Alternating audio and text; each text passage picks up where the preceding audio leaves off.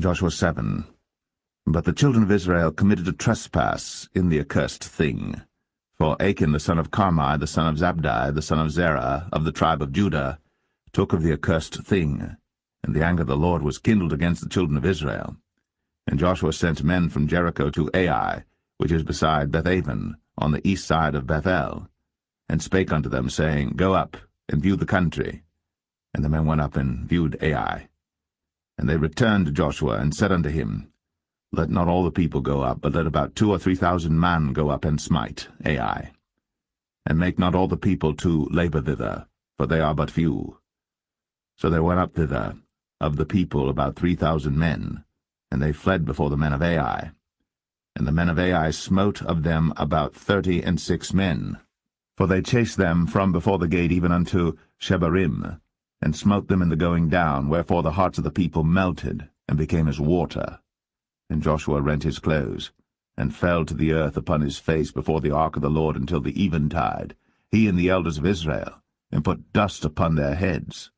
And Joshua said, Alas, O Lord God, wherefore hast thou at all brought this people over Jordan to deliver us into the hand of the Amorites to destroy us? Would to God we had been content and dwelt on the other side Jordan. O Lord, what shall I say when Israel turneth their backs before their enemies? For the Canaanites and all the inhabitants of the land shall hear of it, and shall environ us round, and cut off our name from the earth. And what wilt thou do unto thy great name? And the Lord said unto Joshua, Get thee up. Wherefore liest thou thus upon thy face? Israel hath sinned, and they have also transgressed my covenant which I commanded them. For they have even taken of the accursed thing, and have also stolen, and dissembled also, and they have put it even among their own stuff. Therefore the children of Israel could not stand before their enemies, but turned their backs before their enemies, because they were accursed. Neither will I be with you any more, except ye destroy the accursed from among you. Up, sanctify the people, and say, Sanctify yourselves against tomorrow. For thus saith the Lord God of Israel, There is an accursed thing in the midst of thee, O Israel. Thou canst not stand before thine enemies, until ye take away the accursed thing from among you. In the morning therefore ye shall be brought according to your tribes. And it shall be, that the tribe which the Lord taketh shall come according to the families thereof. And the family which the Lord shall take shall come by households, and the household which the Lord shall take shall come man by man. And it shall be that he that is taken with the accursed thing shall be burnt with fire, he and all that he hath, because he hath transgressed the covenant of the Lord, and because he hath wrought folly in Israel. So Joshua rose up early in the morning, and brought Israel by their tribes, and the tribe of Judah was taken. And he brought the family of Judah, and he took the family of the Zarhites, and he brought the family of the Zarhites man by man, and Zabdi was taken, and he brought his household man by man, and Achan the son of Carmi, the son of Zabdi, the son of Zerah, of the tribe of Judah was taken. And Joshua said unto Achan, My son, give, I pray thee, glory to the Lord God of Israel, and make confession unto him, and tell me now what thou hast done. Hide it not from me. And Achan answered Joshua, and said, Indeed, I have sinned against the Lord God of Israel, and thus have I done. When I saw among the spoils a goodly Babylonish garment, and 200 shekels of silver, and a wedge of gold of 50 shekels weight, then I coveted them, and took them, and behold, they are hid in the earth in the midst of my tent, and the silver under it. So Joshua sent messengers, and they ran into the tent, and behold, it was hid in his tent, and the silver under it. And they took them out of the midst of the tent, and brought them unto Joshua, and unto all the children of Israel, and laid them out before the Lord. And Joshua, and all Israel with him, took Achan, the son of Zerah, and the silver, and the garment, and the wedge of gold, and his sons, and his daughters, and his oxen, and his asses, and his sheep, and his tent, and all that he had. And they brought them unto the valley of Achor. And Joshua said, Why hast thou troubled us? The Lord shall trouble thee this day. And all Israel stoned him with stones, and burned them with fire, after they had stoned them with stones. And they raised over him a great heap of stones unto this day. So the Lord turned from the fierceness of his anger, wherefore the name of that place was called the valley of Achor, unto this day.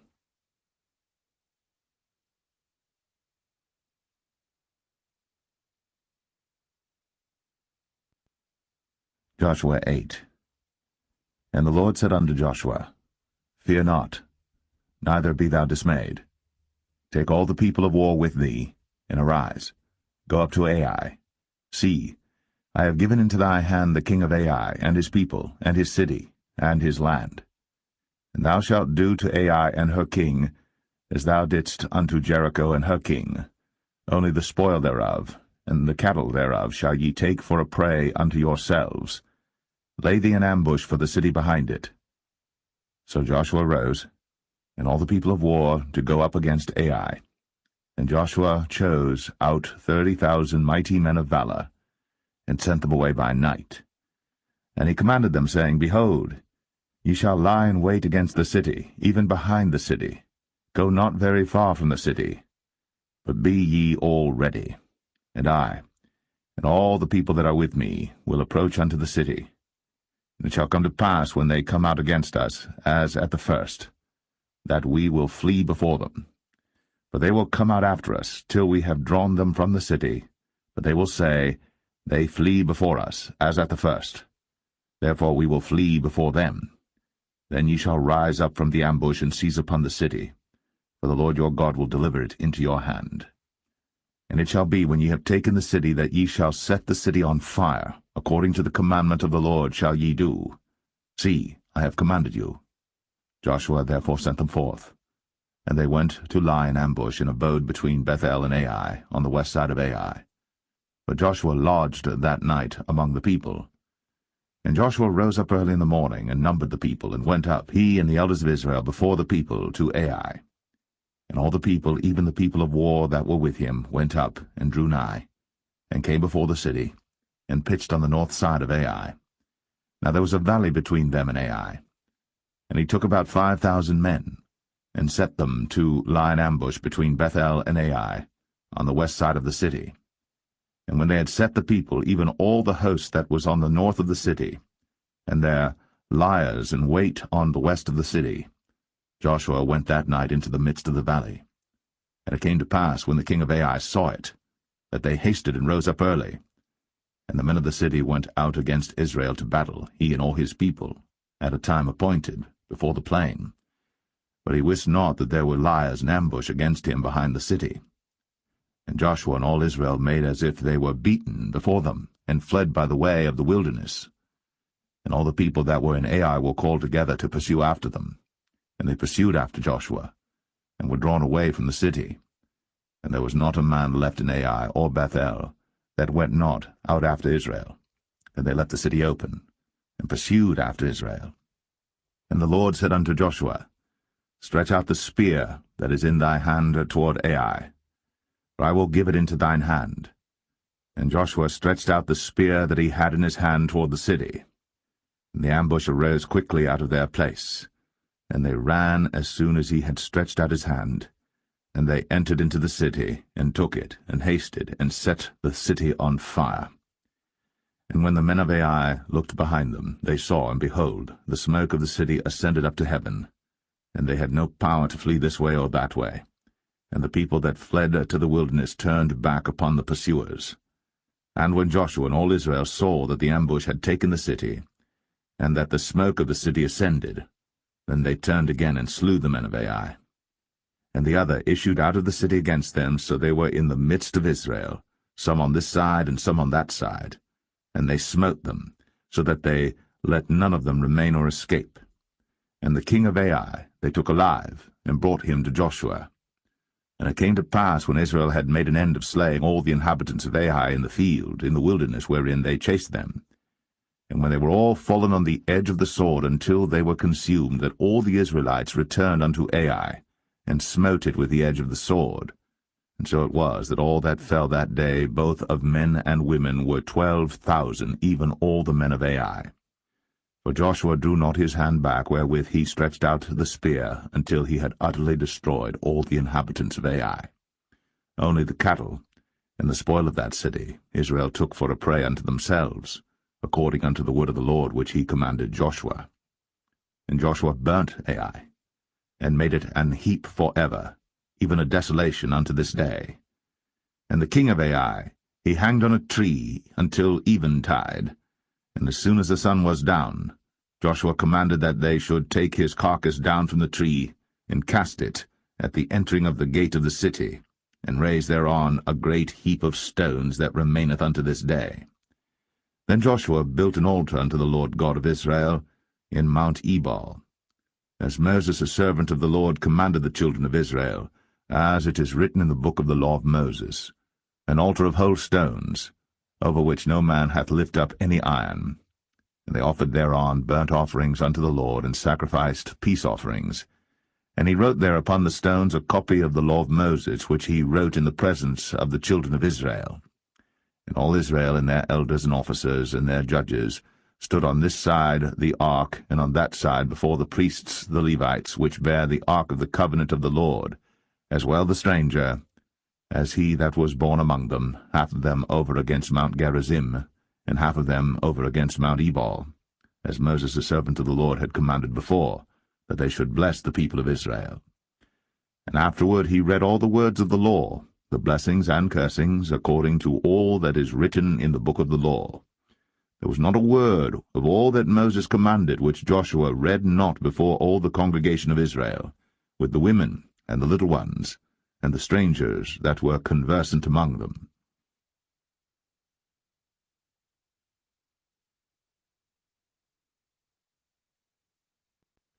Joshua 9. And it came to pass, when all the kings which were on this side Jordan, in the hills and in the valleys, and in all the coasts of the great sea over against Lebanon, the Hittite and the Amorite, the Canaanite, the Perizzite, the Hivite, and the Jebusite, heard thereof, that they gathered themselves together to fight with Joshua and with Israel, with one accord. And when the inhabitants of Gibeon heard what Joshua had done unto Jericho, and to Ai, they did work wilily, and went and made as if they had been ambassadors, and took old sacks upon their asses, and wine bottles, old and rent and bound up, and old shoes, and clouted upon their feet, and old garments upon them, and all the bread of their provision was dry and mouldy.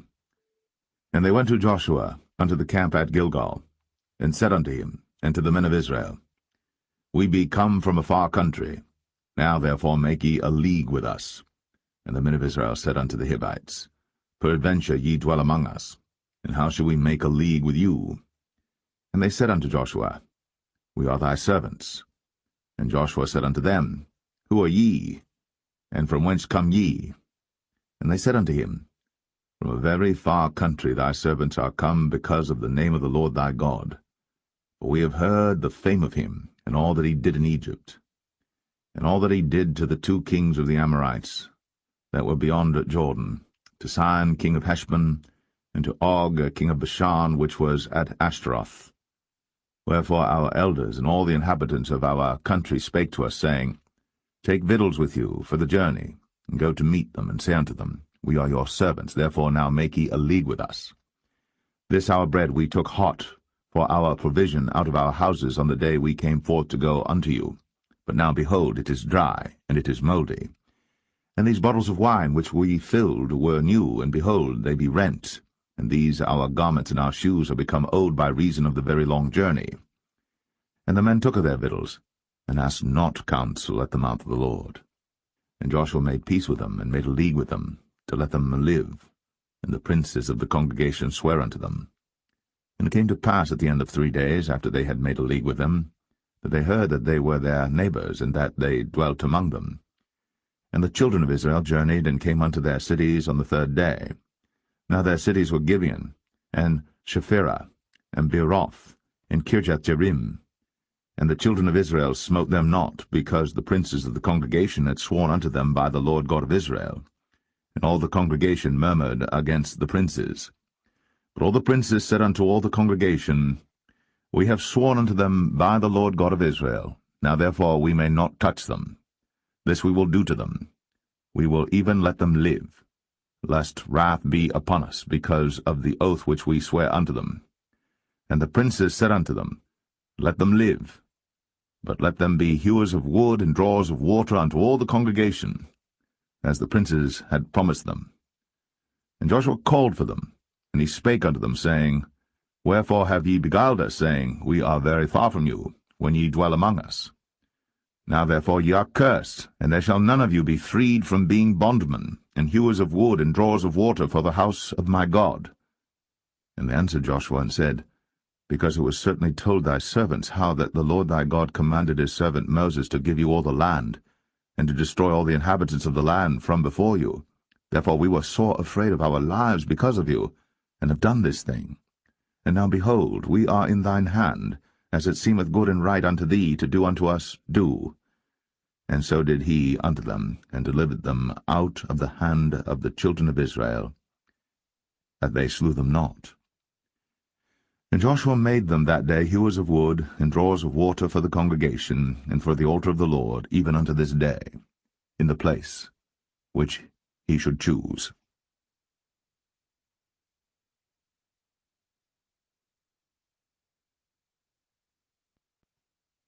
Joshua 10. Now it came to pass, when Adonizedek, king of Jerusalem, had heard how Joshua had taken Ai, and had utterly destroyed it, as he had done to Jericho and her king, so he had done to Ai and her king, and how the inhabitants of Gibeon had made peace with Israel, and were among them.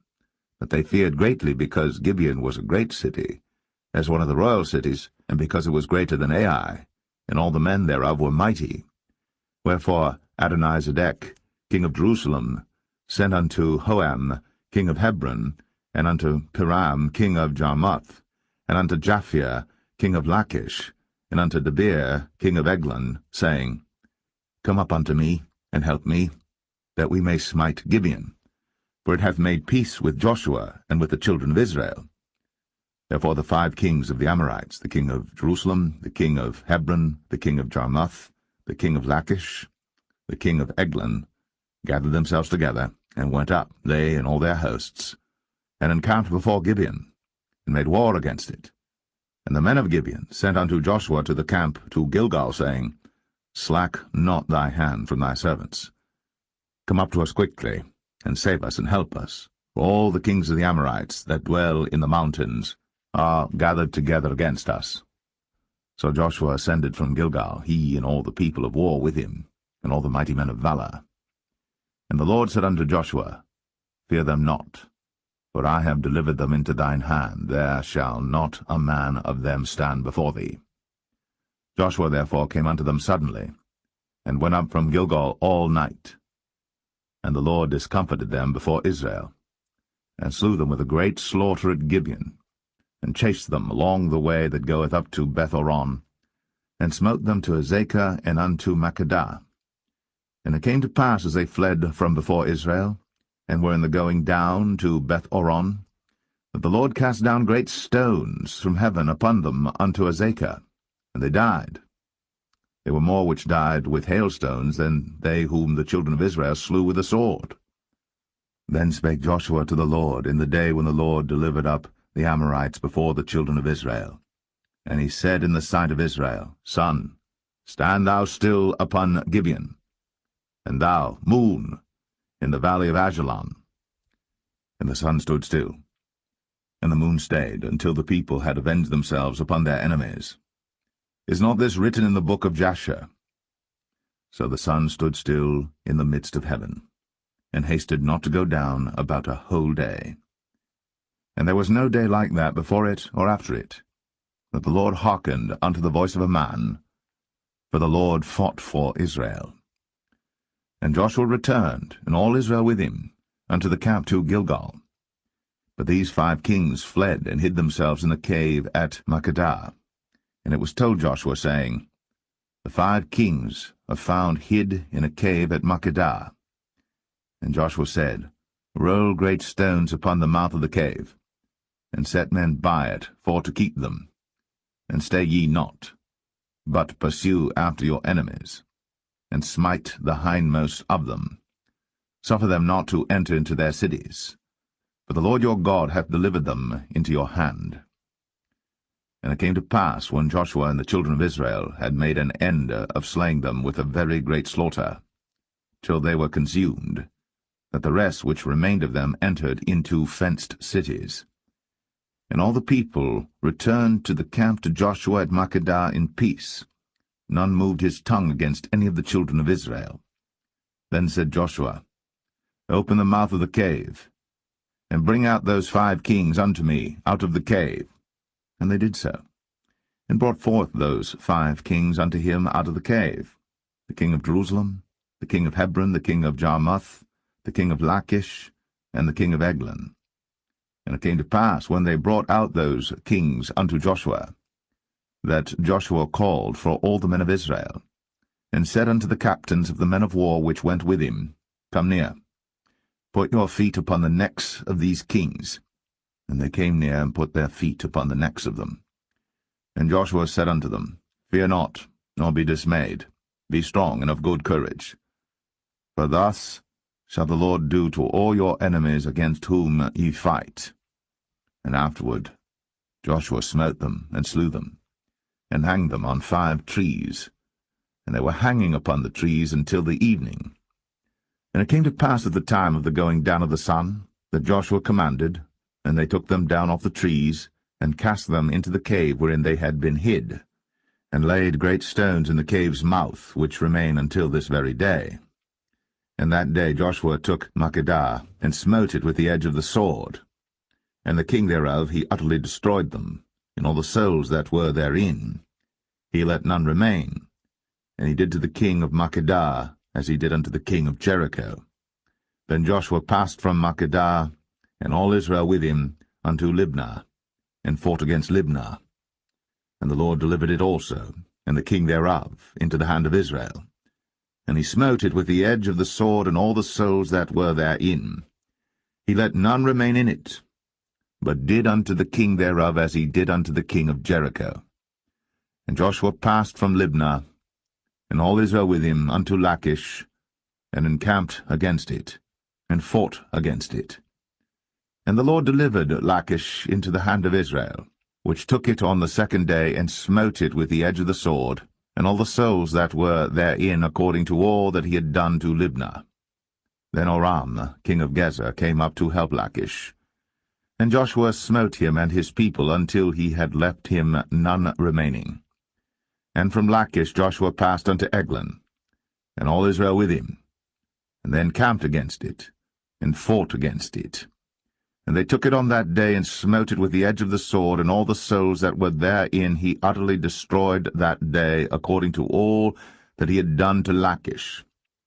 And Joshua went up from Eglon, and all Israel with him, unto Hebron, and they fought against it.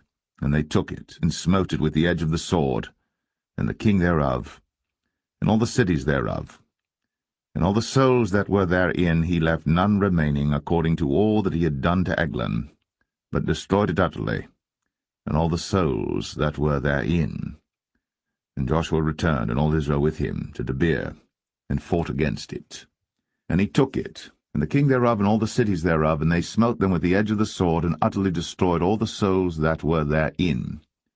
He left none remaining, as he had done to Hebron, so he did to Debir, and to the king thereof, as he had done also to Libnah, and to her king.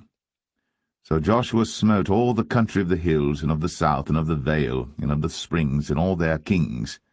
He left none remaining, but utterly destroyed all that breathed, as the Lord God of Israel commanded. And Joshua smote them from Kadesh-barnea, even unto Gaza, and all the country of Goshen, even unto Gibeon. And all these kings in their land did Joshua take at one time, because the Lord God of Israel fought for Israel. And Joshua returned, and all Israel with him, unto the camp to Gilgal.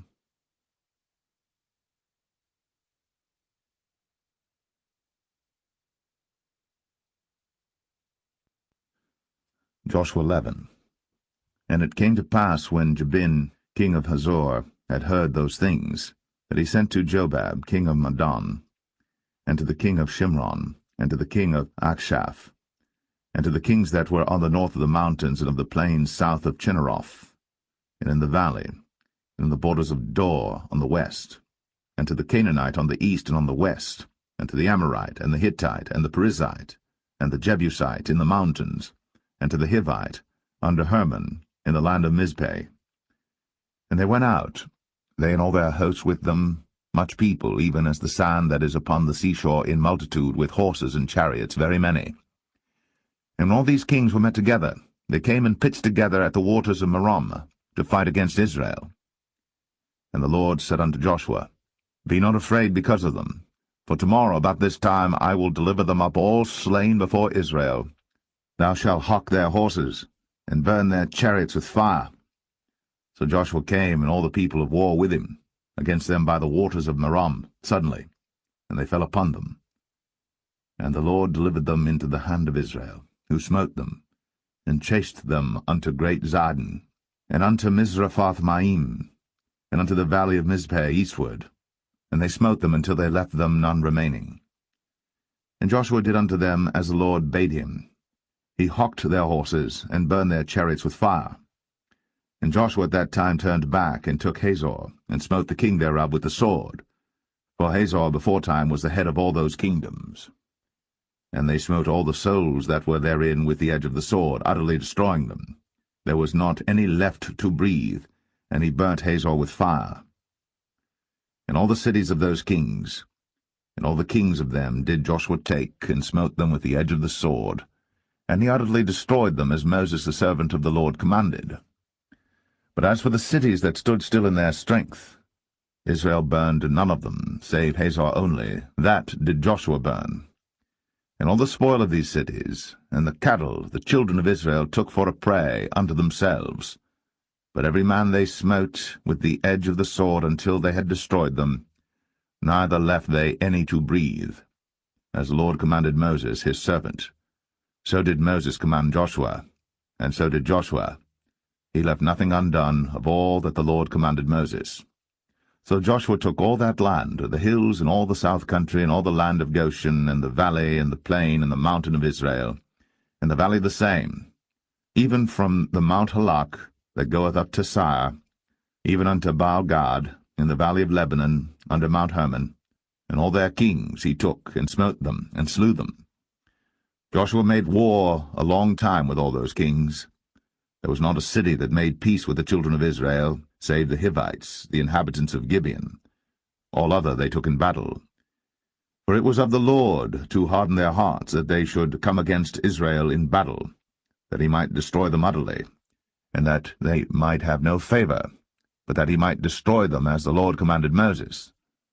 And at that time came Joshua, and cut off the Anakims, from the mountains, from Hebron, from Debir, from Anab, and from all the mountains of Judah, and from all the mountains of Israel. Joshua destroyed them utterly with their cities. There was none of the Anakims left in the land of the children of Israel. Only in Gaza and Gath and in Ashdod there remained.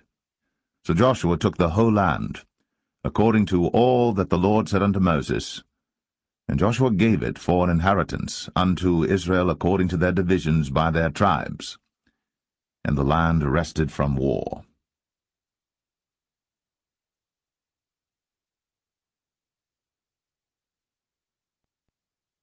Joshua 12. Now these are the kings of the land which the children of Israel smote, and possessed their land on the other side Jordan toward the rising of the sun, from the river Arnon unto Mount Hermon, and all the plain on the east.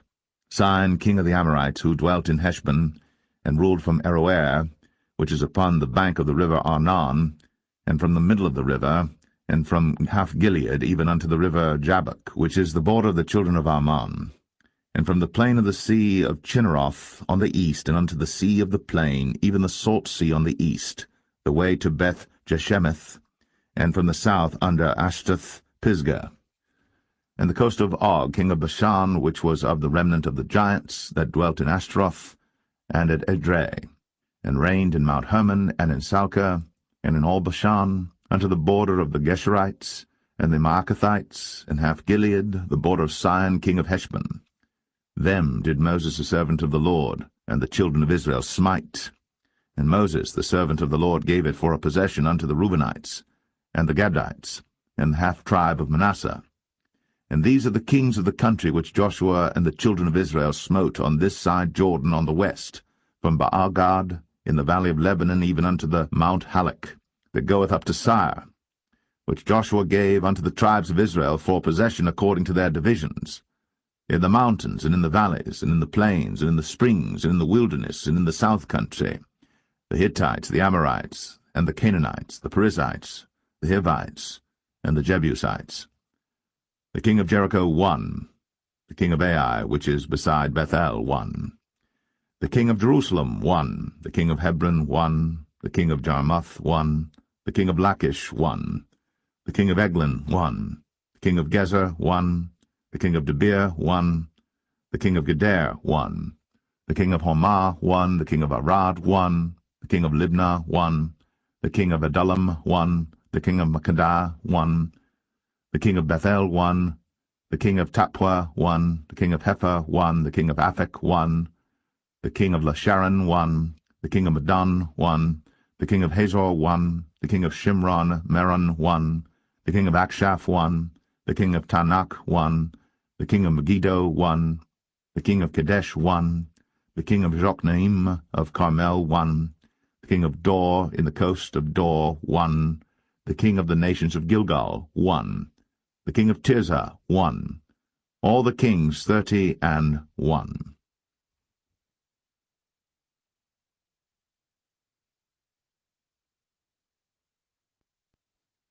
Joshua 13. Now Joshua was old, and stricken in years. And the Lord said unto him, Thou art old and stricken in years, and there remaineth yet very much land to be possessed. This is the land that yet remaineth, all the borders of the Philistines, and all Geshuri, from Sihor, which is before Egypt, even unto the borders of Ekron northward, which is counted to the Canaanite, 5 lords of the Philistines, the Gazathites, and the Astathites, the Ashkelonites, the Gittites, and the Ekronites, also the Avites. From the south all the land of the Canaanites, and Mearah, that is beside the Sidonians, unto Aphek, to the borders of the Amorites, and the land of the Giblites, in all Lebanon, toward the sunrising, from Baal-Gad, under Mount Hermon, unto the entering into Hamath. All the inhabitants of the hill country from Lebanon unto Misrephoth-Maim, and all the Sidonians, them will I drive out before the children of Israel. Only divide thou it by lot unto the Israelites for an inheritance, as I have commanded thee. Now therefore divide this land for an inheritance unto the 9 tribes, and the half-tribe of Manasseh, with whom the Reubenites and the Gadites have received their inheritance which Moses gave them, beyond Jordan eastward, even as Moses the servant of the Lord gave them, from Aroer that is upon the bank of the river Arnon, and the city that is in the midst of the river, and all the plain of Medeba, unto Dibon, and all the cities of Sihon, king of the Amorites, which reigned in Heshbon, unto the border of the children of Ammon, and Gilead, and the border of the Geshurites and Maacathites, and all Mount Hermon, and all Bashan, unto Salcah, all the kingdom of Og and Bashan, which reigned in Ashtaroth and in Edrei, who remained of the remnant of the giants, for these did Moses smite and cast them out. Nevertheless the children of Israel expelled not the Geshurites, nor the Maacathites, but the Geshurites and the Maacathites dwell among the Israelites until this day. Only unto the tribe of Levi he gave none inheritance. The sacrifices of the Lord God of Israel, made by fire, are their inheritance, as he said unto them. And Moses gave unto the tribe of the children of Reuben inheritance according to their families. And their coast was from Aroer, that is on the bank of the river Arnon, and the city that is in the midst of the river, and all the plain by Medeba, Heshbon, and all her cities that are in the plain, Dibon, and Bamoth Baal, and Beth-Baal-Meon, and Jahaza, and Keremoth, and Mephath, and Kirjathaim, and Sibmah, and Zareth Shahar, in the mount of the valley, and Beth-Peor, and Ashdoth-Pisgah, and Beth-Jeshimoth, in all the cities of the plain, in all the kingdom of Sihon, king of the Amorites, which reigned in Heshbon, whom Moses smote with the princes of Midian, Evi, and Rechem, and Zur, and Hur, and Reba, which were dukes of Sihon, dwelling in the country. Balaam also the son of Beor, the soothsayer, did the children of Israel slay with the sword among them that were slain by them. And the border of the children of Reuben was Jordan, and the border thereof, This was the inheritance of the children of Reuben, after their families, the cities and the villages thereof. And Moses gave inheritance unto the tribe of Gad, even unto the children of Gad according to their families. And their coast was Jazer, and all the cities of Gilead, and half the land of the children of Ammon unto Aroer, that is before Rabbah, and from Heshbon unto Ramath-Mizpah, and Betonim, and from Mahanaim unto the border of Debir, and in the valley Betharam and Beth-Nimrah, and Succoth and Zaphon, the rest of the kingdom of Sihon, king of Heshbon, Jordan and his border, even unto the edge of the sea of Chinnereth, on the other side Jordan eastward. This is the inheritance of the children of Gad after their families, the cities and their villages. And Moses gave inheritance unto the half-tribe of Manasseh, and this was the possession of the half-tribe of the children of Manasseh by their families. And their coast was from Mahanaim, all Bashan, all the kingdom of Og, king of Bashan, and all the towns of Jair, which are in Bashan, 80 cities, and half Gilead, and Ashtaroth, and Edrei, cities of the kingdom of Og and Bashan, were pertaining unto the children of Machir, the son of Manasseh, even to the 1/2 of the children of Machir by their families. These are the countries which Moses did distribute for inheritance in the plains of Moab, on the other side Jordan by Jericho eastward. But unto the tribe of Levi Moses gave not any inheritance. The Lord God of Israel was their inheritance, as he said unto them.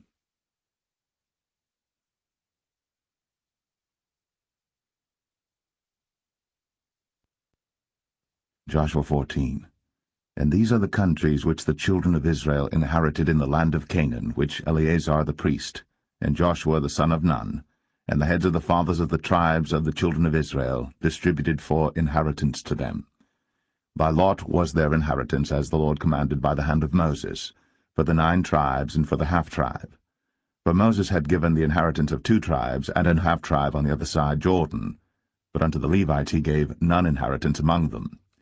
For the children of Joseph were 2 tribes, Manasseh and Ephraim. Therefore they gave no part unto the Levites in the land, save cities to dwell in, with their suburbs for their cattle and for their substance. As the Lord commanded Moses, so the children of Israel did, and they divided the land.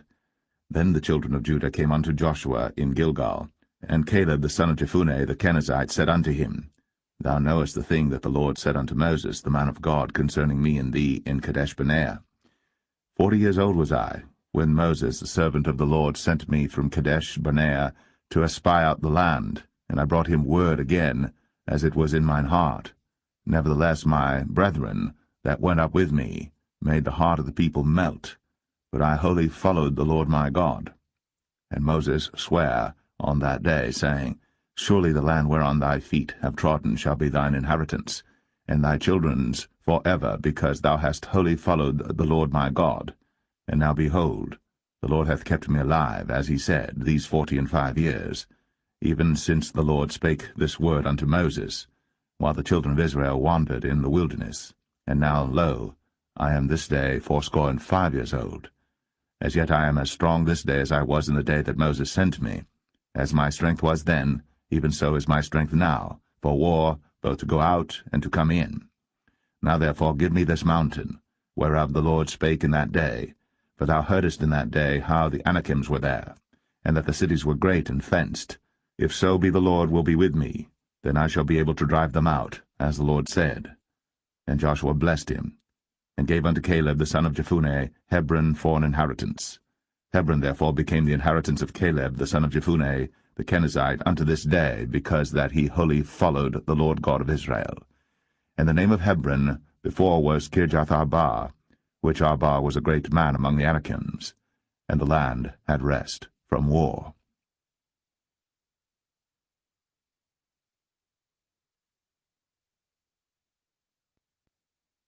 Joshua 15.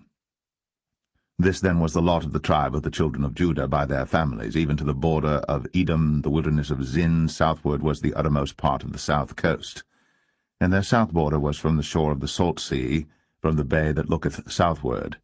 And it went out to the south side to Male Akrabim, and passed along to Zin, and descended up on the south side unto Kadesh-barnea, and passed along to Hezron, and went up to Adar, and fetched a compass to Karkah. From thence it passed toward Asman, and went out unto the river of Egypt, and the goings out of that coast were at the sea. This shall be your south coast. And the east border was the salt sea, even unto the end of Jordan, and their border in the north quarter was from the bay of the sea at the uttermost part of Jordan. And the border went up to Beth-hoglah, and passed along by the north by Beth-arabah. And the border went up to the stone of Bohan, the son of Reuben. And the border went up toward Debir from the valley of Achor, and so northward, looking toward Gilgal, that is, before the going up to Adamim, which is on the south side of the river. And the border passed toward the waters of En-shemesh, and the goings out thereof were at En-rogel. And the border went up by the valley of the son of Hinnom, unto the south side of the Jebusite, the same as Jerusalem. And the border went up to the top of the mountain that lieth before the valley of Hinnom, westward, which is at the end of the valley of the giants, northward. And the border was drawn from the top of the hill unto the fountain of the water of Nephtoah, and went out to the cities of Mount Ephron, and the border was drawn to Baal-ah, which is Kirjath-jearim, and the border compassed from Baal-ah westward unto Mount Seir, and passed along unto the side of Mount Jearim, which is Chesalon, on the north side, and went down to Beth-shemesh, and passed on to Timnah. And the border went out unto the side of Ekron northward, and the border was drawn to Shikron, and passed along to Mount Baalah, and went out unto Jabneel, and the goings out of the border were at the sea.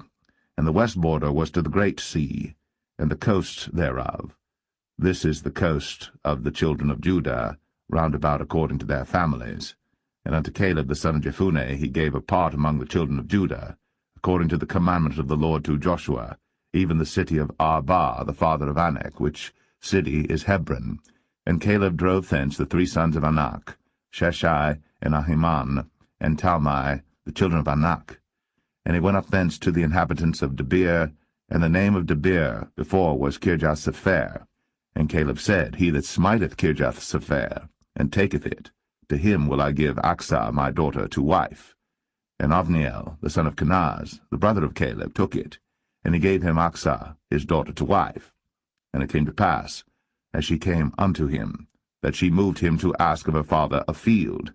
And she lighted off her ass. And Caleb said unto her, What wouldest thou?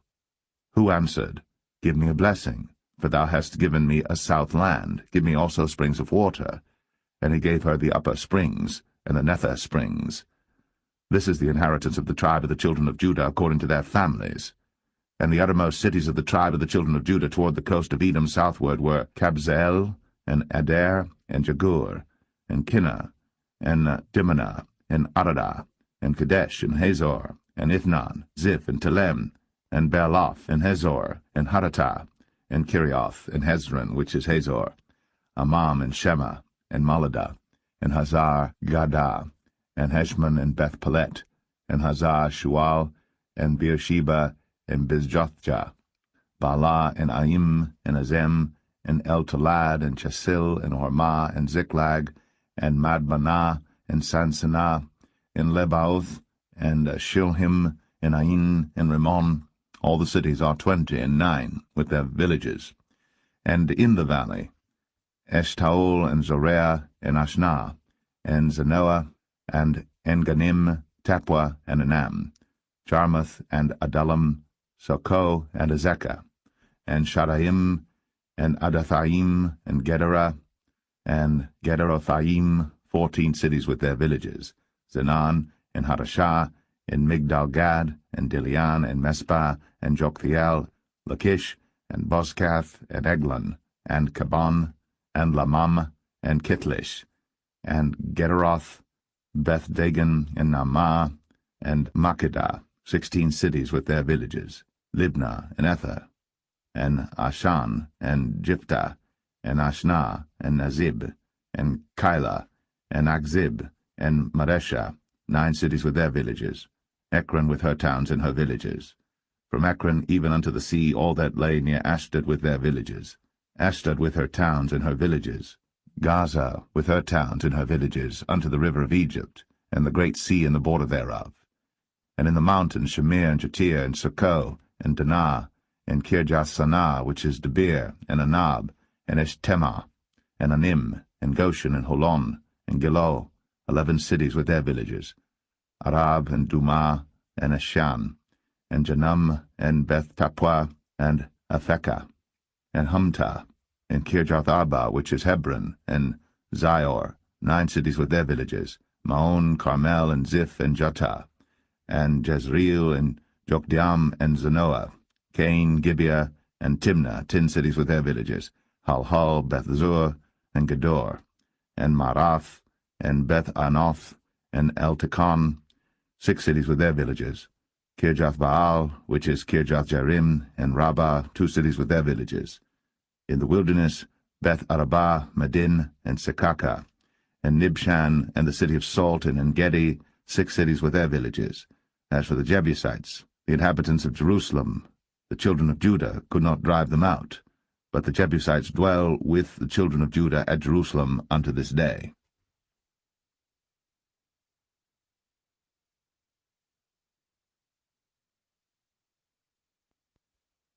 Joshua 16. And the lot of the children of Joseph fell from Jordan by Jericho unto the water of Jericho on the east, to the wilderness that goeth up from Jericho throughout Mount Bethel, and goeth out from Bethel to Luz, and passeth along unto the borders of Archai to Ataroth, and goeth down westward to the coast of Jephletai, unto the coast of Beth-horon, the Nether, and to Gezer, and the goings out thereof are at the sea. So the children of Joseph, Manasseh, and Ephraim took their inheritance. And the border of the children of Ephraim according to their families was thus. Even the border of their inheritance on the east side was Ataroth-adar unto Beth-horon the upper, and the border went out toward the sea to Michmethah on the north side, and the border went about eastward unto Taanath-shiloh, and passed by it on the east to Janoah. And it went down from Janoah to Ataroth, and to Naarath, and came to Jericho, and went out at Jordan. The border went out from Tapua westward unto the river Kanah, and the goings out thereof were at the sea. This is the inheritance of the tribe of the children of Ephraim by their families. And the separate cities for the children of Ephraim were among the inheritance of the children of Manasseh, all the cities with their villages. And they drave not out the Canaanites that dwelt in Gezer. But the Canaanites dwell among the Ephraimites unto this day, and serve under tribute.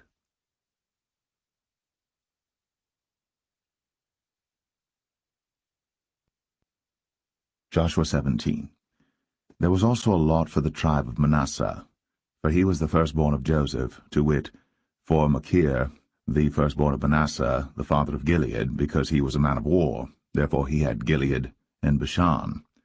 There was also a lot for the rest of the children of Manasseh by their families, for the children of Abiezer, and for the children of Helek, and for the children of Azriel, and for the children of Shechem, and for the children of Hepher, and for the children of Shemida.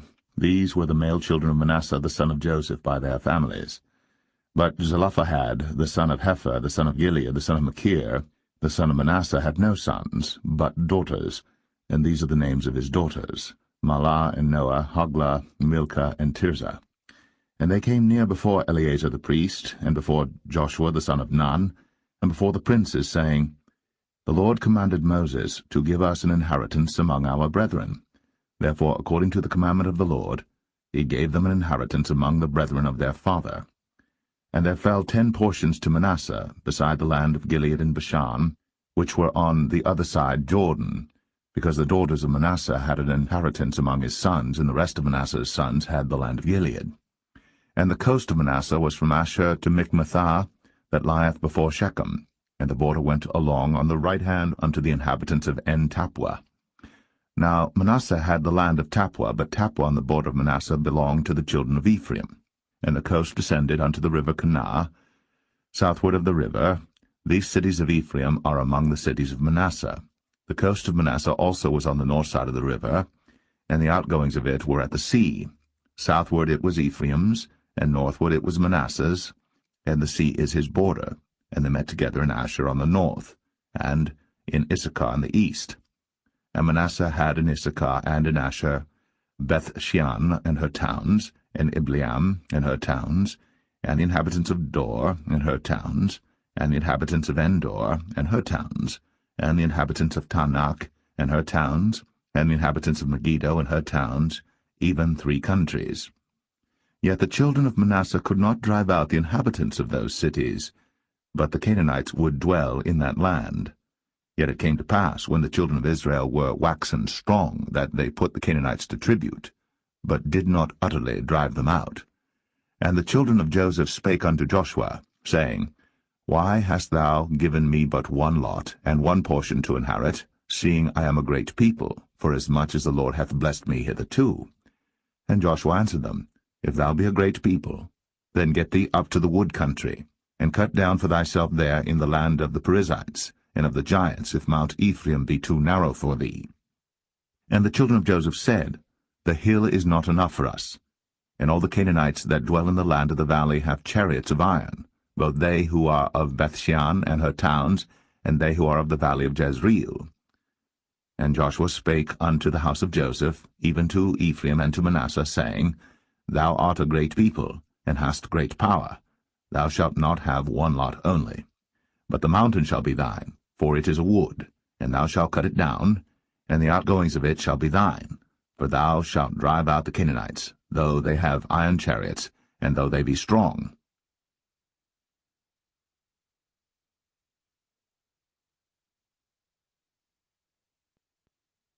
Joshua 18.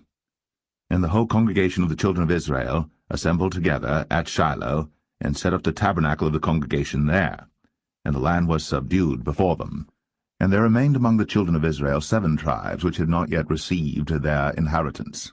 And Joshua said unto the children of Israel, How long are ye slack to go to possess the land which the Lord God of your fathers hath given you? Give out from among you 3 men for each tribe, and I will send them. And they shall rise, and go through the land, and describe it according to the inheritance of them, and they shall come again to me. And they shall divide it into 7 parts. Judah shall abide in their coast on the south, and the house of Joseph shall abide in their coasts on the north. Ye shall therefore describe the land into 7 parts, and bring the description hither to me, that I may cast lots for you here before the Lord our God. But the Levites have no part among you, for the priesthood of the Lord is their inheritance. And Gad and Reuben, and half the tribe of Manasseh, have received their inheritance beyond Jordan on the east, which Moses the servant of the Lord gave them. And the men arose and went away. And Joshua charged them that went to describe the land, saying, Go and walk through the land, and describe it, and come again to me, that I may here cast lots for you before the Lord in Shiloh. And the men went and passed through the land, and described it by cities into 7 parts in a book, and came again to Joshua to the host at Shiloh. And Joshua cast lots for them in Shiloh before the Lord. And there Joshua divided the land unto the children of Israel according to their divisions. And the lot of the tribe of the children of Benjamin came up according to their families, and the coast of their lot came forth between the children of Judah and the children of Joseph. And their border on the north side was from Jordan, and the border went up to the side of Jericho on the north side, and went up through the mountains westward, and the goings out thereof were at the wilderness of Bethaven. And the border went over from thence toward Luz, to the side of Luz, which is Bethel southward, and the border descended to Aderothadar, near the hill that lieth on the south side of the nether Bethoron. And the border was drawn thence, and compassed the corner of the sea southward, from the hill that lieth before Bethoron southward, and the goings out thereof were at Kirjathbaal, which is Kirjathjearim, a city of the children of Judah. This was the west quarter. And the south quarter was from the end of Kirjathjearim, and the border went out on the west, and went out to the well of waters of Nephtoah. And the border came down to the end of the mountain that lieth before the valley of the son of Hinnom, and which is in the valley of the giants on the north, and descended to the valley of Hinnom, to the side of Jebusai on the south, and descended to En-Rogel, and was drawn from the north, and went forth to En-Shemesh, and went forth toward Gilaloth, which is over against the going up of Adumim, and descended to the stone of Boan, the son of Reuben, and passed along toward the side over against Arabah northward, and went down unto Arabah. And the border passed along to the side of Beth-Hoglah northward, and the outgoings of the border were at the north bay of the salt sea, at the south end of Jordan. This was the south coast. And Jordan was the border of it on the east side. This was the inheritance of the children of Benjamin, by the coast thereof round about according to their families.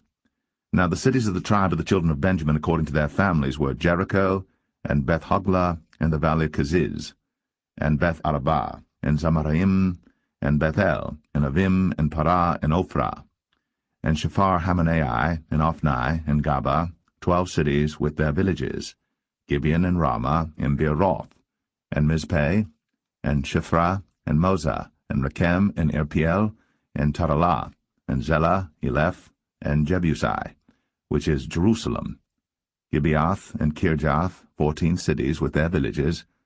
This is the inheritance of the children of Benjamin, according to their families.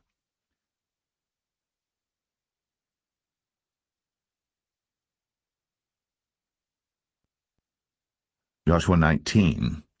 And the second lot came forth to Simeon, even for the tribe of the children of Simeon according to their families, and their inheritance was within the inheritance of the children of Judah. And they had in their inheritance Beersheba, or Sheba, and Moladah, and Hazar-Shual, and Bala, and Azem, and Eltalad, and Bethul, and Hormah, and Ziklag, and Beth-Makabath, and Hazar-Susah, and Beth-Lebaoth, and Sharuem, 13 cities and their villages, Ain, Rimmon, and Ether, and Ashan, 4 cities and their villages, and all the villages that were round about these cities to Balath-beer, Ramoth of the south. This is the inheritance of the tribe of the children of Simeon according to their families. Out of the portion of the children of Judah was the inheritance of the children of Simeon, for the part of the children of Judah was too much for them. Therefore the children of Simeon had their inheritance within the inheritance of them. And the third lot came up for the children of Zebulun according to their families, and the border of their inheritance was unto Sarid, and their border went up toward the sea, and Maralah, and reached to Dabasheth, and reached to the river that is before Jokneam, and turned from Sarid eastward toward the sunrising unto the border of Chisloth-Tabor, and then goeth out to Daberath, and goeth up to Japhia, and from thence passeth on along on the east to Gittah-Hefer, to Ittah-Kazin, and goeth out to Rimmon-Methoar, to Neah, and the border compasseth it on the north side to Hanathon, and the outgoings thereof are in the valley of Jiphthah-el, and Katath, and Nahalal, and Shimron, and Idalah, and Bethlehem, 12 cities with their villages. This is the inheritance of the children of Zebulun according to their families, these cities with their villages. And the fourth lot came out to Issachar, for the children of Issachar according to their families, and their border was toward Jezreel, and Chesuloth, and Shunem, and Ephraim, and Shan, and Anaharath, and Rabith, and Kishon, and Abez, and Rameth, and Enganim, and Enhadah, and Beth-Pazez. And the coast reacheth to Tabor, and Shahazimah, and Beth-Shemesh, and the outgoings of their border were at Jordan, 16 cities with their villages. This is the inheritance of the tribe of the children of Issachar according to their families, the cities and their villages. And the fifth lot came out for the tribe of the children of Asher according to their families, and their border was Helkath, and Halai, and Beten, and Akshaph, and Alamelech, and Amad, and Mishiel, and reacheth to Carmel westward, and to Shihor-Libnath, and turneth toward the sunrising to Beth-Dagon, and reacheth to Zebulun, and to the valley of Jiphthah-el, toward the north side of Beth-Emek, and Neiel, and goeth out to Kabul on the left hand, and Hebron, and Rehob, and Hammon, and Cana, even unto great Zidon. And then the coast turneth to Ramah, and to the strong city Tyre, and the coast turneth to Hosah, and the outgoings thereof are at the sea from the coast to Achzib, Umah also, and Aphek, and Rehob, 22 cities with their villages. This is the inheritance of the tribe of the children of Asher according to their families, these cities with their villages. The sixth lot came out to the children of Naphtali, even for the children of Naphtali according to their families, and their coast was from Heleph, from Alon to Zaananim, and Adamai, Nekeb, and Jabneel, unto Lacum, and the outgoings thereof were at Jordan.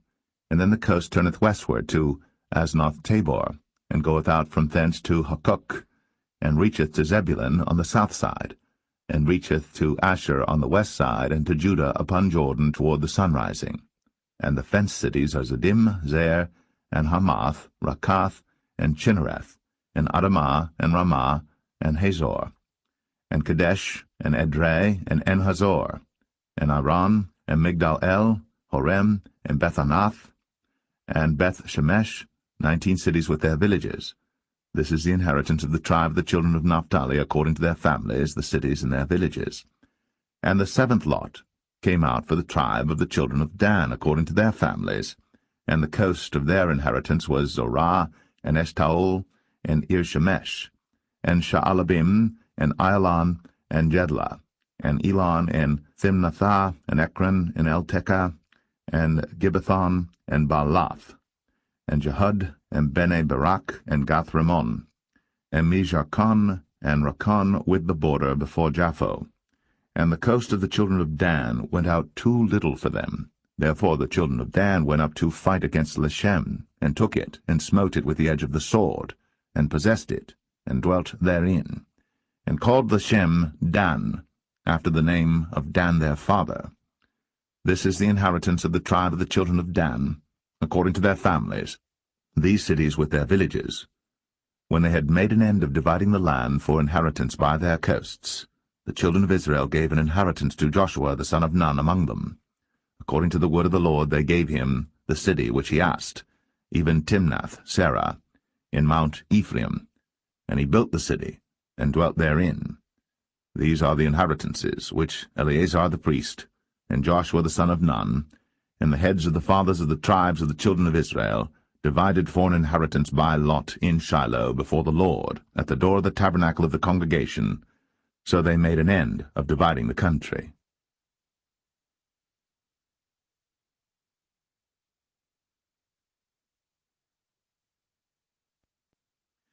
Joshua 20. The Lord also spake unto Joshua, saying, Speak to the children of Israel, saying, Appoint out for you cities of refuge, whereof I spake unto you by the hand of Moses, that the slayer that killeth any person unawares, and unwittingly, may flee thither, and they shall be your refuge from the avenger of blood. And when he that doth flee unto one of those cities shall stand at the entering of the gate of the city, and shall declare his cause in the ears of the elders of that city, they shall take him into the city unto them, and give him a place that he may dwell among them. And if the avenger of blood pursue after him, then they shall not deliver the slayer up into his hand, because he smote his neighbor unwittingly, and hated him not beforetime. And he shall dwell in that city, until he stand before the congregation for judgment, and until the death of the high priest that shall be in those days. Then shall the slayer return, and come unto his own city, and unto his own house, unto the city from whence he fled. And they appointed Kadesh in Galilee, in Mount Naphtali, and Shechem in Mount Ephraim, and Kirjath-Arba, which is Hebron, in the mountain of Judah.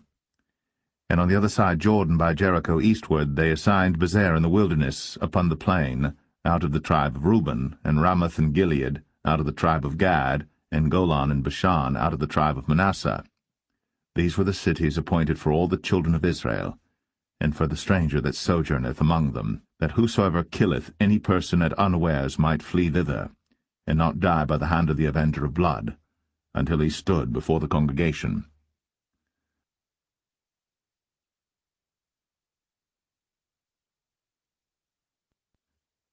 Joshua 21. Then came near the heads of the fathers of the Levites unto Eleazar the priest, and unto Joshua the son of Nun, and unto the heads of the fathers of the tribes of the children of Israel. And they spake unto them at Shiloh in the land of Canaan, saying, The Lord commanded by the hand of Moses to give us cities to dwell in, with the suburbs thereof for our cattle. And the children of Israel gave unto the Levites out of their inheritance, at the commandment of the Lord, these cities and their suburbs. And the lot came out for the families of the Kohathites, and the children of Aaron the priest, which were of the Levites, had by lot out of the tribe of Judah, and out of the tribe of Simeon, and out of the tribe of Benjamin 13 cities. And the rest of the children of Kohath had by lot out of the families of the tribe of Ephraim, and out of the tribe of Dan, and out of the half-tribe of Manasseh 10 cities. And the children of Gershon had by lot out of the families of the tribe of Issachar, and out of the tribe of Asher, and out of the tribe of Naphtali, and out of the half-tribe of Manasseh and Bashan, 13 cities. The children of Merari by their families had out of the tribe of Reuben, and out of the tribe of Gad, and out of the tribe of Zebulun 12 cities. And the children of Israel gave by lot unto the Levites these cities with their suburbs, as the Lord commanded by the hand of Moses. And they gave out of the tribe of the children of Judah, and out of the tribe of the children of Simeon, these cities which are here mentioned by name, which the children of Aaron, being of the families of the Kohathites, who were of the children of Levi, had, for theirs was the first lot. And they gave them the city of Arba, the father of Anak, which city is Hebron in the hill country of Judah, with the suburbs thereof round about it. But the fields of the city and the villages thereof gave they to Caleb the son of Jephunneh for his possession. Thus they gave to the children of Aaron the priest Hebron with her suburbs, to be a city of refuge for the slayer, and Libnah with her suburbs, and Jatir with her suburbs, and Eshtemoa with her suburbs, and Holon with her suburbs, and Debir with her suburbs, and Ain with her suburbs, and Jutah with her suburbs, and Beth-Shemesh with her suburbs, 9 cities out of those 2 tribes. And out of the tribe of Benjamin, Gibeon with her suburbs, Geba with her suburbs, Anathoth with her suburbs, and Almon with her suburbs, 4 cities. All the cities of the children of Aaron, the priests, were 13 cities with their suburbs. And the families of the children of Kohath, the Levites which remained of the children of Kohath, even they had the cities of their lot out of the tribe of Ephraim. For they gave them Shechem with her suburbs in Mount Ephraim, to be a city of refuge for the slayer, and Gezer with her suburbs, and Kibzaim with her suburbs, and Beth-horon with her suburbs, 4 cities. And out of the tribe of Dan, Eltekeh with her suburbs, Gibbethon with her suburbs, Ayalon with her suburbs, Gath-rimmon with her suburbs, 4 cities. And out of the half-tribe of Manasseh, Tanakh with her suburbs, and Gath-rimmon with her suburbs, 2 cities. All the cities were 10 with their suburbs for the families of the children of Kohath that remained. And unto the children of Gershon of the families of the Levites, out of the other half-tribe of Manasseh, they gave Golan in Bashan with her suburbs to be a city of refuge for the slayer, and Beeshterah with her suburbs, 2 cities. And out of the tribe of Issachar, Kishon with her suburbs, Dabarah with her suburbs, Jarmuth with her suburbs, En-ganim with her suburbs, 4 cities. And out of the tribe of Asher, Mishal with her suburbs, Abdon with her suburbs, Helkath with her suburbs, and Rehob with her suburbs, 4 cities. And out of the tribe of Naphtali, Kadesh in Galilee with her suburbs, to be a city of refuge for the slayer, and Hamath-dor with her suburbs, and Kartan with her suburbs, 3 cities. All the cities of the Gershonites according to their families, with 13 cities with their suburbs. And unto the families of the children of Merari, the rest of the Levites, out of the tribe of Zebulun, Jokneam with her suburbs, and Kartar with her suburbs, Dimnah with her suburbs, Nahalal with her suburbs, 4 cities. And out of the tribe of Reuben, Bezer with her suburbs, and Jahazah with her suburbs, Kedemoth with her suburbs, Mephaath with her suburbs, 4 cities. And out of the tribe of Gad, Ramoth and Gilead with her suburbs, to be a city of refuge for the slayer, and Mahanaim with her suburbs, Heshbon with her suburbs, Jazer with her suburbs, 4 cities in all. So all the cities for the children of Merari by their families, which were remaining of the families of the Levites, were by their lot 12 cities. All the cities of the Levites within the possession of the children of Israel were 40, and 8 cities with their suburbs. These cities were every one with their suburbs round about them. Thus were all these cities. And the Lord gave unto Israel all the land which he sware to give unto their fathers, and they possessed it, and dwelt therein. And the Lord gave them rest round about, according to all that he sware unto their fathers, and there stood not a man of all their enemies before them. The Lord delivered all their enemies into their hand. There failed not aught of any good thing which the Lord had spoken unto the house of Israel. All came to pass.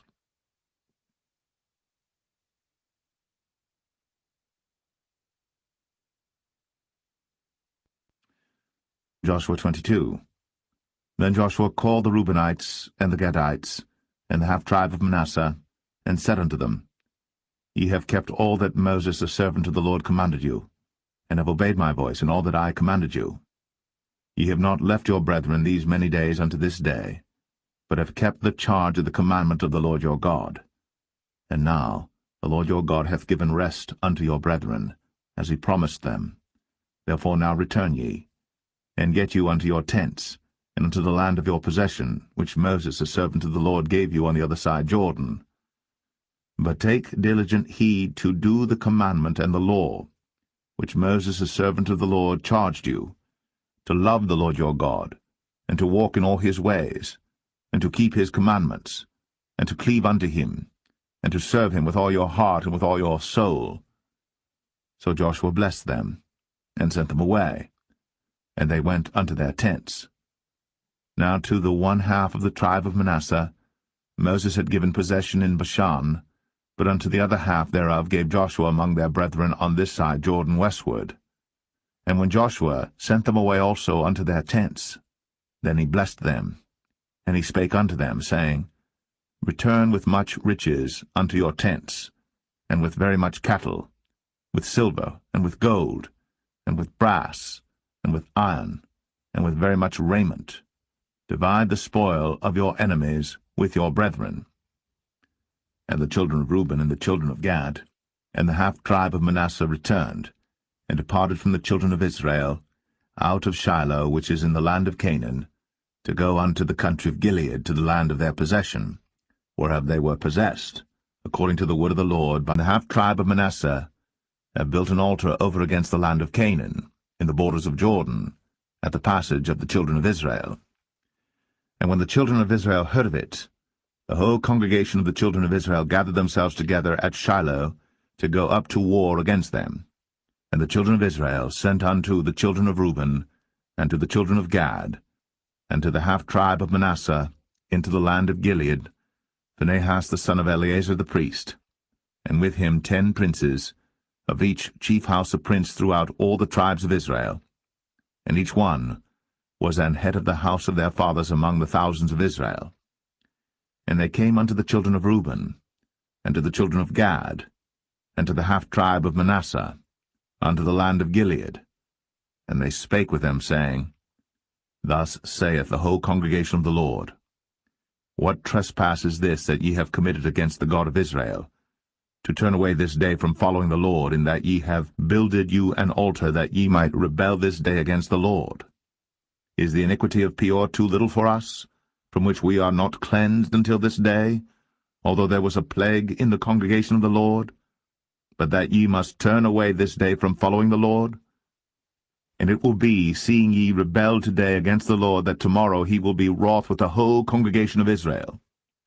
Notwithstanding, if the land of your possession be unclean, then pass ye over unto the land of the possession of the Lord, wherein the Lord's tabernacle dwelleth, and take possession among us. But rebel not against the Lord, nor rebel against us, in building you an altar beside the altar of the Lord our God. Did not Achan the son of Zerah commit a trespass in the accursed thing, and wrath fell on all the congregation of Israel? And that man perished not alone in his iniquity. Then the children of Reuben, and the children of Gad, and the half-tribe of Manasseh answered and said unto the heads of the thousands of Israel, The Lord God of gods, the Lord God of gods, he knoweth, and Israel he shall know, if it be in rebellion, or if in transgression against the Lord, save us not this day, that we have built us an altar to turn from following the Lord, or if to offer thereon burnt offering, or meat offering, or if to offer peace offerings thereon. Let the Lord himself require it. And if we have not rather done it for fear of this thing, saying, In time to come your children might speak unto our children, saying, What have ye to do with the Lord God of Israel? For the Lord hath made Jordan a border between us and you. Ye children of Reuben, and children of Gad, ye have no part in the Lord. So shall your children make our children cease from fearing the Lord. Therefore we said, Let us now prepare to build us an altar, not for burnt offering, nor for sacrifice, but that it may be a witness between us and you and our generations after us, that we might do the service of the Lord before him with our burnt offerings, and with our sacrifices, and with our peace offerings, that your children may not say to our children in time to come, Ye have no part in the Lord. Therefore said we that it shall be, when they should so say to us, or to our generations in time to come, that we may say again, Behold, the pattern of the altar of the Lord, which our fathers made, not for burnt offerings, nor for sacrifices, but it is a witness between us and you. God forbid that we should rebel against the Lord, and turn this day from following the Lord, to build an altar for burnt offerings, for meat offerings, or for sacrifices beside the altar of the Lord our God, that is before his tabernacle. And when Phinehas the priest, and the princes of the congregation, and heads of the thousands of Israel which were with him, heard the words that the children of Reuben, and the children of Gad, and the children of Manasseh spake, it pleased them. And Phinehas the son of Eleazar the priest said unto the children of Reuben, and to the children of Gad, and to the children of Manasseh, This day we perceive that the Lord is among us, because ye have not committed this trespass against the Lord. Now ye have delivered the children of Israel out of the hand of the Lord. And Phinehas the son of Eleazar the priest, and the princes, returned from the children of Reuben, and from the children of Gad, out of the land of Gilead, unto the land of Canaan, to the children of Israel, and brought them word again. And the thing pleased the children of Israel. And the children of Israel blessed God, and did not intend to go up against them in battle, to destroy the land wherein the children of Reuben and Gad dwelt.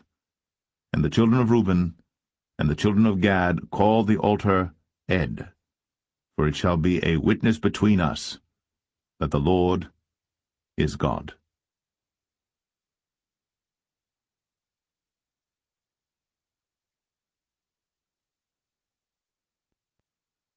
Joshua 23. And it came to pass a long time after that the Lord had given rest unto Israel from all their enemies round about, that Joshua waxed old, and stricken in age. And Joshua called for all Israel, and for their elders, and for their heads, and for their judges, and for their officers, and said unto them, I am old and stricken in age. And ye have seen all that the Lord your God hath done unto all these nations because of you. For the Lord your God is he that hath fought for you. Behold, I have divided unto you by lot these nations that remain, to be an inheritance for your tribes, from Jordan with all the nations that I have cut off, even unto the great sea westward. And the Lord your God, he shall expel them from before you, and drive them from out of your sight. And ye shall possess their land, as the Lord your God hath promised unto you. Be ye therefore very courageous to keep and to do all that is written in the book of the law of Moses, that ye turn not aside therefrom to the right hand or to the left, that ye come not among these nations, these that remain among you, neither make mention of the name of their gods, nor cause to swear by them, neither serve them, nor bow yourselves unto them, but cleave unto the Lord your God, as ye have done unto this day. For the Lord hath driven out from before you great nations and strong. But as for you, no man hath been able to stand before you unto this day. One man of you shall chase 1,000, but the Lord your God, he it is that fighteth for you, as he hath promised you. Take good heed therefore unto yourselves, that ye love the Lord your God. Else, if ye do in any wise go back, and cleave unto the remnant of these nations, even these that remain among you, and shall make marriages with them, and go in unto them, and they to you, know for a certainty that the Lord your God will no more drive out any of these nations from before you, but they shall be snares and traps unto you, and scourges in your sides, and thorns in your eyes, until ye perish from off this good land which the Lord your God hath given you. And behold, this day I am going the way of all the earth, and ye know in all your hearts and in all your souls that not one thing hath failed of all the good things which the Lord your God spake concerning you.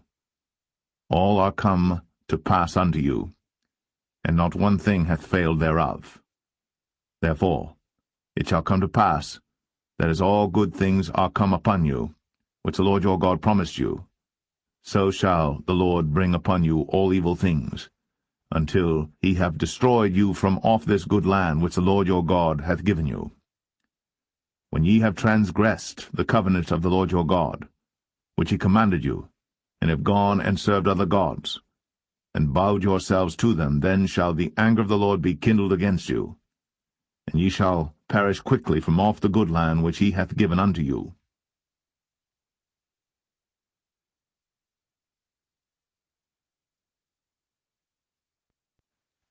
Joshua 24. And Joshua gathered all the tribes of Israel to Shechem, and called for the elders of Israel, and for their heads, and for their judges, and for their officers, and they presented themselves before God. And Joshua said unto all the people, Thus saith the Lord God of Israel, Your fathers dwelt on the other side of the flood in old time, even Terah, the father of Abraham, and the father of Nachor, and they served other gods. And I took your father Abraham from the other side of the flood, and led him throughout all the land of Canaan, and multiplied his seed, and gave him Isaac. And I gave unto Isaac Jacob and Esau, and I gave unto Esau Mount Seir to possess it. But Jacob and his children went down into Egypt. I sent Moses also, and Aaron, and I plagued Egypt, according to that which I did among them. And afterward I brought you out. And I brought your fathers out of Egypt, and ye came unto the sea. And the Egyptians pursued after your fathers with chariots and horsemen unto the Red Sea. And when they cried unto the Lord, he put darkness between you and the Egyptians, and brought the sea upon them, and covered them. And your eyes have seen what I have done in Egypt, and ye dwelt in the wilderness a long season. And I brought you into the land of the Amorites, which dwelt on the other side Jordan, and they fought with you, and I gave them into your hand, that ye might possess their land, and I destroyed them from before you. Then Balak the son of Zippor, king of Moab, arose and warred against Israel, and sent and called Balaam the son of Beor to curse you. But I would not hearken unto Balaam, therefore he blessed you still. So I delivered you out of his hand. And ye went over Jordan, and came unto Jericho, and the men of Jericho fought against you, the Amorites, and the Perizzites, and the Canaanites, and the Hittites, and the Girgashites, the Hivites, and the Jebusites, and I delivered them into your hand. And I sent the hornet before you, which drave them out from before you, even the 2 kings of the Amorites, but not with thy sword, nor with thy bow. And I have given you a land for which ye did not labor, and cities which ye built not, and ye dwell in them. Of the vineyards and oliveyards which ye planted not do ye eat. Now therefore fear the Lord, and serve him in sincerity and in truth, and put away the gods which your fathers served on the other side of the flood and in Egypt, and serve ye the Lord. And if it seem evil unto you to serve the Lord, choose you this day whom ye will serve, whether the gods which your fathers served that were on the other side of the flood, or the gods of the Amorites, in whose land ye dwell. But as for me and my house, we will serve the Lord. And the people answered and said, God forbid that we should forsake the Lord, to serve other gods. For the Lord our God, he it is that brought us up and our fathers out of the land of Egypt, from the house of bondage, and which did those great signs in our sight, and preserved us in all the way wherein we went, and among all the people through whom we passed. And the Lord drave out from before us all the people, even the Amorites which dwelt in the land. Therefore will we also serve the Lord, for he is our God. And Joshua said unto the people, Ye cannot serve the Lord, for he is an holy God.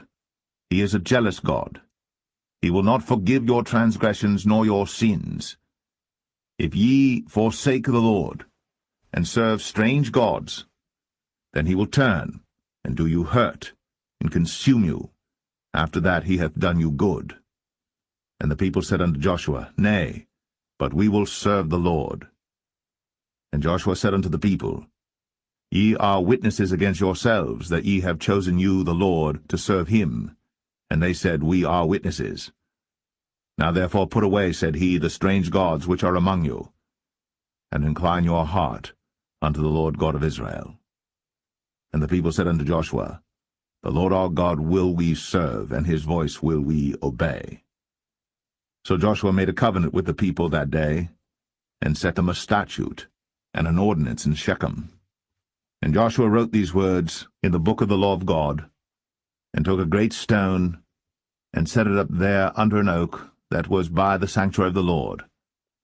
And Joshua said unto all the people, Behold, this stone shall be a witness unto us, for it hath heard all the words of the Lord which he spake unto us.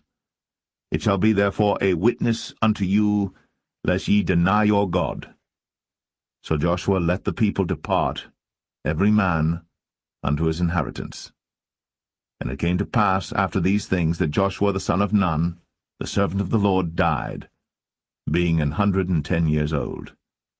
And they buried him in the border of his inheritance in Timnath-serah, which is in Mount Ephraim, on the north side of the hill of Gaash. And Israel served the Lord all the days of Joshua, and all the days of the elders that overlived Joshua, and which had known all the works of the Lord that he had done for Israel. And the bones of Joseph, which the children of Israel brought up out of Egypt, buried they in Shechem in a parcel of ground, which Jacob bought of the sons of Hamor, the father of Shechem, for 100 pieces of silver. And it became the inheritance of the children of Joseph. And Eleazar the son of Aaron died. And they buried him in a hill that pertained to Phinehas his son, which was given him in Mount Ephraim.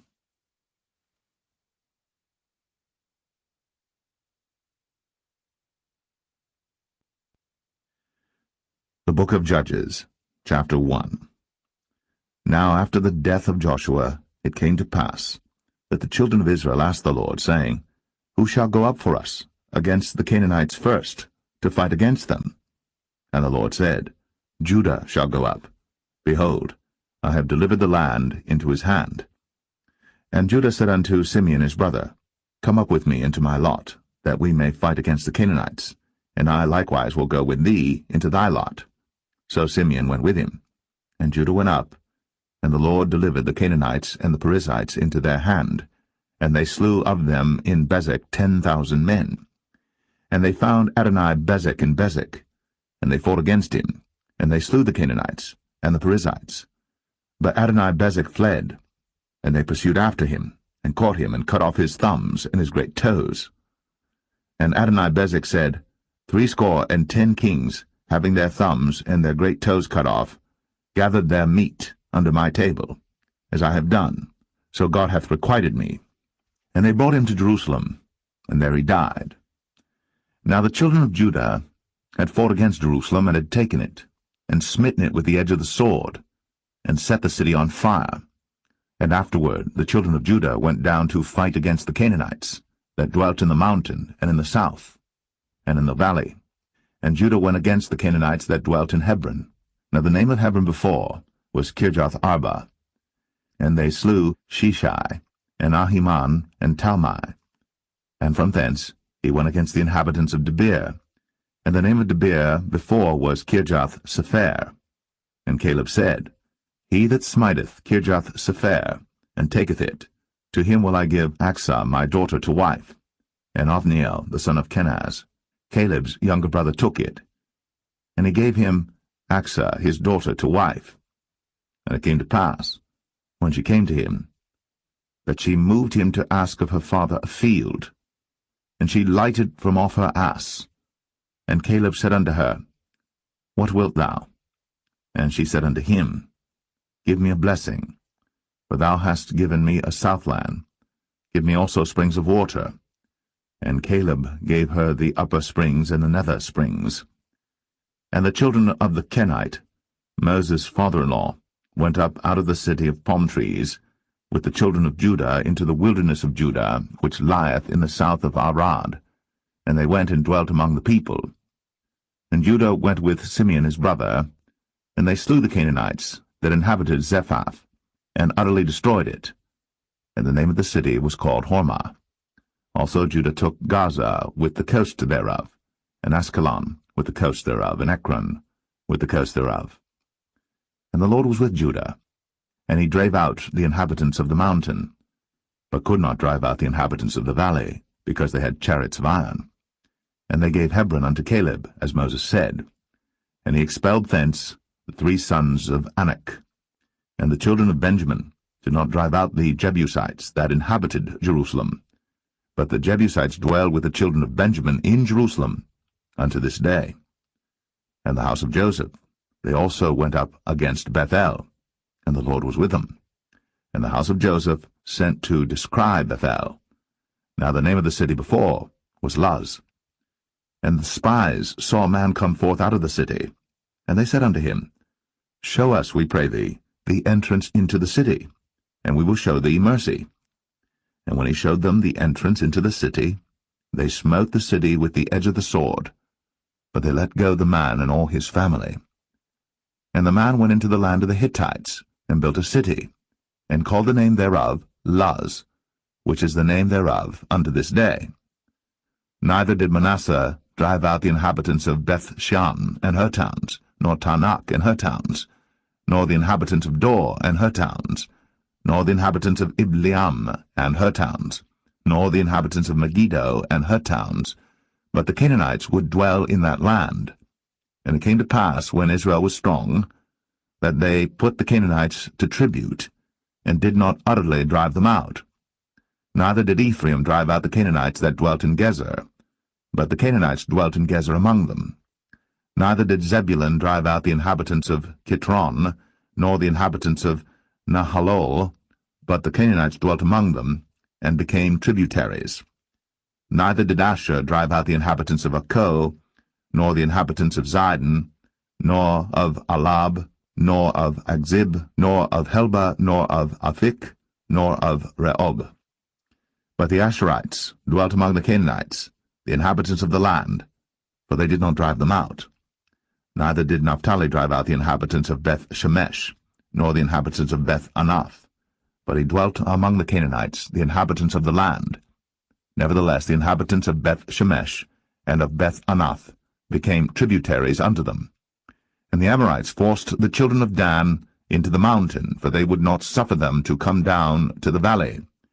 But the Amorites would dwell in Mount Eres, in Ayalon, and in Shaalbim, yet the hand of the house of Joseph prevailed, so that they became tributaries.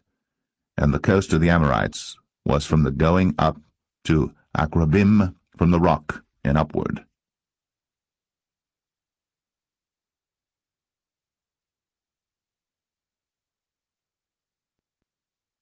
Judges 2. And an angel of the Lord came up from Gilgal to Bochim, and said, I made you to go up out of Egypt, and have brought you unto the land which I swear unto your fathers. And I said, I will never break my covenant with you.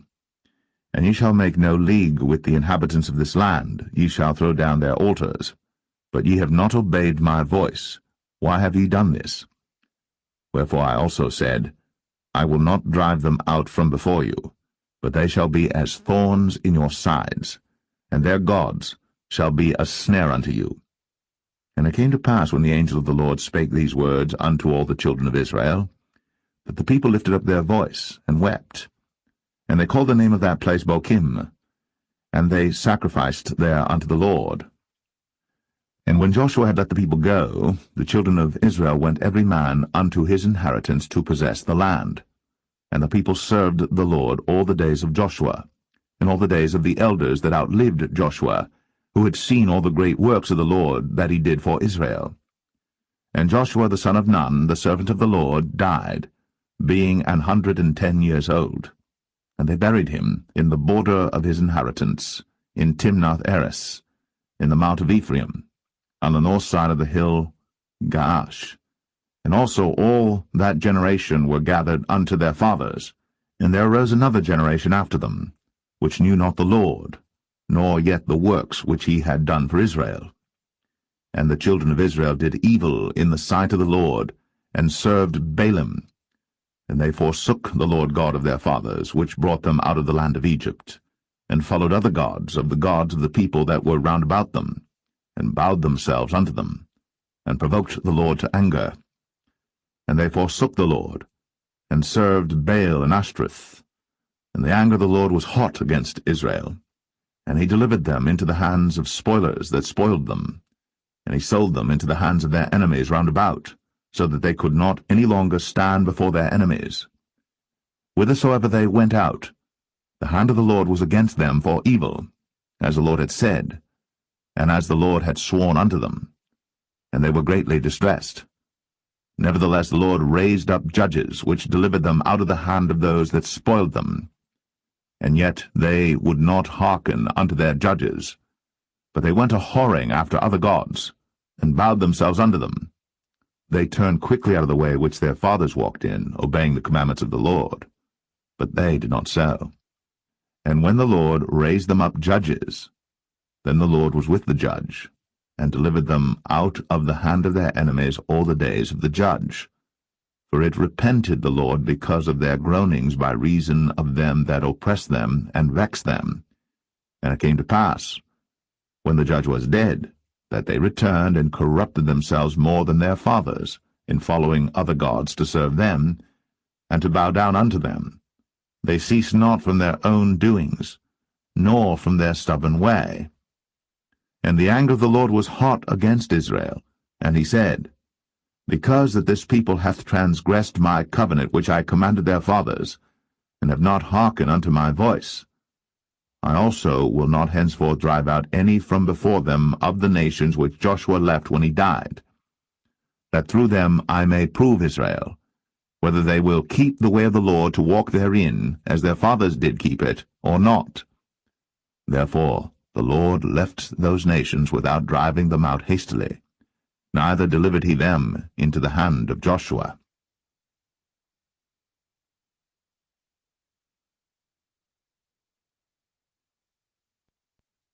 Judges 3.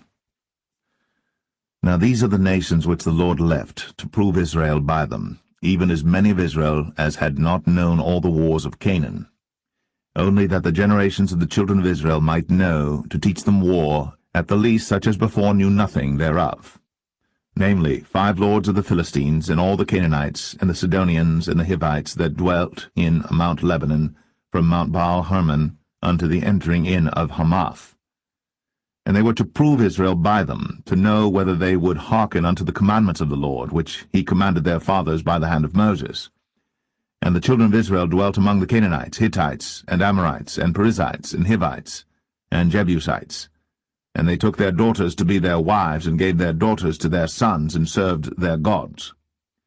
And the children of Israel did evil in the sight of the Lord, and forgat the Lord their God, and served Baalim and the groves. Therefore the anger of the Lord was hot against Israel, and he sold them into the hand of Shushan-Rishathaim, king of Mesopotamia. And the children of Israel served Shushan-Rishathaim 8 years.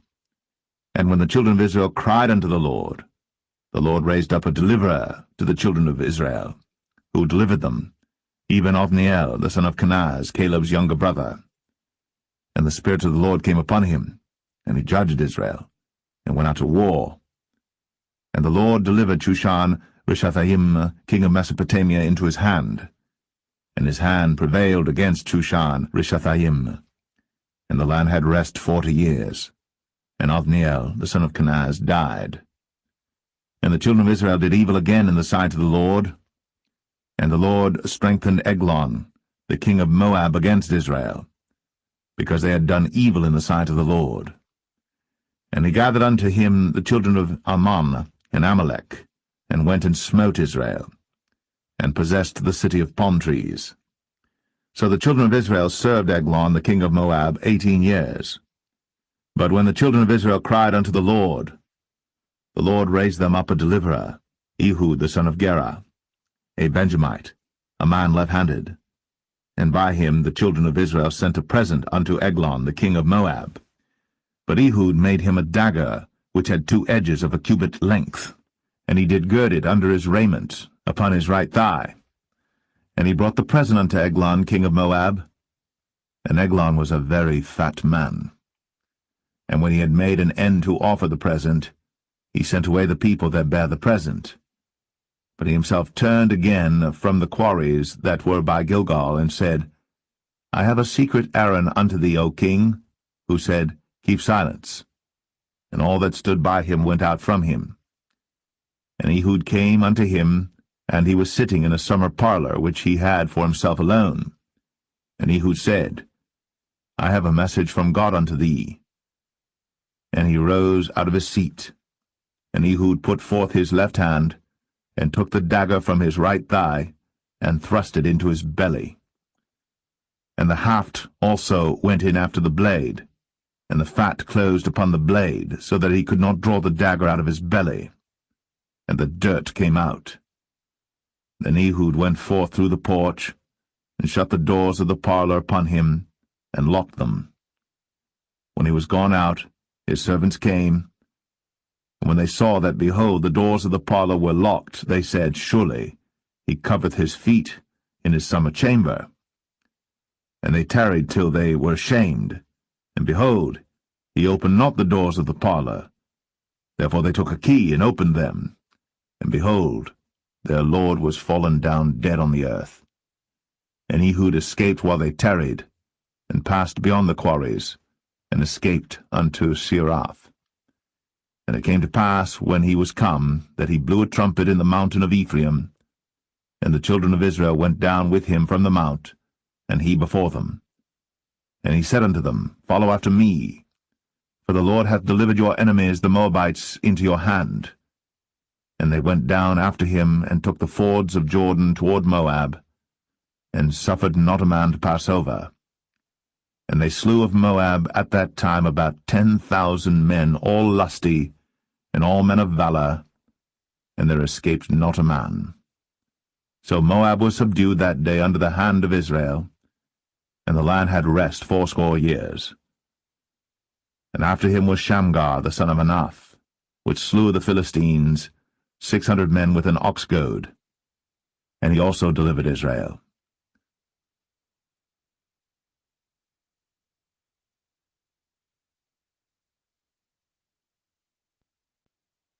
Judges 4. And the children of Israel again did evil in the sight of the Lord, when Ehud was dead. And the Lord sold them into the hand of Jabin, king of Canaan, that reigned in Hazor, the captain of whose host was Sisera, which dwelt in Harosheth of the Gentiles. And the children of Israel cried unto the Lord, for he had 900 chariots of iron. And 20 years he mightily oppressed the children of Israel. And Deborah prophetess, the wife of Lapidoth, she judged Israel at that time. And she dwelt under the palm tree of Deborah between Ramah and Bethel in Mount Ephraim. And the children of Israel came up to her for judgment. And she sent and called Barak, the son of Abinoam, out of Kadesh Naphtali, and said unto him, Hath not the Lord God of Israel commanded, saying, Go and draw toward Mount Tabor, and take with thee 10,000 men of the children of Naphtali and of the children of Zebulun? And I will draw unto thee to the river Kishon Sisera, the captain of Jabin's army, with his chariots and his multitude, and I will deliver him into thine hand. And Barak said unto her, If thou wilt go with me, then I will go. But if thou wilt not go with me, then I will not go. And she said, I will surely go with thee. Notwithstanding the journey that thou takest shall not be for thine honour, for the Lord shall sell Sisera into the hand of a woman. And Deborah rose, and went with Barak to Kadesh. And Barak called Zebulun and Naphtali to Kadesh. And he went up with 10,000 men at his feet, and Deborah went up with him. Now Heber the Kenite, which was of the children of Hobab, the father-in-law of Moses, had severed himself from the Kenites, and pitched his tent unto the plain of Zanaim, which is by Kadesh. And they showed Sisera that Barak the son of Abinoam was gone up to Mount Tabor. And Sisera gathered together all his chariots, even 900 chariots of iron, and all the people that were with him, from Harosheth of the Gentiles unto the river of Kishon. And Deborah said unto Barak, Up, for this is the day in which the Lord hath delivered Sisera into thine hand. Is not the Lord gone out before thee? So Barak went down from Mount Tabor, and 10,000 men after him. And the Lord discomfited Sisera, and all his chariots and all his host with the edge of the sword before Barak, so that Sisera lighted down off his chariot, and fled away on his feet. But Barak pursued after the chariots and after the host, unto Harosheth of the Gentiles, and all the host of Sisera fell upon the edge of the sword, and there was not a man left. Howbeit Sisera fled away on his feet to the tent of Jael, the wife of Heber the Kenite. For there was peace between Jabin, the king of Hazor, and the house of Heber the Kenite. And Jael went out to meet Sisera, and said unto him, Turn in, my lord, turn in to me, fear not. And when he had turned in unto her into the tent, she covered him with a mantle. And he said unto her, Give me, I pray thee, a little water to drink, for I am thirsty. And she opened a bottle of milk, and gave him drink, and covered him. Again he said to her, Stand in the door of the tent. And it shall be, when any man doth come and inquire of thee, and say, Is there any man here? That thou shalt say, No. Then Jael, Heber's wife, took a nail of the tent, and took an hammer in her hand, and went softly unto him, and smote the nail into his temples, and fastened it into the ground, for he was fast asleep and weary. So he died. And behold, as Barak pursued Sisera, Jael came out to meet him, and said unto him, Come, and I will show thee the man whom thou seekest. And when he came into her tent, behold, Sisera lay dead, and the nail was in his temples. So God subdued on that day Jabin, the king of Canaan, before the children of Israel. And the hand of the children of Israel prospered, and prevailed against Jabin, the king of Canaan, until they had destroyed Jabin, king of Canaan.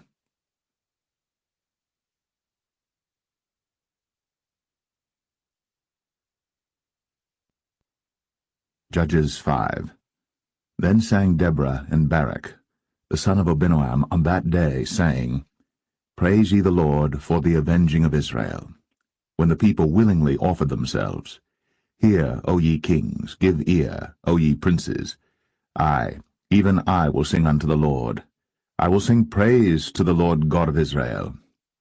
Lord, when thou wentest out of Seir, when thou marchedst out of the field of Edom, the earth trembled, and the heavens dropped. The clouds also dropped water. The mountains melted from before the Lord, even that Sinai from before the Lord God of Israel. In the days of Shamgar the son of Anath, in the days of Jael, the highways were unoccupied, and the travelers walked through byways. The inhabitants of the villages ceased. They ceased in Israel, until that I, Deborah, arose, that I arose a mother in Israel. They chose new gods. Then was war in the gates. Was there a shield or spear seen among 40,000 in Israel? My heart is toward the governors of Israel, that offered themselves willingly among the people. Bless ye the Lord. Speak, ye that ride on white asses, ye that sit in judgment, and walk by the way. They that are delivered from the noise of archers in the places of drawing water, there shall they rehearse the righteous acts of the Lord, even the righteous acts toward the inhabitants of his villages in Israel. Then shall the people of the Lord go down to the gates. Awake, awake, Deborah. Awake, awake, utter a song. Arise, Barak, and lead thy captivity captive, thou son of Abinoam. Then he made him that remaineth have dominion over the nobles among the people. The Lord made me have dominion over the mighty. Out of Ephraim was there a root of them against Amalek, after thee Benjamin among thy people. Out of Machir came down governors, and out of Zebulun they that handle the pen of the writer. And the princes of Issachar were with Deborah, even Issachar, and also Barak. He was sent on foot into the valley. For the divisions of Reuben there were great thoughts of heart. Why abodest thou among the sheepfolds, to hear the bleatings of the flocks? For the divisions of Reuben there were great searchings of heart. Gilead abode beyond Jordan. And why did Dan remain in ships? Asher continued on the seashore, and abode in his breaches. Zebulun and Naphtali were a people that jeoparded their lives unto the death in the high places of the field. The kings came and fought. Then fought the kings of Canaan in Tanakh by the waters of Megiddo. They took no gain of money. They fought from heaven. The stars in their courses fought against Sisera. The river of Kishon swept them away, that ancient river, the river Kishon. O my soul, thou hast trodden down strength. Then were the horse hoofs broken by the means of the prancings. the prancings of their mighty ones. Curse ye Meroz, said the angel of the Lord. Curse ye bitterly the inhabitants thereof, because they came not to the help of the Lord against the mighty. Blessed above women shall Jael the wife of Heber the Kenite be. Blessed shall she be above women in the tent. He asked water, and she gave him milk. She brought forth butter in a lordly dish. She put her hand to the nail, and her right hand to the workman's hammer, and with the hammer she smote Sisera. She smote off his head, when she had pierced and stricken through his temples. At her feet he bowed, he fell, he lay down. At her feet he bowed, he fell. Where he bowed, there he fell down dead. The mother of Sisera looked out at a window, and cried through the lattice, Why is his chariot so long in coming? Why tarry the wheels of his chariot? Her wise ladies answered her, Yea, she returned, answered to herself. Have they not sped? Have they not divided the prey? To every man a damsel or two?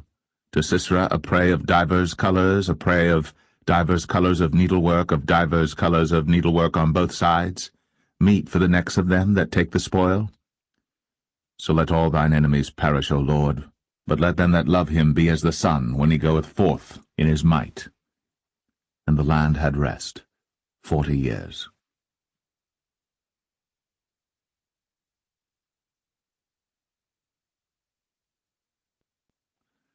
Judges 6. And the children of Israel did evil in the sight of the Lord, and the Lord delivered them into the hand of Midian 7 years. And the hand of Midian prevailed against Israel, and because of the Midianites, the children of Israel made them the dens which are in the mountains, and caves, and strongholds. And so it was, when Israel had sown, that the Midianites came up, and the Amalekites and the children of the east, even they came up against them, and they encamped against them, and destroyed the increase of the earth, till thou come unto Gaza, and left no sustenance for Israel, neither sheep, nor ox, nor ass.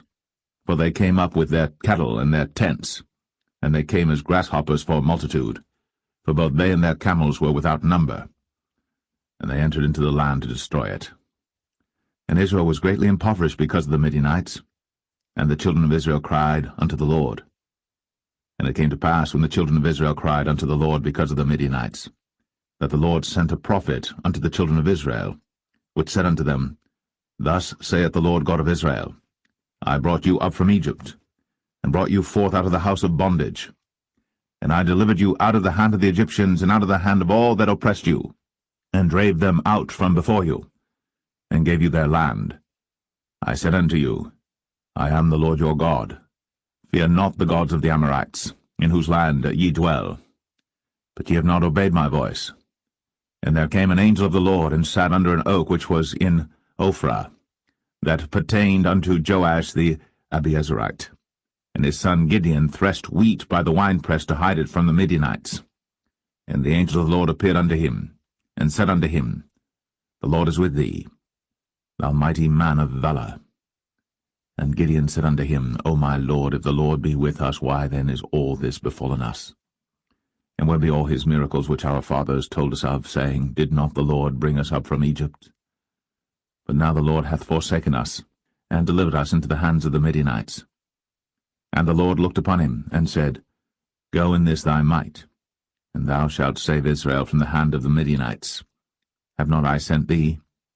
And he said unto him, O my Lord, wherewith shall I save Israel?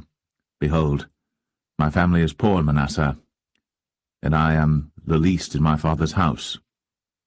And the Lord said unto him, Surely I will be with thee, and thou shalt smite the Midianites as one man. And he said unto him, If now I have found grace in thy sight, then show me a sign that thou talkest with me. Depart not hence, I pray thee, until I come unto thee, and bring forth my present, and set it before thee. And he said, I will tarry until thou come again.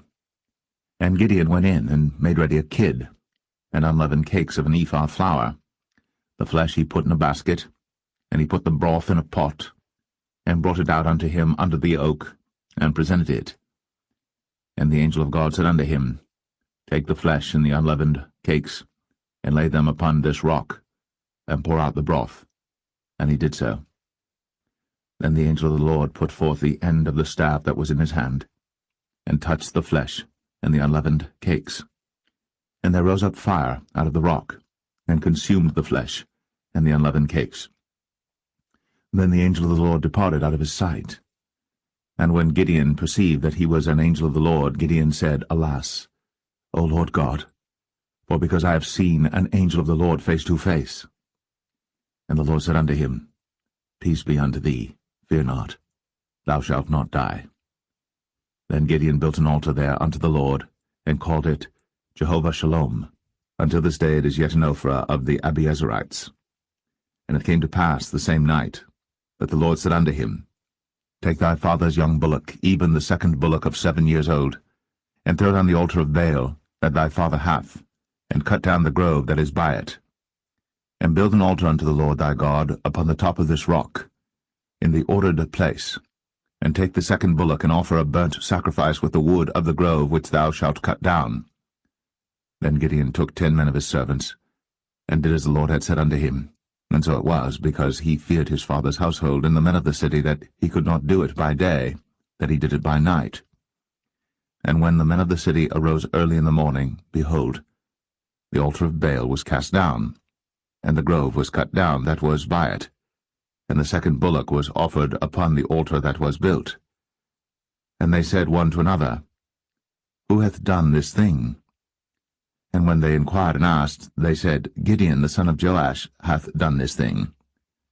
Then the men of the city said unto Joash, Bring out thy son, that he may die, because he hath cast down the altar of Baal, and because he hath cut down the grove that was by it. And Joash said unto all that stood against him, Will ye plead for Baal? Will ye save him? He that will plead for him, let him be put to death, whilst it is yet morning, if he be a god. Let him plead for himself, because one hath cast down his altar. Therefore on that day he called him Jerubbaal, saying, Let Baal plead against him, because he hath thrown down his altar. Then all the Midianites and the Amalekites, and the children of the east were gathered together, and went over and pitched in the valley of Jezreel. But the Spirit of the Lord came upon Gideon, and he blew a trumpet, and Abiezer was gathered after him. And he sent messengers throughout all Manasseh, who also was gathered after him. And he sent messengers unto Asher, and unto Zebulun, and unto Naphtali, and they came up to meet them. And Gideon said unto God, If thou wilt save Israel by mine hand, as thou hast said, behold, I will put a fleece of wool in the floor. And if the dew be on the fleece only, and it be dry upon all the earth beside, then shall I know that thou wilt save Israel by mine hand, as thou hast said. And it was so. For he rose up early on the morrow, and thrust the fleece together, and wringed the dew out of the fleece, a bowl full of water. And Gideon said unto God, Let not thine anger be hot against me, and I will speak but this once. Let me prove, I pray thee, but this once with the fleece. Let it now be dry only upon the fleece, and upon all the ground let there be dew. And God did so that night, for it was dry upon the fleece only, and there was dew on all the ground.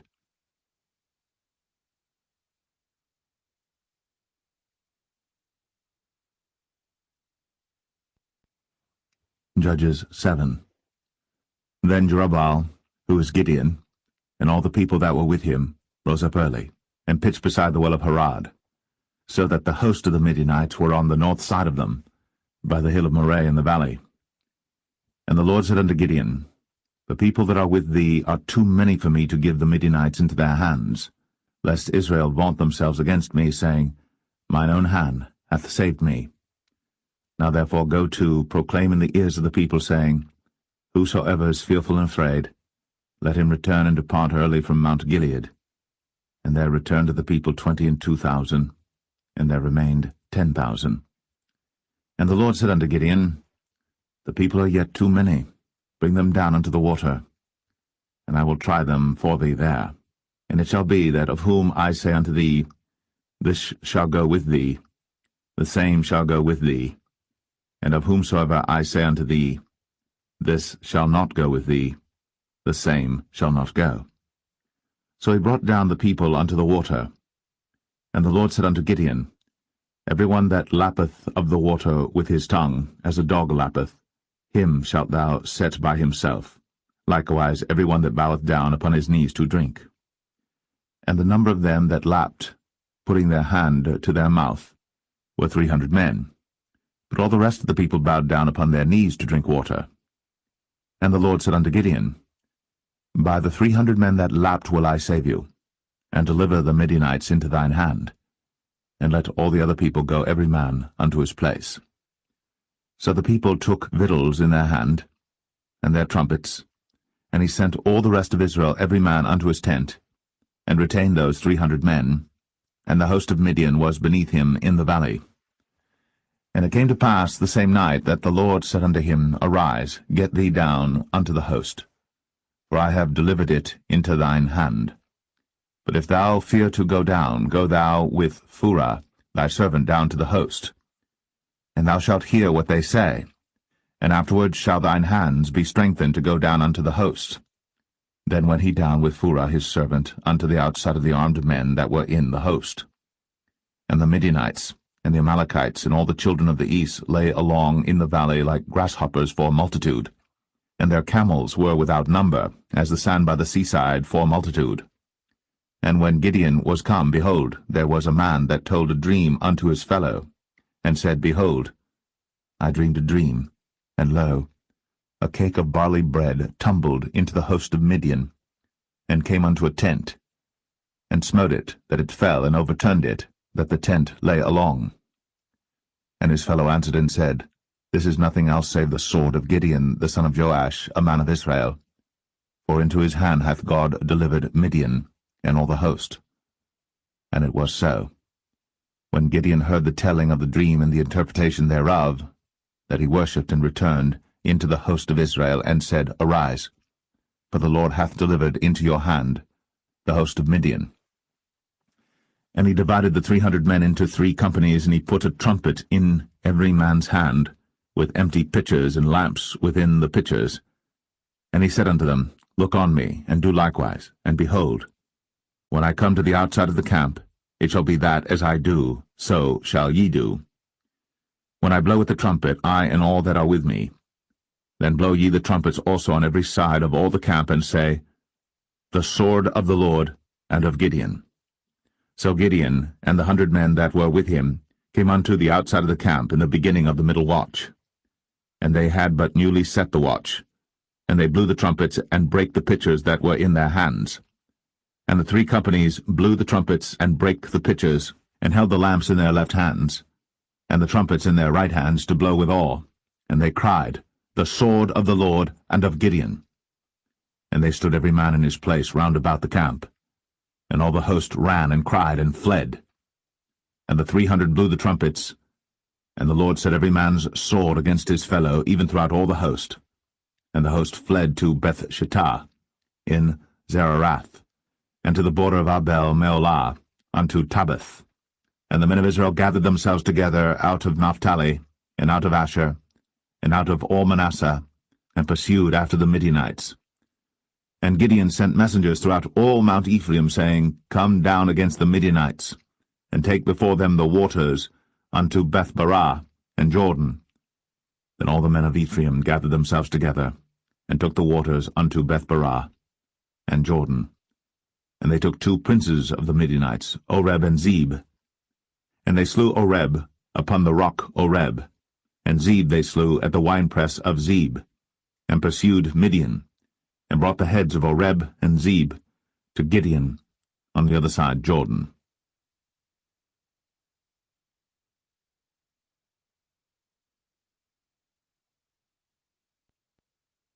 Judges 8. And the men of Ephraim said unto him, Why hast thou served us thus, that thou callest us not, when thou wentest to fight with the Midianites? And they did chide with him sharply. And he said unto them, What have I done now in comparison of you? Is not the gleaning of the grapes of Ephraim better than the vintage of Abiezer? God hath delivered into your hands the princes of Midian, Oreb, and Zeb. And what was I able to do in comparison of you? Then their anger was abated toward him, when he had said that. And Gideon came to Jordan and passed over, he and the 300 men that were with him, faint yet pursuing them. And he said unto the men of Succoth, Give, I pray you, loaves of bread unto the people that follow me, for they be faint, and I am pursuing after Zebah and Zalmunna, kings of Midian. And the princes of Succoth said, Are the hands of Zebah and Zalmunna now in thine hand, that we should give bread unto thine army? And Gideon said, Therefore when the Lord hath delivered Zebah and Zalmunna into mine hand, then I will tear your flesh with the thorns of the wilderness and with briars. And he went up thence to Penuel, and spake unto them likewise.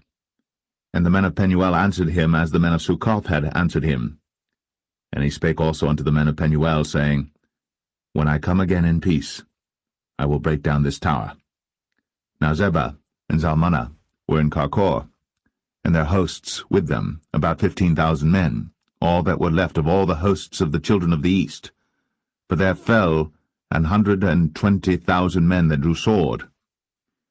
And Gideon went up by the way of them that dwelt in tents on the east of Nobah and Jogbeah, and smote the host, for the host was secure. And when Zebah and Zalmunna fled, he pursued after them, and took the 2 kings of Midian, Zebah and Zalmunna, and discomfited all the host. And Gideon the son of Joash returned from battle before the sun was up, and caught a young man of the men of Succoth, and inquired of him. And he described unto him the princes of Succoth and the elders thereof, even 70 men. And he came unto the men of Succoth, and said, Behold, Zebah and Zalmunna, with whom ye did upbraid me, saying, Are the hands of Zebah and Zalmunna now in thine hand, that we should give bread unto thy men that are weary? And he took the elders of the city, and thorns of the wilderness and briars, and with them he taught the men of Succoth. And he beat down the tower of Penuel, and slew the men of the city. Then said he unto Zebah and Zalmunna, What manner of men were they whom ye slew at Tabor? And they answered, As thou art, so were they. Each one resembled the children of a king. And he said, They were my brethren, even the sons of my mother. As the Lord liveth, if ye had saved them alive, I would not slay you. And he said unto Jether his firstborn, Up, and slay them. But the youth drew not his sword, for he feared, because he was yet a youth. Then Zebah and Zalmunna said, Rise thou, and fall upon us, for as the man is, so is his strength. And Gideon arose, and slew Zebah and Zalmunna, and took away the ornaments that were on their camels' necks. Then the men of Israel said unto Gideon, Rule thou over us, both thou and thy son, and thy son's son also, for thou hast delivered us from the hand of Midian. And Gideon said unto them, I will not rule over you, neither shall my son rule over you. The Lord shall rule over you. And Gideon said unto them, I would desire a request of you, that ye would give me every man the earrings of his prey. For they had golden earrings, because they were Ishmaelites. And they answered, We will willingly give them. And they spread a garment, and did cast therein every man the earrings of his prey. And the weight of the golden earrings that he requested was 1,700 shekels of gold, beside ornaments and collars and purple raiment that was on the king of Midian, and beside the chains that were about their camels' necks. And Gideon made an ephod thereof, and put it in his city, even in Ophrah.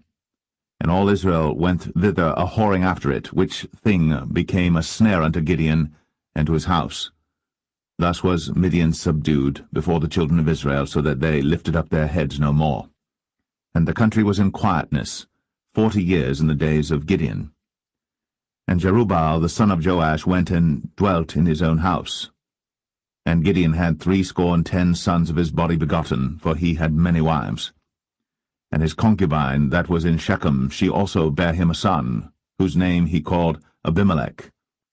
And Gideon the son of Joash died in a good old age, and was buried in the sepulchre of Joash his father, in Ophrah of the Abiezerites. And it came to pass, as soon as Gideon was dead, that the children of Israel turned again, and went a-whoring after Baalim, and made Baal-berith their god. And the children of Israel remembered not the Lord their God, who had delivered them out of the hands of all their enemies on every side. Neither showed they kindness to the house of Jerubbaal, namely Gideon, according to all the goodness which he had shown unto Israel.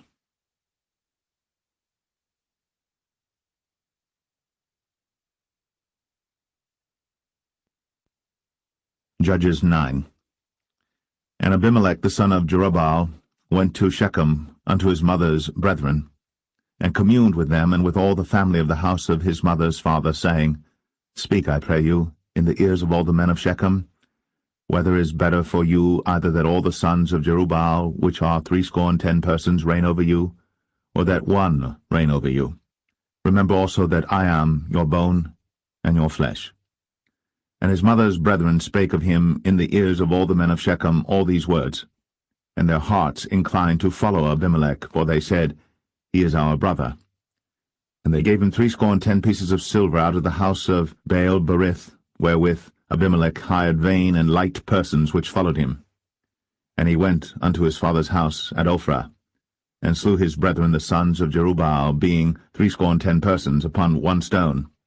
Notwithstanding yet Jotham, the youngest son of Jerubbaal, was left, for he hid himself. And all the men of Shechem gathered together, and all the house of Millo, and went, and made Abimelech king by the plain of the pillar that was in Shechem. And when they told it to Jotham, he went and stood in the top of Mount Gerizim, and lifted up his voice, and cried and said unto them, Hearken unto me, ye men of Shechem, that God may hearken unto you. The trees went forth on a time to anoint a king over them, and they said unto the olive tree, Reign thou over us. But the olive tree said unto them, Should I leave my fatness, wherewith by me they honour God and man, and go to be promoted over the trees? And the trees said to the fig tree, Come thou, and reign over us. But the fig tree said unto them, Should I forsake my sweetness and my good fruit, and go to be promoted over the trees? Then said the trees unto the vine, Come thou, and reign over us. And the vine said unto them, Should I leave my wine, which cheereth God and man, and go to be promoted over the trees? Then said all the trees unto the bramble, Come thou, and reign over us. And the bramble said unto the trees, If in truth ye anoint me king over you, then come, and put your trust in my shadow, and if not, let fire come out of the bramble, and devour the cedars of Lebanon. Now therefore, if ye have done truly and sincerely, in that ye have made Abimelech king, and if ye have dealt well with Jerubbaal and his house, and have done unto him according to the deserving of his hands, for my father fought for you, and adventured his life far, and delivered you out of the hand of Midian. And ye are risen up against my father's house this day, and have slain his sons, 70 persons, upon one stone, and have made Abimelech the son of his maidservant king over the men of Shechem, because he is your brother. If ye then have dealt truly and sincerely with Jerubbaal and with his house this day, then rejoice ye in Abimelech, and let him also rejoice in you. But if not, let fire come out from Abimelech, and devour the men of Shechem and the house of Millo. And let fire come out from the men of Shechem and from the house of Millo, and devour Abimelech. And Jotham ran away and fled, and went to Beer, and dwelt there for fear of Abimelech his brother. When Abimelech had reigned 3 years over Israel, then God sent an evil spirit between Abimelech and the men of Shechem. And the men of Shechem dealt treacherously with Abimelech, that the cruelty done to the 70 sons of Jerubbaal might come, and their blood be laid upon Abimelech their brother, which slew them, and upon the men of Shechem, which aided him in the killing of his brethren. And the men of Shechem set liers in wait for him in the top of the mountains, and they robbed all that came along that way by them. And it was told Abimelech. And Gaal, the son of Ebed, came with his brethren, and went over to Shechem. And the men of Shechem put their confidence in him. And they went out into the fields, and gathered their vineyards, and trod the grapes, and made merry, and went to the house of their God, and did eat and drink, and cursed Abimelech. And Gaal the son of Ebed said, Who is Abimelech, and who is Shechem, that we should serve him? Is not he the son of Jerubbaal, and Zebul his officer? Serve the men of Hamor, the father of Shechem, for why should we serve him? And would to God this people were under my hand. Then would I remove Abimelech. And he said to Abimelech, Increase thine army, and come out. And when Zebul, the ruler of the city, heard the words of Gaal the son of Ebed, his anger was kindled. And he sent messengers unto Abimelech privily, saying, Behold, Gaal the son of Ebed, and his brethren be come to Shechem, and behold, they fortify the city against thee. Now therefore up by night thou and the people that is with thee, and lie in wait in the field. And it shall be that in the morning, as soon as the sun is up, thou shalt rise early, and set upon the city, and behold, when he and the people that is with him come out against thee, then mayest thou do to them as thou shalt find occasion. And Abimelech rose up, and all the people that were with him by night, and they laid wait against Shechem in 4 companies. And Gaal the son of Ebed went out and stood in the entering of the gate of the city. And Abimelech rose up, and the people that were with him, from lying in wait. And when Gaal saw the people, he said to Zebul, Behold, there come people down from the top of the mountains. And Zebul said unto him, Thou seest the shadow of the mountains, as if they were men. And Gaal spake again and said, See, there come people down by the middle of the land, and another company come along by the plain of Meonim. Then said Zebul unto him, Where is now thy mouth wherewith thou saidst? Who is Abimelech, that we should serve him? Is not this the people that thou hast despised? Go out, I pray now, and fight with them. And Gaal went out before the men of Shechem, and fought with Abimelech. And Abimelech chased him, and he fled before him, and many were overthrown and wounded, even unto the entering of the gate. And Abimelech dwelt at Arumah. And Zebul thrust out Gaal and his brethren, that they should not dwell in Shechem. And it came to pass on the morrow that the people went out into the field. And they told Abimelech. And he took the people and divided them into 3 companies, and laid wait in the field, and looked. And behold, the people were come forth out of the city. And he rose up against them, and smote them. And Abimelech and the company that was with him rushed forward, and stood in the entering of the gate of the city. And the 2 other companies ran upon all the people that were in the fields, and slew them. And Abimelech fought against the city all that day, and he took the city, and slew the people that was therein, and beat down the city, and sowed it with salt. And when all the men of the tower of Shechem heard that, they entered into an hold of the house of the god Berith. And it was told Abimelech that all the men of the tower of Shechem were gathered together. And Abimelech gat him up to Mount Zalmon, he and all the people that were with him. And Abimelech took an axe in his hand, and cut down a bough from the trees, and took it, and laid it on his shoulder, and said unto the people that were with him, What ye have seen me do, make haste, and do as I have done. And all the people likewise cut down every man his bough, and followed Abimelech, and put them to the hold, and set the hold on fire upon them, so that all the men of the tower of Shechem died also, about 1,000 men and women. Then went Abimelech to Thebez, and encamped against Thebez, and took it. But there was a strong tower within the city, and thither fled all the men and women, and all they of the city, and shut it to them, and gat them up to the top of the tower. And Abimelech came unto the tower, and fought against it, and went hard unto the door of the tower to burn it with fire. And a certain woman cast a piece of a millstone upon Abimelech's head, and all to break his skull. Then he called hastily unto the young man his armor-bearer, and said unto him, Draw thy sword, and slay me, that men say not of me, A woman slew him. And his young man thrust him through, and he died. And when the men of Israel saw that Abimelech was dead, they departed every man unto his place. Thus God rendered the wickedness of Abimelech, which he did unto his father, in slaying his 70 brethren. And all the evil of the men of Shechem did God render upon their heads, and upon them came the curse of Jotham, the son of Jerubbaal.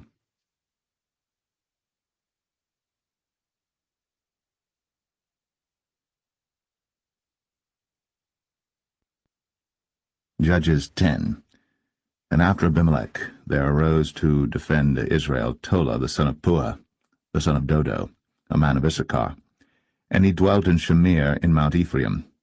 And he judged Israel 23 years, and died, and was buried in Shamir. And after him arose Jair, a Gileadite, and judged Israel 22 years. And he had 30 sons that rode on 30 ass colts. And they had 30 cities, which are called Hovath-Jair unto this day, which are in the land of Gilead. And Jair died, and was buried in Kaman. And the children of Israel did evil again in the sight of the Lord, and served Baalim, and Ashtoreth, and the gods of Syria, and the gods of Zidon, and the gods of Moab, and the gods of the children of Ammon, and the gods of the Philistines, and forsook the Lord, and served not him. And the anger of the Lord was hot against Israel, and he sold them into the hands of the Philistines, and into the hands of the children of Ammon. And that year they vexed and oppressed the children of Israel. 18 years, all the children of Israel that were on the other side Jordan in the land of the Amorites, which is in Gilead. Moreover, the children of Ammon passed over Jordan to fight also against Judah, and against Benjamin, and against the house of Ephraim, so that Israel was sore distressed. And the children of Israel cried unto the Lord, saying, We have sinned against thee, both because we have forsaken our God, and also served Baalim. And the Lord said unto the children of Israel, Did not I deliver you from the Egyptians, and from the Amorites, from the children of Ammon, and from the Philistines? The Zidonians also, and the Amalekites, and the Maonites did oppress you, and ye cried to me, and I delivered you out of their hand. Yet ye have forsaken me, and served other gods, wherefore I will deliver you no more. Go, and cry unto the gods which ye have chosen, let them deliver you in the time of your tribulation. And the children of Israel said unto the Lord, We have sinned. Do thou unto us whatsoever seemeth good unto thee. Deliver us only, we pray thee, this day. And they put away the strange gods from among them, and served the Lord. And his soul was grieved for the misery of Israel. Then the children of Ammon were gathered together, and encamped in Gilead. And the children of Israel assembled themselves together, and encamped in Mizpeh. And the people and princes of Gilead said one to another, What man is he that will begin to fight against the children of Ammon? He shall be head over all the inhabitants of Gilead.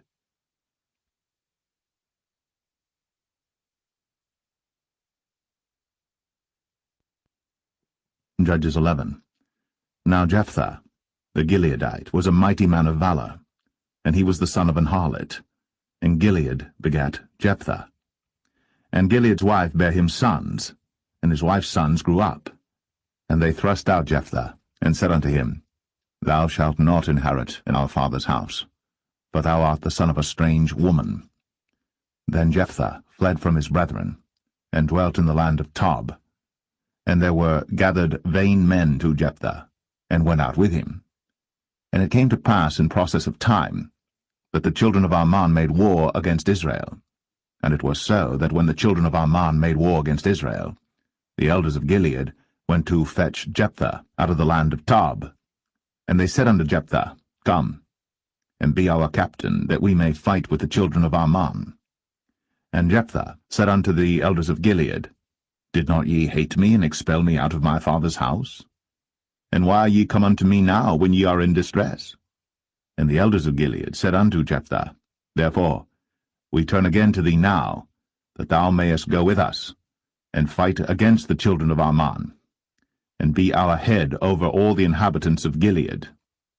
And Jephthah said unto the elders of Gilead, If ye bring me home again to fight against the children of Ammon, and the Lord deliver them before me, shall I be your head? And the elders of Gilead said unto Jephthah, The Lord be witness between us, if we do not so according to thy words.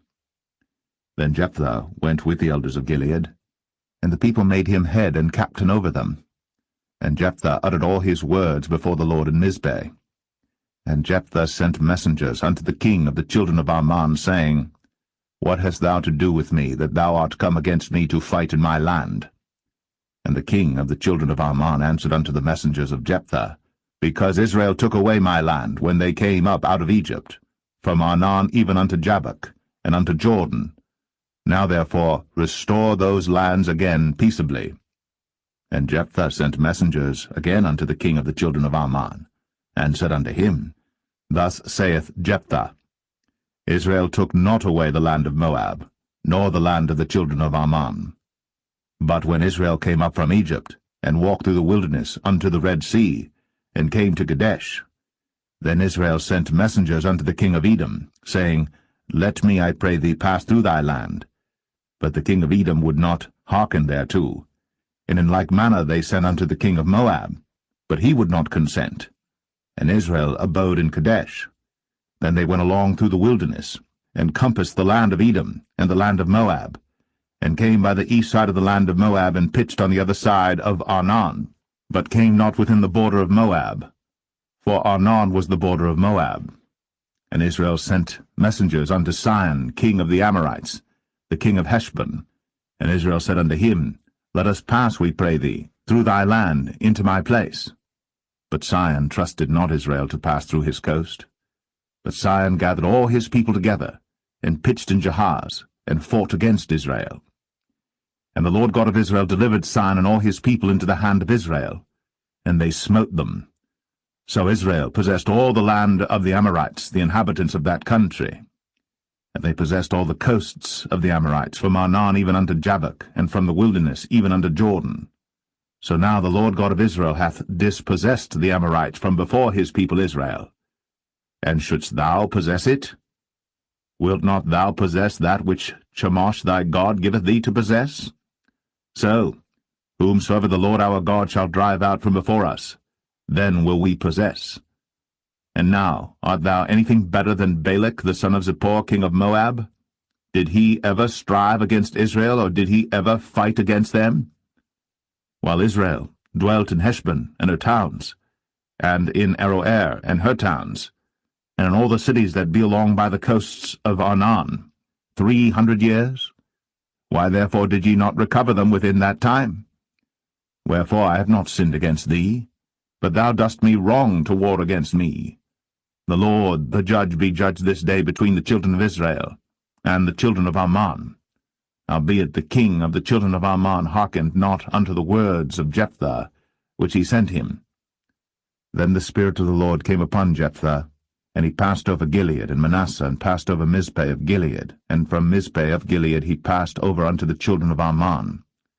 And Jephthah vowed a vow unto the Lord, and said, If thou shalt without fail deliver the children of Ammon into mine hands, then it shall be, that whatsoever cometh forth of the doors of my house to meet me, when I return in peace from the children of Ammon, shall surely be the Lord's, and I will offer it up for a burnt offering. So Jephthah passed over unto the children of Ammon to fight against them, and the Lord delivered them into his hands.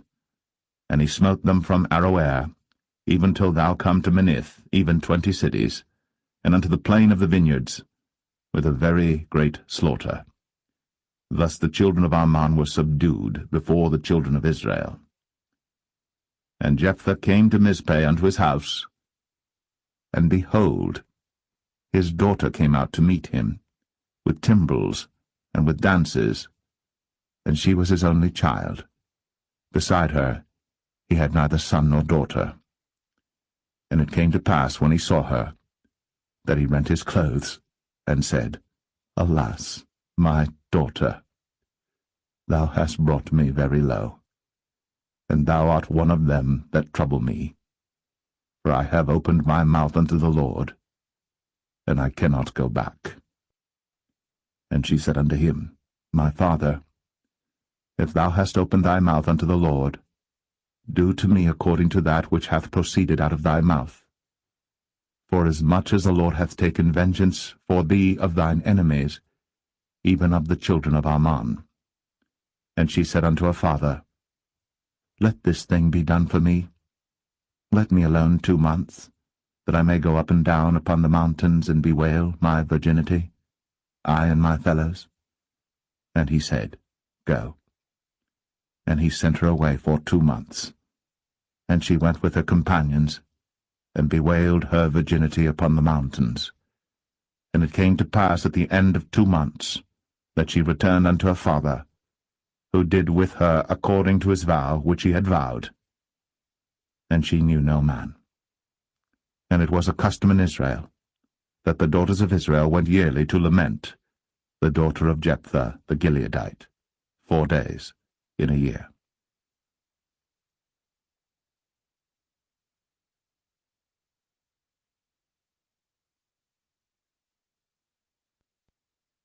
Judges 12. And the men of Ephraim gathered themselves together, and went northward, and said unto Jephthah, Wherefore passedst thou over to fight against the children of Ammon, and didst not call us to go with thee? We will burn thine house upon thee with fire. And Jephthah said unto them, I and my people were at great strife with the children of Ammon. And when I called you, ye delivered me not out of their hands. And when I saw that ye delivered me not, I put my life in my hands, and passed over against the children of Ammon. And the Lord delivered them into my hand. Wherefore then are ye come up unto me this day to fight against me? Then Jephthah gathered together all the men of Gilead, and fought with Ephraim. And the men of Gilead smote Ephraim, because they said, Ye Gileadites are fugitives of Ephraim among the Ephraimites, and among the Manassites. And the Gileadites took the passages of Jordan before the Ephraimites. And it was so that when those Ephraimites which were escaped said, Let me go over, that the men of Gilead said unto him, Art thou an Ephraimite? If he said, Nay. Then said they unto him, Say now, Shibboleth. And he said, Sibboleth, for he could not frame to pronounce it right. Then they took him, and slew him at the passages of Jordan. And there fell at that time of the Ephraimites 42,000. And Jephthah judged Israel 6 years. Then died Jephthah the Gileadite, and was buried in one of the cities of Gilead. And after him Ibzan of Bethlehem judged Israel. And he had 30 sons, and 30 daughters, whom he sent abroad, and took in 30 daughters from abroad for his sons. And he judged Israel 7 years. Then died Ibzan, and was buried at Bethlehem. And after him Elon, a Zebulunite, judged Israel. And he judged Israel 10 years. And Elon the Zebulunite died, and was buried in Ailon in the country of Zebulun. And after him Abdon the son of Hillel, a Pirathonite, judged Israel. And he had 40 sons and 30 nephews, that rode on 70 ass colts. And he judged Israel 8 years. And Abdon the son of Hillel, the Pirathonite, died, and was buried in Pirathon, in the land of Ephraim, in the mount of the Amalekites.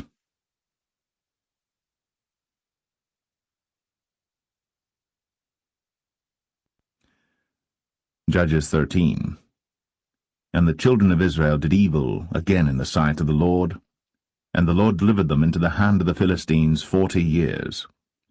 And there was a certain man of Zorah, of the family of the Danites, whose name was Manoah, and his wife was barren, and bare not.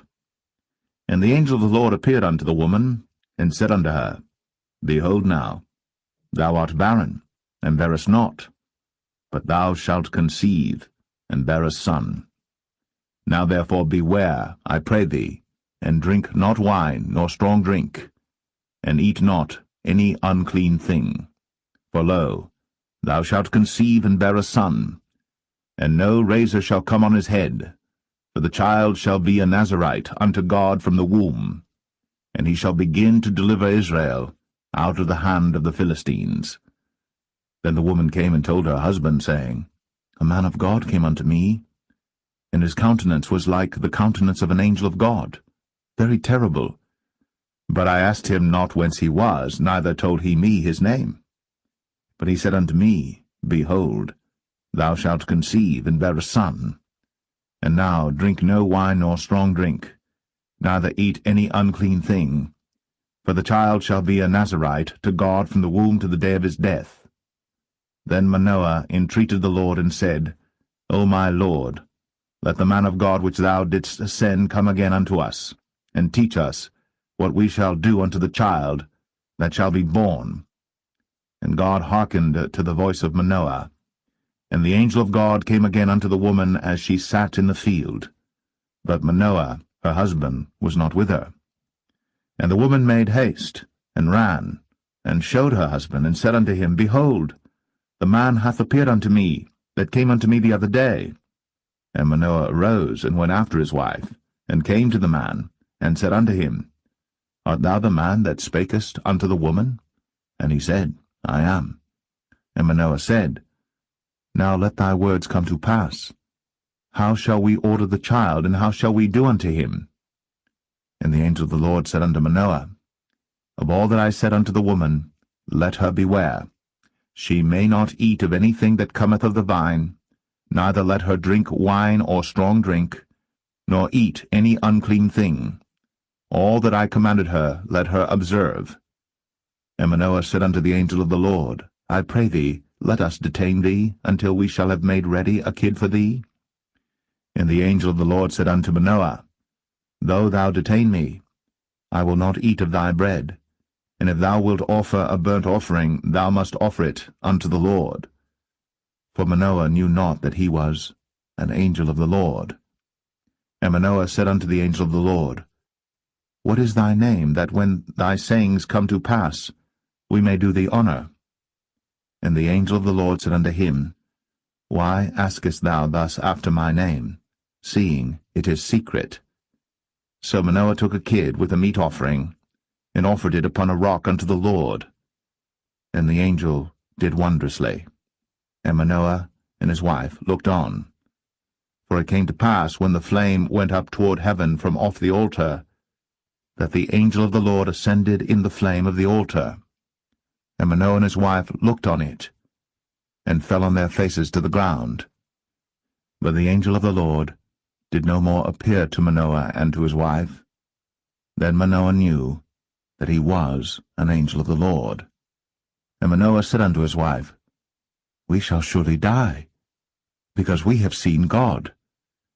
But his wife said unto him, If the Lord were pleased to kill us, he would not have received a burnt offering and a meat offering at our hands, neither would he have shown us all these things, nor would as at this time have told us such things as these.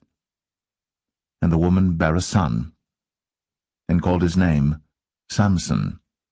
And the child grew, and the Lord blessed him.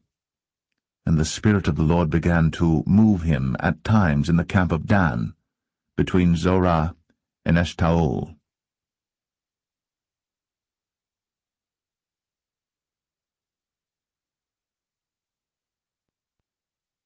Judges 14. And Samson went down to Timnath, and saw a woman in Timnath of the daughters of the Philistines. And he came up and told his father and his mother, and said, I have seen a woman in Timnath of the daughters of the Philistines.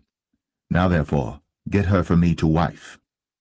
Then his father and his mother said unto him, Is there never a woman among the daughters of thy brethren, or among all my people, that thou goest to take a wife of the uncircumcised Philistines? And Samson said unto his father, Get her for me, for she pleaseth me well.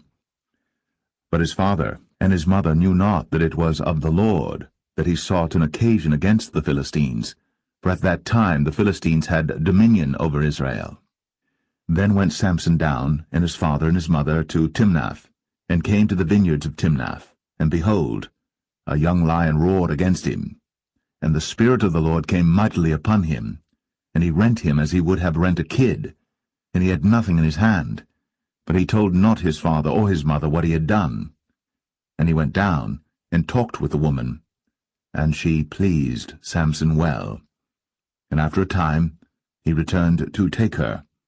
And he turned aside to see the carcass of the lion, and behold, there was a swarm of bees and honey in the carcass of the lion. And he took thereof in his hands, and went on eating, and came to his father and mother, and he gave them, and they did eat.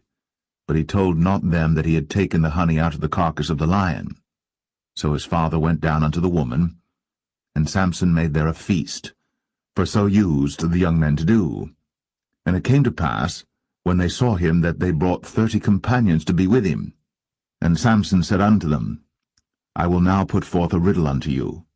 If ye can certainly declare it me within the 7 days of the feast, and find it out, then I will give you 30 sheets, and 30 change of garments. But if ye cannot declare it me, then shall ye give me 30 sheets, and 30 change of garments. And they said unto him, Put forth thy riddle, that we may hear it. And he said unto them, Out of the eater came forth meat, and out of the strong came forth sweetness. And they could not in 3 days expound the riddle. And it came to pass on the 7th day, that they said unto Samson's wife, Entice thy husband, that he may declare unto us the riddle, lest we burn thee, and thy father's house with fire.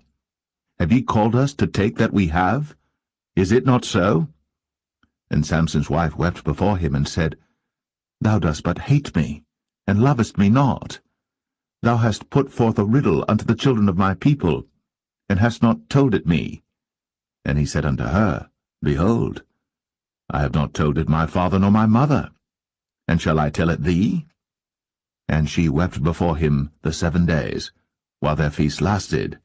And it came to pass on the 7th day, that he told her, because she lay sore upon him, and she told the riddle to the children of her people.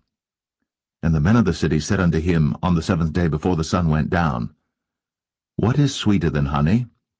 And what is stronger than a lion? And he said unto them, If ye had not plowed with my heifer, ye had not found out my riddle. And the Spirit of the Lord came upon him, and he went down to Ashkelon, and slew 30 men of them, and took their spoil, and gave change of garments unto them which expounded the riddle. And his anger was kindled, and he went up to his father's house.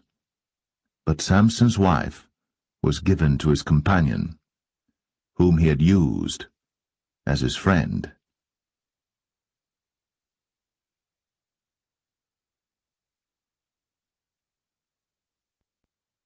Judges 15. But it came to pass within a while after, in the time of wheat harvest, that Samson visited his wife with a kid, and he said, I will go in to my wife into the chamber. But her father would not suffer him to go in. And her father said, I verily thought that thou hadst utterly hated her. Therefore I gave her to thy companion. Is not her younger sister fairer than she? Take her, I pray thee, instead of her. And Samson said concerning them, Now shall I be more blameless than the Philistines, though I do them a displeasure. And Samson went and caught 300 foxes, and took firebrands, and turned tail to tail, and put a firebrand in the midst between 2 tails. And when he had set the brands on fire, he let them go into the standing corn of the Philistines, and burnt up both the shocks, and also the standing corn with the vineyards and olives. Then the Philistines said, Who hath done this? And they answered, Samson, the son-in-law of the Timnite, because he had taken his wife, and given her to his companion. And the Philistines came up, and burnt her and her father with fire. And Samson said unto them, Though ye have done this, yet will I be avenged of you, and after that I will cease. And he smote them hip and thigh with a great slaughter, and he went down and dwelt in the top of the rock Etam. Then the Philistines went up, and pitched in Judah, and spread themselves in Lehi. And the men of Judah said, Why are ye come up against us? And they answered, To bind Samson are we come up, to do to him as he hath done to us. Then 3,000 men of Judah went to the top of the rock Etam, and said to Samson, Knowest thou not that the Philistines are rulers over us? What is this that thou hast done unto us? And he said unto them, As they did unto me, so have I done unto them. And they said unto him, We are come down to bind thee, that we may deliver thee into the hand of the Philistines. And Samson said unto them, Swear unto me, that ye will not fall upon me yourselves. And they spake unto him, saying, No, but we will bind thee fast, and deliver thee into their hand. But surely we will not kill thee. And they bound him with 2 new cords, and brought him up from the rock. And when he came unto Lehi, the Philistines shouted against him, and the Spirit of the Lord came mightily upon him, and the cords that were upon his arms became as flax that was burnt with fire, and his bands loosed from off his hands. And he found a new jawbone of an ass, and put forth his hand, and took it, and slew 1,000 men therewith. And Samson said, With the jawbone of an ass, heaps upon heaps, with the jaw of an ass have I slain 1,000 men. And it came to pass, when he had made an end of speaking, that he cast away the jawbone out of his hand, and called that place Ramath-Lehi. And he was sore athirst, and called on the Lord, and said, Thou hast given this great deliverance into the hand of thy servant, and now shall I die for thirst, and fall into the hand of the uncircumcised? But God clave an hollow place that was in the jaw, and there came water thereout. And when he had drunk, his spirit came again, and he revived. Wherefore he called the name thereof En-Hakkore, which is in Lehi unto this day. And he judged Israel in the days of the Philistines 20 years.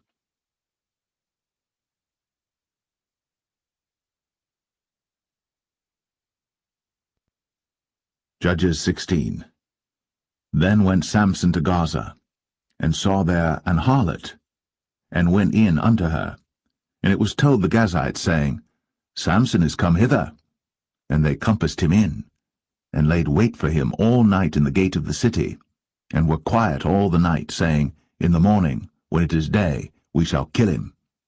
And Samson lay till midnight, and arose at midnight, and took the doors of the gate of the city, and the 2 posts, and went away with them, bar and all, and put them upon his shoulders, and carried them up to the top of an hill that is before Hebron. And it came to pass afterward, that he loved a woman in the valley of Sorek, whose name was Delilah. And the lords of the Philistines came up unto her, and said unto her, Entice him, and see wherein his great strength lieth, and by what means we may prevail against him, that we may bind him to afflict him. And we will give thee every one of us 1,100 pieces of silver. And Delilah said to Samson, Tell me, I pray thee, wherein thy great strength lieth, and wherewith thou mightest be bound to afflict thee? And Samson said unto her, If they bind me with 7 green withs that were never dried, then shall I be weak, and be as another man. Then the lords of the Philistines brought up to her 7 green withs, which had not been dried, and she bound him with them. Now there were men lying in wait, abiding with her in the chamber. And she said unto him, The Philistines be upon thee, Samson. And he brake the withs, as a thread of tow is broken when it toucheth the fire. So his strength was not known. And Delilah said unto Samson, Behold, thou hast mocked me, and told me lies. Now tell me, I pray thee, wherewith thou mightest be bound. And he said unto her, If they bind me fast with new ropes, that never were occupied, then shall I be weak, and be as another man. Delilah therefore took new ropes, and bound him therewith, and said unto him, The Philistines be upon thee, Samson. And there were liers in wait, abiding in the chamber. And he brake them from off his arms like a thread. And Delilah said unto Samson, Hitherto thou hast mocked me, and told me lies. Tell me wherewith thou mightest be bound. And he said unto her, If thou weavest the 7 locks of my head with the web.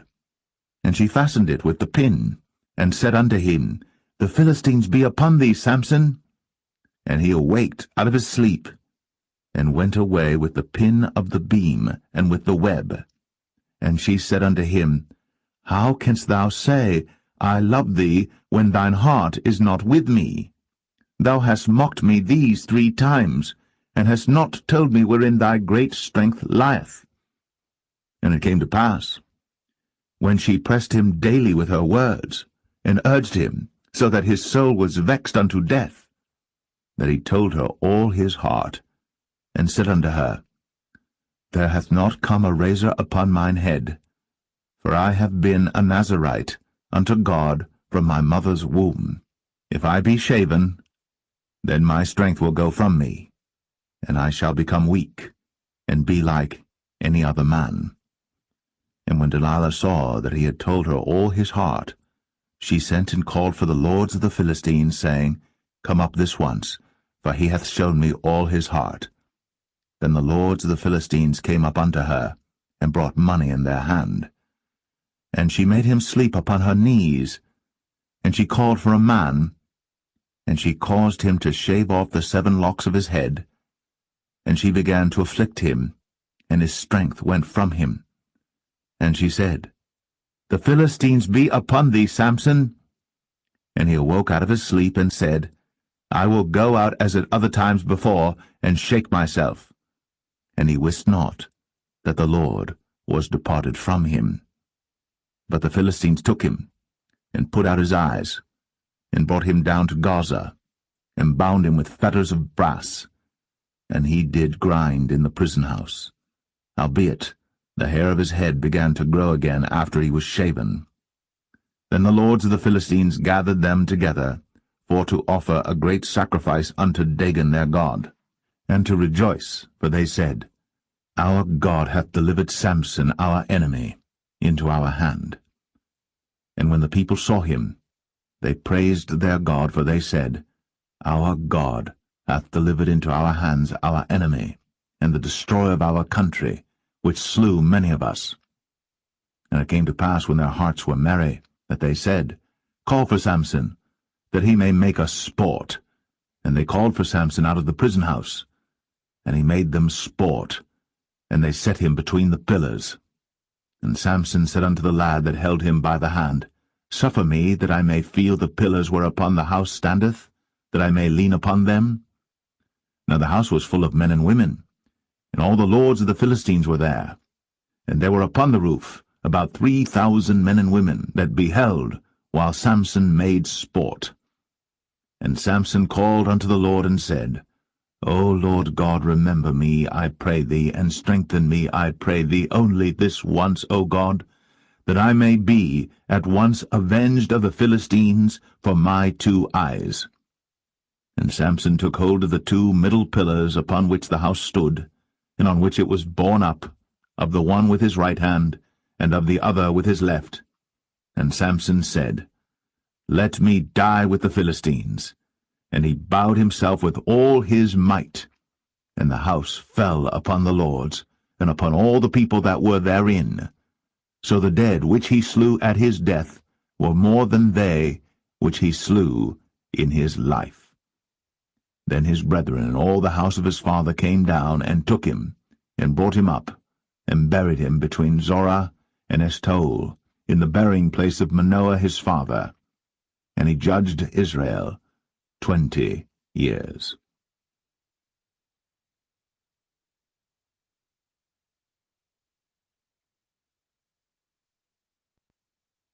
Judges 17.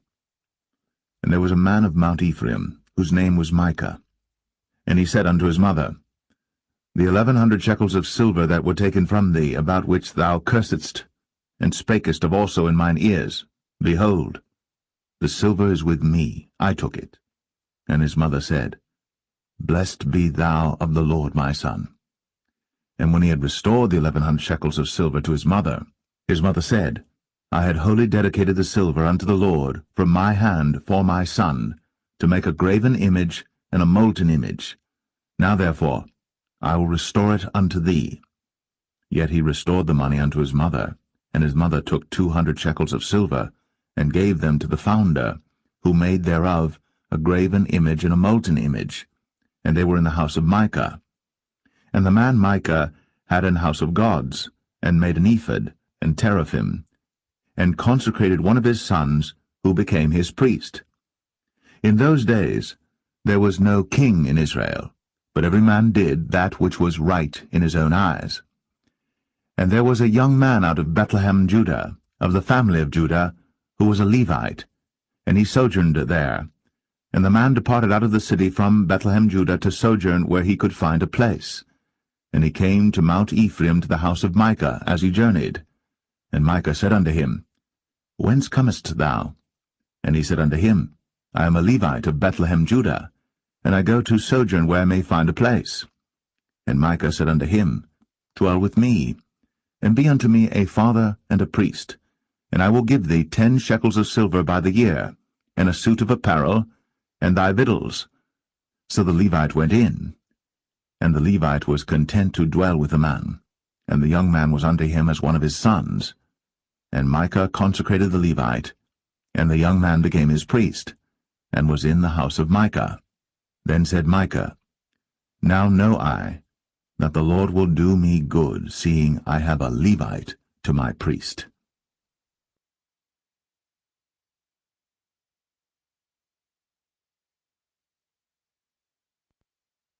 Judges 18. In those days there was no king in Israel, and in those days the tribe of the Danites sought them an inheritance to dwell in. For unto that day all their inheritance had not fallen unto them among the tribes of Israel. And the children of Dan sent of their family 5 men from their coasts, men of valor, from Zorah and from Eshtaol, to spy out the land, and to search it.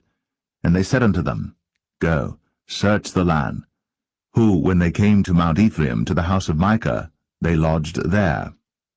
When they were by the house of Micah, they knew the voice of the young man the Levite, and they turned in thither, and said unto him, Who brought thee hither? And what makest thou in this place? And what hast thou here? And he said unto them, Thus and thus dealeth Micah with me, and hath hired me, and I am his priest. And they said unto him, Ask counsel, we pray thee, of God, that we may know whether our way which we go shall be prosperous. And the priest said unto them, Go in peace, before the Lord is your way wherein ye go. Then the 5 men departed, and came to Laish, and saw the people that were therein, how they dwelt careless, after the manner of the Zidonians, quiet and secure, and there was no magistrate in the land that might put them to shame in any thing. And they were far from the Zidonians, and had no business with any man. And they came unto their brethren to Zoar and Eshtaol, and their brethren said unto them, What say ye? And they said, Arise, that we may go up against them. For we have seen the land, and behold, it is very good. And are ye still? Be not slothful to go, and to enter to possess the land. When ye go, ye shall come unto a people secure, and to a large land, for God hath given it into your hands, a place where there is no want of anything that is in the earth. And there went from thence of the family of the Danites, out of Zorah and out of Eshtaol, 600 men appointed with weapons of war. And they went up and pitched in Kirjath-jearim, in Judah, wherefore they called that place Mahane Dan unto this day. Behold, it is behind Kirjath-jearim. And they passed thence unto Mount Ephraim, and came unto the house of Micah. Then answered the 5 men that went to spy out the country of Laish, and said unto their brethren, Do ye know that there is in these houses an ephod, and teraphim, and a graven image, and a molten image? Now therefore consider what ye have to do. And they turned thitherward, and came to the house of the young man the Levite, even unto the house of Micah, and saluted him. And the 600 men appointed with their weapons of war, which were of the children of Dan, stood by the entering of the gate. And the 5 men that went to spy out the land went up, and came in thither, and took the graven image, and the ephod, and the teraphim, and the molten image. And the priest stood in the entering of the gate with the 600 men that were appointed with weapons of war. And these went into Micah's house, and fetched the carved image, the ephod, and the teraphim, and the molten image. Then said the priest unto them, What do ye? And they said unto him, Hold thy peace, lay thine hand upon thy mouth, and go with us, and be to us a father and a priest. Is it better for thee to be a priest unto the house of one man, or that thou be a priest unto a tribe and a family in Israel? And the priest's heart was glad, and he took the ephod, and the teraphim, and the graven image, and went in the midst of the people. So they turned, and departed, and put the little ones and the cattle in the carriage before them. And when they were a good way from the house of Micah, the men that were in the houses near to Micah's house were gathered together, and overtook the children of Dan. And they cried unto the children of Dan, And they turned their faces, and said unto Micah, What aileth thee, that thou comest with such a company? And he said, Ye have taken away my gods which I made, and the priest and ye are gone away. And what have I more? And what is this that ye say unto me? What aileth thee? And the children of Dan said unto him, Let not thy voice be heard among us, lest angry fellows run upon thee, and thou lose thy life, with the lives of thy household. And the children of Dan went their way. And when Micah saw that they were too strong for him, he turned, and went back unto his house. And they took the things which Micah had made, and the priest which he had, and came unto Laish, unto a people that were at quiet and secure. And they smote them with the edge of the sword, and burnt the city with fire. And there was no deliverer, because it was far from Zidon, and they had no business with any man. And it was in the valley that lieth by Beth-rehob, and they built a city, and dwelt therein. And they called the name of the city Dan, after the name of Dan their father, who was born unto Israel. Howbeit, the name of the city was Laish at the first. And the children of Dan set up the graven image, and Jonathan the son of Gershom, the son of Manasseh, he and his sons were priests to the tribe of Dan, until the day of the captivity of the land. And they set them up, Micah's graven image, which he made, all the time that the house of God was in Shiloh.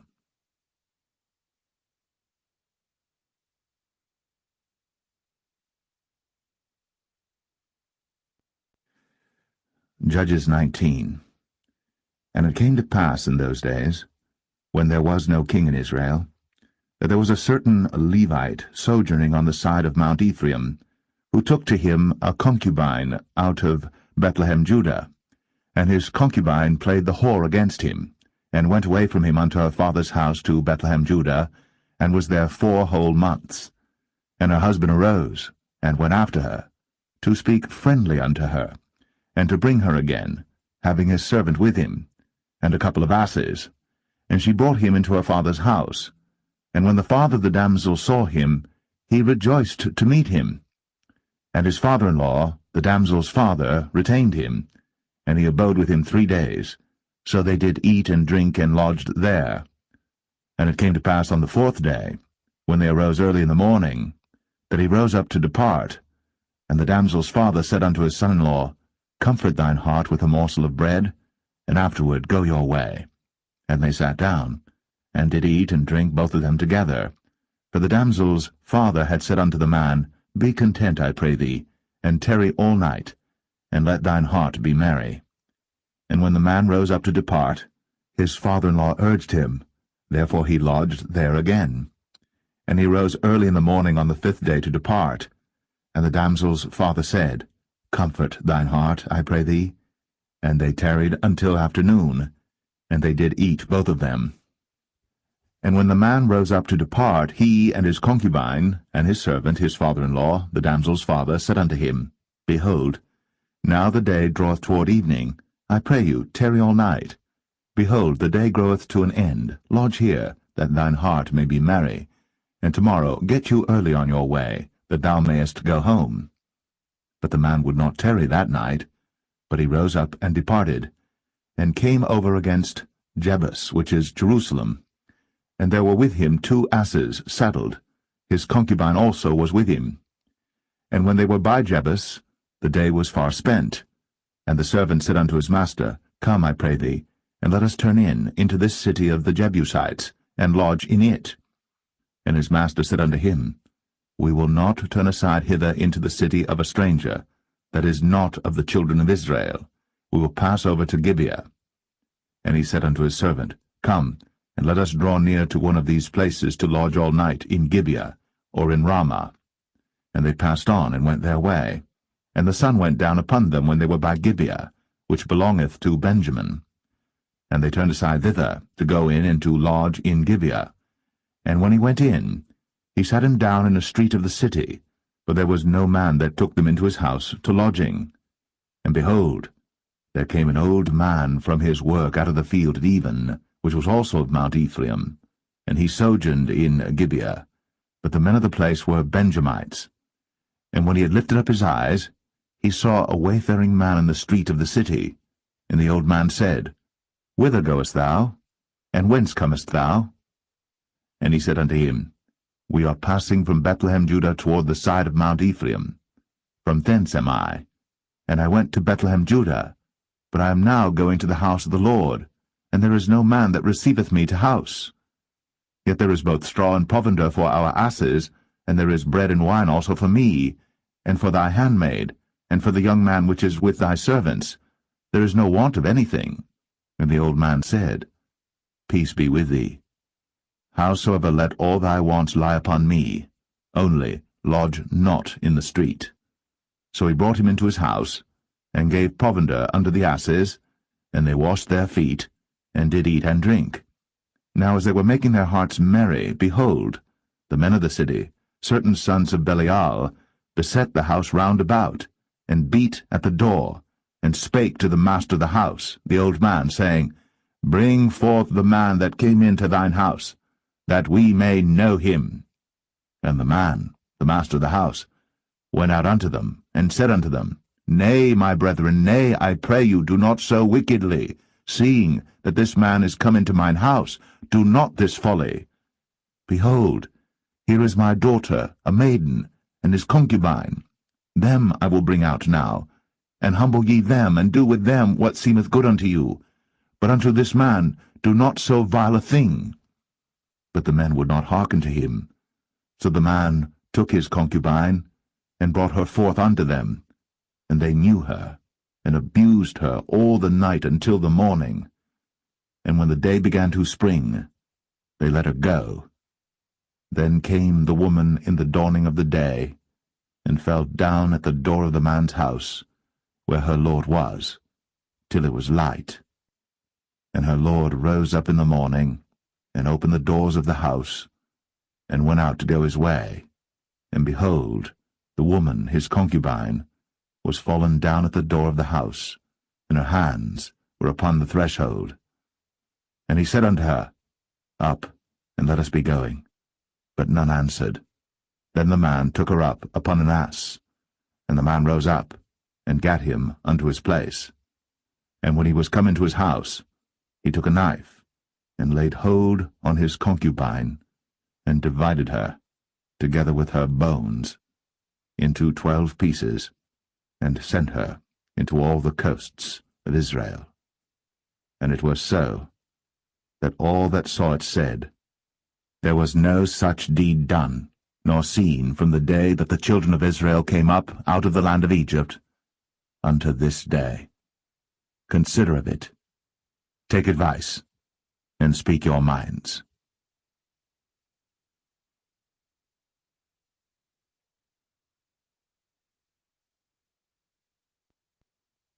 Judges 20. Then all the children of Israel went out, and the congregation was gathered together as one man, from Dan even to Beersheba, with the land of Gilead, unto the Lord in Mizpeh. And the chief of all the people, even of all the tribes of Israel, presented themselves in the assembly of the people of God, 400,000 footmen that drew sword. Now the children of Benjamin heard that the children of Israel were gone up to Mizpeh. Then said the children of Israel, Tell us, how was this wickedness? And the Levite, the husband of the woman that was slain, answered and said, I came into Gibeah, that belongeth to Benjamin, I and my concubine, to lodge. And the men of Gibeah rose against me, and beset the house round about upon me by night, and thought to have slain me, and my concubine have they forced, that she is dead. And I took my concubine, and cut her in pieces, and sent her throughout all the country of the inheritance of Israel, for they have committed lewdness and folly in Israel. Behold, ye are all children of Israel, give here your advice and counsel. And all the people arose as one man, saying, We will not any of us go to his tent, neither will we any of us turn into his house. But now this shall be the thing which we will do to Gibeah. We will go up by lot against it. And we will take 10 men of 100 throughout all the tribes of Israel, and 100 of 1,000, and 1,000 out of 10,000, to fetch victual for the people, that they may do, when they come to Gibeah of Benjamin, according to all the folly that they have wrought in Israel. So all the men of Israel were gathered against the city, knit together as one man. And the tribes of Israel sent men through all the tribe of Benjamin, saying, What wickedness is this that is done among you? Now therefore, deliver us the men, the children of Belial, which are in Gibeah, that we may put them to death, and put away evil from Israel. But the children of Benjamin would not hearken to the voice of their brethren, the children of Israel. But the children of Benjamin gathered themselves together out of the cities unto Gibeah, to go out to battle against the children of Israel. And the children of Benjamin were numbered at that time out of the cities 26,000 men that drew sword, beside the inhabitants of Gibeah, which were numbered 700 chosen men. Among all this people there were 700 chosen men left-handed. Every one could sling stones at an hairbreadth, and not miss. And the men of Israel beside Benjamin were numbered 400,000 men that drew sword. All these were men of war. And the children of Israel arose, and went up to the house of God, and asked counsel of God, and said, Which of us shall go up first to the battle against the children of Benjamin?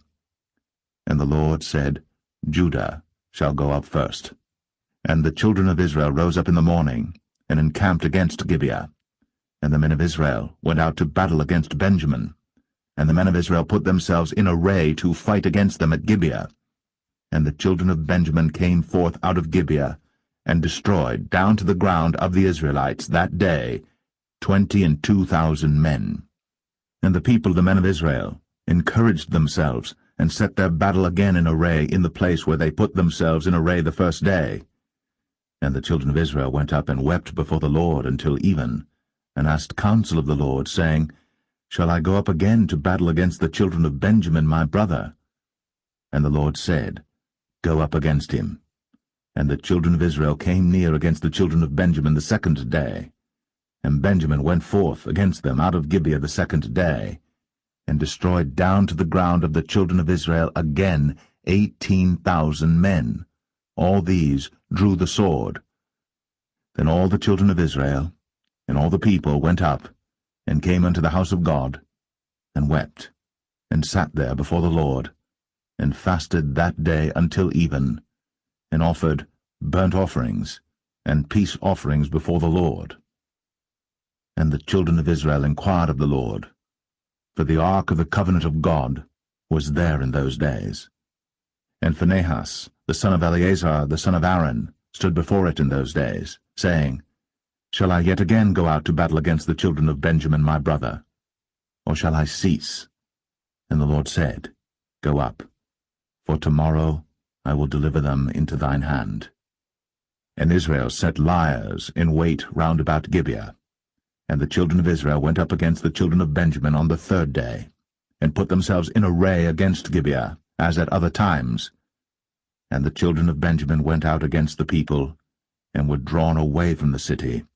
And they began to smite of the people, and kill, as at other times, in the highways, of which one goeth up to the house of God, and the other to Gibeah in the field, about 30 men of Israel. And the children of Benjamin said, They are smitten down before us, as at the first. But the children of Israel said, Let us flee, and draw them from the city unto the highways. And all the men of Israel rose up out of their place, and put themselves in array at Baal-Tamar. And the liers in wait of Israel came forth out of their places, even out of the meadows of Gibeah. And there came against Gibeah 10,000 chosen men out of all Israel. And the battle was sore, but they knew not that evil was near them. And the Lord smote Benjamin before Israel. And the children of Israel destroyed of the Benjamites that day 25,000 and 100 men. All these drew the sword. So the children of Benjamin saw that they were smitten. For the men of Israel gave place to the Benjamites, because they trusted unto the liers in wait, which they had set beside Gibeah. And the liers in wait hasted, and rushed upon Gibeah. And the liers in wait drew themselves along, and smote all the city with the edge of the sword. Now there was an appointed sign between the men of Israel and the liers in wait, that they should make a great flame with smoke rise up out of the city. And when the men of Israel retired in the battle, Benjamin began to smite and kill of the men of Israel about 30 persons, for they said, Surely they are smitten down before us, as in the first battle. But when the flame began to arise up out of the city with a pillar of smoke, the Benjamites looked behind them, and behold, the flame of the city ascended up to heaven. And when the men of Israel turned again, the men of Benjamin were amazed, for they saw that evil was come upon them. Therefore they turned their backs before the men of Israel unto the way of the wilderness. But the battle overtook them, and them which came out of the cities they destroyed in the midst of them. Thus they enclosed the Benjamites round about, and chased them, and trod them down with ease over against Gibeah toward the sunrising. And there fell of Benjamin 18,000 men. All these were men of valor. And they turned and fled toward the wilderness, unto the rock of Rimmon. And they gleaned of them in the highways 5,000 men, and pursued hard after them unto Kidom, and slew 2,000 men of them. So that all which fell that day of Benjamin were 25,000 men that drew the sword. All these were men of valor. But 600 men turned and fled to the wilderness unto the rock Rimmon, and abode in the rock Rimmon 4 months. And the men of Israel turned again upon the children of Benjamin, and smote them with the edge of the sword, as well the men of every city as the beast, and all that came to hand. Also they set on fire all the cities that they came to.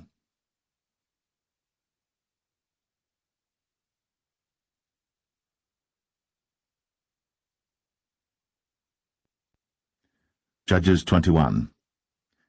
Now the men of Israel had sworn in Mizpeh, saying, There shall not any of us give his daughter unto Benjamin to wife. And the people came to the house of God, and abode there till even before God, and lifted up their voices, and wept sore, and said, O Lord God of Israel, why is this come to pass in Israel, that there should be today one tribe lacking in Israel? And it came to pass on the morrow, that the people rose early, and built there an altar, and offered burnt offerings and peace offerings. And the children of Israel said, Who is there among all the tribes of Israel that came not up with the congregation unto the Lord? For they had made a great oath concerning him that came not up to the Lord to Mizpeh, saying, He shall surely be put to death. And the children of Israel repented them for Benjamin their brother, and said, There is one tribe cut off from Israel this day. How shall we do for wives for them that remain, seeing we have sworn by the Lord that we will not give them of our daughters to wives? And they said, What one is there of the tribes of Israel that came not up to Mizpeh to the Lord? And behold, there came none to the camp from Jabesh Gilead to the assembly. For the people were numbered, and behold, there were none of the inhabitants of Jabesh Gilead there. And the congregation sent thither 12,000 men, of the valiantest, and commanded them, saying, Go, and smite the inhabitants of Jabesh Gilead with the edge of the sword, with the women and the children. And this is the thing that ye shall do.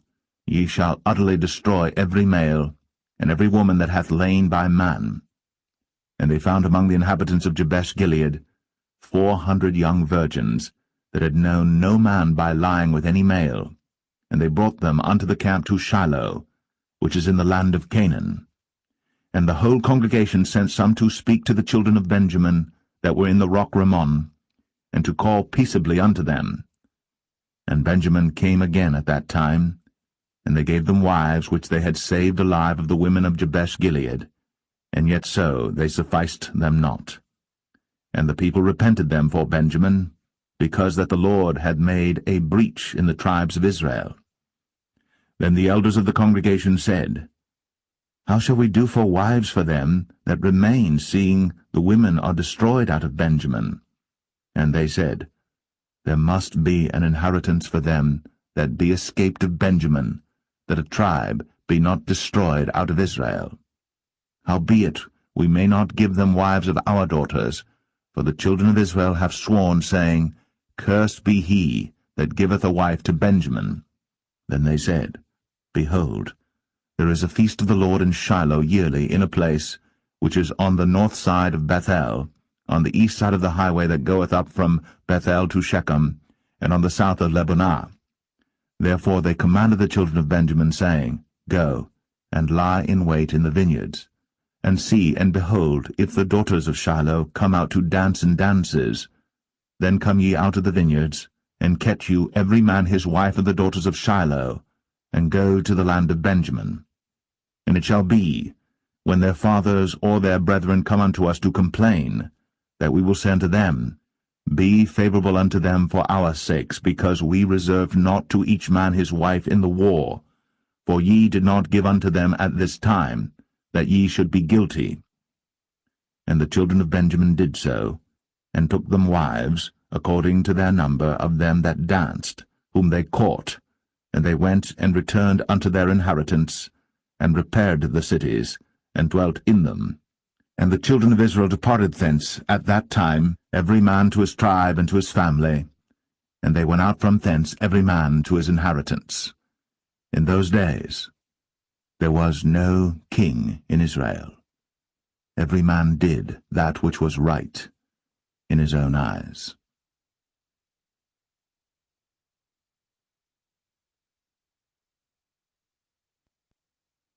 The Book of Ruth, Chapter 1. Now it came to pass in the days when the judges ruled, that there was a famine in the land, and a certain man of Bethlehem, Judah, went to sojourn in the country of Moab, he and his wife, and his 2 sons. And the name of the man was Elimelech, and the name of his wife Naomi, and the name of his 2 sons Mahlon and Chilion, Ephrathites of Bethlehem, Judah. And they came into the country of Moab, and continued there. And Elimelech, Naomi's husband, died, and she was left, and her 2 sons. And they took them wives of the women of Moab. The name of the one was Orpah, and the name of the other Ruth, and they dwelled there about 10 years. And Mahlon and Chilion died also, both of them, and the woman was left of her 2 sons and her husband. Then she arose with her daughters-in-law, that she might return from the country of Moab, for she had heard in the country of Moab how that the Lord had visited his people in giving them bread.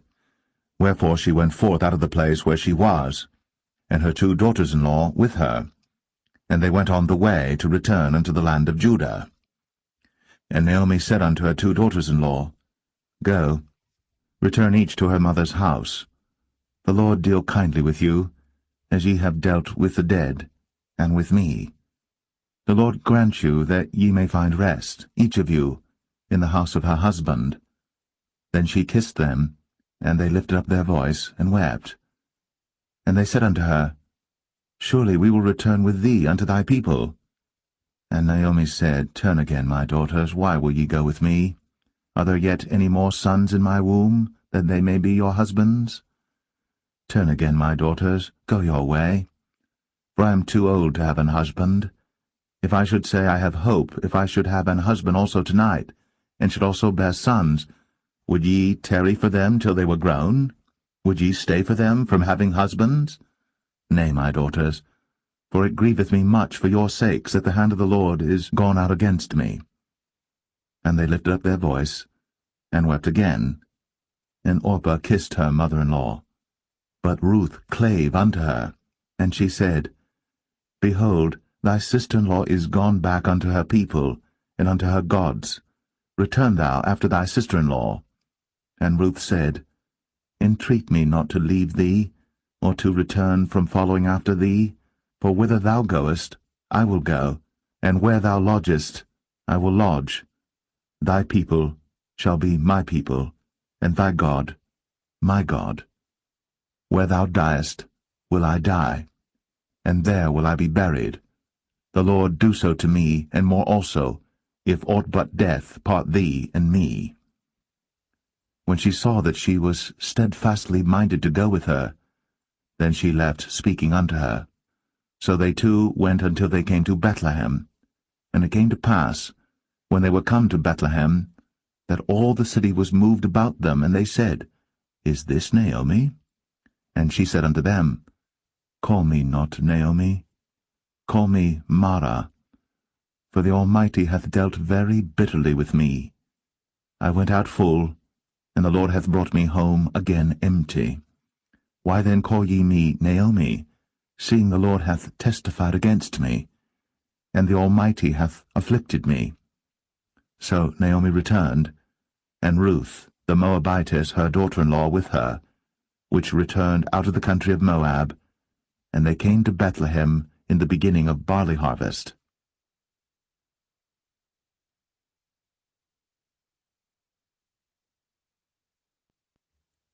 Ruth 2. And Naomi had a kinsman of her husband's, a mighty man of wealth, of the family of Elimelech, and his name was Boaz. And Ruth the Moabitess said unto Naomi, Let me now go to the field, and glean ears of corn after him in whose sight I shall find grace. And she said unto her, Go, my daughter. And she went and came and gleaned in the field after the reapers, and her hap was to light on a part of the field belonging unto Boaz, who was of the kindred of Elimelech. And behold, Boaz came from Bethlehem, and said unto the reapers, The Lord be with you. And they answered him, The Lord bless thee. Then said Boaz unto his servant that was set over the reapers, Whose damsel is this? And the servant that was set over the reapers answered and said, It is the Moabitish damsel that came back with Naomi out of the country of Moab. And she said, I pray you, let me glean and gather after the reapers among the sheaves.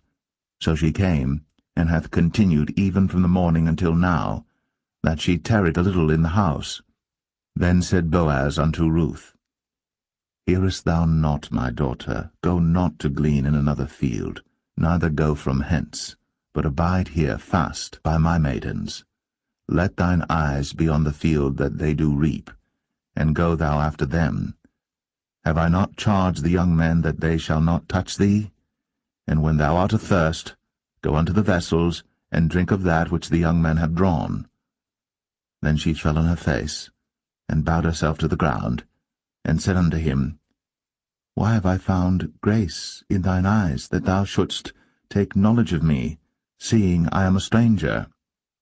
And Boaz answered and said unto her, It hath fully been shown me all that thou hast done unto thy mother-in-law since the death of thine husband, and how thou hast left thy father and thy mother, and the land of thy nativity, and art come unto a people which thou knewest not heretofore. The Lord recompense thy work, and a full reward be given thee of the Lord God of Israel, under whose wings thou art come to trust. Then she said, Let me find favour in thy sight, my Lord, for that thou hast comforted me, and for that thou hast spoken friendly unto thine handmaid, though I be not like unto one of thine handmaidens. And Boaz said unto her, At mealtime come thou hither, and eat of the bread, and dip thy morsel in the vinegar. And she sat beside the reapers, and he reached her parched corn, and she did eat, and was sufficed, and left. And when she was risen up to glean, Boaz commanded his young men, saying, Let her glean even among the sheaves, and reproach her not. And let fall also some of the handfuls of purpose for her, and leave them, that she may glean them, and rebuke her not. So she gleaned in the field until even, and beat out that she had gleaned, and it was about an ephah of barley. And she took it up, and went into the city, and her mother-in-law saw what she had gleaned, and she brought forth, and gave to her that she had reserved after she was sufficed. And her mother-in-law said unto her, Where hast thou gleaned today? And where wroughtest thou? Blessed be he that did take knowledge of thee. And she showed her mother-in-law with whom she had wrought, and said, The man's name with whom I wrought today is Boaz. And Naomi said unto her daughter-in-law, Blessed be he of the Lord, who hath not left off his kindness to the living and to the dead. And Naomi said unto her, The man is near of kin unto us, one of our next kinsmen. And Ruth, the Moabitess, said, He said unto me also, Thou shalt keep fast by my young men, until they have ended all my harvest. And Naomi said unto Ruth her daughter-in-law, It is good, my daughter, that thou go out with his maidens, that they meet thee not in any other field. So she kept fast by the maidens of Boaz to glean unto the end of barley harvest and of wheat harvest, and dwelt with her mother-in-law.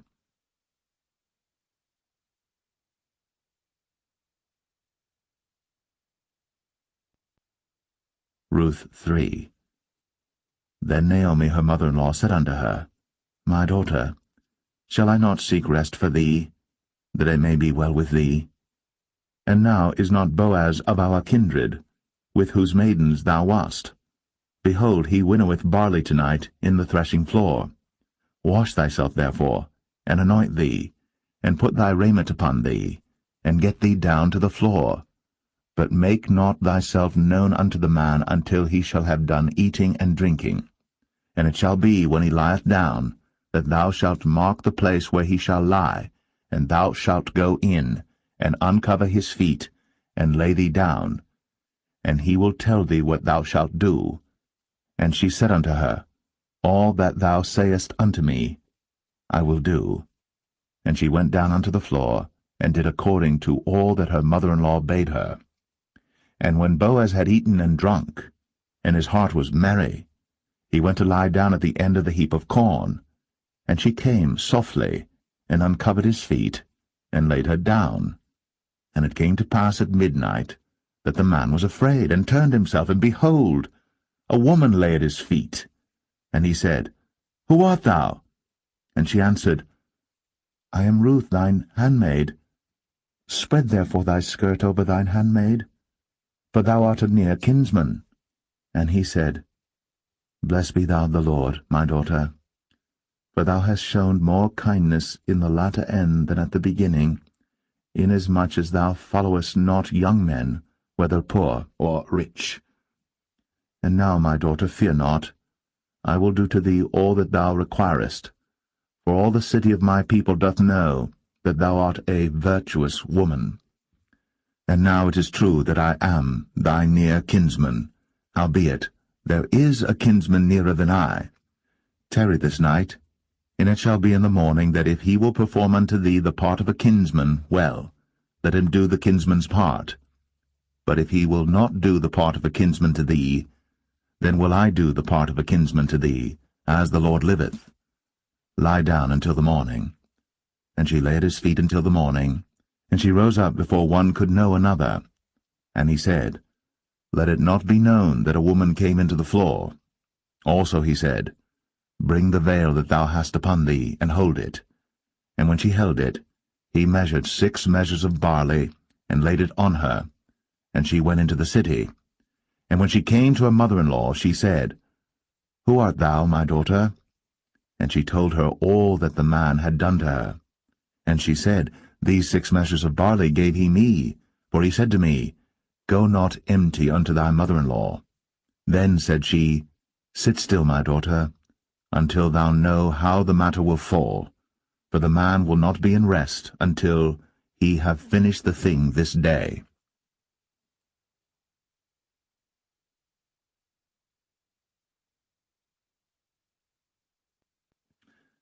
Ruth 4.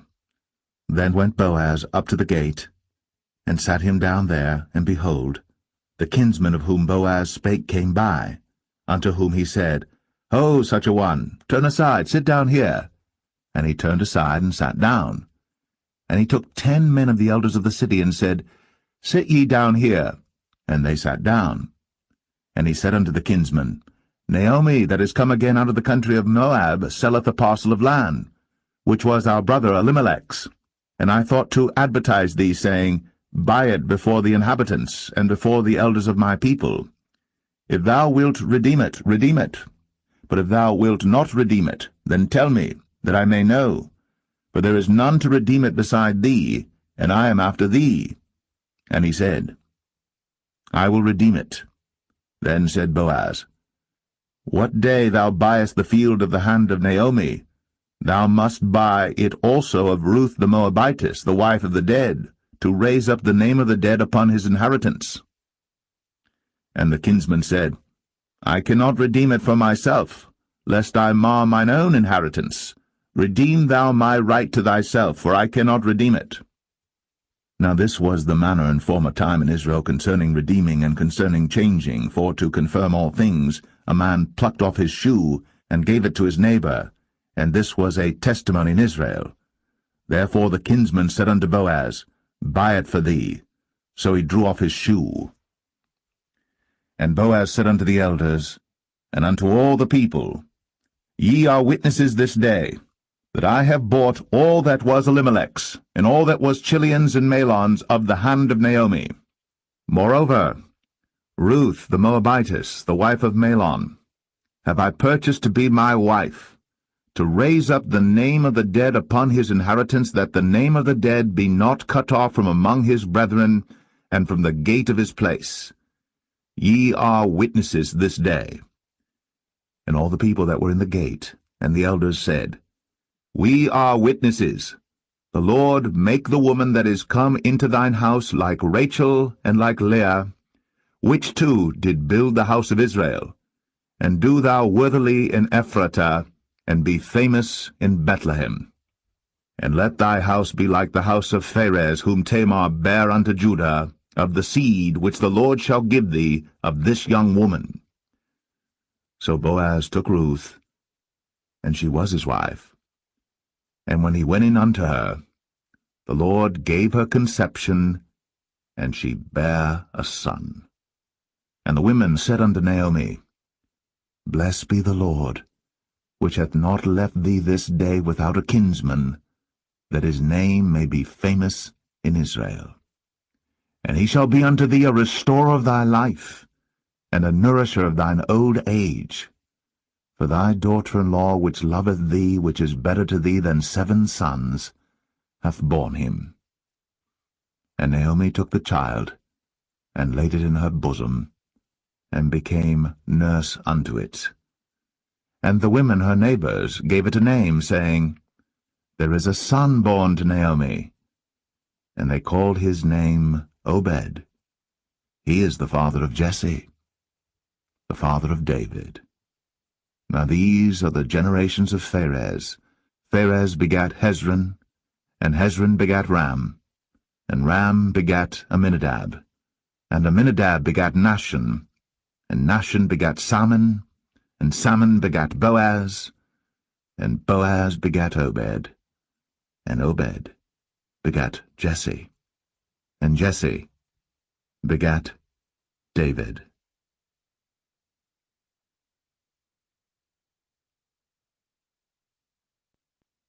The first book of Samuel, chapter 1.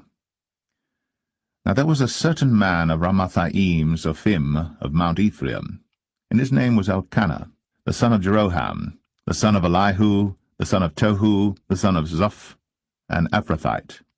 And he had 2 wives. The name of the one was Hannah, and the name of the other was Peninnah. And Peninnah had children, but Hannah had no children. And this man went up out of his city yearly to worship and to sacrifice unto the Lord of hosts in Shiloh. And the 2 sons of Eli, Hophni and Phinehas, the priests of the Lord, were there. And when the time was that Elkanah offered, he gave to Peninnah his wife and to all her sons and her daughters portions. But unto Hannah he gave a worthy portion, for he loved Hannah. But the Lord had shut up her womb. And her adversary also provoked her sore, for to make her fret, because the Lord had shut up her womb. And as he did so year by year, when she went up to the house of the Lord, so she provoked her. Therefore she wept, and did not eat. Then said Elkanah her husband to her, Hannah, why weepest thou? And why eatest thou not? And why is thy heart grieved? Am not I better to thee than 10 sons? So Hannah rose up after they had eaten in Shiloh, and after they had drunk. Now Eli the priest sat upon a seat by a post of the temple of the Lord. And she was in bitterness of soul, and prayed unto the Lord, and wept sore. And she vowed a vow, and said, O Lord of hosts, if thou wilt indeed look on the affliction of thine handmaid, and remember me, and not forget thine handmaid, but wilt give unto thine handmaid a man-child, then I will give him unto the Lord all the days of his life, and there shall no razor come upon his head. And it came to pass, as she continued praying before the Lord, that Eli marked her mouth. Now Hannah, she spake in her heart, only her lips moved, but her voice was not heard. Therefore Eli thought she had been drunken. And Eli said unto her, How long wilt thou be drunken? Put away thy wine from thee. And Hannah answered and said, No, my lord, I am a woman of a sorrowful spirit. I have drunk neither wine nor strong drink, but have poured out my soul before the Lord. Count not thine handmaid for a daughter of Belial, for out of the abundance of my complaint and grief have I spoken hitherto. Then Eli answered and said, Go in peace, and the God of Israel grant thee thy petition that thou hast asked of him. And she said, Let thine handmaid find grace in thy sight. So the woman went her way, and did eat, and her countenance was no more sad. And they rose up in the morning early, and worshipped before the Lord, and returned, and came to their house to Ramah. And Elkanah knew Hannah his wife, and the Lord remembered her. Wherefore it came to pass, when the time was come about after Hannah had conceived, that she bare a son, and called his name Samuel, saying, Because I have asked him of the Lord. And the man Elkanah and all his house went up to offer unto the Lord the yearly sacrifice and his vow. But Hannah went not up. For she said unto her husband, I will not go up until the child be weaned, and then I will bring him, that he may appear before the Lord, and there abide for ever. And Elkanah her husband said unto her, Do what seemeth thee good. Tarry until thou have weaned him. Only the Lord establish his word. So the woman abode, and gave her son suck, until she weaned him. And when she had weaned him, she took him up with her, with 3 bullocks, and 1 ephah of flour, and a bottle of wine, and brought him unto the house of the Lord in Shiloh. And the child was young. And they slew a bullock, and brought the child to Eli. And she said, O my Lord, as thy soul liveth, my Lord, I am the woman that stood by thee here, praying unto the Lord. For this child I prayed, and the Lord hath given me my petition, which I asked of him. Therefore also I have lent him to the Lord. As long as he liveth, he shall be lent to the Lord. And he worshipped the Lord there.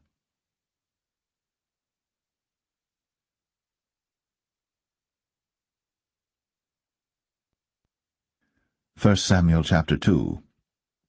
And Hannah prayed and said, My heart rejoiceth in the Lord. Mine horn is exalted in the Lord. My mouth is enlarged over mine enemies, because I rejoice in thy salvation. There is none holy as the Lord, for there is none beside thee, neither is there any rock like our God. Talk no more so exceeding proudly. Let not arrogancy come out of your mouth. For the Lord is a God of knowledge, and by him actions are weighed. The bows of the mighty men are broken, and they that stumbled are girded with strength. They that were full have hired out themselves for bread, and they that were hungry ceased, so that the barren hath borne 7, and she that hath many children is waxed feeble. The Lord killeth, and maketh alive. He bringeth down to the grave, and bringeth up. The Lord maketh poor, and maketh rich. He bringeth low, and lifteth up. He raiseth up the poor out of the dust, and lifteth up the beggar from the dunghill, to set them among princes, and to make them inherit the throne of glory. For the pillars of the earth are the Lord's, and he hath set the world upon them. He will keep the feet of his saints, and the wicked shall be silent in darkness, for by strength shall no man prevail. The adversaries of the Lord shall be broken to pieces. Out of heaven shall he thunder upon them. The Lord shall judge the ends of the earth, and he shall give strength unto his king, and exalt the horn of his anointed. And Elkanah went to Ramah to his house, and the child did minister unto the Lord before Eli the priest. Now the sons of Eli were sons of Belial. They knew not the Lord. And the priest's custom with the people was, that when any man offered sacrifice, the priest's servant came, while the flesh was in seething, with a flesh hook of 3 teeth in his hand, and he struck it into the pan or kettle or cauldron or pot. All that the flesh hook brought up, the priest took for himself. So they did in Shiloh unto all the Israelites that came thither. Also before they burnt the fat, the priest's servant came and said to the man that sacrificed, Give flesh to roast for the priest, for he will not have sodden flesh of thee, but raw.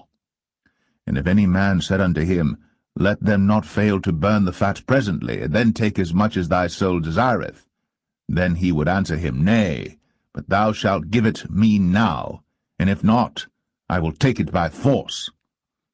Wherefore the sin of the young men was very great before the Lord, for men abhorred the offering of the Lord. But Samuel ministered before the Lord, being a child, girded with a linen ephod. Moreover, his mother made him a little coat, and brought it to him from year to year, when she came up with her husband to offer the yearly sacrifice. And Eli blessed Elkanah and his wife, and said, The Lord give thee seed of this woman for the loan which is lent to the Lord. And they went unto their own home. And the Lord visited Hannah, so that she conceived, and bare 3 sons and 2 daughters. And the child Samuel grew before the Lord. Now Eli was very old, and heard all that his sons did unto all Israel, and how they lay with the women that assembled at the door of the tabernacle of the congregation. And he said unto them, Why do ye such things? For I hear of your evil dealings by all this people. Nay, my sons, for it is no good report that I hear. Ye make the Lord's people to transgress. If one man sin against another, the judge shall judge him. But if a man sin against the Lord, who shall entreat for him? Notwithstanding, they hearkened not unto the voice of their father, because the Lord would slay them. And the child Samuel grew on, and was in favor both with the Lord and also with men. And there came a man of God unto Eli, and said unto him, Thus saith the Lord, Did I plainly appear unto the house of thy father, when they were in Egypt, in Pharaoh's house? And did I choose him out of all the tribes of Israel to be my priest, to offer upon mine altar, to burn incense, to wear an ephod before me? And did I give unto the house of thy father all the offerings made by fire of the children of Israel? Wherefore kick ye at my sacrifice and at mine offering, which I have commanded in my habitation, and honourest thy sons above me, to make yourselves fat with the chiefest of all the offerings of Israel my people? Wherefore the Lord God of Israel saith, I said indeed that thy house and the house of thy father should walk before me for ever. But now the Lord saith, Be it far from me, for them that honour me I will honour, and they that despise me shall be lightly esteemed. Behold, the days come that I will cut off thine arm, and the arm of thy father's house, that there shall not be an old man in thine house. And thou shalt see an enemy in my habitation, in all the wealth which God shall give Israel. And there shall not be an old man in thine house for ever. And the man of thine whom I shall not cut off from mine altar shall be to consume thine eyes and to grieve thine heart, and all the increase of thine house shall die in the flower of their age. And this shall be a sign unto thee, that shall come upon thy two sons, on Hophni and Phinehas, in one day. They shall die, both of them. And I will raise me up a faithful priest, that shall do according to that which is in mine heart and in my mind. And I will build him a sure house, and he shall walk before mine anointed forever. And it shall come to pass, that every one that is left in thine house shall come and crouch to him for a piece of silver and a morsel of bread, and shall say, Put me, I pray thee, into one of the priest's offices, that I may eat a piece of bread.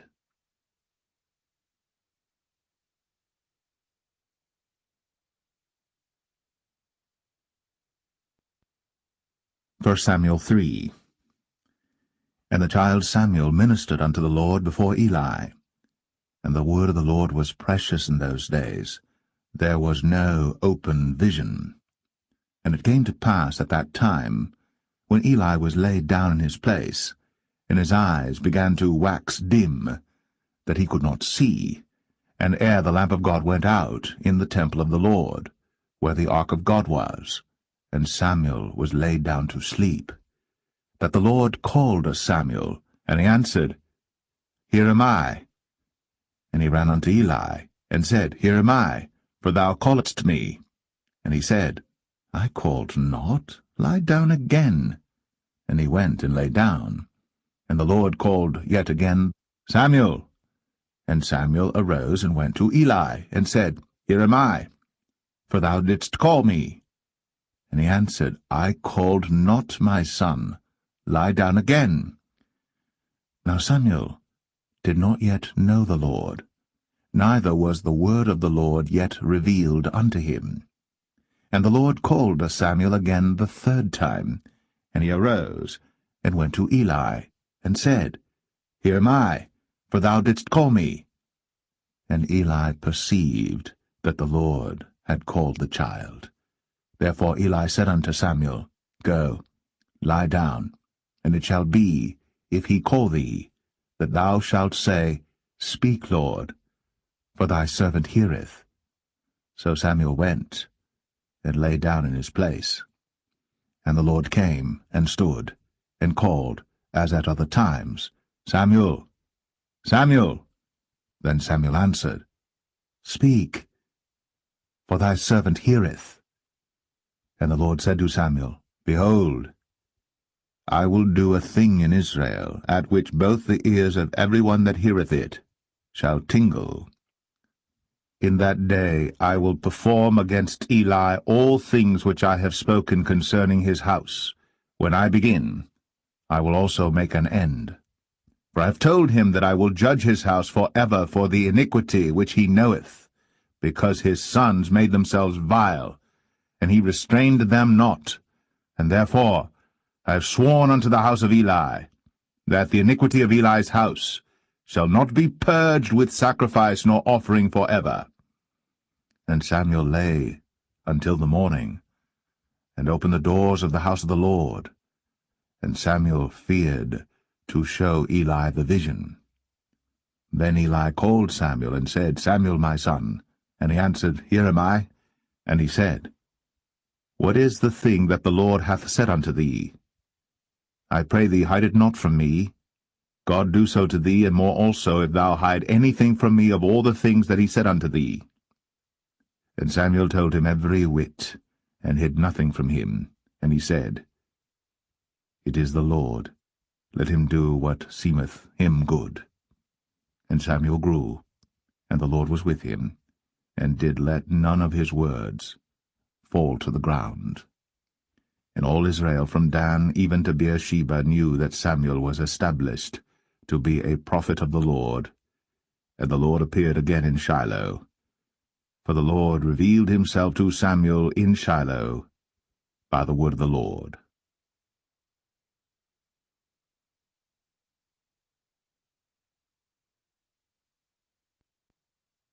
1 Samuel 4. And the word of Samuel came to all Israel.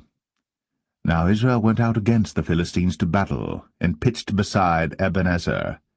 And the Philistines pitched in Aphek. And the Philistines put themselves in array against Israel. And when they joined battle, Israel was smitten before the Philistines, and they slew of the army in the field about 4,000 men.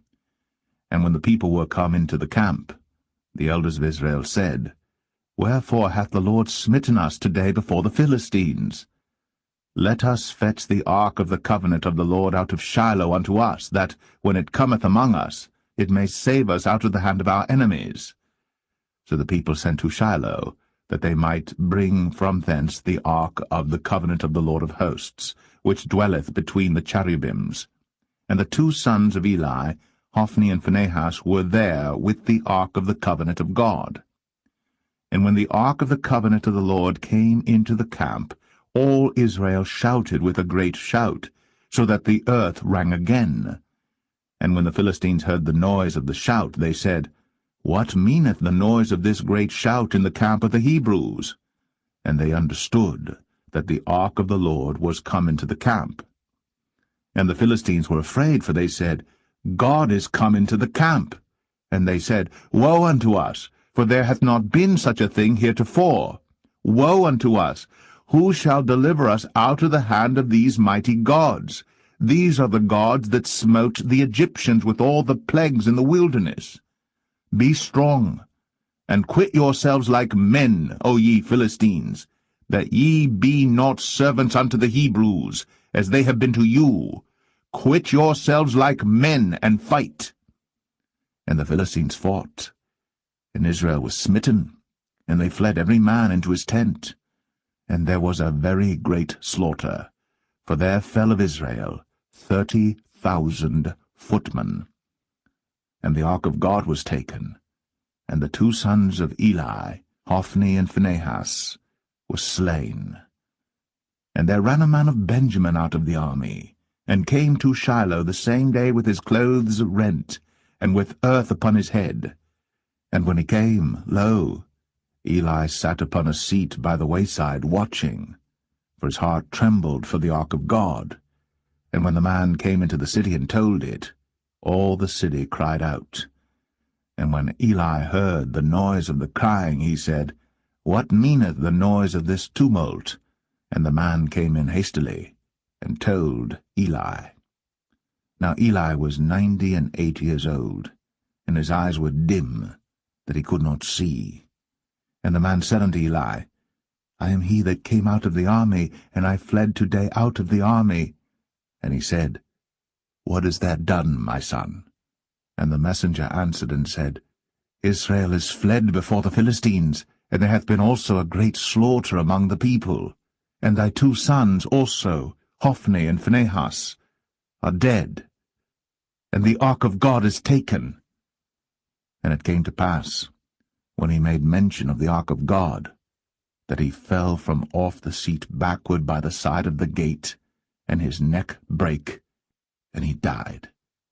For he was an old man, and heavy, and he had judged Israel 40 years.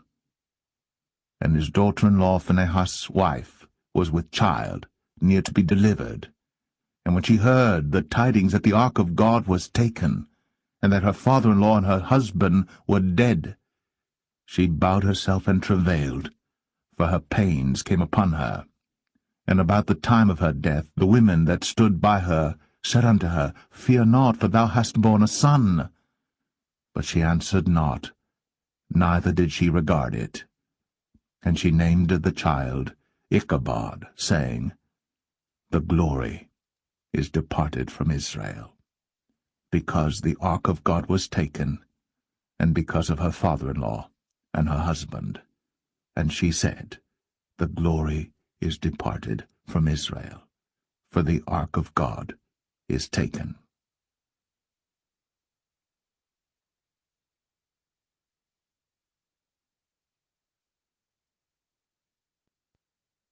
First Samuel 5.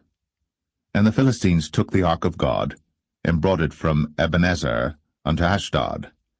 When the Philistines took the ark of God, they brought it into the house of Dagon, and set it by Dagon.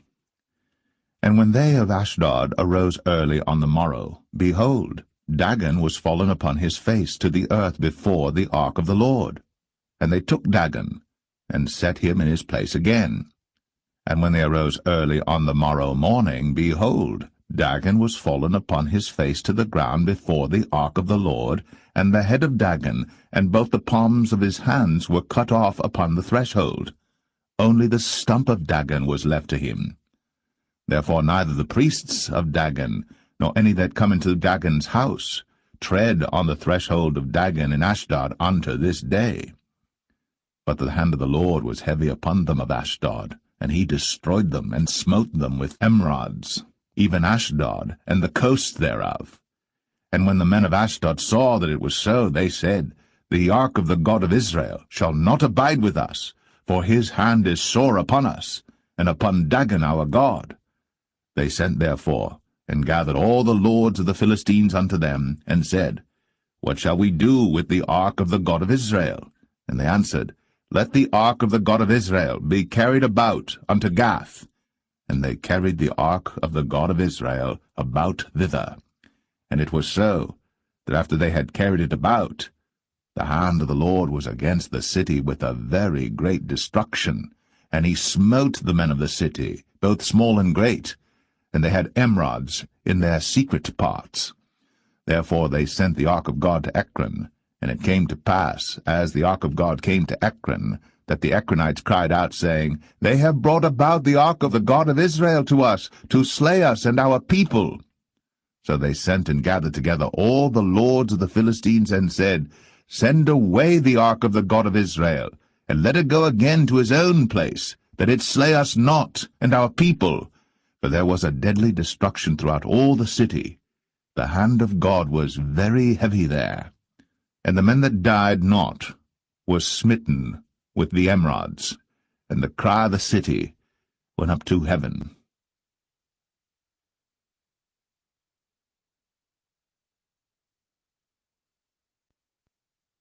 1 Samuel 6. And the ark of the Lord was in the country of the Philistines 7 months.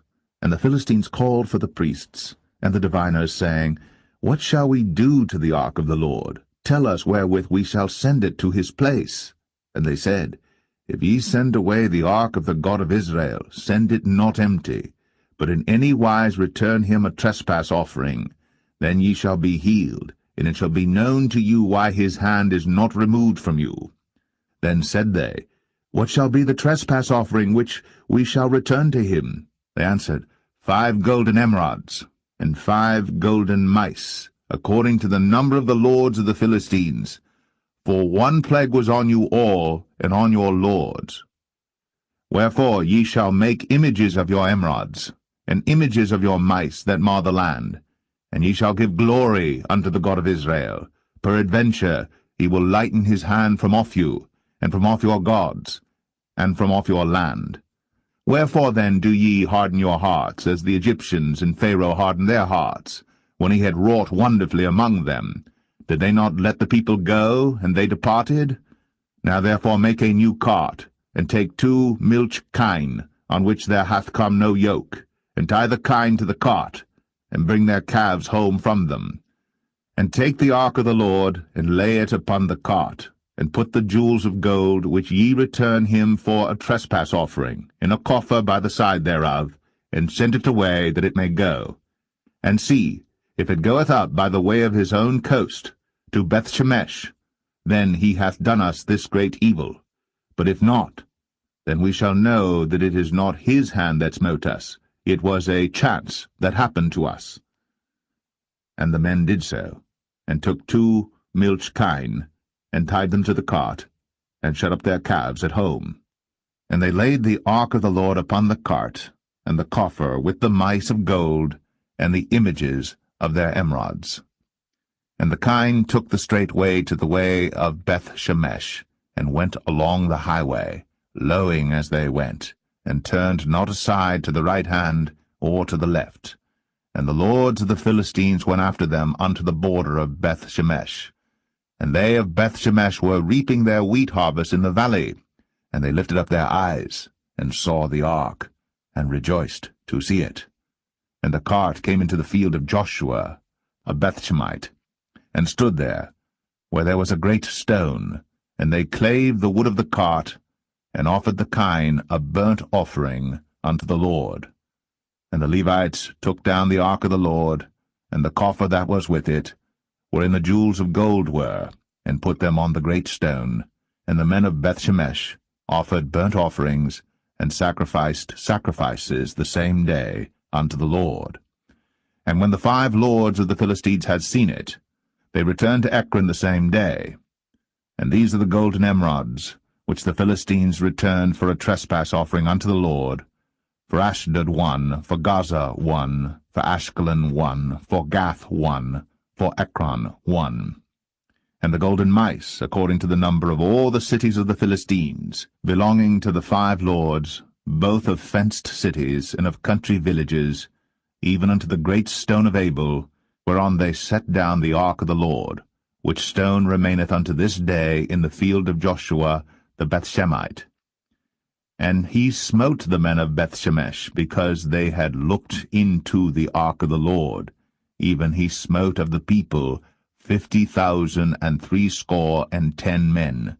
And the people lamented, because the Lord had smitten many of the people with a great slaughter. And the men of Bethshemesh said, Who is able to stand before this holy Lord God? And to whom shall he go up from us? And they sent messengers to the inhabitants of Kirjath-jearim, saying, The Philistines have brought again the ark of the Lord. Come ye down, and fetch it up to you.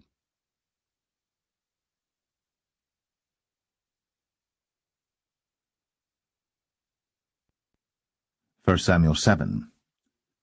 And the men of Kirjath-jearim came and fetched up the ark of the Lord, and brought it into the house of Abinadab in the hill, and sanctified Eleazar his son to keep the ark of the Lord. And it came to pass, while the ark abode in Kirjath-jearim, that the time was long, for it was 20 years. And all the house of Israel lamented after the Lord. And Samuel spake unto all the house of Israel, saying, If ye do return unto the Lord with all your hearts, then put away the strange gods and Ashtoreth from among you, and prepare your hearts unto the Lord, and serve him only, and he will deliver you out of the hand of the Philistines. Then the children of Israel did put away Baalim and Ashtoreth, and served the Lord only. And Samuel said, Gather all Israel to Mizpeh, and I will pray for you unto the Lord. And they gathered together to Mizpeh, and drew water, and poured it out before the Lord, and fasted on that day, and said there, We have sinned against the Lord. And Samuel judged the children of Israel in Mizpeh. And when the Philistines heard that the children of Israel were gathered together to Mizpeh, the lords of the Philistines went up against Israel. And when the children of Israel heard it, they were afraid of the Philistines. And the children of Israel said to Samuel, Cease not to cry unto the Lord our God for us, that he will save us out of the hand of the Philistines. And Samuel took a sucking lamb, and offered it for a burnt offering holy unto the Lord. And Samuel cried unto the Lord for Israel. And the Lord heard him. And as Samuel was offering up the burnt offering, the Philistines drew near to battle against Israel. But the Lord thundered with a great thunder on that day upon the Philistines, and discomfited them, and they were smitten before Israel. And the men of Israel went out of Mizpeh, and pursued the Philistines, and smote them until they came unto Bethkar.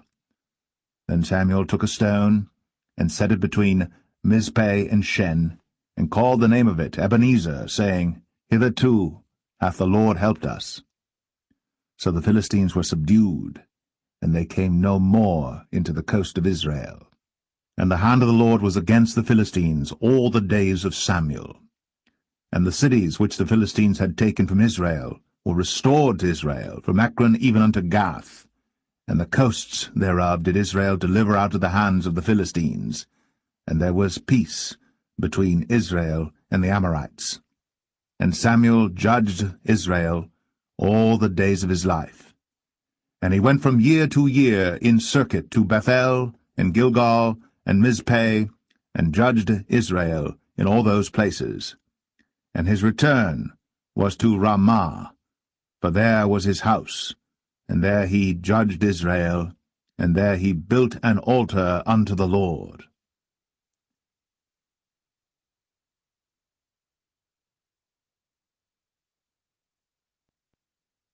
For Samuel 8.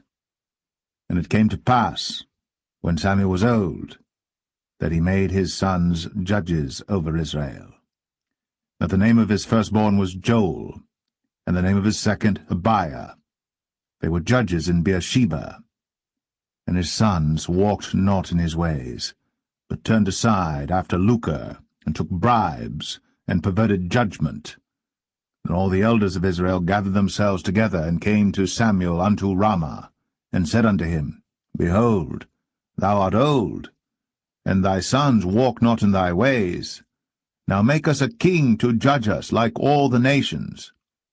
But the thing displeased Samuel, when they said, Give us a king to judge us. And Samuel prayed unto the Lord. And the Lord said unto Samuel, Hearken unto the voice of the people, in all that they say unto thee. For they have not rejected thee, but they have rejected me, that I should not reign over them. According to all the works which they have done since the day that I brought them up out of Egypt, even unto this day, wherewith they have forsaken me, and served other gods, so do they also unto thee. Now therefore hearken unto their voice, howbeit yet protest solemnly unto them, and show them the manner of the king that shall reign over them. And Samuel told all the words of the Lord unto the people that asked of him a king. And he said, This will be the manner of the king that shall reign over you. He will take your sons, and appoint them for himself, for his chariots, and to be his horsemen, and some shall run before his chariots. And he will appoint him captains over thousands, and captains over fifties, and will set them to ear his ground, and to reap his harvest, and to make his instruments of war, and instruments of his chariots. And he will take your daughters to be confectionaries, and to be cooks, and to be bakers. And he will take your fields, and your vineyards, and your oliveyards, even the best of them, and give them to his servants. And he will take the tenth of your seed, and of your vineyards, and give to his officers, and to his servants. And he will take your men-servants, and your maid-servants, and your goodliest young men, and your asses, and put them to his work. He will take the tenth of your sheep, and ye shall be his servants. And ye shall cry out in that day because of your king which ye shall have chosen you. And the Lord will not hear you in that day. Nevertheless, the people refused to obey the voice of Samuel, and they said, Nay, but we will have a king over us, that we also may be like all the nations, and that our king may judge us, and go out before us, and fight our battles. And Samuel heard all the words of the people, and he rehearsed them in the ears of the Lord. And the Lord said to Samuel, Hearken unto their voice, and make them a king. And Samuel said unto the men of Israel, Go ye every man unto his city.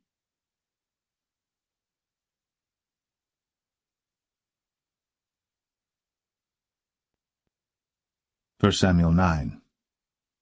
Now there was a man of Benjamin, whose name was Kish, the son of Abiel, the son of Zeror, the son of Bechorath, the son of Aphiah, a Benjamite, a mighty man of power. And he had a son whose name was Saul, a choice young man, and a goodly.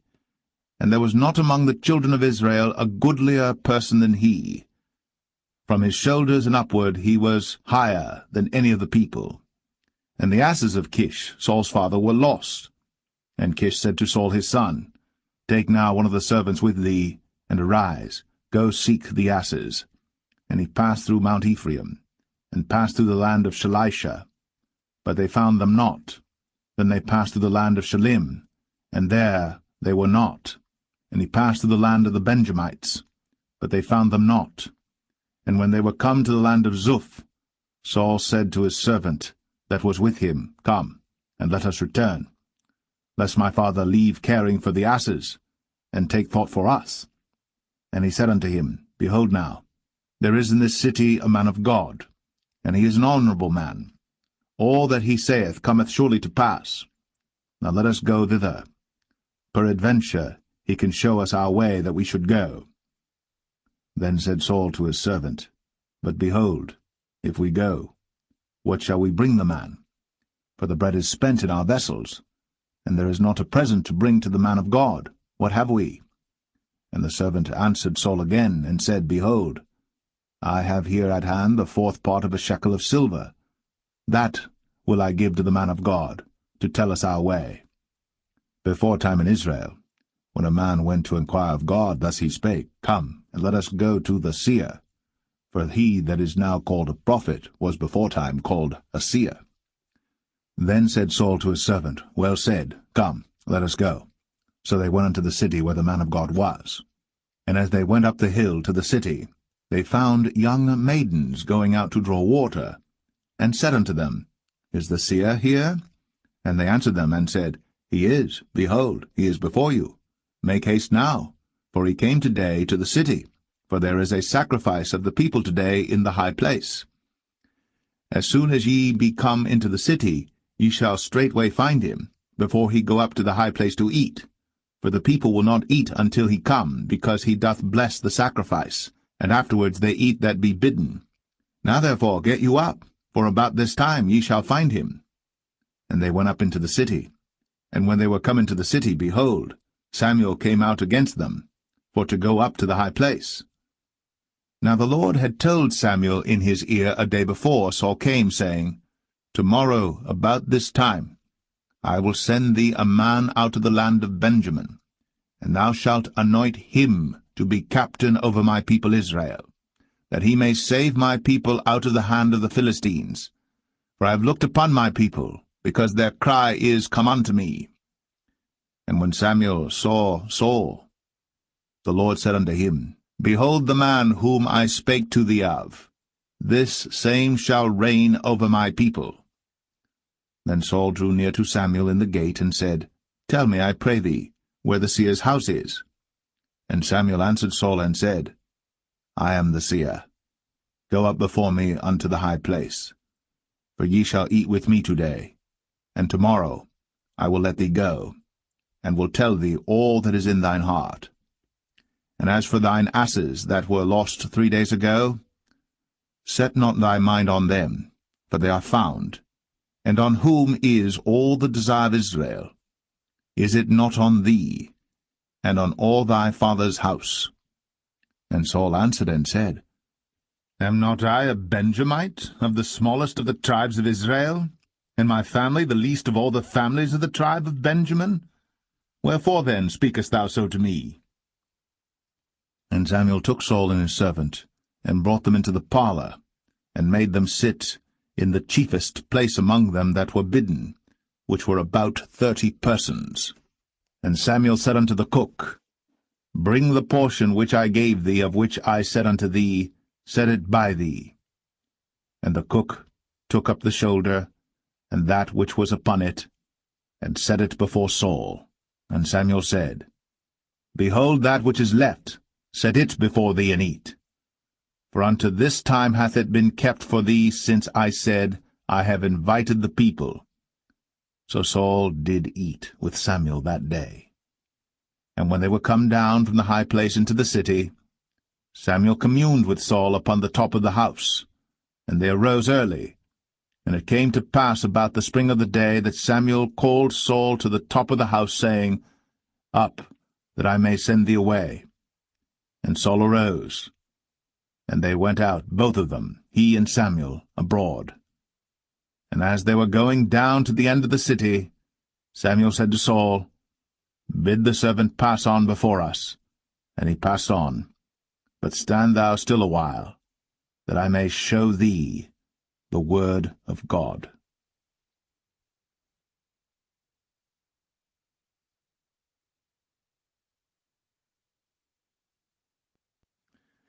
1 Samuel 10. Then Samuel took a vial of oil, and poured it upon his head, and kissed him, and said, Is it not because the Lord hath anointed thee to be captain over his inheritance? When thou art departed from me today, then thou shalt find 2 men by Rachel's sepulchre, in the border of Benjamin at Zelzah. And they will say unto thee, The asses which thou wentest to seek are found, and lo, thy father hath left the care of the asses, and sorroweth for you, saying, What shall I do for my son?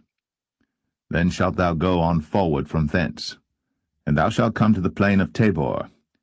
And there shall meet thee 3 men going up to God to Bethel, one carrying 3 kids, and another carrying 3 loaves of bread, and another carrying a bottle of wine. And they will salute thee, and give thee 2 loaves of bread, which thou shalt receive of their hands.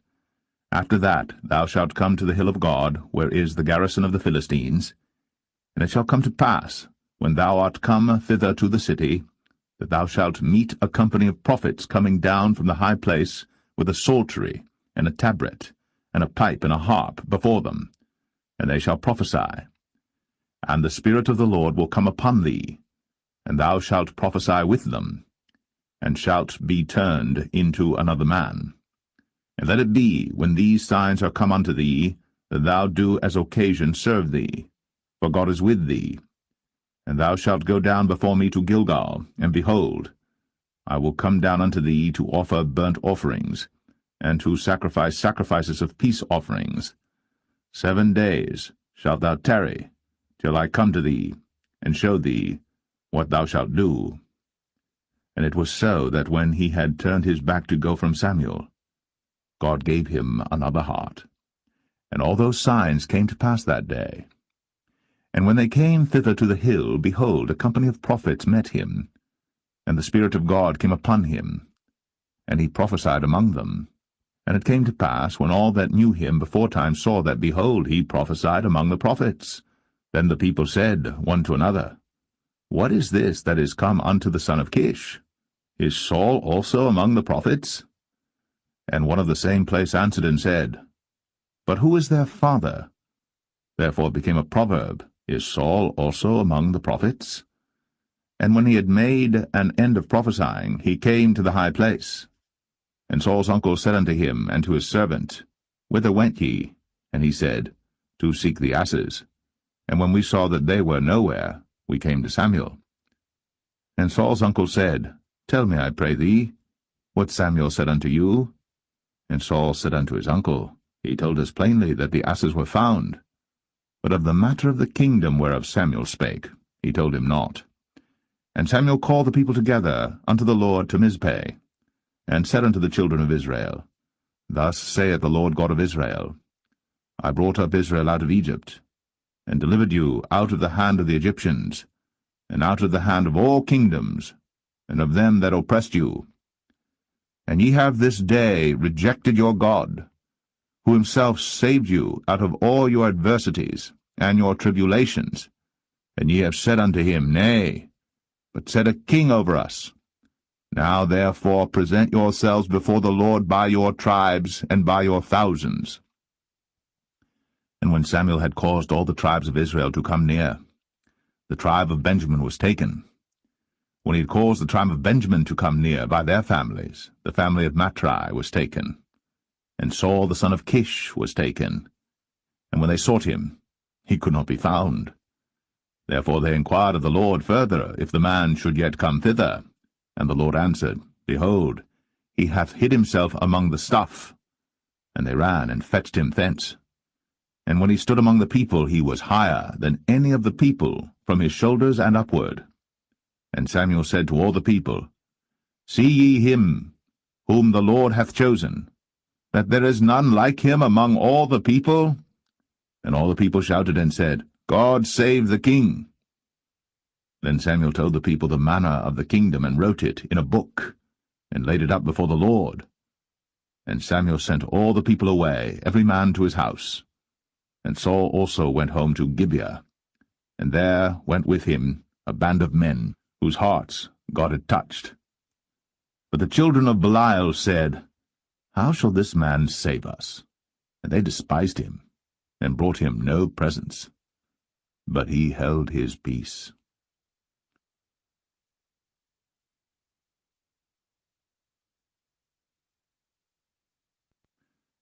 1 Samuel 11. Then Nahash the Ammonite came up, and encamped against Jabesh-Gilead. And all the men of Jabesh said unto Nahash, Make a covenant with us, and we will serve thee.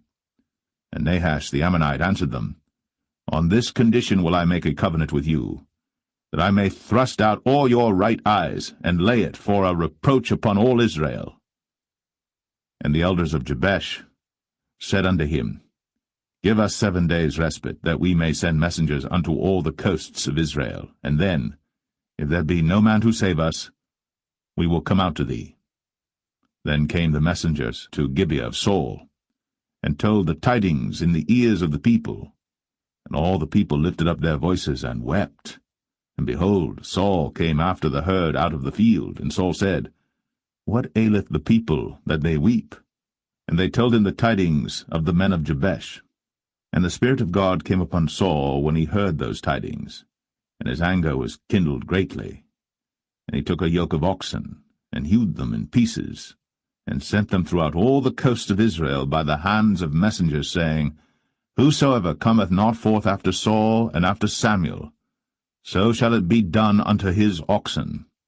And the fear of the Lord fell on the people, and they came out with one consent. And when he numbered them in Bezek, the children of Israel were 300,000, and the men of Judah 30,000. And they said unto the messengers that came, Thus shall ye say unto the men of Jabesh-Gilead, Tomorrow by that time the sun be hot, ye shall have help. And the messengers came and showed it to the men of Jabesh, and they were glad. Therefore the men of Jabesh said, Tomorrow we will come out unto you, and ye shall do with us all that seemeth good unto you. And it was so in the morrow, that Saul put the people in 3 companies, and they came into the midst of the host in the morning watch, and slew the Ammonites until the heat of the day. And it came to pass, that they which remained were scattered, so that 2 of them were not left together. And the people said unto Samuel, Who is he that said, Shall Saul reign over us? Bring the men, that we may put them to death. And Saul said, There shall not a man be put to death this day, for today the Lord hath wrought salvation in Israel. Then said Samuel to the people, Come, and let us go to Gilgal, and renew the kingdom there. And all the people went to Gilgal, and there they made Saul king before the Lord in Gilgal, and there they sacrificed sacrifices of peace offerings before the Lord. And there Saul and all the men of Israel rejoiced greatly.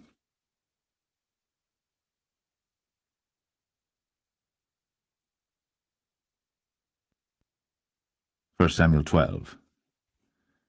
And Samuel said unto all Israel, Behold, I have hearkened unto your voice in all that ye said unto me, and have made a king over you. And now, behold, the king walketh before you, and I am old and grey-headed, and behold, my sons are with you.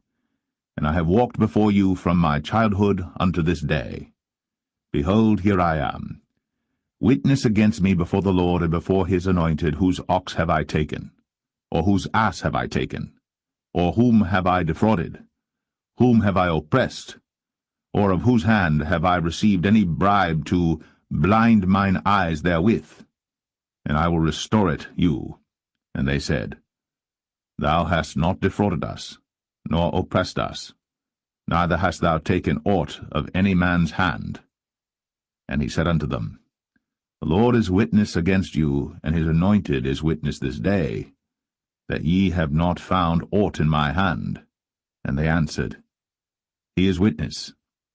And Samuel said unto the people, It is the Lord that advanced Moses and Aaron, and that brought your fathers up out of the land of Egypt. Now therefore stand still, that I may reason with you before the Lord of all the righteous acts of the Lord which he did to you and to your fathers. When Jacob was come into Egypt, and your fathers cried unto the Lord, then the Lord sent Moses and Aaron, which brought forth your fathers out of Egypt, and made them dwell in this place. And when they forgat the Lord their God, he sold them into the hand of Sisera, captain of the host of Hazor, and into the hand of the Philistines, and into the hand of the king of Moab. And they fought against them. And they cried unto the Lord, and said, We have sinned because we have forsaken the Lord, and have served Balaam and Ashtoreth. But now deliver us out of the hand of our enemies, and we will serve thee. And the Lord sent Jerubbaal, and Bedan, and Jephthah, and Samuel, and delivered you out of the hand of your enemies on every side, and ye dwelled safe. And when ye saw that Nahash the king of the children of Ammon came against you, ye said unto me, Nay, but a king shall reign over us, when the Lord your God was your king. Now therefore, behold, the king whom ye have chosen, and whom ye have desired, and behold, the Lord hath set a king over you. If ye will fear the Lord, and serve him, and obey his voice, and not rebel against the commandment of the Lord, then shall both ye and also the king that reigneth over you continue following the Lord your God. But if ye will not obey the voice of the Lord, but rebel against the commandment of the Lord, then shall the hand of the Lord be against you, as it was against your fathers. Now therefore stand and see this great thing which the Lord will do before your eyes. Is it not wheat harvest today? I will call unto the Lord, and he shall send thunder and rain, that ye may perceive and see that your wickedness is great, which ye have done in the sight of the Lord in asking you a king. So Samuel called unto the Lord, and the Lord sent thunder and rain that day. And all the people greatly feared the Lord and Samuel. And all the people said unto Samuel, Pray for thy servants unto the Lord thy God, that we die not. For we have added unto all our sins this evil, to ask us a king. And Samuel said unto the people, Fear not. Ye have done all this wickedness. Yet turn not aside from following the Lord, but serve the Lord with all your heart. And turn ye not aside, for then should ye go after vain things which cannot profit nor deliver, for they are vain. For the Lord will not forsake his people for his great name's sake, because it hath pleased the Lord to make you his people. Moreover, as for me, God forbid that I should sin against the Lord in ceasing to pray for you. But I will teach you the good and the right way. Only fear the Lord, and serve him in truth with all your heart. For consider how great things he hath done for you. But if ye shall still do wickedly, ye shall be consumed, both ye and your king.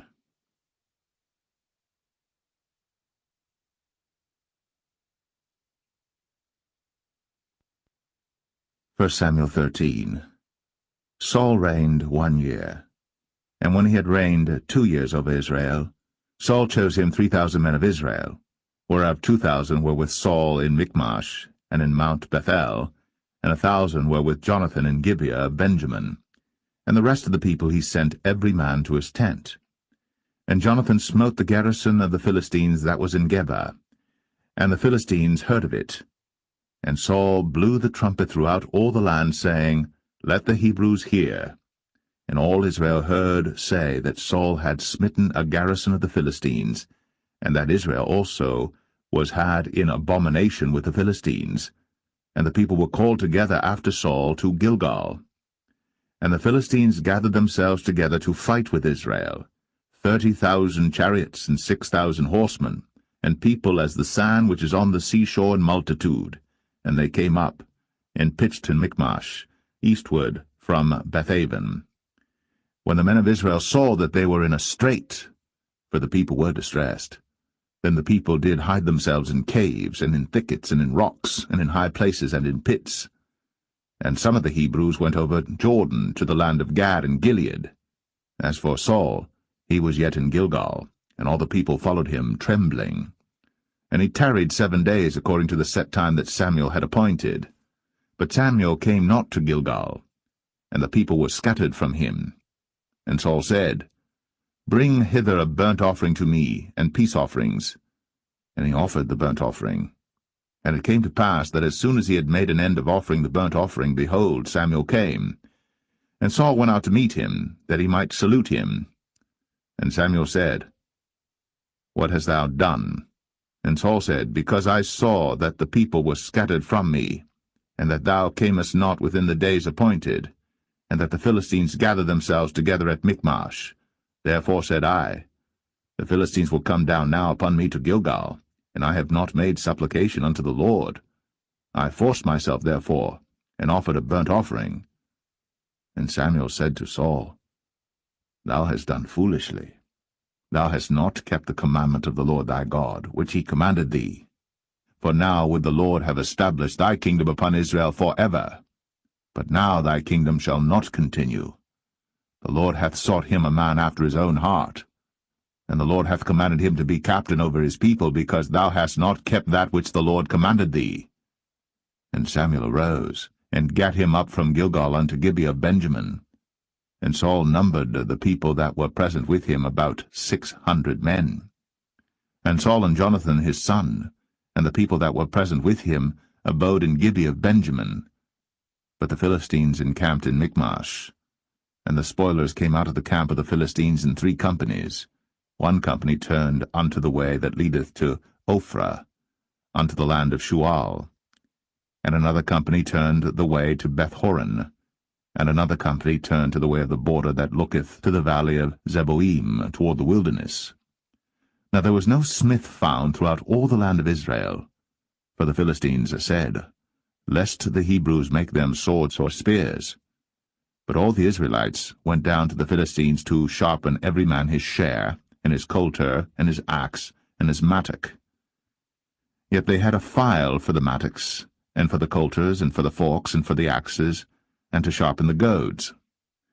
So it came to pass in the day of battle that there was neither sword nor spear found in the hand of any of the people that were with Saul and Jonathan. But with Saul and with Jonathan his son was there found. And the garrison of the Philistines went out to the passage of Michmash.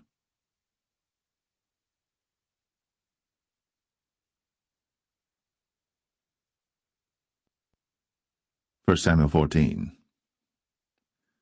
Now it came to pass upon a day that Jonathan the son of Saul said unto the young man that bare his armor, Come, and let us go over to the Philistines' garrison that is on the other side. But he told not his father.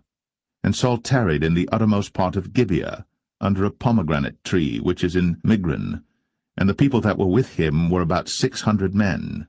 And Ahiah, the son of Ahitub, Ichabod's brother, the son of Phinehas, the son of Eli, the Lord's priest in Shiloh, wearing an ephod.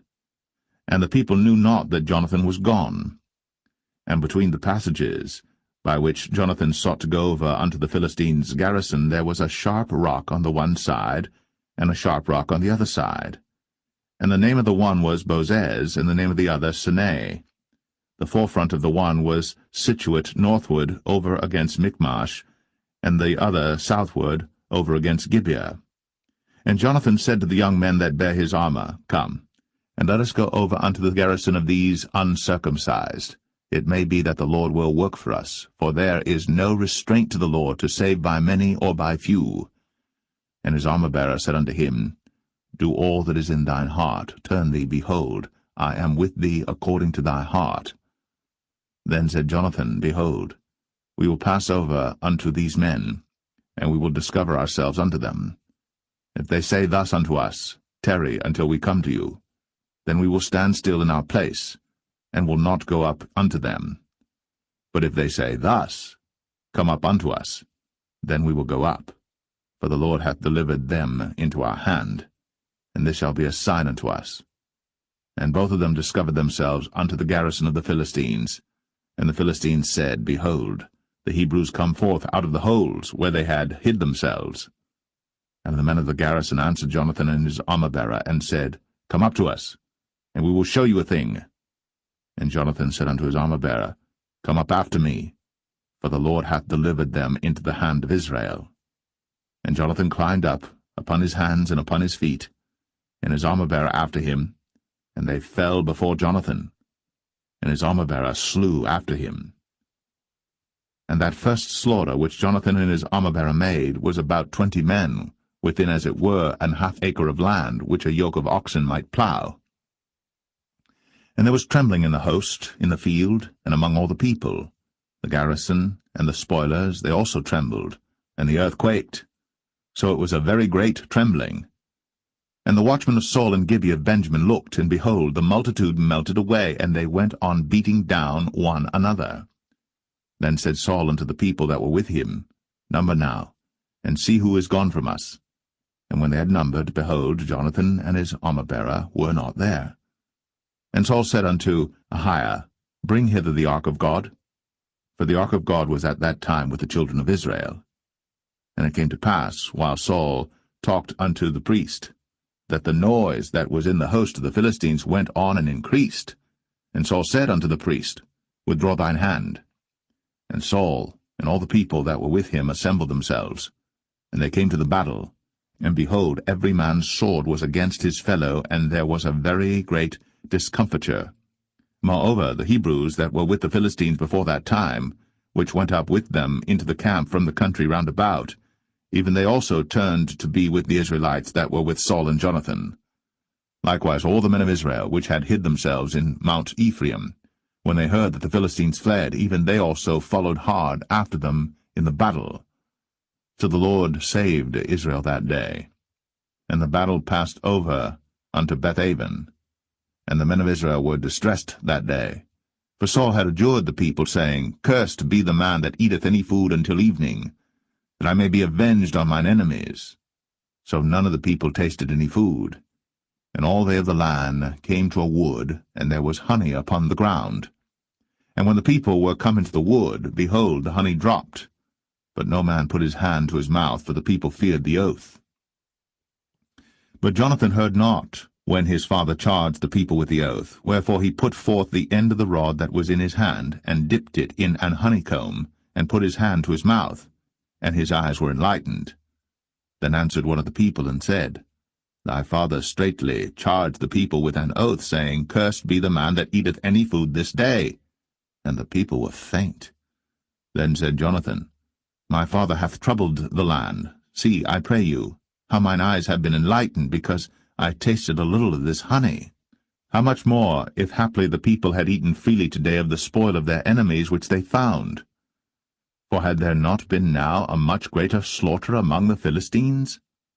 And they smote the Philistines that day, from Michmash to Ailon. And the people were very faint. And the people flew upon the spoil, and took sheep and oxen and calves, and slew them on the ground. And the people did eat them with the blood.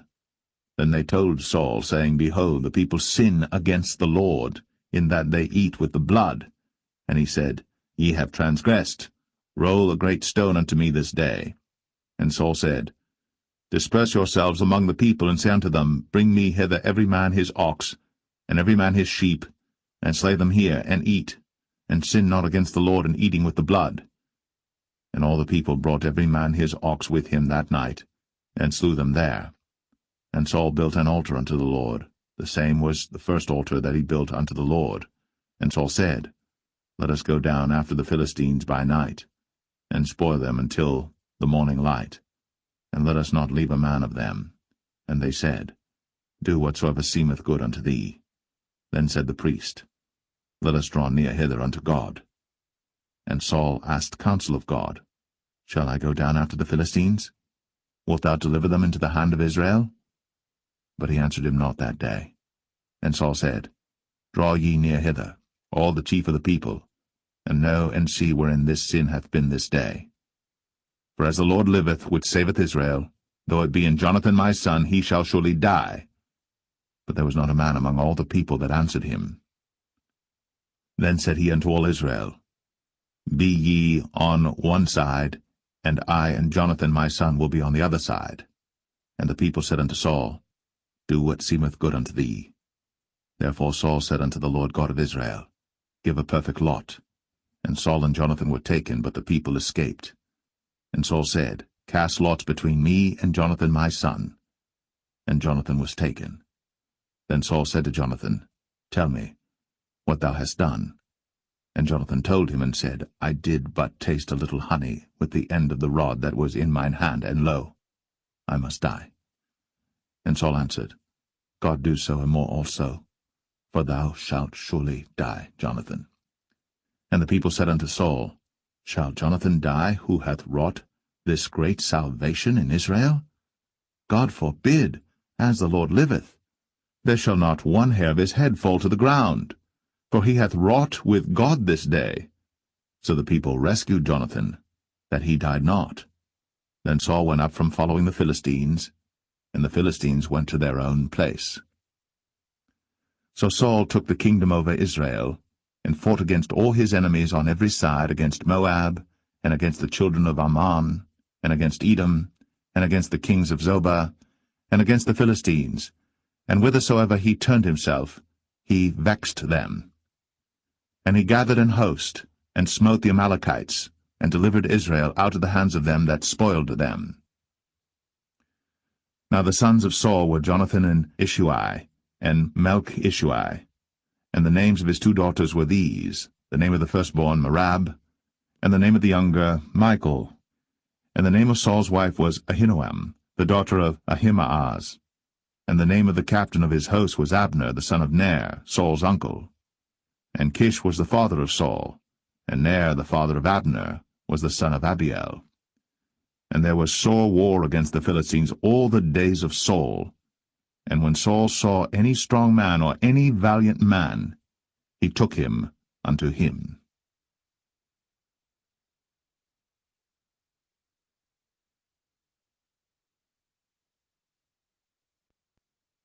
1 Samuel 15. Samuel also said unto Saul, The Lord sent me to anoint thee to be king over his people, over Israel. Now therefore hearken thou unto the voice of the words of the Lord. Thus saith the Lord of hosts, I remember that which Amalek did to Israel, how he laid wait for him in the way when he came up from Egypt. Now go, and smite Amalek, and utterly destroy all that they have, and spare them not, but slay both man and woman, infant and suckling, ox and sheep, camel and ass. And Saul gathered the people together, and numbered them in Telaim 200,000 footmen, and 10,000 men of Judah. And Saul came to a city of Amalek, and laid wait in the valley. And Saul said unto the Kenites, Go, depart, get you down from among the Amalekites, lest I destroy you with them. For ye showed kindness to all the children of Israel when they came up out of Egypt. So the Kenites departed from among the Amalekites. And Saul smote the Amalekites from Havilah until thou comest to Shur, that is over against Egypt. And he took Agag, the king of the Amalekites, alive, and utterly destroyed all the people with the edge of the sword. But Saul and the people spared Agag, and the best of the sheep, and of the oxen, and of the fatlings, and the lambs, and all that was good, and would not utterly destroy them. But everything that was vile and refuse, that they destroyed utterly. Then came the word of the Lord unto Samuel, saying, It repenteth me that I have set up Saul to be king, for he is turned back from following me, and hath not performed my commandments. And it grieved Samuel, and he cried unto the Lord all night. And when Samuel rose early to meet Saul in the morning, it was told Samuel, saying, Saul came to Carmel, and behold, he set him up a place, and is gone about, and passed on, and gone down to Gilgal. And Samuel came to Saul, and Saul said unto him, Blessed be thou of the Lord, I have performed the commandment of the Lord. And Samuel said, What meaneth then this bleating of the sheep in mine ears, and the lowing of the oxen which I hear? And Saul said, They have brought them from the Amalekites, for the people spared the best of the sheep and of the oxen to sacrifice unto the Lord thy God, and the rest we have utterly destroyed. Then Samuel said unto Saul, Stay, and I will tell thee what the Lord hath said to me this night. And he said unto him, Say on. And Samuel said, When thou wast little in thine own sight, wast thou not made the head of the tribes of Israel? And the Lord anointed thee king over Israel? And the Lord sent thee on a journey, and said, Go, and utterly destroy the sinners, the Amalekites, and fight against them until they be consumed. Wherefore then didst thou not obey the voice of the Lord, but didst fly upon the spoil, and didst evil in the sight of the Lord? And Saul said unto Samuel, Yea, I have obeyed the voice of the Lord, and have gone the way which the Lord sent me, and have brought Agag, the king of Amalek, and have utterly destroyed the Amalekites. But the people took of the spoil sheep and oxen, the chief of the things which should have been utterly destroyed, to sacrifice unto the Lord thy God in Gilgal. And Samuel said, Hath the Lord as great delight in burnt offerings and sacrifices as in obeying the voice of the Lord? Behold, to obey is better than sacrifice, and to hearken than the fat of rams. For rebellion is as the sin of witchcraft, and stubbornness is as iniquity and idolatry. Because thou hast rejected the word of the Lord, he hath also rejected thee from being king. And Saul said unto Samuel, I have sinned, for I have transgressed the commandment of the Lord, and thy words, because I feared the people, and obeyed their voice. Now therefore, I pray thee, pardon my sin, and turn again with me, that I may worship the Lord. And Samuel said unto Saul, I will not return with thee, for thou hast rejected the word of the Lord, and the Lord hath rejected thee from being king over Israel. And as Samuel turned about to go away, he laid hold upon the skirt of his mantle, and it rent. And Samuel said unto him, The Lord hath rent the kingdom of Israel from thee this day, and hath given it to a neighbor of thine, that is better than thou. And also the strength of Israel will not lie nor repent, for he is not a man that he should repent. Then he said, I have sinned. Yet honor me now, I pray thee, before the elders of my people, and before Israel, and turn again with me, that I may worship the Lord thy God. So Samuel turned again after Saul, and Saul worshipped the Lord. Then said Samuel, Bring ye hither to me Agag the king of the Amalekites. And Agag came unto him delicately, and Agag said, Surely the bitterness of death is past. And Samuel said, As thy sword hath made women childless, so shall thy mother be childless among women. And Samuel hewed Agag in pieces before the Lord in Gilgal. Then Samuel went to Ramah, and Saul went up to his house to Gibeah of Saul. And Samuel came no more to see Saul until the day of his death. Nevertheless Samuel mourned for Saul, and the Lord repented that he had made Saul king over Israel.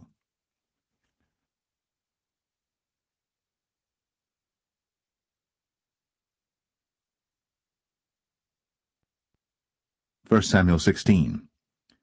And the Lord said unto Samuel, How long wilt thou mourn for Saul, seeing I have rejected him from reigning over Israel? Fill thine horn with oil, and go. I will send thee to Jesse the Bethlehemite, for I have provided me a king among his sons. And Samuel said, How can I go? If Saul hear it, he will kill me. And the Lord said, Take an heifer with thee, and say, I am come to sacrifice to the Lord. And call Jesse to the sacrifice. And I will show thee what thou shalt do, and thou shalt anoint unto me him whom I name unto thee. And Samuel did that which the Lord spake, and came to Bethlehem. And the elders of the town trembled at his coming, and said, Comest thou peaceably? And he said, Peaceably. I am come to sacrifice unto the Lord. Sanctify yourselves, and come with me to the sacrifice. And he sanctified Jesse and his sons, and called them to the sacrifice. And it came to pass, when they were come, that he looked on Eliab, and said, Surely the Lord's anointed is before him. But the Lord said unto Samuel, Look not on his countenance, or on the height of his stature, because I have refused him. For the Lord seeth not as man seeth. For man looketh on the outward appearance, but the Lord looketh on the heart. Then Jesse called Abinadab, and made him pass before Samuel, and he said, Neither hath the Lord chosen this. Then Jesse made Shammah to pass by, and he said, Neither hath the Lord chosen this. Again Jesse made 7 of his sons to pass before Samuel. And Samuel said unto Jesse, The Lord hath not chosen these. And Samuel said unto Jesse, Are here all thy children? And he said, There remaineth yet the youngest, and behold, he keepeth the sheep. And Samuel said unto Jesse, Send and fetch him, for we will not sit down till he come hither. And he sent and brought him in. Now he was ruddy, and withal of a beautiful countenance, and goodly to look to. And the Lord said, Arise, anoint him, for this is he. Then Samuel took the horn of oil, and anointed him in the midst of his brethren. And the Spirit of the Lord came upon David from that day forward. So Samuel rose up and went to Ramah. But the Spirit of the Lord departed from Saul, and an evil spirit from the Lord troubled him. And Saul's servant said unto him, Behold now, an evil spirit from God troubleth thee. Let our Lord now command thy servants, which are before thee, to seek out a man who is a cunning player on an harp. And it shall come to pass, when the evil spirit from God is upon thee, that he shall play with his hand, and thou shalt be well. And Saul said unto his servants, Provide me now a man that can play well, and bring him to me. Then answered one of the servants, and said, Behold, I have seen a son of Jesse the Bethlehemite, that is cunning in playing, and a mighty valiant man, and a man of war, and prudent in matters, and a comely person. And the Lord is with him. Wherefore Saul sent messengers unto Jesse, and said, Send me David thy son, which is with the sheep. And Jesse took an ass laden with bread, and a bottle of wine, and a kid, and sent them by David his son unto Saul. And David came to Saul, and stood before him. And he loved him greatly, and he became his armor-bearer. And Saul sent to Jesse, saying, Let David, I pray thee, stand before me, for he hath found favor in my sight. And it came to pass, when the evil spirit from God was upon Saul, that David took an harp, and played with his hand. So Saul was refreshed, and was well, and the evil spirit departed from him.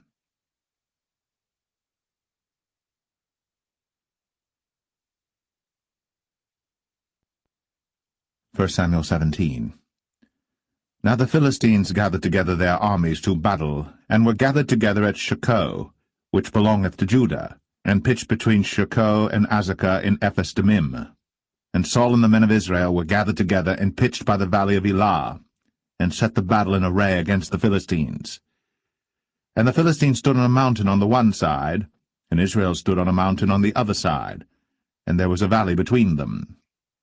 And there went out a champion out of the camp of the Philistines, named Goliath of Gath, whose height was 6 cubits and a span. And he had an helmet of brass upon his head, and he was armed with a coat of mail, and the weight of the coat was 5,000 shekels of brass. And he had greaves of brass upon his legs, and a target of brass between his shoulders. And the staff of his spear was like a weaver's beam, and his spear's head weighed 600 shekels of iron, and one bearing a shield went before him.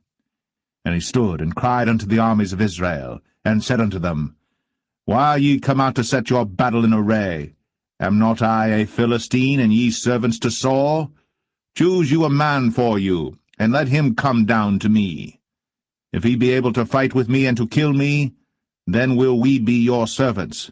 But if I prevail against him, and kill him, then shall ye be our servants, and serve us. And the Philistine said, I defy the armies of Israel this day. Give me a man, that we may fight together. When Saul and all Israel heard those words of the Philistine, they were dismayed, and greatly afraid. Now David was the son of that Ephrathite of Bethlehem, Judah, whose name was Jesse, and he had 8 sons. And the man went among men for an old man in the days of Saul. And the 3 eldest sons of Jesse went and followed Saul to the battle. And the names of his 3 sons that went to the battle were Eliab the firstborn, and next unto him Abinadab, and the third Shammah. And David was the youngest, and the 3 eldest followed Saul. But David went and returned from Saul to feed his father's sheep at Bethlehem. And the Philistine drew near morning and evening, and presented himself 40 days. And Jesse said unto David his son, Take now for thy brethren an ephah of this parched corn, and these 10 loaves, and run to the camp to thy brethren. And carry these 10 cheeses unto the captain of their 1,000, and look how thy brethren fare, and take their pledge. Now Saul and they, and all the men of Israel, were in the valley of Elah, fighting with the Philistines. And David rose up early in the morning, and left the sheep with a keeper, and took and went, as Jesse had commanded him. And he came to the trench, as the host was going forth to the fight, and shouted for the battle. For Israel and the Philistines had put the battle in array, army against army. And David left his carriage in the hand of the keeper of the carriage, and ran into the army, and came and saluted his brethren. And as he talked with them, behold, there came up the champion, the Philistine of Gath, Goliath by name, out of the armies of the Philistines, and spake according to the same words, and David heard them. And all the men of Israel, when they saw the man, fled from him, and were sore afraid. And the men of Israel said, Have ye seen this man that is come up?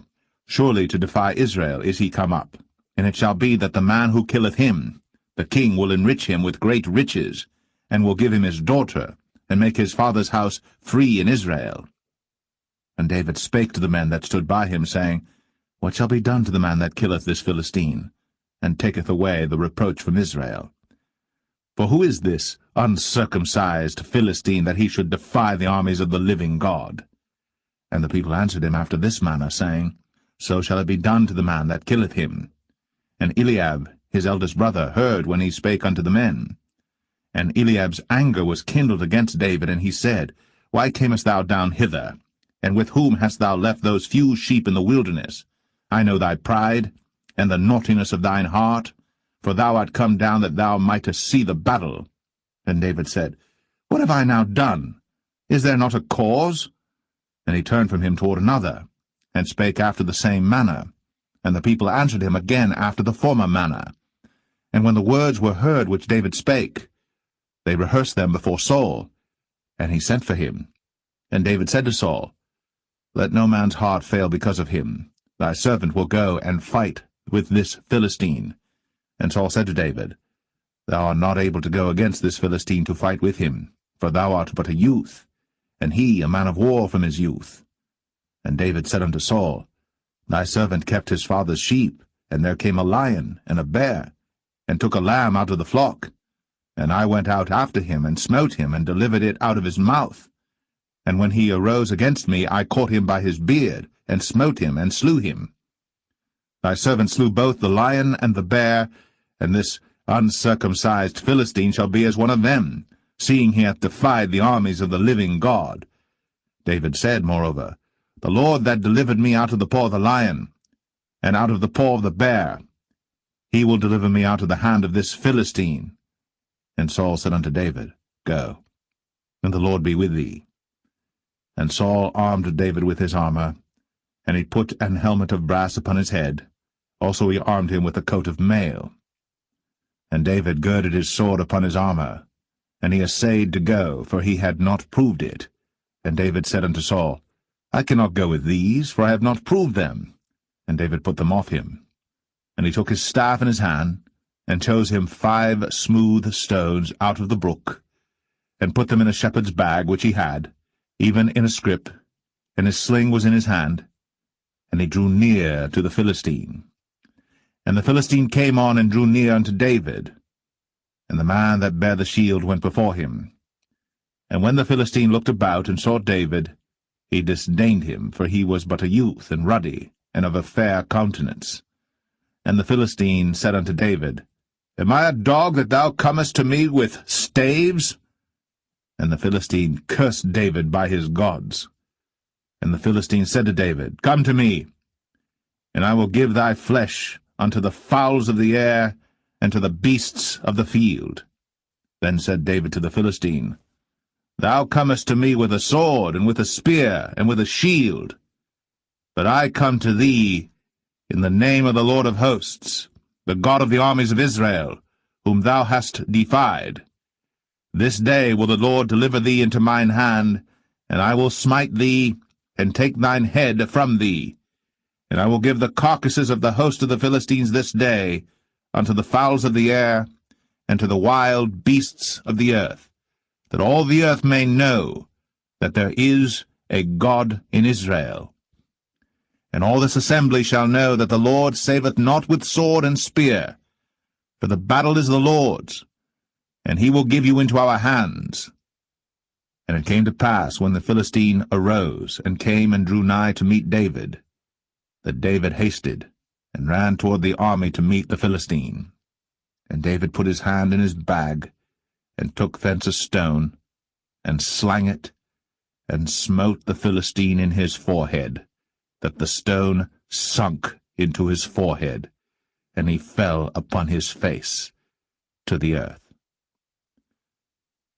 So David prevailed over the Philistine with a sling and with a stone, and smote the Philistine, and slew him. But there was no sword in the hand of David. Therefore David ran, and stood upon the Philistine, and took his sword, and drew it out of the sheath thereof, and slew him, and cut off his head therewith. And when the Philistines saw their champion was dead, they fled. And the men of Israel and of Judah arose, and shouted, and pursued the Philistines until thou come to the valley, and to the gates of Ekron. And the wounded of the Philistines fell down by the way to Sharaim, even unto Gath and unto Ekron. And the children of Israel returned from chasing after the Philistines, and they spoiled their tents. And David took the head of the Philistine, and brought it to Jerusalem, but he put his armor in his tent. And when Saul saw David go forth against the Philistines, he said unto Abner, the captain of the host, Abner, whose son is this youth? And Abner said, As thy soul liveth, O king, I cannot tell. And the king said, Inquire thou whose son the stripling is. And as David returned from the slaughter of the Philistine, Abner took him, and brought him before Saul with the head of the Philistine in his hand. And Saul said to him, Whose son art thou, thou young man? And David answered, I am the son of thy servant Jesse, the Bethlehemite.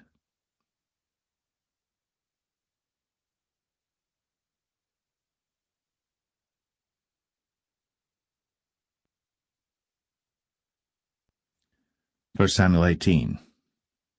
And it came to pass, when he had made an end of speaking unto Saul, that the soul of Jonathan was knit with the soul of David, and Jonathan loved him as his own soul. And Saul took him that day, and would let him go no more home to his father's house.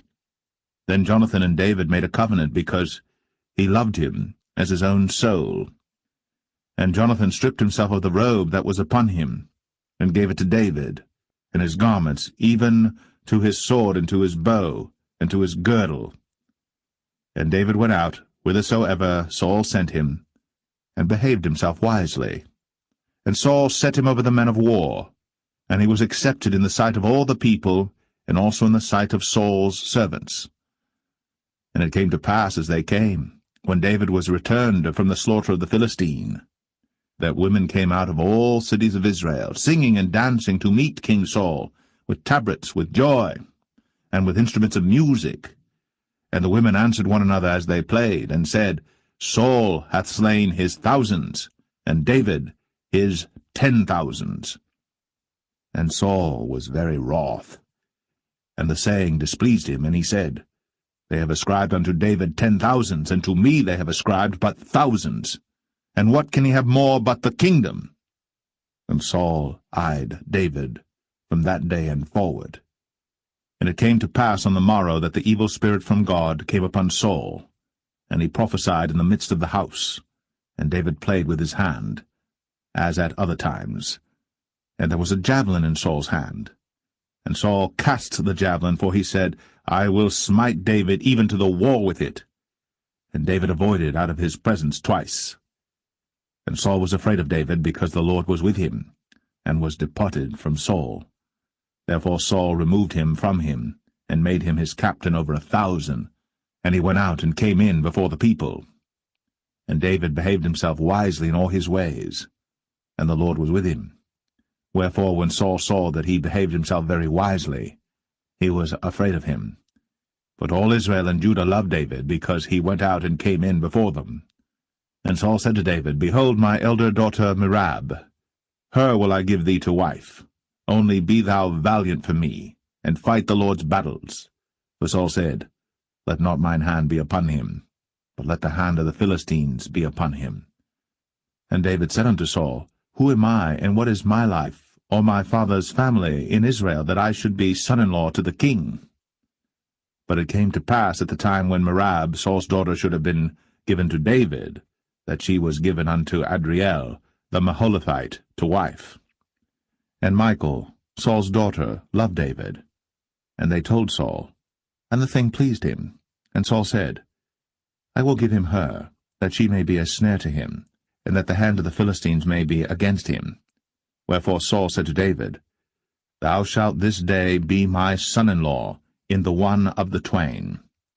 And Saul commanded his servants, saying, Commune with David secretly, and say, Behold, the king hath delight in thee, and all his servants love thee. Now therefore be the king's son-in-law. And Saul's servants spake those words in the ears of David. And David said, Seemeth it to you a light thing to be a king's son-in-law, seeing that I am a poor man, and lightly esteemed? And the servants of Saul told him, saying, On this manner spake David. And Saul said, Thus shall ye say to David, The king desireth not any dowry, but 100 foreskins of the Philistines to be avenged of the king's enemies. But Saul thought to make David fall by the hand of the Philistines. And when his servants told David these words, it pleased David well to be the king's son-in-law, and the days were not expired. Wherefore David arose, and went, he and his men, and slew of the Philistines 200 men.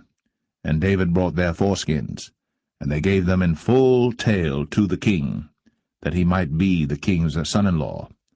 And Saul gave him Michal his daughter to wife. And Saul saw and knew that the Lord was with David, and that Michal, Saul's daughter, loved him. And Saul was yet the more afraid of David, and Saul became David's enemy continually. Then the princes of the Philistines went forth, and it came to pass after they went forth that David behaved himself more wisely than all the servants of Saul, so that his name was much set by.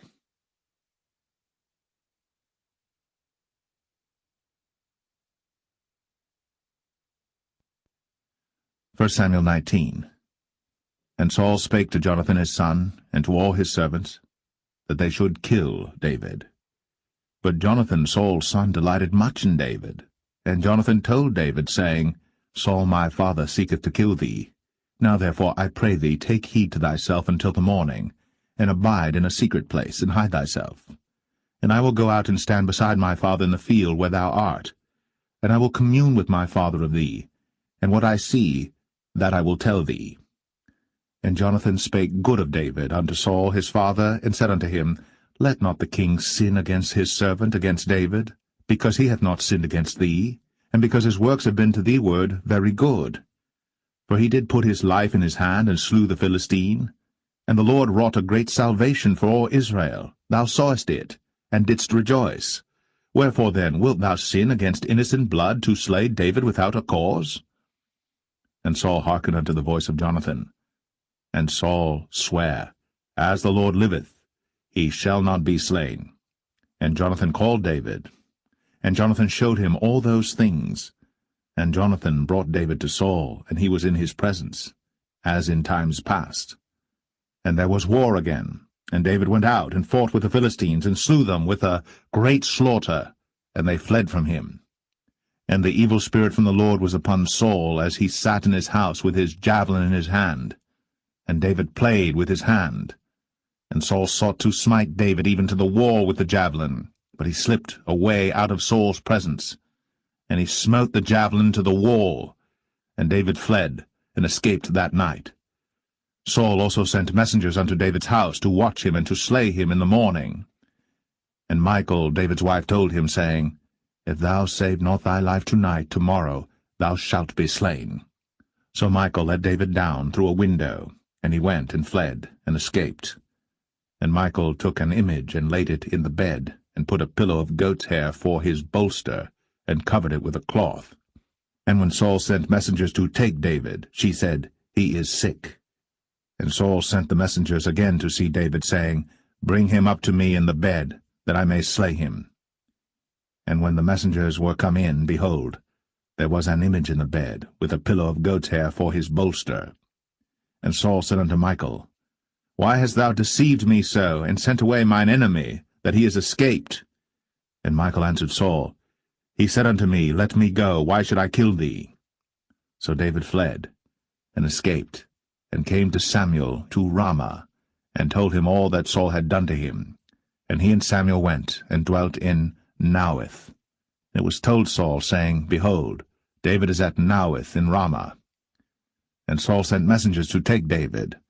And when they saw the company of the prophets prophesying, and Samuel standing as appointed over them, the Spirit of God was upon the messengers of Saul, and they also prophesied. And when it was told Saul, he sent other messengers, and they prophesied likewise. And Saul sent messengers again the third time, and they prophesied also. Then went he also to Ramah, and came to a great well that is in Sechu. And he asked and said, Where are Samuel and David? And one said, Behold, they be at Naioth in Ramah. And he went thither to Naioth in Ramah. And the Spirit of God was upon him also. And he went on, and prophesied, until he came to Naioth in Ramah. And he stripped off his clothes also, and prophesied before Samuel in like manner, and lay down naked all that day, and all that night. Wherefore they say, Is Saul also among the prophets?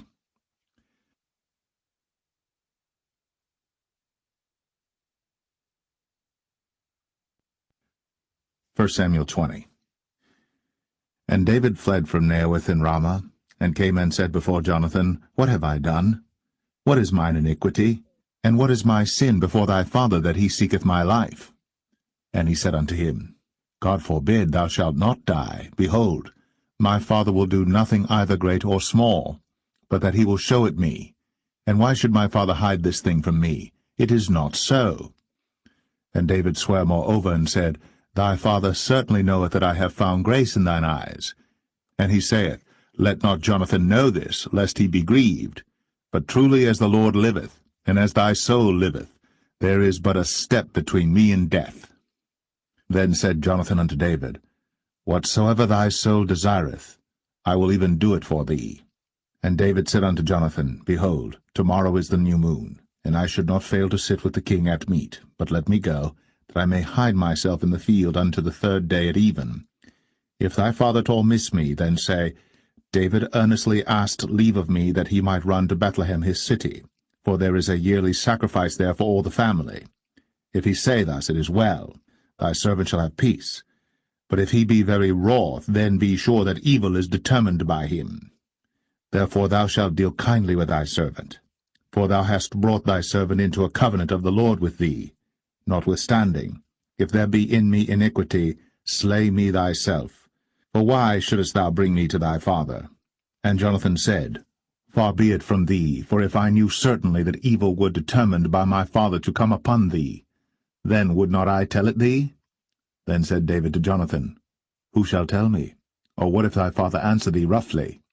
And Jonathan said unto David, Come, and let us go out into the field. And they went out, both of them, into the field.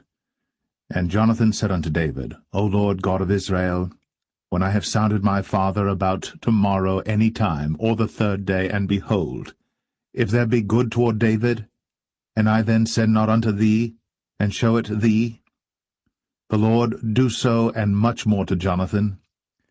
But if it please my father to do thee evil, then I will show it thee, and send thee away, that thou mayest go in peace, and the Lord be with thee, as he hath been with my father. And thou shalt not only while yet I live show me the kindness of the Lord, that I die not, but also thou shalt not cut off thy kindness from my house for ever, no, not when the Lord hath cut off the enemies of David every one from the face of the earth. So Jonathan made a covenant with the house of David, saying, Let the Lord even require it at the hand of David's enemies.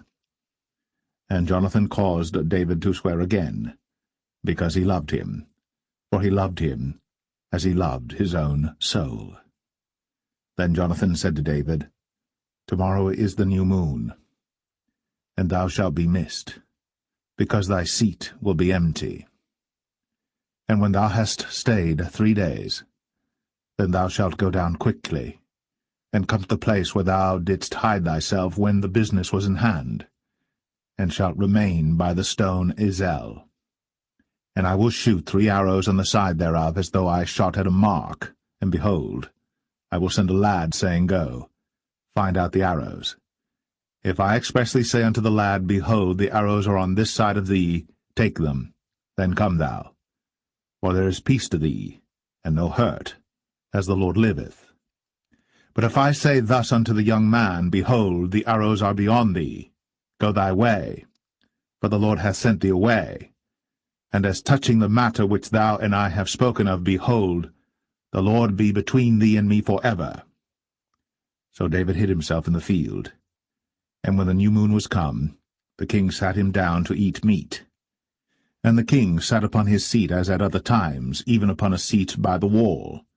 And Jonathan arose, and Abner sat by Saul's side, and David's place was empty. Nevertheless Saul spake not anything that day, for he thought, Something hath befallen him. He is not clean. Surely he is not clean. And it came to pass on the morrow, which was the 2nd day of the month, that David's place was empty. And Saul said unto Jonathan his son, Wherefore cometh not the son of Jesse to meat, neither yesterday, nor today? And Jonathan answered Saul, David earnestly asked leave of me to go to Bethlehem. And he said, Let me go, I pray thee. For our family hath a sacrifice in the city, and my brother, he hath commanded me to be there. And now, if I have found favour in thine eyes, let me get away, I pray thee, and see my brethren. Therefore he cometh not unto the king's table. Then Saul's anger was kindled against Jonathan. And he said unto him, Thou son of the perverse, rebellious woman, do not I know that thou hast chosen the son of Jesse to thine own confusion, and unto the confusion of thy mother's nakedness? For as long as the son of Jesse liveth upon the ground, thou shalt not be established, nor thy kingdom. Wherefore, now send and fetch him unto me, for he shall surely die. And Jonathan answered Saul his father, and said unto him, Wherefore shall he be slain? What hath he done? And Saul cast a javelin at him to smite him, whereby Jonathan knew that it was determined of his father to slay David. So Jonathan arose from the table in fierce anger, and did eat no meat the 2nd day of the month, for he was grieved for David, because his father had done him shame. And it came to pass in the morning that Jonathan went out into the field at the time appointed with David, and a little lad with him. And he said unto his lad, Run, find out now the arrows which I shoot. And as the lad ran, he shot an arrow beyond him. And when the lad was come to the place of the arrow which Jonathan had shot, Jonathan cried after the lad, and said, Is not the arrow beyond thee? And Jonathan cried after the lad, Make speed, haste, stay not. And Jonathan's lad gathered up the arrows, and came to his master. But the lad knew not anything, only Jonathan and David knew the matter. And Jonathan gave his artillery unto his lad, and said unto him, Go, carry them to the city. And as soon as the lad was gone, David arose out of a place toward the south, and fell on his face to the ground, and bowed himself 3 times. And they kissed one another, and wept one with another, until David exceeded. And Jonathan said to David, Go in peace, for as much as we have sworn both of us in the name of the Lord, saying, The Lord be between me and thee, and between my seed and thy seed for ever. And he arose, and departed. And Jonathan went into the city.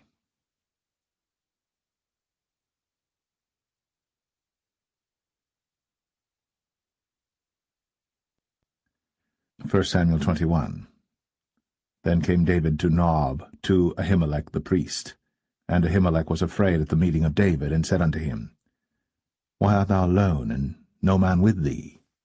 And David said unto Ahimelech the priest, The king hath commanded me a business, and hath said unto me, Let no man know anything of the business whereabout I send thee, and what I have commanded thee. And I have appointed my servants to such and such a place. Now therefore, what is under thine hand? Give me 5 loaves of bread in mine hand, or what there is present. And the priest answered David, and said, There is no common bread under mine hand, but there is hallowed bread, if the young men have kept themselves at least from women. And David answered the priest, and said unto him, Of a truth, women have been kept from us, about these 3 days, since I came out.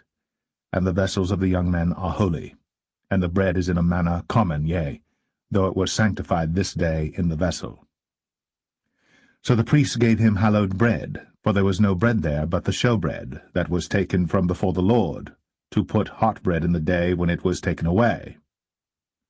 Now a certain man of the servants of Saul was there that day, detained before the Lord, and his name was Doeg, an Edomite, the chiefest of the herdmen that belonged to Saul.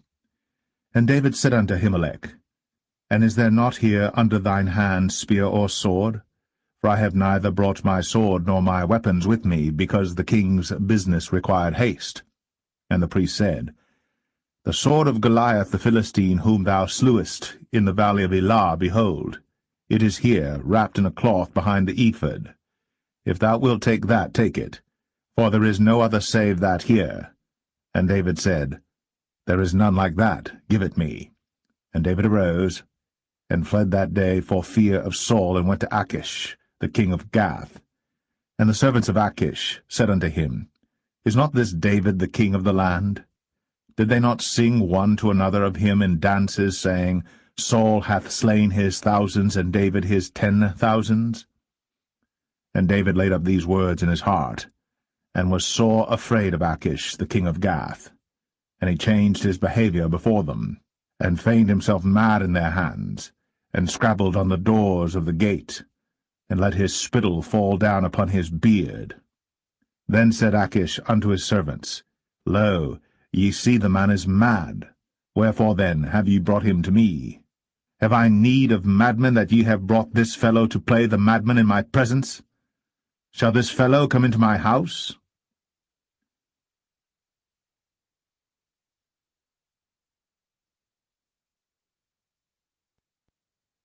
First Samuel 22. David therefore departed thence, and escaped to the cave Adullam.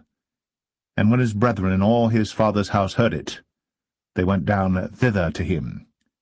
And every one that was in distress, and every one that was in debt, and every one that was discontented gathered themselves unto him. And he became a captain over them. And there were with him about 400 men.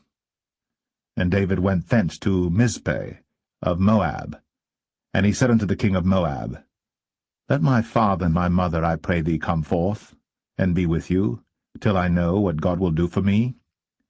And he brought them before the king of Moab, and they dwelt with him all the while that David was in the hold. And the prophet Gad said unto David, Abide not in the hold, depart, and get thee into the land of Judah. Then David departed, and came into the forest of Hareth. When Saul heard that David was discovered, and the men that were with him. Now Saul abode in Gibeah under a tree in Ramah, having his spear in his hand, and all his servants were standing about him. Then Saul said unto his servants that stood about him, Hear now, ye Benjamites, will the son of Jesse give every one of you fields and vineyards, and make you all captains of thousands and captains of hundreds, that all of you have conspired against me? And there is none that showeth me that my son hath made a league with the son of Jesse. And there is none of you that is sorry for me, or showeth unto me that my son hath stirred up my servant against me, to lie in wait, as at this day. Then answered Doeg the Edomite, which was set over the servants of Saul, and said, I saw the son of Jesse coming to Nob, to Ahimelech, the son of Ahitub. And he inquired of the Lord for him, and gave him victuals, and gave him the sword of Goliath the Philistine. Then the king sent to call Ahimelech the priest, the son of Ahitub, and all his father's house, the priests that were in Nob, and they came all of them to the king. And Saul said, Hear now, thou son of Ahitub. And he answered, Here I am, my lord. And Saul said unto him, Why have ye conspired against me, thou and the son of Jesse, in that thou hast given him bread and a sword, and hast inquired of God for him, that he should rise against me to lie in wait, as at this day? Then Ahimelech answered the king, and said, And who is so faithful among all thy servants as David, which is the king's son-in-law, and goeth at thy bidding, and is honourable in thine house? Did I then begin to inquire of God for him? Be it far from me.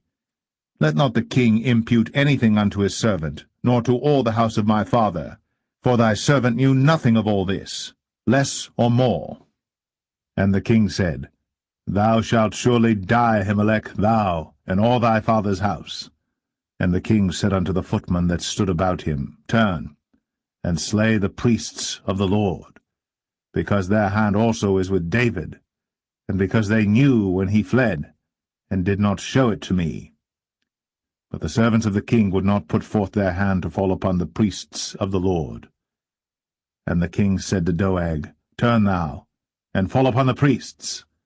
And Doeg the Edomite turned, and he fell upon the priests, and slew on that day fourscore persons that did wear a linen ephod. And Nob, the city of the priests, smote he with the edge of the sword both men and women, children and sucklings, and oxen and asses, and sheep, with the edge of the sword. And one of the sons of Ahimelech, the son of Ahitub, named Abiathar, escaped, and fled after David. And Abiathar showed David that Saul had slain the Lord's priests. And David said unto Abiathar, I knew it that day when Doeg the Edomite was there, that he would surely tell Saul, I have occasioned the death of all the persons of thy father's house. Abide thou with me. Fear not, for he that seeketh my life seeketh thy life. But with me thou shalt be in safeguard.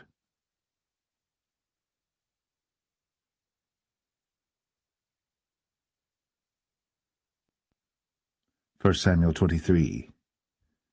Then they told David, saying, Behold, the Philistines fight against Keilah, and they rob the threshing floors.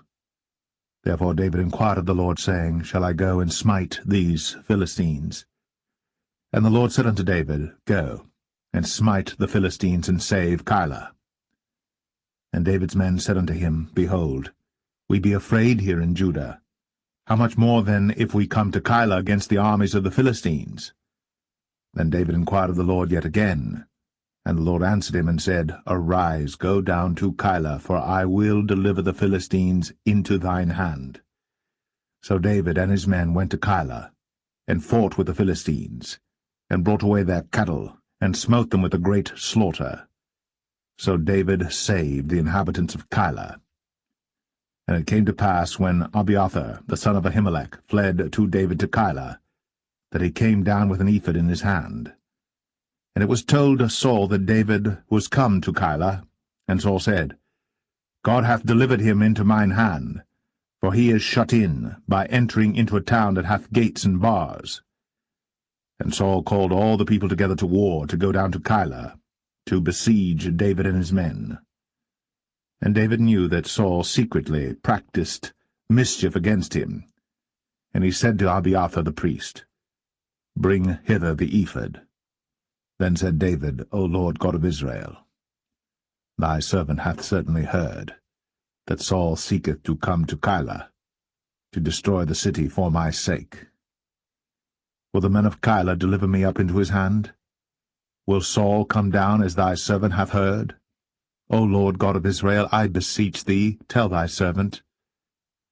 And the Lord said, He will come down. Then said David, Will the men of Keilah deliver me and my men into the hand of Saul? And the Lord said, They will deliver thee up.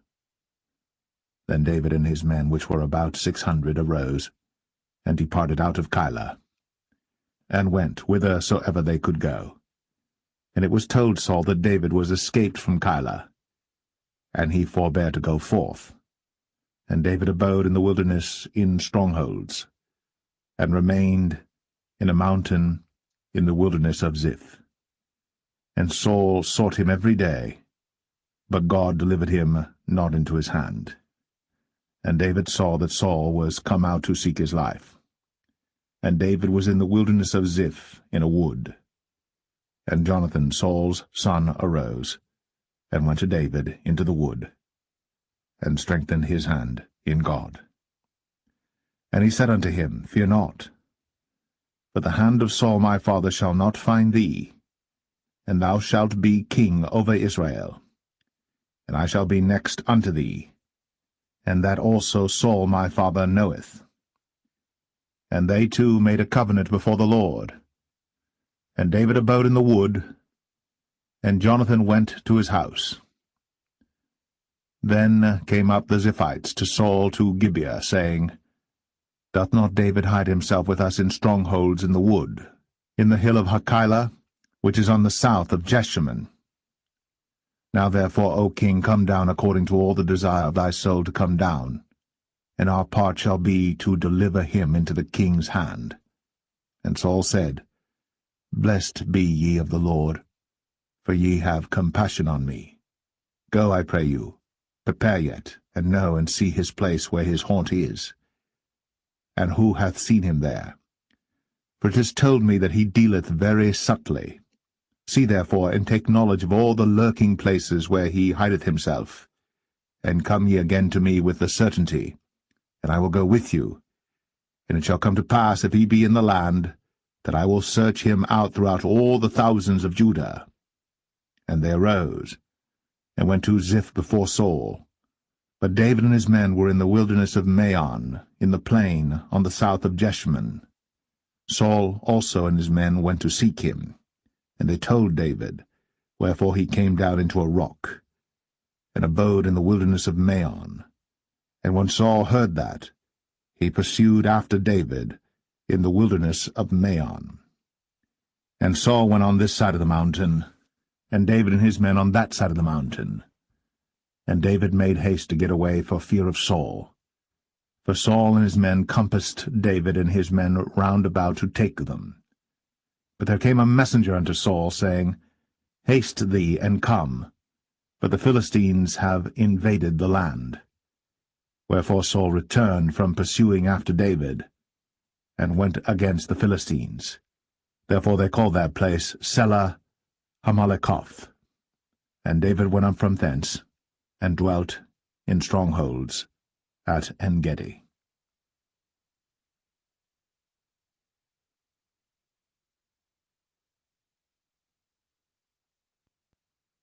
1 Samuel 24. And it came to pass, when Saul was returned from following the Philistines, that it was told him, saying, Behold, David is in the wilderness of En-gedi.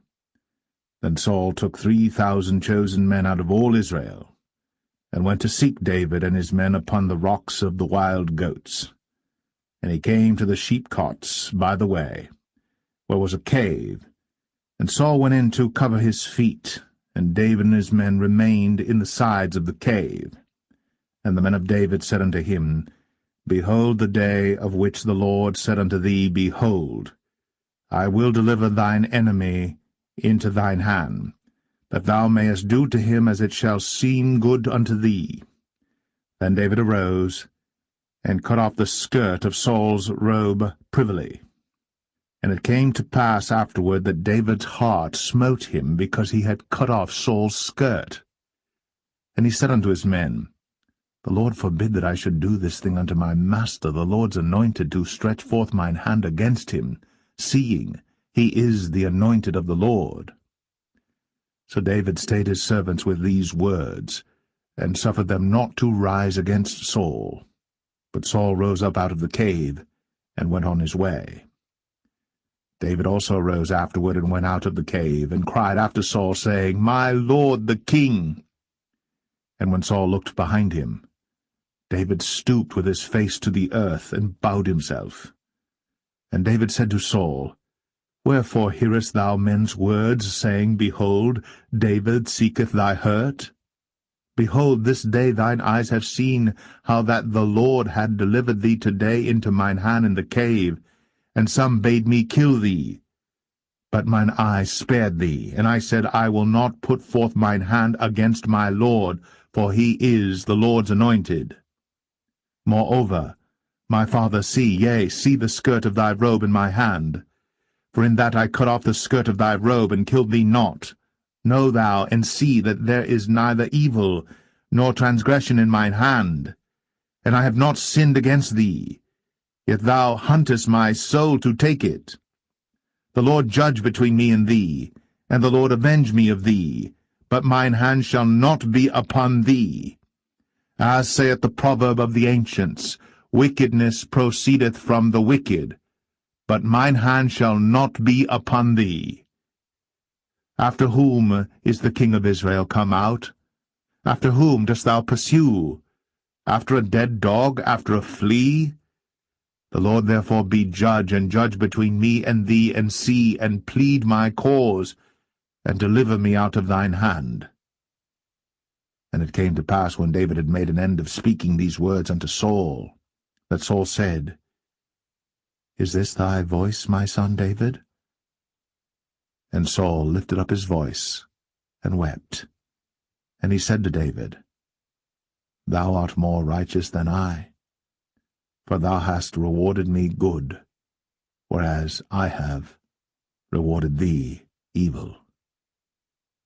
And thou hast shown this day how that thou hast dealt well with me, forasmuch as when the Lord had delivered me into thine hand, thou killedst me not. For if a man find his enemy, will he let him go well away? Wherefore the Lord reward thee good for that thou hast done unto me this day. And now behold, I know well that thou shalt surely be king, and that the kingdom of Israel shall be established in thine hand. Swear now therefore unto me by the Lord, that thou wilt not cut off my seed after me, and that thou wilt not destroy my name out of my father's house. And David sware unto Saul. And Saul went home, but David and his men gat them up unto the hold.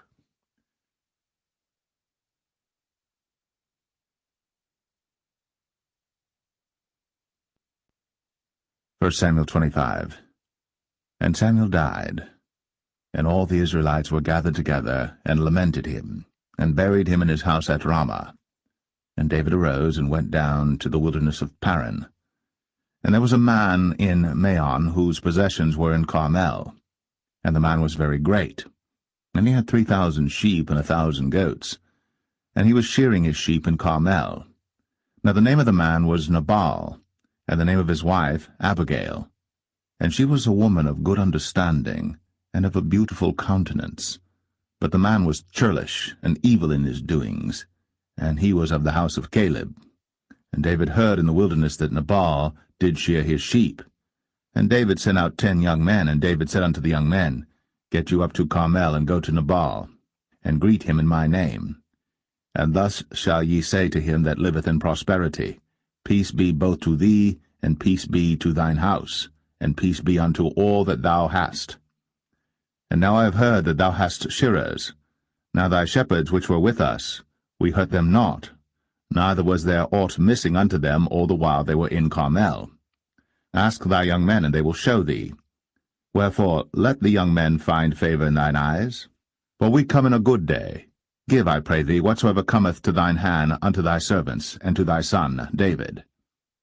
And when David's young men came, they spake to Nabal according to all those words in the name of David, and ceased.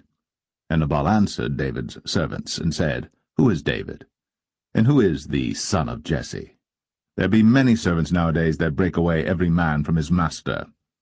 Shall I then take my bread and my water and my flesh that I have killed for my shearers, and give it unto men whom I know not whence they be? So David's young men turned their way, and went again, and came and told him all those sayings. And David said unto his men, Gird ye on every man his sword. And they girded on every man his sword. And David also girded on his sword. And there went up after David about 400 men, and 200 abode by the stuff. But one of the young men told Abigail, Nabal's wife, saying, Behold, David sent messengers out of the wilderness to salute our master, and he railed on them. But the men were very good unto us, and we were not hurt, neither missed we any thing as long as we were conversant with them when we were in the fields. They were a wall unto us both by night and day. All the while we were with them keeping the sheep. Now therefore know and consider what thou wilt do, for evil is determined against our master, and against all his household. For he is such a son of Belial, that a man cannot speak to him. Then Abigail made haste, and took 200 loaves and 2 bottles of wine, and 5 sheep ready dressed, and 5 measures of parched corn, and 100 clusters of raisins, and 200 cakes of figs, and laid them on asses.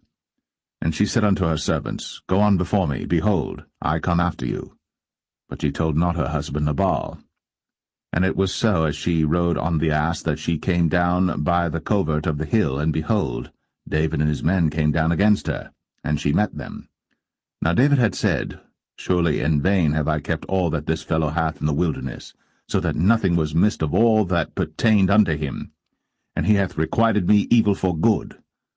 So, and more also do God unto the enemies of David, if I leave of all that pertain to him by the morning light any that pisseth against the wall. And when Abigail saw David, she hasted, and lighted off the ass, and fell before David on her face, and bowed herself to the ground, and fell at his feet, and said, Upon me, my lord, upon me let this iniquity be, and let thine handmaid, I pray thee, speak in thine audience, and hear the words of thine handmaid. Let not, my lord, I pray thee, regard this man of Belial, even Nabal. For as his name is, so is he. Nabal is his name, and folly is with him. But I, thine handmaid, saw not the young men of my lord, whom thou didst send. Now therefore, my lord, as the Lord liveth, and as thy soul liveth, seeing the Lord hath withholden thee from coming to shed blood, and from avenging thyself with thine own hand, now let thine enemies, and they that seek evil to my lord, be as Nabal. And now this blessing which thine handmaid hath brought unto my lord, let it even be given unto the young men that follow my lord. I pray thee, forgive the trespass of thine handmaid, for the Lord will certainly make my lord a sure house, because my lord fighteth the battles of the Lord, and evil hath not been found in thee all thy days. Yet a man is risen to pursue thee, and to seek thy soul. But the soul of my lord shall be bound in the bundle of life with the Lord thy God, and the souls of thine enemies. Them shall he sling out, as out of the middle of a sling. And it shall come to pass, when the Lord shall have done to my lord according to all the good that he hath spoken concerning thee, and shall have appointed thee ruler over Israel, that this shall be no grief unto thee, nor offence of heart unto my lord, either that thou hast shed blood causeless, or that my lord hath avenged himself. But when the Lord shall have dealt well with my lord, then remember thine handmaid. And David said to Abigail, Blessed be the Lord God of Israel, which sent thee this day to meet me. And blessed be thy advice, and blessed be thou, which hast kept me this day from coming to shed blood, and from avenging myself with mine own hand.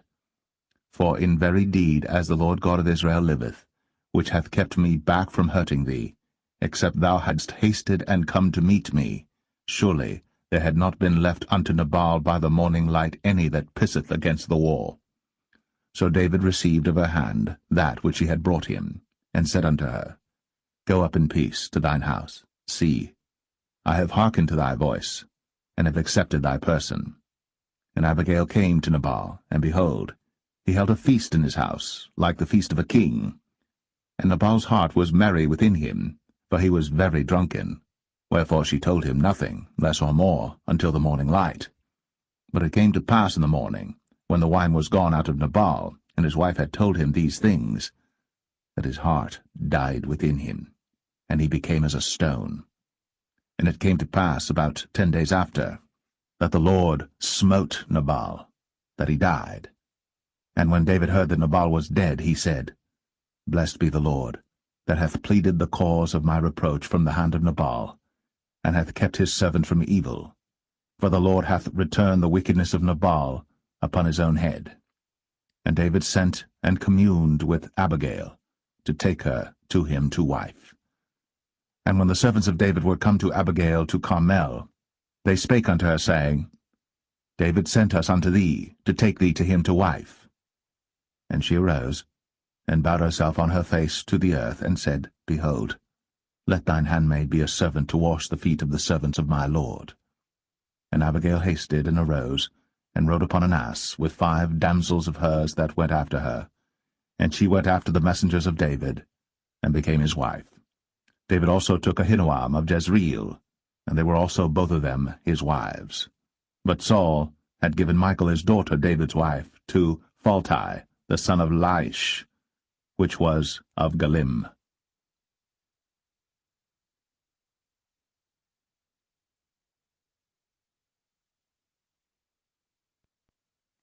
1 Samuel 26.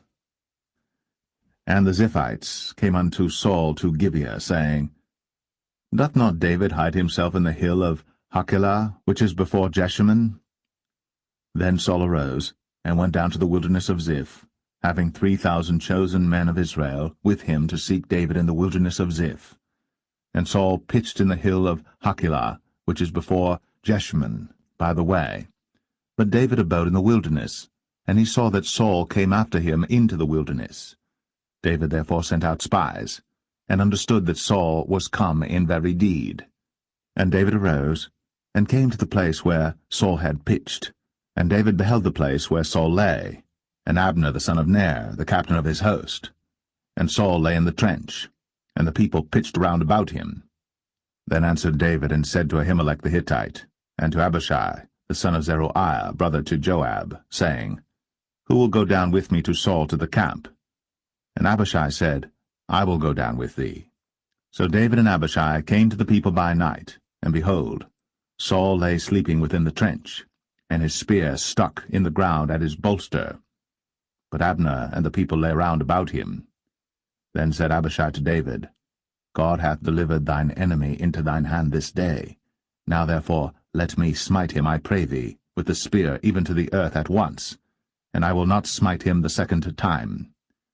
And David said to Abishai, Destroy him not, for who can stretch forth his hand against the Lord's anointed, and be guiltless? David said furthermore, As the Lord liveth, the Lord shall smite him, or his day shall come to die, or he shall descend into battle and perish. The Lord forbid that I should stretch forth mine hand against the Lord's anointed.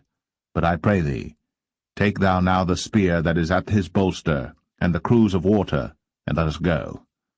So David took the spear and the cruse of water from Saul's bolster, and they gat them away, and no man saw it, nor knew it, neither awaked, for they were all asleep, because a deep sleep from the Lord was fallen upon them. Then David went over to the other side, and stood on the top of an hill afar off, a great space being between them.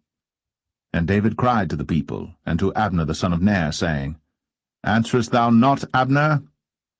Then Abner answered and said, Who art thou that criest to the king? And David said to Abner, Art not thou a valiant man? And who is like to thee in Israel? Wherefore then hast thou not kept thy lord the king? For there came one of the people in to destroy the king thy lord.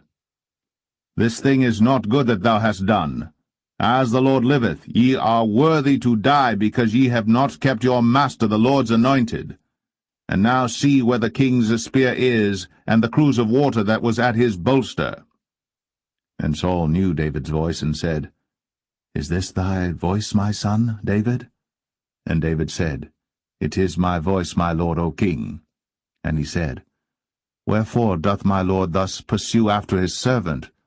For what have I done, or what evil is in mine hand? Now therefore, I pray thee, let my lord the king hear the words of his servant. If the Lord have stirred thee up against me, let him accept an offering. But if they be the children of men, cursed be they before the Lord, for they have driven me out this day from abiding in the inheritance of the Lord, saying, Go serve other gods. Now therefore, let not my blood fall to the earth before the face of the Lord. For the king of Israel is come out to seek a flea, as when one doth hunt a partridge in the mountains. Then said Saul, I have sinned. Return, my son David, for I will no more do thee harm, because my soul was precious in thine eyes this day. Behold, I have played the fool, and have erred exceedingly.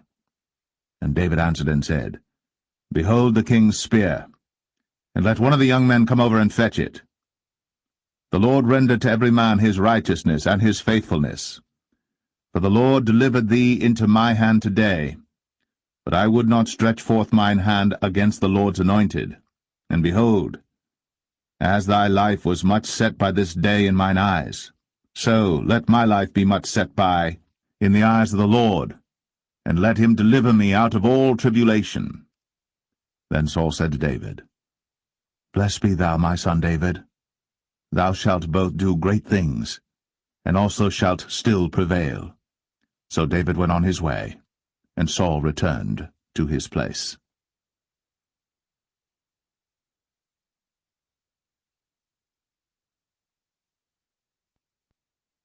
1 Samuel 27.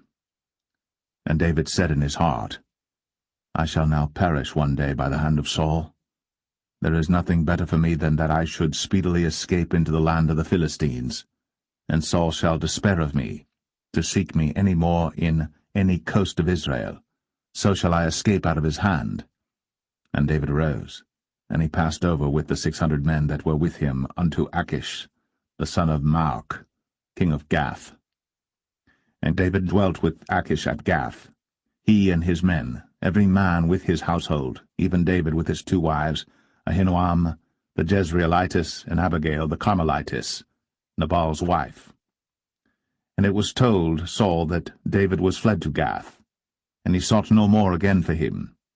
And David said unto Achish, If I have now found grace in thine eyes, let them give me a place in some town in the country, that I may dwell there. For why should thy servant dwell in the royal city with thee? Then Achish gave him Ziklag that day. Wherefore Ziklag pertaineth unto the kings of Judah unto this day. And the time that David dwelt in the country of the Philistines was a full year and 4 months. And David and his men went up, and invaded the Geshurites, and the Gezrites, and the Amalekites, for those nations were of old the inhabitants of the land, as thou goest to Shur, even unto the land of Egypt. And David smote the land, and left neither man nor woman alive, and took away the sheep and the oxen, and the asses, and the camels, and the apparel, and returned and came to Achish. And Achish said, Whither have ye made a road today?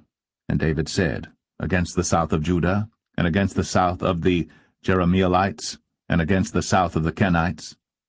And David saved neither man nor woman alive, to bring tidings to Gath, saying, Lest they should tell on us, saying, So did David, and so will be his manner all the while he dwelleth in the country of the Philistines. And Achish believed David, saying, He hath made his people Israel utterly to abhor him. Therefore he shall be my servant for ever.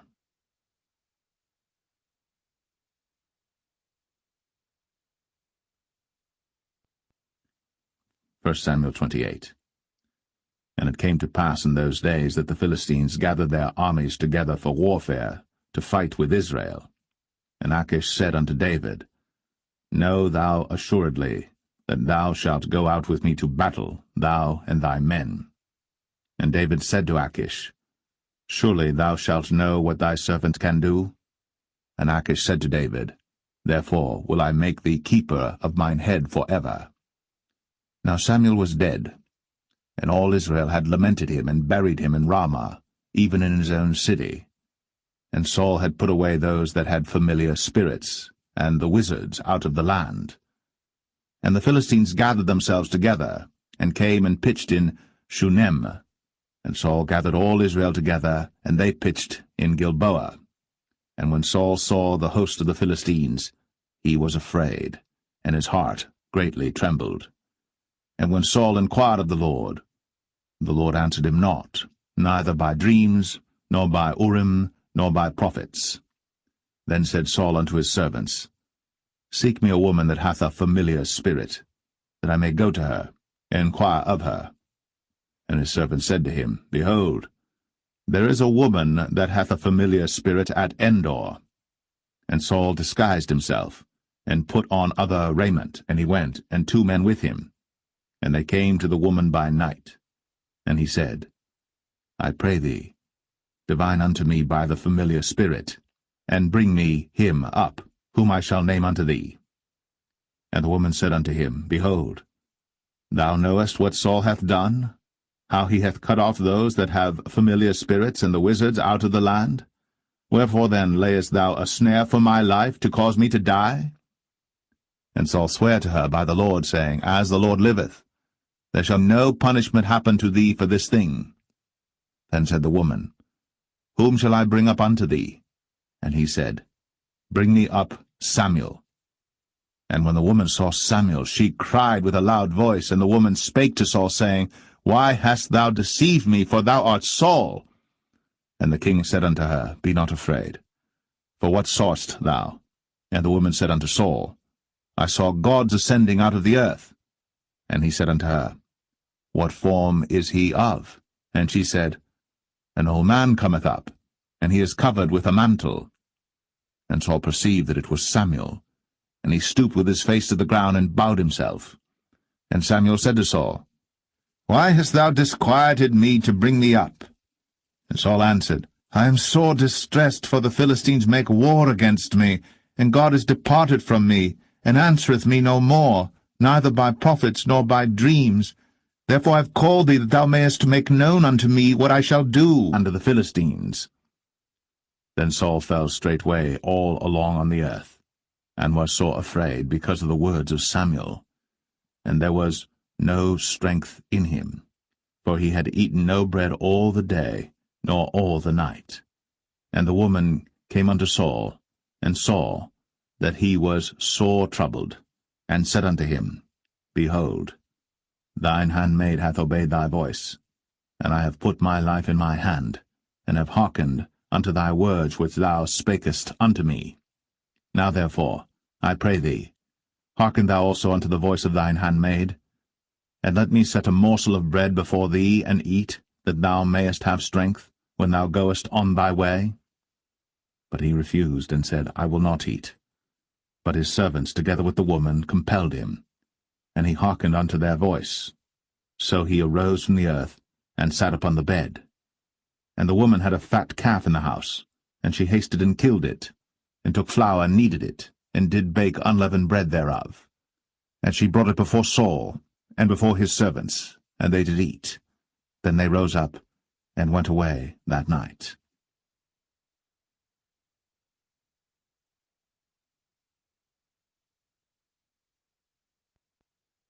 1 Samuel 29. Now the Philistines gathered together all their armies to Aphek, and the Israelites pitched by a fountain which is in Jezreel. And the lords of the Philistines passed on by hundreds and by thousands, but David and his men passed on in the rearward with Achish. Then said the princes of the Philistines, What do these Hebrews here? And Achish said unto the princes of the Philistines, Is not this David the servant of Saul the king of Israel, which hath been with me these days, or these years, and I have found no fault in him since he fell unto me unto this day? And the princes of the Philistines were wroth with him. And the princes of the Philistines said unto him, Make this fellow return, that he may go again to his place which thou hast appointed him, and let him not go down with us to battle, lest in the battle he be an adversary to us.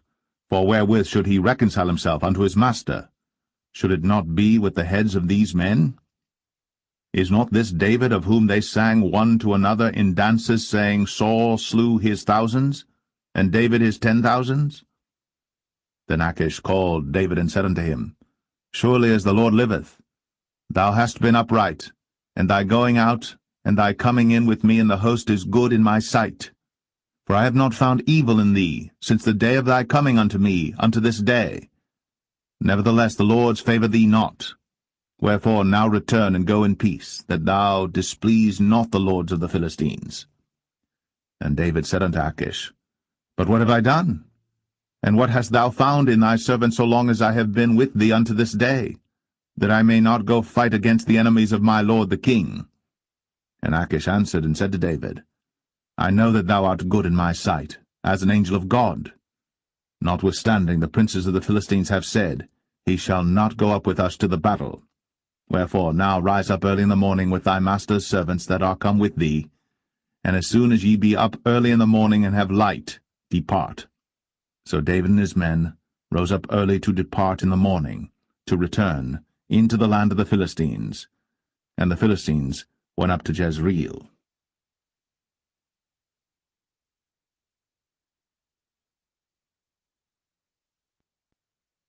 1 Samuel 30.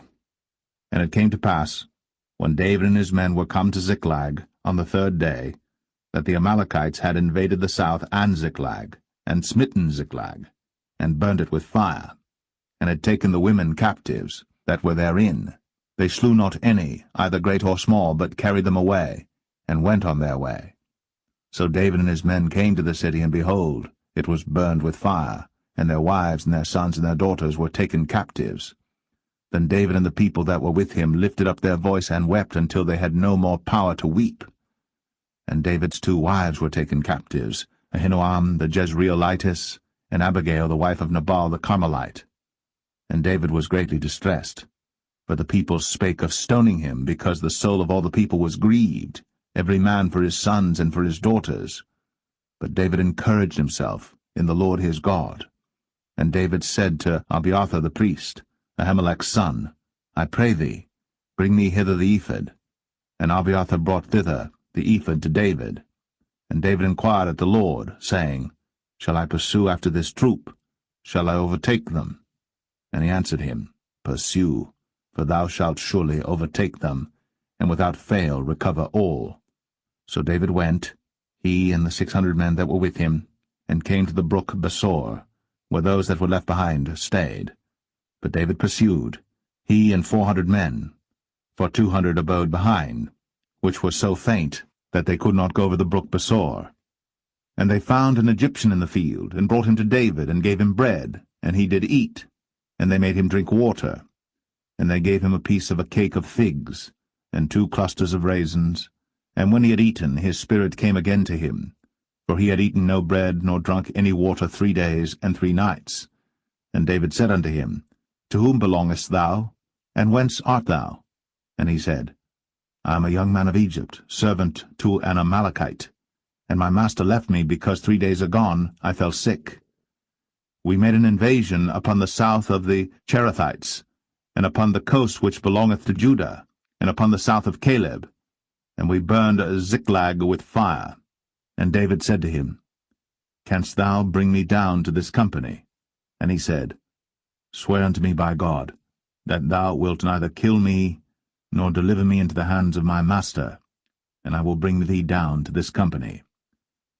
And when he had brought him down, behold, they were spread abroad upon all the earth, eating and drinking and dancing, because of all the great spoil that they had taken out of the land of the Philistines, and out of the land of Judah.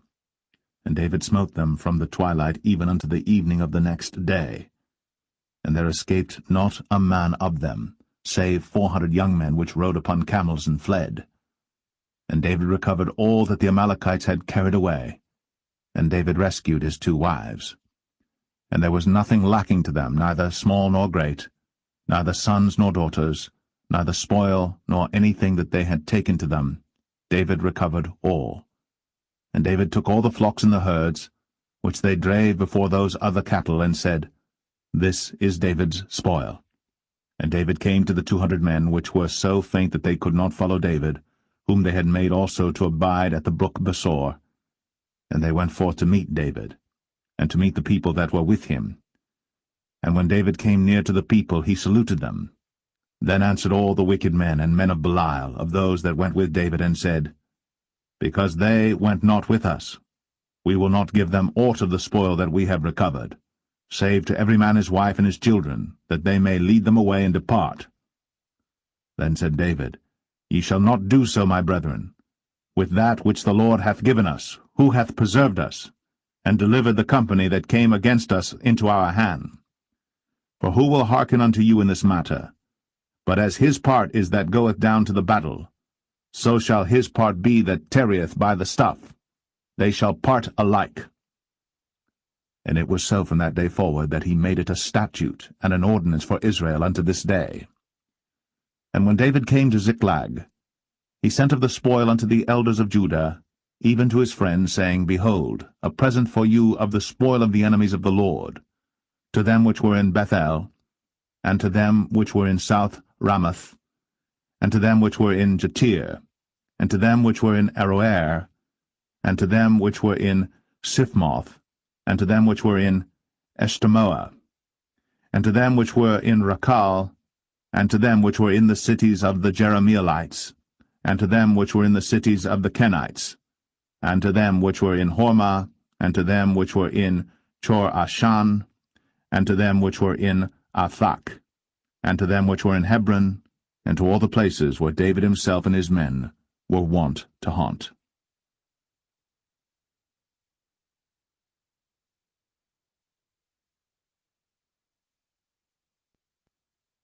1 Samuel 31.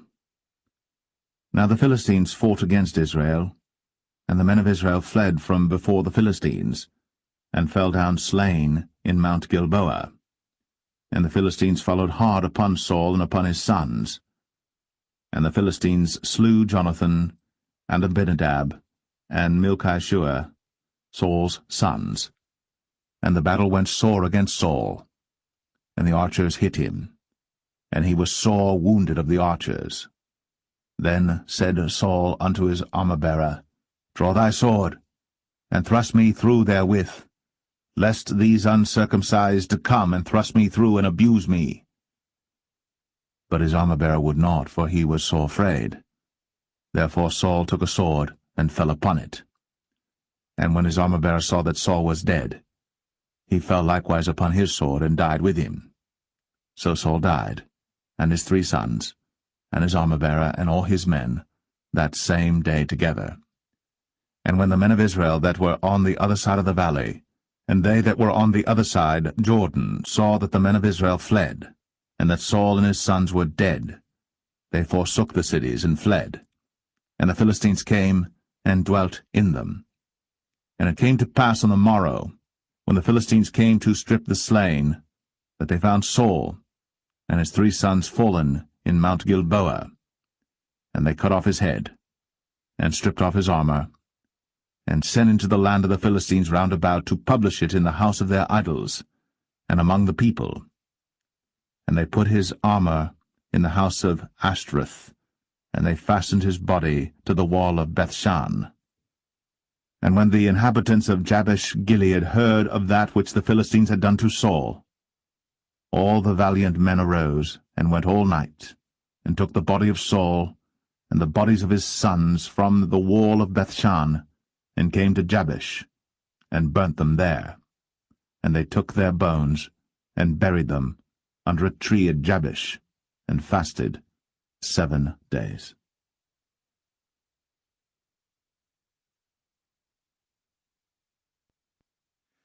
The second book of Samuel, chapter 1. Now it came to pass after the death of Saul, when David was returned from the slaughter of the Amalekites, and David had abode 2 days in Ziklag, it came even to pass on the 3rd day that, behold, a man came out of the camp from Saul with his clothes rent, and earth upon his head. And so it was when he came to David, that he fell to the earth, and did obeisance. And David said unto him, From whence comest thou? And he said unto him, Out of the camp of Israel am I escaped. And David said unto him, How went the matter? I pray thee, tell me. And he answered, That the people are fled from the battle, and many of the people also are fallen and dead. And Saul and Jonathan his son are dead also. Then David said unto the young man that told him, How knowest thou that Saul and Jonathan his son be dead? And the young man that told him said, As I happened by chance upon Mount Gilboa, behold, Saul leaned upon his spear, and lo, the chariots and horsemen followed hard after him. And when he looked behind him, he saw me, and called unto me, and I answered, Here am I. And he said unto me, Who art thou? And I answered him, I am an Amalekite. He said unto me again, Stand, I pray thee, upon me, and slay me, for anguish is come upon me, because my life is yet whole in me. So I stood upon him, and slew him, because I was sure that he could not live after that he was fallen. And I took the crown that was upon his head, and the bracelet that was on his arm, and have brought them hither unto my lord. Then David took hold on his clothes, and rent them, and likewise all the men that were with him. And they mourned, and wept, and fasted until even, for Saul and for Jonathan his son, and for the people of the Lord, and for the house of Israel, because they were fallen by the sword.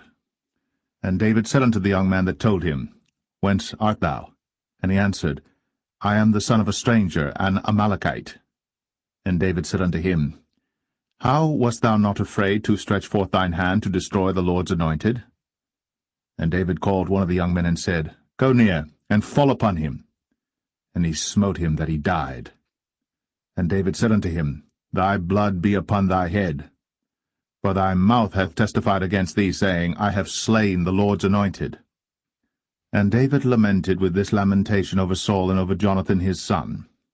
Also he bade them teach the children of Judah the use of the bow. Behold, it is written in the book of Jasher, The beauty of Israel is slain upon thy high places. How are the mighty fallen! Tell it not in Gath. Publish it not in the streets of Ashkelon, lest the daughters of the Philistines rejoice, lest the daughters of the uncircumcised triumph. Ye mountains of Gilboa, let there be no dew, neither let there be rain upon you, nor fields of offerings. For there the shield of the mighty is vilely cast away, the shield of Saul, as though he had not been anointed with oil. From the blood of the slain, from the fat of the mighty, the bow of Jonathan turned not back, and the sword of Saul returned not empty. Saul and Jonathan were lovely and pleasant in their lives, and in their death they were not divided. They were swifter than eagles. They were stronger than lions. Ye daughters of Israel, weep over Saul, who clothed you in scarlet, with other delights, who put on ornaments of gold upon your apparel. How are the mighty fallen in the midst of the battle, O Jonathan! Thou wast slain in thine high places. I am distressed for thee, my brother Jonathan. Very pleasant hast thou been unto me. Thy love to me was wonderful, passing the love of women. How are the mighty fallen, and the weapons of war perished!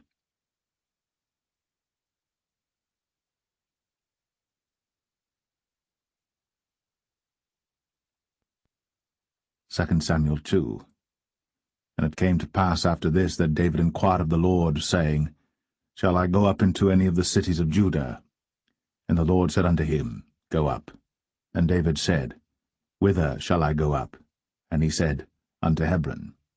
So David went up thither, and his 2 wives also, Ahinoam the Jezreelitess, and Abigail Nabal's wife, the Carmelite. And his men that were with him did David bring up, every man with his household, and they dwelt in the cities of Hebron. And the men of Judah came, and there they anointed David king over the house of Judah. And they told David, saying, that the men of Jabesh-Gilead were they that buried Saul. And David sent messengers unto the men of Jabesh-Gilead, and said unto them, Blessed be ye of the Lord, that ye have shown this kindness unto your Lord, even unto Saul, and have buried him. And now the Lord show kindness and truth unto you, and I also will requite you this kindness, because ye have done this thing. Therefore now let your hands be strengthened, and be ye valiant. For your master Saul is dead, and also the house of Judah have anointed me king over them. But Abner, the son of Ner, captain of Saul's host, took Ishbosheth, the son of Saul, and brought him over to Mahanaim, and made him king over Gilead, and over the Asherites, and over Jezreel, and over Ephraim, and over Benjamin, and over all Israel. Ishbosheth, Saul's son, was 40 years old when he began to reign over Israel, and reigned 2 years. But the house of Judah followed David. And the time that David was king in Hebron over the house of Judah was 7 years and 6 months. And Abner the son of Ner, and the servants of Ishbosheth the son of Saul, went out from Mahanaim to Gibeon. And Joab the son of Zeruiah, and the servants of David went out, and met together by the pool of Gibeon. And they sat down, the one on the one side of the pool, and the other on the other side of the pool. And Abner said to Joab, Let the young men now arise, and play before us. And Joab said, Let them arise. Then there arose and went over by number 12 of Benjamin, which pertained to Ishbosheth the son of Saul, and 12 of the servants of David. And they caught every one his fellow by the head, and thrust his sword in his fellow's side, so they fell down together. Wherefore that place was called Helkath Azurim, which is in Gibeon. And there was a very sore battle that day, and Abner was beaten, and the men of Israel, before the servants of David. And there were 3 sons of Zeruiah there, Joab, and Abishai, and Asahel. And Asahel was as light of foot as a wild roe. And Asahel pursued after Abner, and in going he turned not to the right hand nor to the left from following Abner. Then Abner looked behind him, and said, Art thou Asahel? And he answered, I am. And Abner said to him, Turn thee aside to thy right hand or to thy left, and lay thee hold on one of the young men, and take thee his armor. But Asahel would not turn aside from following of him. And Abner said again to Asahel, Turn thee aside from following me. Wherefore should I smite thee to the ground? How then should I hold up my face to Joab thy brother? Howbeit he refused to turn aside. Wherefore Abner, with the hinder end of the spear, smote him under the 5th rib, that the spear came out behind him. And he fell down there, and died in the same place. And it came to pass, that as many as came to the place where Asahel fell down and died stood still. Joab also and Abishai pursued after Abner. And the sun went down when they were come to the hill of Ammah, that lieth before Giah by the way of the wilderness of Gibeon. And the children of Benjamin gathered themselves together after Abner, and became one troop, and stood on the top of an hill. Then Abner called to Joab and said, Shall the sword devour for ever? Knowest thou not that it will be bitterness in the latter end? How long shall it be then, ere thou bid the people return from following their brethren? And Joab said, As God liveth, unless thou hadst spoken. Surely then in the morning the people had gone up every one from following his brother. So Joab blew a trumpet, and all the people stood still, and pursued after Israel no more, neither fought they any more. And Abner and his men walked all that night through the plain, and passed over Jordan, and went through all Bithron, and they came to Mahanaim. And Joab returned from following Abner. And when he had gathered all the people together, there lacked of David's servants 19 men, and Asahel. But the servants of David had smitten of Benjamin, and of Abner's men, so that 360 men died. And they took up Asahel, and buried him in the sepulchre of his father, which was in Bethlehem. And Joab and his men went all night, and they came to Hebron at break of day.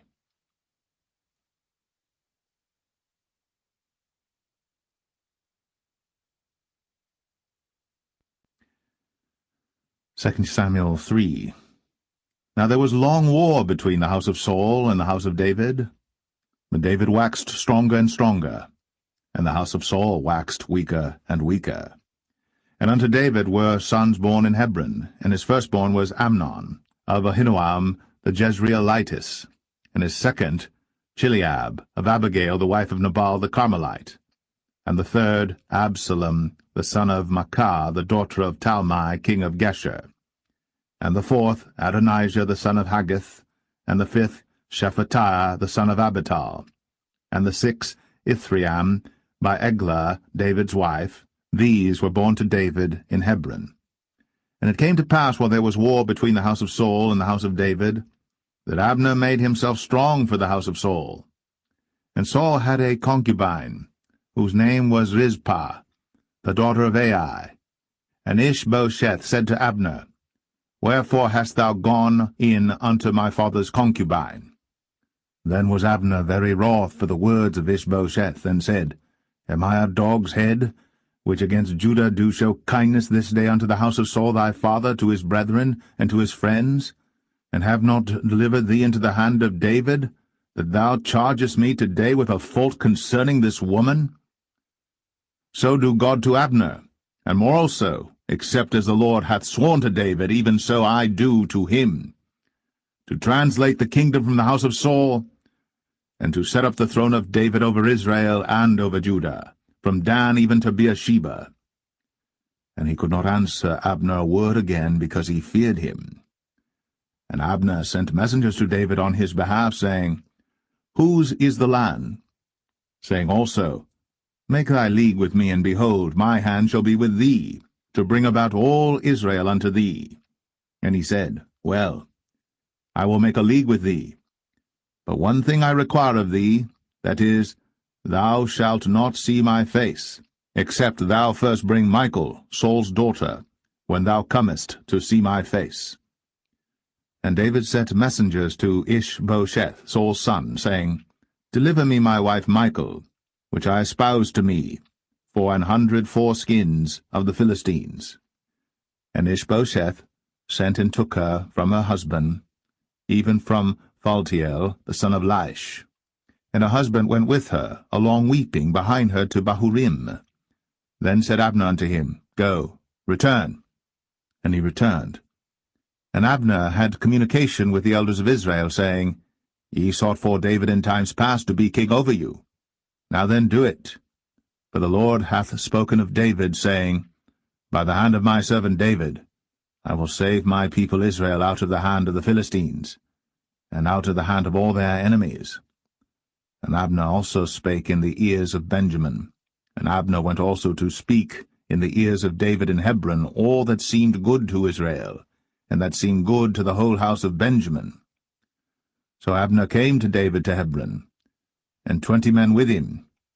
And David made Abner and the men that were with him a feast. And Abner said unto David, I will arise and go, and will gather all Israel unto my lord the king, that they may make a league with thee, and that thou mayest reign over all that thine heart desireth. And David sent Abner away, and he went in peace. And behold, the servants of David and Joab came from pursuing a troop, and brought in a great spoil with them.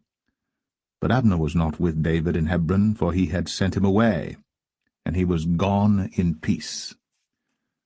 When Joab and all the host that was with him were come, they told Joab, saying, Abner the son of Ner came to the king, and he hath sent him away, and he is gone in peace. Then Joab came to the king and said, What hast thou done? Behold, Abner came unto thee. Why is it that thou hast sent him away, and he is quite gone?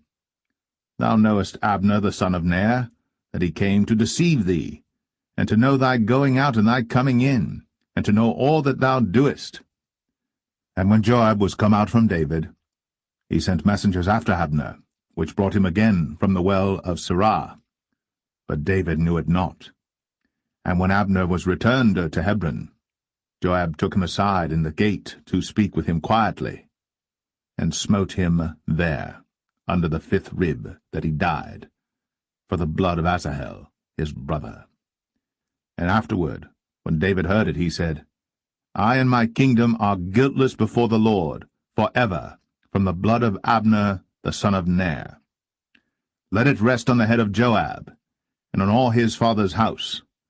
And let there not fail from the house of Joab one that hath an issue, or that is a leper, or that leaneth on a staff, or that falleth on the sword, or that lacketh bread. So Joab and Abishai his brother slew Abner, because he had slain their brother Asahel at Gibeon in the battle. And David said to Joab and to all the people that were with him, Rend your clothes, and gird you with sackcloth, and mourn before Abner.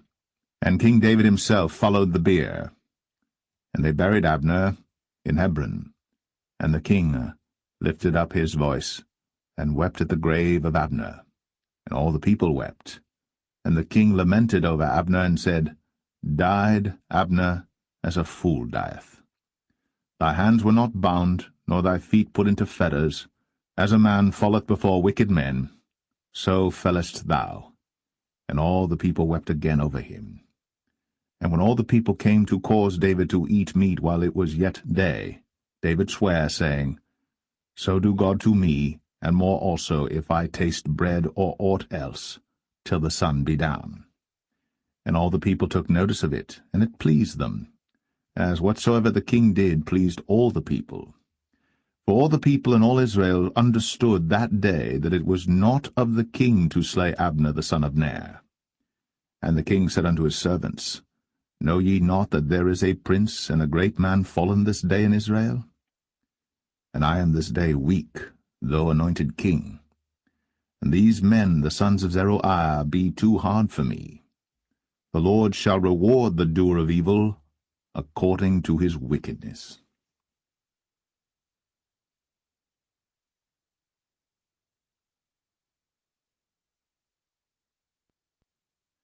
2 Samuel 4.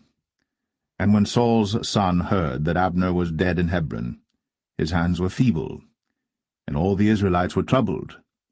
And Saul's son had 2 men that were captains of bands. The name of the one was Baanah, and the name of the other Rechab, the sons of Rimmon, a Beerothite, of the children of Benjamin. For Beeroth also was reckoned to Benjamin. And the Beerothites fled to Gittaim, and were sojourners there until this day. And Jonathan, Saul's son, had a son that was lame of his feet. He was 5 years old when the tidings came of Saul and Jonathan out of Jezreel. And his nurse took him up, and fled. And it came to pass, as she made haste to flee, that he fell and became lame. And his name was Mephibosheth. And the sons of Rimmon the Beerothite, Rechab and Baanah, went, and came about the heat of the day to the house of Ishbosheth, who lay on a bed at noon. And they came thither into the midst of the house, as though they would have fetched wheat, and they smote him under the 5th rib. And Rechab and Baanah his brother escaped. For when they came into the house, he lay on his bed in his bedchamber, and they smote him, and slew him, and beheaded him, and took his head, and gat them away through the plain all night. And they brought the head of Ishbosheth unto David to Hebron, and said to the king, Behold, the head of Ishbosheth, the son of Saul, thine enemy, which sought thy life. And the Lord hath avenged my lord the king this day of Saul, and of his seed. And David answered Rechab and Baanah his brother, the sons of Rimmon the Beerothite, and said unto them, As the Lord liveth, who hath redeemed my soul out of all adversity? When one told me, saying, Behold, Saul is dead, thinking to have brought good tidings, I took hold of him, and slew him in Ziklag, who thought that I would have given him a reward for his tidings. How much more, when wicked men have slain a righteous person in his own house upon his bed? Shall I not therefore now require his blood of your hand, and take you away from the earth? And David commanded his young men, and they slew them, and cut off their hands and their feet, and hanged them up over the pool in Hebron. But they took the head of Ishbosheth, and buried it in the sepulchre of Abner in Hebron.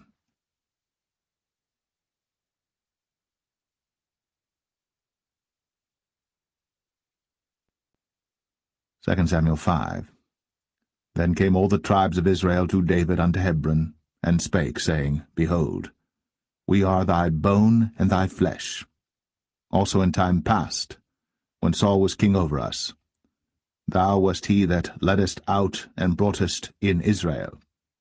And the Lord said to thee, Thou shalt feed my people Israel, and thou shalt be a captain over Israel. So all the elders of Israel came to the king to Hebron, and King David made a league with them in Hebron before the Lord, and they anointed David king over Israel. David was 30 years old when he began to reign, and he reigned 40 years. In Hebron he reigned over Judah 7 years and 6 months, and in Jerusalem he reigned 33 years over all Israel and Judah. And the king and his men went to Jerusalem unto the Jebusites, the inhabitants of the land, which spake unto David, saying, Except thou take away the blind and the lame, thou shalt not come in hither, thinking, David cannot come in hither. Nevertheless, David took the stronghold of Zion, the same is the city of David.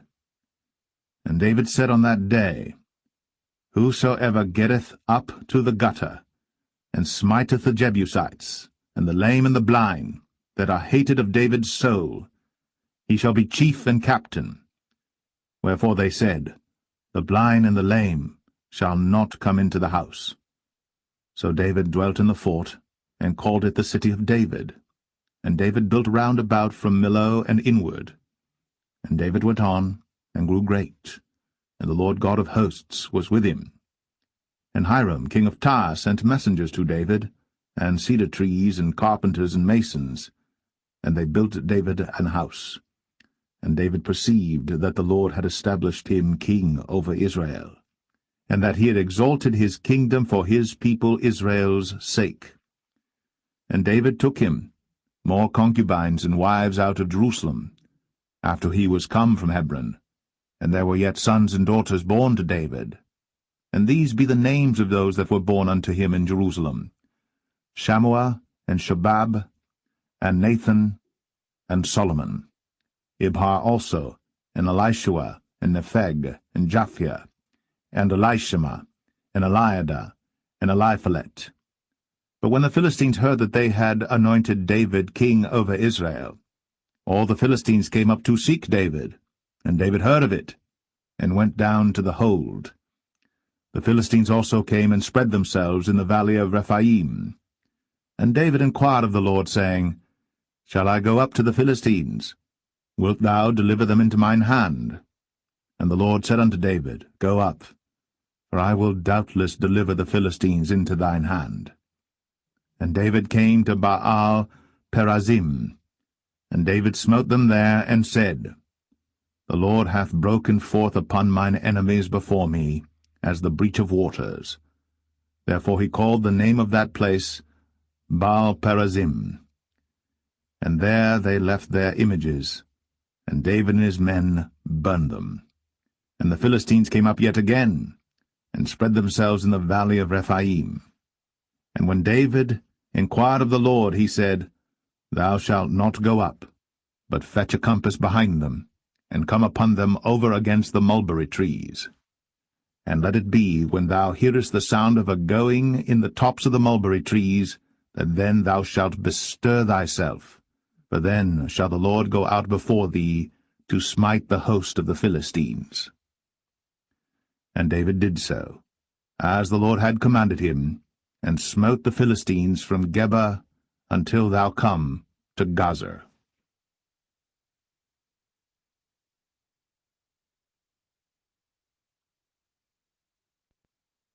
2 Samuel 6. Again David gathered together all the chosen men of Israel, 30,000. And David arose and went with all the people that were with him from Baale of Judah, to bring up from thence the ark of God, whose name is called by the name of the Lord of hosts, that dwelleth between the cherubims. And they set the ark of God upon a new cart, and brought it out of the house of Abinadab that was in Gibeah. And Uzzah and Ahio, the sons of Abinadab, drave the new cart. And they brought it out of the house of Abinadab, which was at Gibeah, accompanying the ark of God, and Ahio went before the ark. And David and all the house of Israel played before the Lord in all manner of instruments made of fir wood, even on harps, and on psalteries, and on timbrels, and on cornets, and on cymbals. And when they came to Nachon's threshing floor, Uzzah put forth his hand to the ark of God, and took hold of it, for the oxen shook it. And the anger of the Lord was kindled against Uzzah, and God smote him there for his error, and there he died by the ark of God. And David was displeased, because the Lord had made a breach upon Uzzah, and he called the name of the place Perez Uzzah to this day. And David was afraid of the Lord that day, and said, How shall the ark of the Lord come to me? So David would not remove the ark of the Lord unto him into the city of David, but David carried it aside into the house of Obed-Edom the Gittite. And the ark of the Lord continued in the house of Obed-Edom the Gittite 3 months. And the Lord blessed Obed-Edom and all his household. And it was told King David, saying, The Lord hath blessed the house of Obed-Edom, and all that pertaineth unto him, because of the ark of God. So David went and brought up the ark of God from the house of Obed-Edom into the city of David with gladness. And it was so, that when they that bare the ark of the Lord had gone 6 paces, he sacrificed oxen and fatlings. And David danced before the Lord with all his might, and David was girded with a linen ephod. So David and all the house of Israel brought up the ark of the Lord with shouting, and with the sound of the trumpet. And as the ark of the Lord came into the city of David, Michal, Saul's daughter, looked through a window, and saw King David leaping and dancing before the Lord. And she despised him in her heart. And they brought in the ark of the Lord, and set it in his place in the midst of the tabernacle that David had pitched for it. And David offered burnt offerings and peace offerings before the Lord. And as soon as David had made an end of offering burnt offerings and peace offerings, he blessed the people in the name of the Lord of hosts.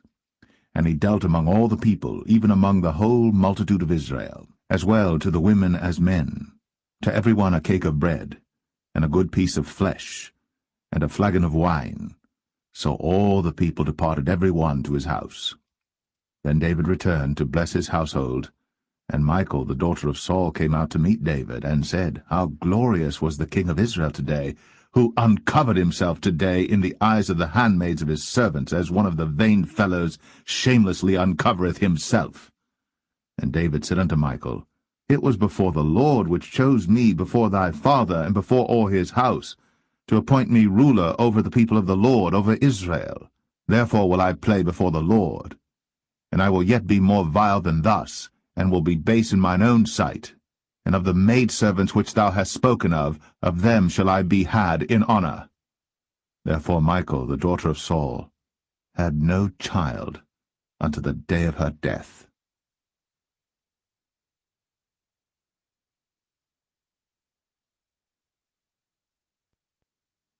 2 Samuel 7. And it came to pass, when the king sat in his house, and the Lord had given him rest round about from all his enemies, that the king said unto Nathan the prophet, See now, I dwell in an house of cedar, but the ark of God dwelleth within curtains. And Nathan said to the king, Go, do all that is in thine heart, for the Lord is with thee. And it came to pass that night that the word of the Lord came unto Nathan, saying, Go and tell my servant David, Thus saith the Lord, Shalt thou build me an house for me to dwell in? Whereas I have not dwelt in any house since the time that I brought up the children of Israel out of Egypt, even to this day, but have walked in a tent and in a tabernacle. In all the places wherein I have walked with all the children of Israel spake I a word with any of the tribes of Israel, whom I commanded to feed my people Israel, saying, Why build ye not me an house of cedar? Now therefore, so shalt thou say unto my servant David, Thus saith the Lord of hosts, I took thee from the sheepcot, from following the sheep, to be ruler over my people, over Israel. And I was with thee whithersoever thou wentest, and have cut off all thine enemies out of thy sight, and have made thee a great name, like unto the name of the great men that are in the earth. Moreover, I will appoint a place for my people Israel, and will plant them, that they may dwell in a place of their own, and move no more, neither shall the children of wickedness afflict them any more as beforetime.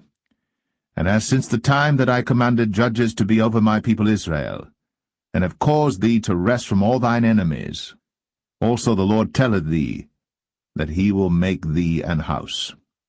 And when thy days be fulfilled, and thou shalt sleep with thy fathers, I will set up thy seed after thee, which shall proceed out of thy bowels, and I will establish his kingdom. He shall build an house for my name, and I will establish the throne of his kingdom for ever. I will be his father, and he shall be my son. If he commit iniquity, I will chasten him with the rod of men, and with the stripes of the children of men. But my mercy shall not depart away from him, as I took it from Saul, whom I put away before thee. And thine house, and thy kingdom shall be established for ever before thee. Thy throne shall be established for ever. According to all these words, and according to all this vision, so did Nathan speak unto David. Then went King David in, and sat before the Lord, and he said, Who am I, O Lord God? And what is my house that thou hast brought me hitherto? And this was yet a small thing in thy sight, O Lord God. But thou hast spoken also of thy servant's house for a great while to come. And is this the manner of man, O Lord God? And what can David say more unto thee? For thou, Lord God, knowest thy servant. For thy word's sake, and according to thine own heart, hast thou done all these great things, to make thy servant know them. Wherefore thou art great, O Lord God, For there is none like thee, neither is there any God beside thee, according to all that we have heard with our ears.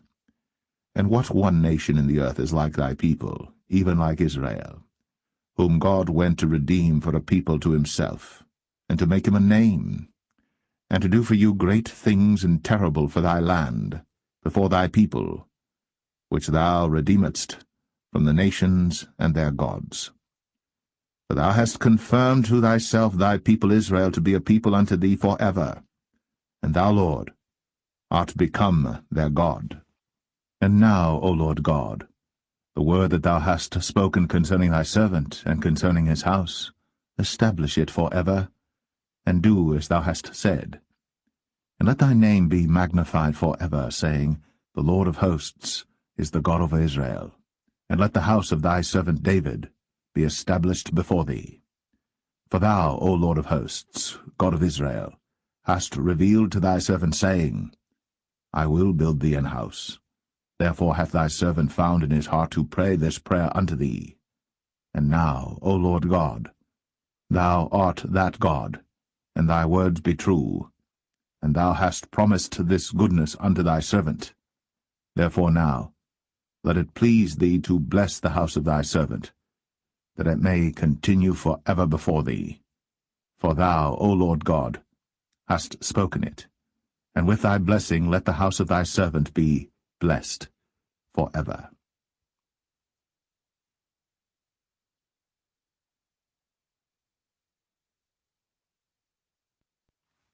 Second Samuel 8. And after this, it came to pass that David smote the Philistines, and subdued them. And David took Metheg-Ammah out of the hand of the Philistines. And he smote Moab, and measured them with a line, casting them down to the ground. Even with 2 lines measured he, to put to death, and with 1 full line to keep alive. And so the Moabites became David's servants, and brought gifts. David smote also Hadadezer, the son of Rehob, king of Zobah, as he went to recover his border at the river Euphrates. And David took from him 1,000 chariots, and 700 horsemen, and 20,000 footmen. And David houghed all the chariot horses, but reserved of them 400 chariots. And when the Syrians of Damascus came to succor Hadadezer, king of Zobah, David slew of the Syrians 22,000 men. Then David put garrisons in Syria of Damascus, and the Syrians became servants to David, and brought gifts. And the Lord preserved David whithersoever he went. And David took the shields of gold that were on the servants of Hadadezer, and brought them to Jerusalem. And from Betah and from Berothai, cities of Hadadezer, King David took exceeding much brass. When Toi, king of Hamath, heard that David had smitten all the host of Hadadezer, then Toi sent Joram his son unto King David, to salute him and to bless him, because he had fought against Hadadezer, and smitten him. For Hadadezer had wars with Toi. And Joram brought with him vessels of silver, and vessels of gold, and vessels of brass, which also King David did dedicate unto the Lord, with the silver and gold that he had dedicated of all nations which he subdued, of Syria, and of Moab, and of the children of Ammon, and of the Philistines, and of Amalek, and of the spoil of Hadadezer, son of Rehob, king of Zobah. And David gat him a name when he returned from smiting of the Syrians in the valley of Salt, being 18,000 men. And he put garrisons in Edom. Throughout all Edom put he garrisons, and all they of Edom became David's servants. And the Lord preserved David whithersoever he went. And David reigned over all Israel. And David executed judgment and justice unto all his people. And Joab the son of Zeruiah was over the host, and Jehoshaphat the son of Ahilud was recorder, and Zadok the son of Ahitub, and Ahimelech the son of Abiathar were the priests, and Seraiah was the scribe, and Benaniah the son of Jehoiada was over both the Cherethites and the Pelethites, and David's sons were chief rulers.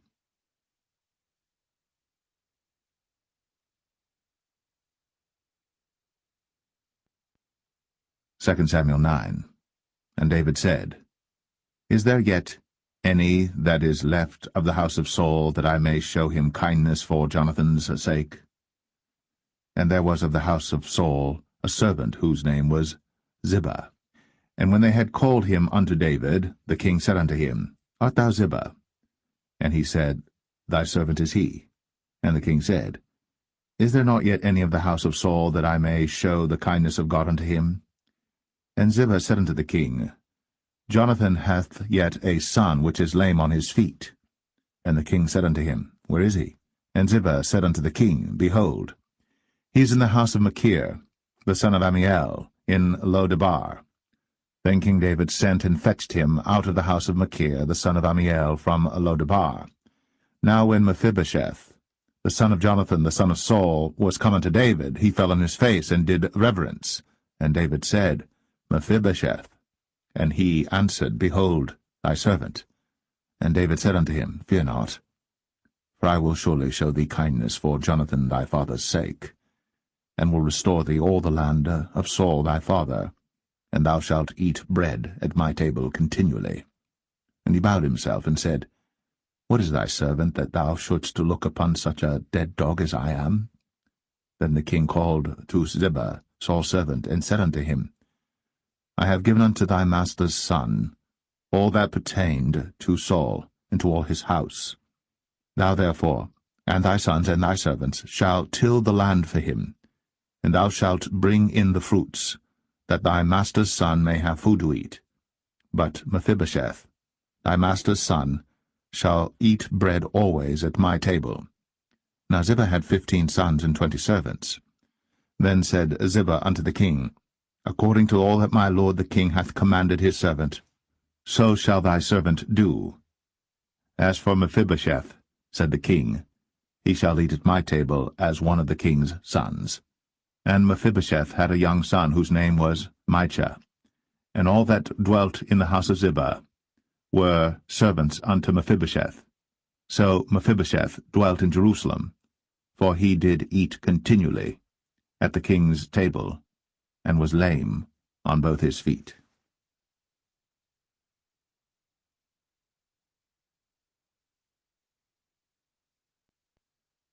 2 Samuel 10.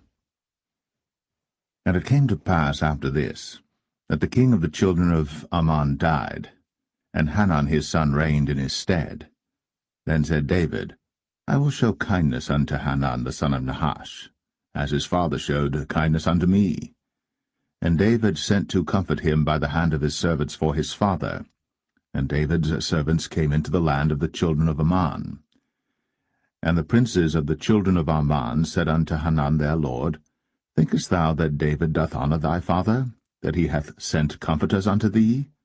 Hath not David rather sent his servants unto thee to search the city, and to spy it out, and to overthrow it?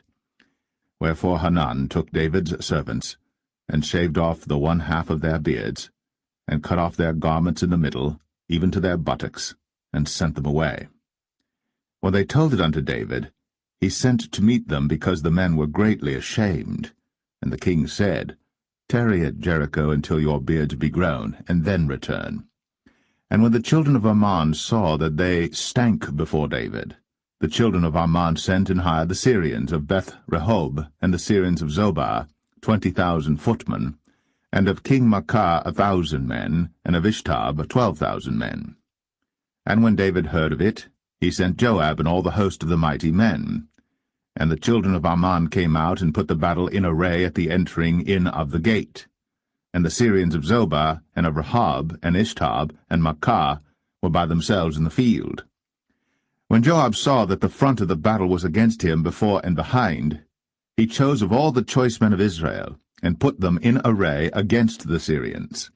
And the rest of the people he delivered into the hand of Abishai his brother, that he might put them in array against the children of Ammon. And he said, If the Syrians be too strong for me, then thou shalt help me. But if the children of Ammon be too strong for thee, then I will come and help thee. Be of good courage. Let us play the men for our people, and for the cities of our God. And the Lord do that which seemeth him good. And Joab drew nigh, and the people that were with him, unto the battle against the Syrians. And they fled before him. And when the children of Ammon saw that the Syrians were fled, then fled they also before Abishai, and entered into the city. So Joab returned from the children of Ammon and came to Jerusalem. And when the Syrians saw that they were smitten before Israel, they gathered themselves together. And Hadarezer sent, and brought out the Syrians that were beyond the river, and they came to Helam. And Shobach, the captain of the host of Hadarezer, went before them. And when it was told David, he gathered all Israel together, and passed over Jordan, and came to Helam. And the Syrians set themselves in array against David, and fought with him. And the Syrians fled before Israel. And David slew the men of 700 chariots of the Syrians, and 40,000 horsemen, and smote Shobach, the captain of their host, who died there. And when all the kings that were servants to Hadarezer saw that they were smitten before Israel, they made peace with Israel, and served them. So the Syrians feared to help the children of Ammon any more.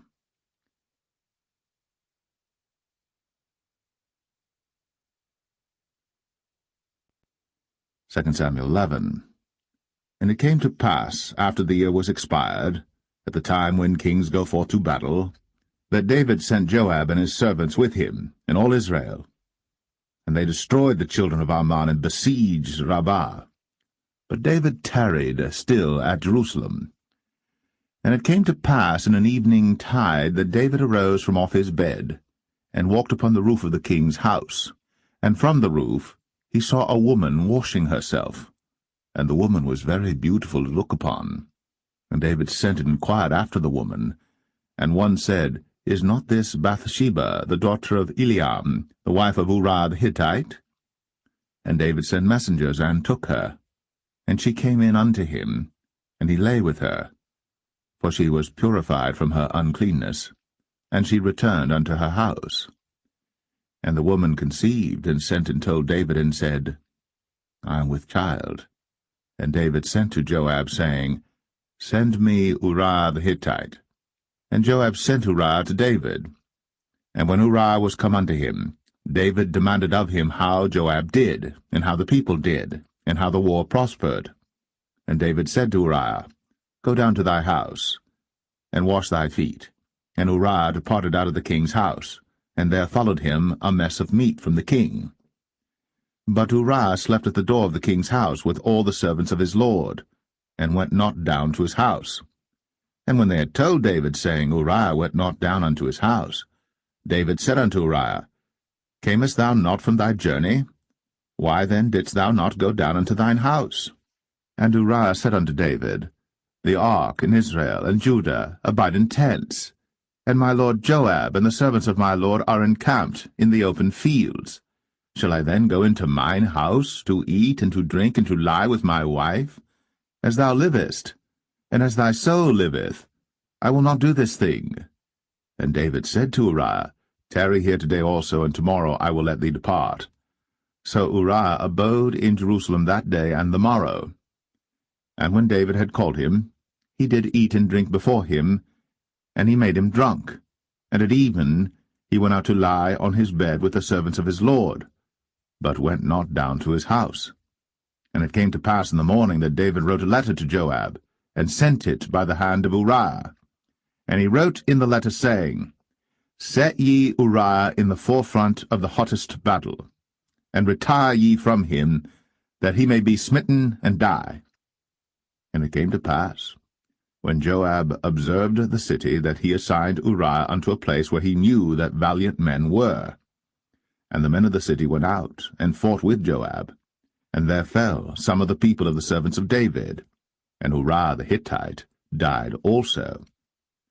Then Joab sent and told David all the things concerning the war, and charged the messenger, saying, When thou hast made an end of telling the matters of the war unto the king, and if so be that the king's wrath arise, and he say unto thee, Wherefore approached ye so nigh unto the city when ye did fight? Knew ye not that they would shoot from the wall? Who smote Abimelech, the son of Jerubbesheth? Did not a woman cast a piece of a millstone upon him from the wall, that he died in Thebez? Why went ye nigh the wall? Then say thou, Thy servant Uriah the Hittite is dead also. So the messenger went, and came and showed David all that Joab had sent him for. And the messenger said unto David, Surely the men prevailed against us, and came out unto us into the field, and we were upon them even unto the entering of the gate. And the shooters shot from off the wall upon thy servants, and some of the king's servants be dead, and thy servant Uriah the Hittite is dead also. Then David said unto the messenger, Thus shalt thou say unto Joab, Let not this thing displease thee, for the sword devoureth one as well as another. Make thy battle more strong against the city, and overthrow it, and encourage thou him. And when the wife of Uriah heard that Uriah her husband was dead, she mourned for her husband. And when the morning was past, David sent and fetched her to his house, and she became his wife, and bare him a son. But the thing that David had done displeased the Lord.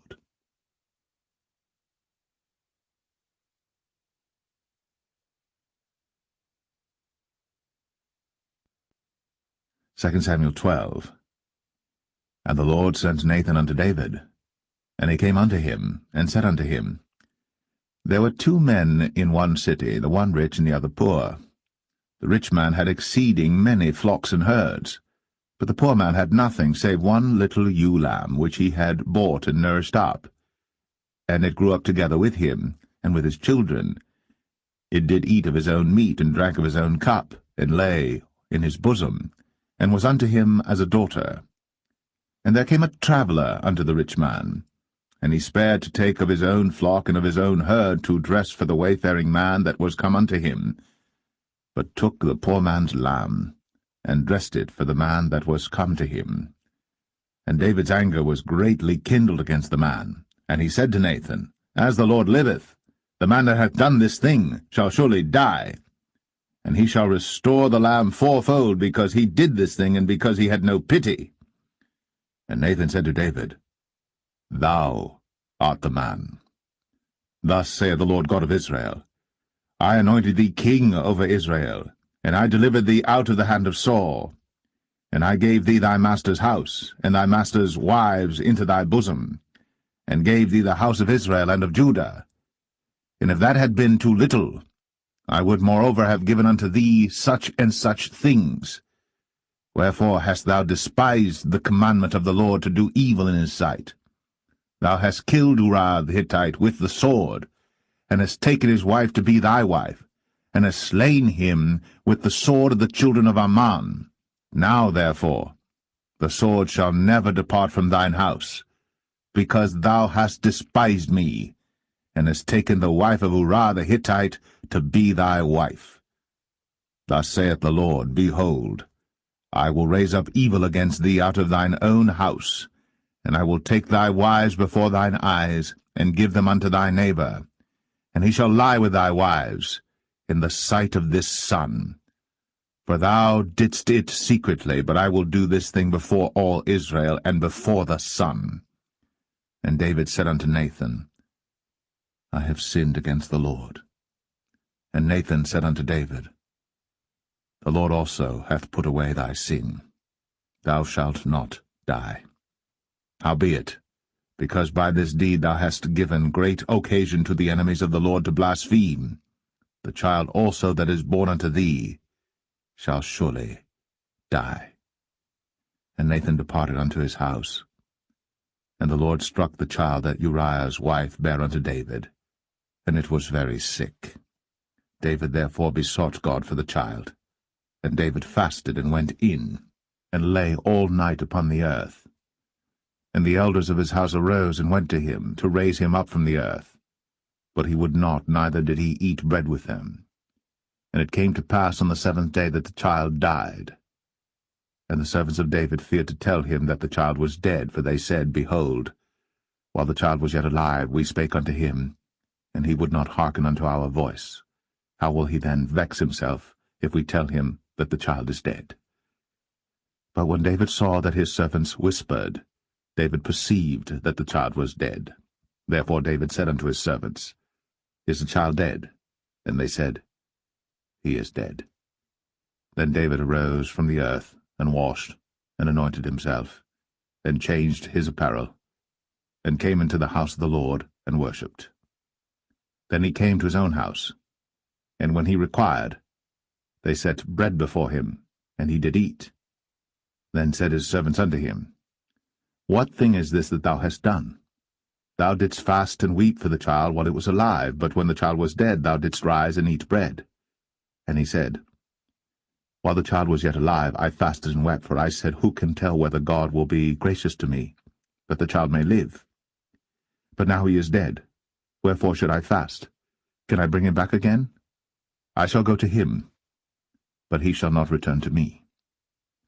And David comforted Bathsheba his wife, and went in unto her, and lay with her. And she bare a son, and he called his name Solomon. And the Lord loved him. And he sent by the hand of Nathan the prophet, and he called his name Jedediah, because of the Lord. And Joab fought against Rabbah of the children of Ammon, and took the royal city. And Joab sent messengers to David, and said, I have fought against Rabbah, and have taken the city of waters. Now therefore gather the rest of the people together, and encamp against the city, and take it, lest I take the city, and it be called after my name. And David gathered all the people together, and went to Rabbah, and fought against it, and took it. And he took their king's crown from off his head, the weight whereof was a talent of gold, with the precious stones, and it was set on David's head. And he brought forth the spoil of the city in great abundance. And he brought forth the people that were therein, and put them under saws, and under harrows of iron, and under axes of iron, and made them pass through the brick kiln. And thus did he unto all the cities of the children of Ammon. So David and all the people returned unto Jerusalem.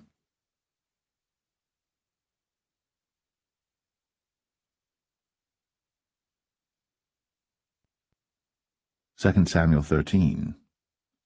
And it came to pass after this, that Absalom the son of David had a fair sister whose name was Tamar, and Amnon the son of David loved her. And Amnon was so vexed that he fell sick for his sister Tamar, for she was a virgin, and Amnon thought it hard for him to do anything to her. But Amnon had a friend whose name was Jonadab, the son of Shimea, David's brother. And Jonadab was a very subtle man. And he said unto him, Why art thou, being the king's son, lean from day to day? Wilt thou not tell me? And Amnon said unto him, I love Tamar, my brother Absalom's sister.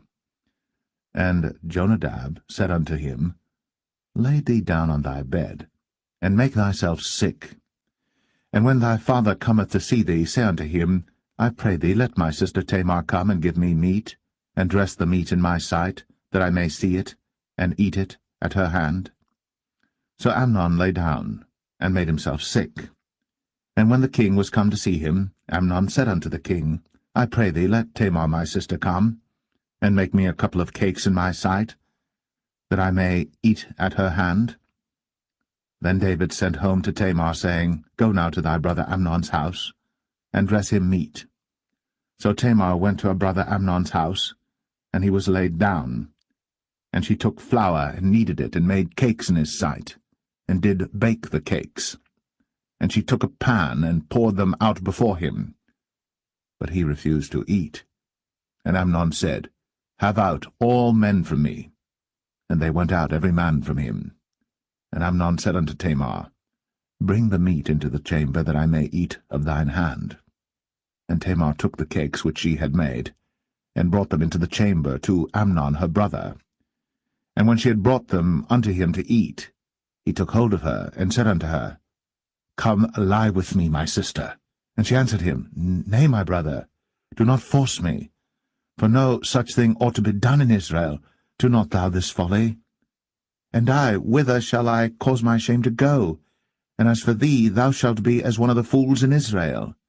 Now therefore I pray thee, speak unto the king, for he will not withhold me from thee. Howbeit, he would not hearken unto her voice, but being stronger than she, forced her, and lay with her. Then Amnon hated her exceedingly, so that the hatred wherewith he hated her was greater than the love wherewith he had loved her. And Amnon said unto her, Arise, be gone. And she said unto him, There is no cause. This evil in sending me away is greater than the other that thou didst unto me. But he would not hearken unto her. Then he called his servant that ministered unto him, and said, Put now this woman out from me, and bolt the door after her. And she had a garment of divers colours upon her, for with such robes were the king's daughters that were virgins apparelled. Then his servant brought her out, and bolted the door after her. And Tamar put ashes on her head, and rent her garment of divers colours that was on her, and laid her hand on her head, and went on crying. And Absalom, her brother, said unto her, Hath Amnon thy brother been with thee? But hold now thy peace, my sister. He is thy brother. Regard not this thing. So Tamar remained desolate in her brother Absalom's house. But when King David heard of all these things, he was very wroth.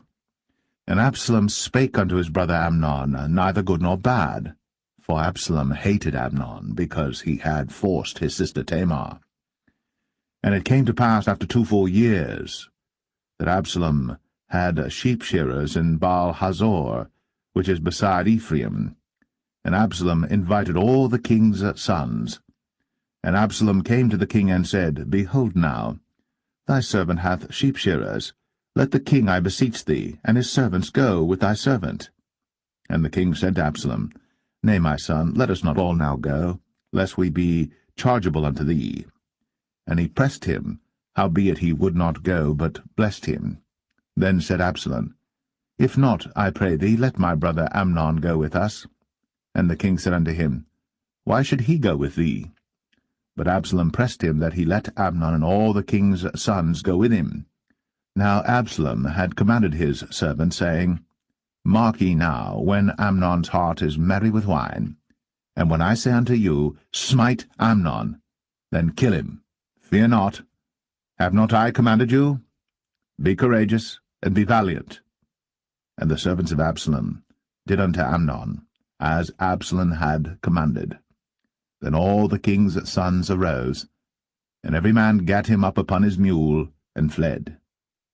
And it came to pass, while they were in the way, that tidings came to David, saying, Absalom hath slain all the king's sons, and there is not one of them left. Then the king arose, and tare his garments, and lay on the earth, and all his servants stood by with their clothes rent. And Jonadab, the son of Shemaiah, David's brother, answered and said, Let not my lord suppose that they have slain all the young men, the king's sons, for Amnon only is dead. For by the appointment of Absalom this hath been determined from the day that he forced his sister Tamar. Now therefore, let not my lord the king take the thing to his heart, to think that all the king's sons are dead, for Amnon only is dead. But Absalom fled. And the young man that kept the watch lifted up his eyes, and looked, and behold, there came much people by the way of the hillside behind him. And Jonadab said unto the king, Behold, the king's sons come, as thy servant said, so it is. And it came to pass, as soon as he had made an end of speaking, that, behold, the king's sons came, and lifted up their voice, and wept. And the king also and all his servants wept very sore. But Absalom fled and went to Talmai, the son of Ammihud, king of Geshur. And David mourned for his son every day. So Absalom fled and went to Geshur, and was there 3 years. And the soul of King David longed to go forth unto Absalom, for he was comforted concerning Amnon, seeing he was dead.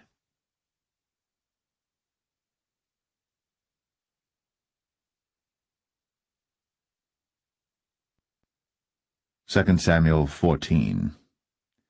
Now Joab the son of Zeruiah perceived that the king's heart was toward Absalom. And Joab sent to Tekoa, and fetched thence a wise woman, and said unto her, I pray thee, feign thyself to be a mourner, and put on now mourning apparel, and anoint not thyself with oil.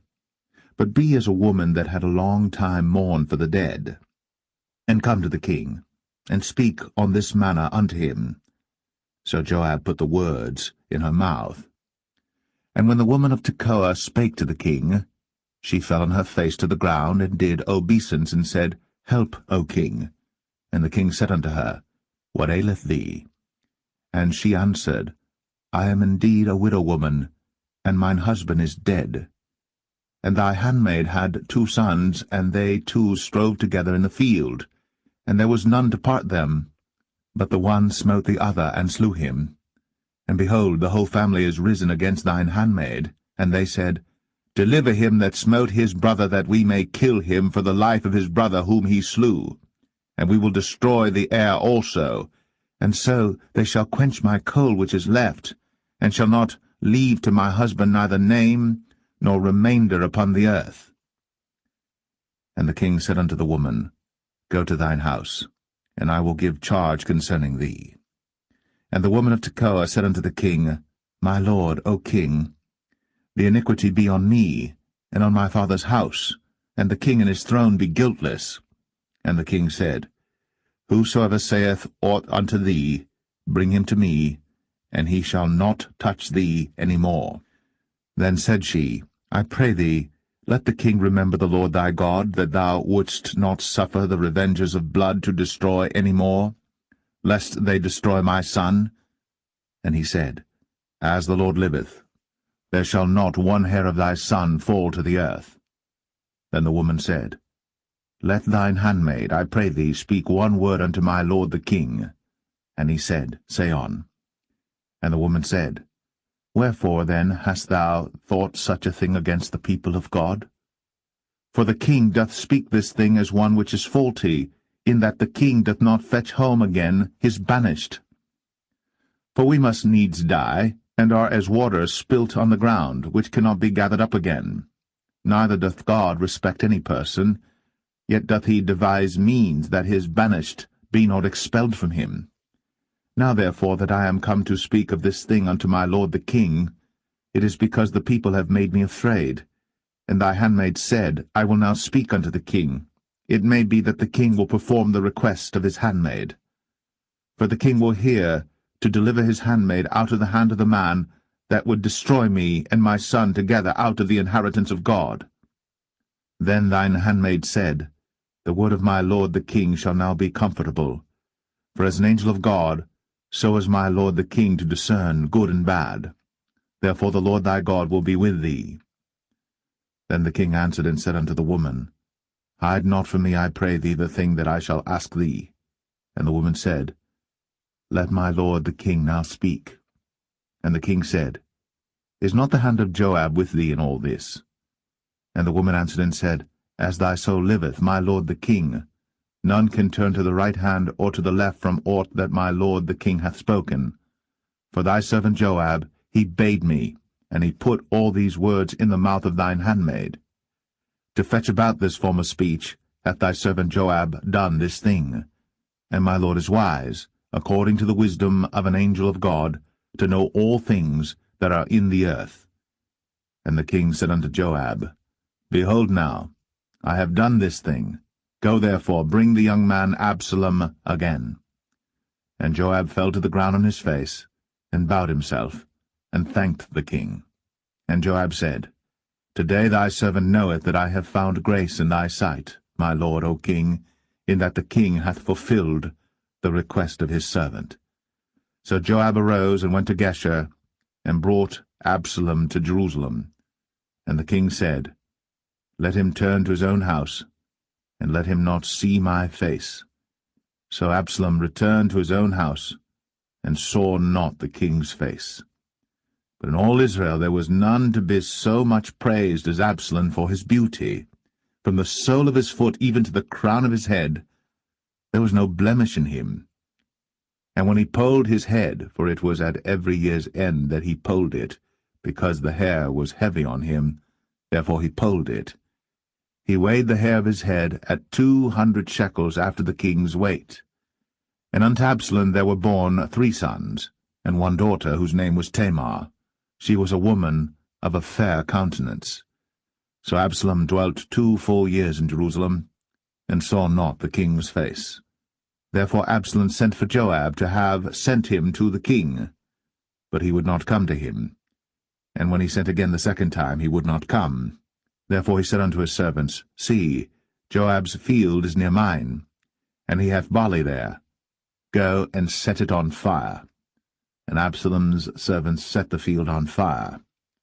Then Joab arose, and came to Absalom unto his house, and said unto him, Wherefore have thy servants set my field on fire?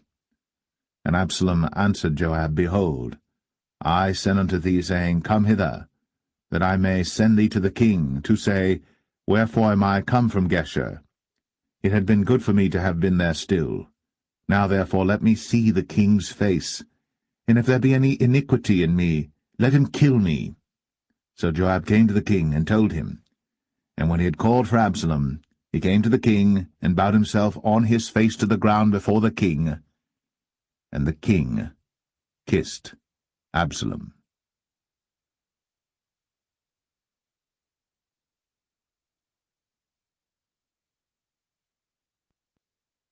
2 Samuel 15. And it came to pass after this, that Absalom prepared him chariots and horses, and 50 men to run before him.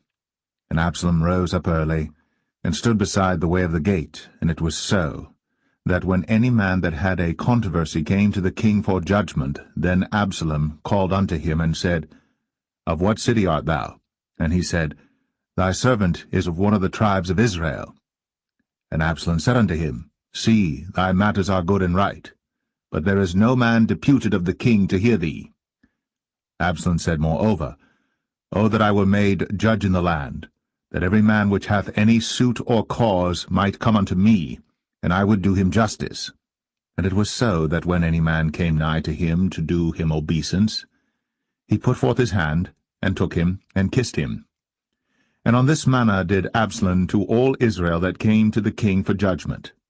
So Absalom stole the hearts of the men of Israel. And it came to pass after 40 years that Absalom said unto the king, I pray thee, let me go and pay my vow, which I have vowed unto the Lord in Hebron. For thy servant vowed a vow while I abode at Geshur in Syria, saying, If the Lord shall bring me again indeed to Jerusalem, then I will serve the Lord. And the king said unto him, Go in peace. So he arose, and went to Hebron. But Absalom sent spies throughout all the tribes of Israel, saying, As soon as ye hear the sound of the trumpet, then ye shall say, Absalom reigneth in Hebron. And with Absalom went 200 men out of Jerusalem, that were called, and they went in their simplicity, and they knew not anything. And Absalom sent for Ahithophel the Gilonite, David's counselor, from his city, even from Gilo, while he offered sacrifices. And the conspiracy was strong, for the people increased continually with Absalom. And there came a messenger to David, saying, The hearts of the men of Israel are after Absalom. And David said unto all his servants that were with him at Jerusalem, Arise, and let us flee. For we shall not else escape from Absalom. Make speed to depart, lest he overtake us suddenly, and bring evil upon us, and smite the city with the edge of the sword. And the king's servant said unto the king, Behold, thy servants are ready to do whatsoever my lord the king shall appoint. And the king went forth, and all his household after him. And the king left 10 women which were concubines to keep the house. And the king went forth, and all the people after him, and tarried in a place that was far off. And all his servants passed on beside him, and all the Cherethites, and all the Pelethites, and all the Gittites, 600 men which came after him from Gath, passed on before the king. Then said the king to Ittai the Gittite, Wherefore goest thou also with us? Return to thy place, and abide with the king, for thou art a stranger, and also an exile. Whereas thou camest but yesterday, should I this day make thee go up and down with us? Seeing I go whither I may, return thou, and take back thy brethren. Mercy and truth be with thee.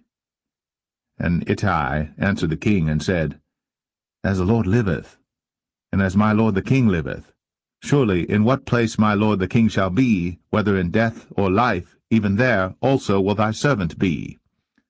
And David said to Ittai, Go and pass over. And Ittai the Gittite passed over, and all his men, and all the little ones that were with him. And all the country wept with a loud voice.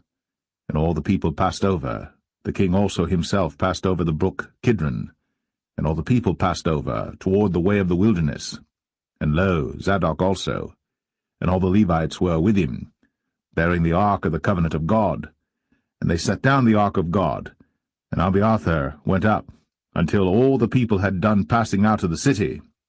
And the king said unto Zadok, Carry back the ark of God into the city. If I shall find favor in the eyes of the Lord, he will bring me again, and show me both it and his habitation. But if he thus say, I have no delight in thee, behold, here am I. Let him do to me as seemeth good unto him. The king said also unto Zadok the priest, Art not thou a seer? Return into the city in peace, and your 2 sons with you, Ahimaaz thy son, and Jonathan the son of Abiathar. See, I will tarry in the plain of the wilderness until there come word from you to certify me. Zadok therefore and Abiathar carried the ark of God again to Jerusalem, and they tarried there. And David went up by the ascent of Mount Olivet, and wept as he went up, and had his head covered, and he went barefoot, and all the people that was with him covered every man his head, and they went up, weeping as they went up. And one told David, saying, Ahithophel is among the conspirators with Absalom. And David said, O Lord, I pray thee, turn the counsel of Ahithophel into foolishness. And it came to pass that when David was come to the top of the mount, where he worshipped God, behold, Hushai the Archite came to meet him with his coat rent, and earth upon his head. Unto whom David said, If thou passest on with me, then thou shalt be a burden unto me. But if thou return to the city, and say unto Absalom, I will be thy servant, O king, as I have been thy father's servant hitherto, so will I now also be thy servant. Then mayest thou for me defeat the counsel of Ahithophel. And hast thou not there with thee Zadok and Abiathar the priests? Therefore it shall be that what thing soever thou shalt hear out of the king's house, thou shalt tell it to Zadok and Abiathar the priests. Behold, they have there with them their 2 sons, Ahimaaz Zadok's son, and Jonathan Abiathar's son. And by them ye shall send unto me everything that ye can hear. So Hushai, David's friend, came into the city, and Absalom came into Jerusalem.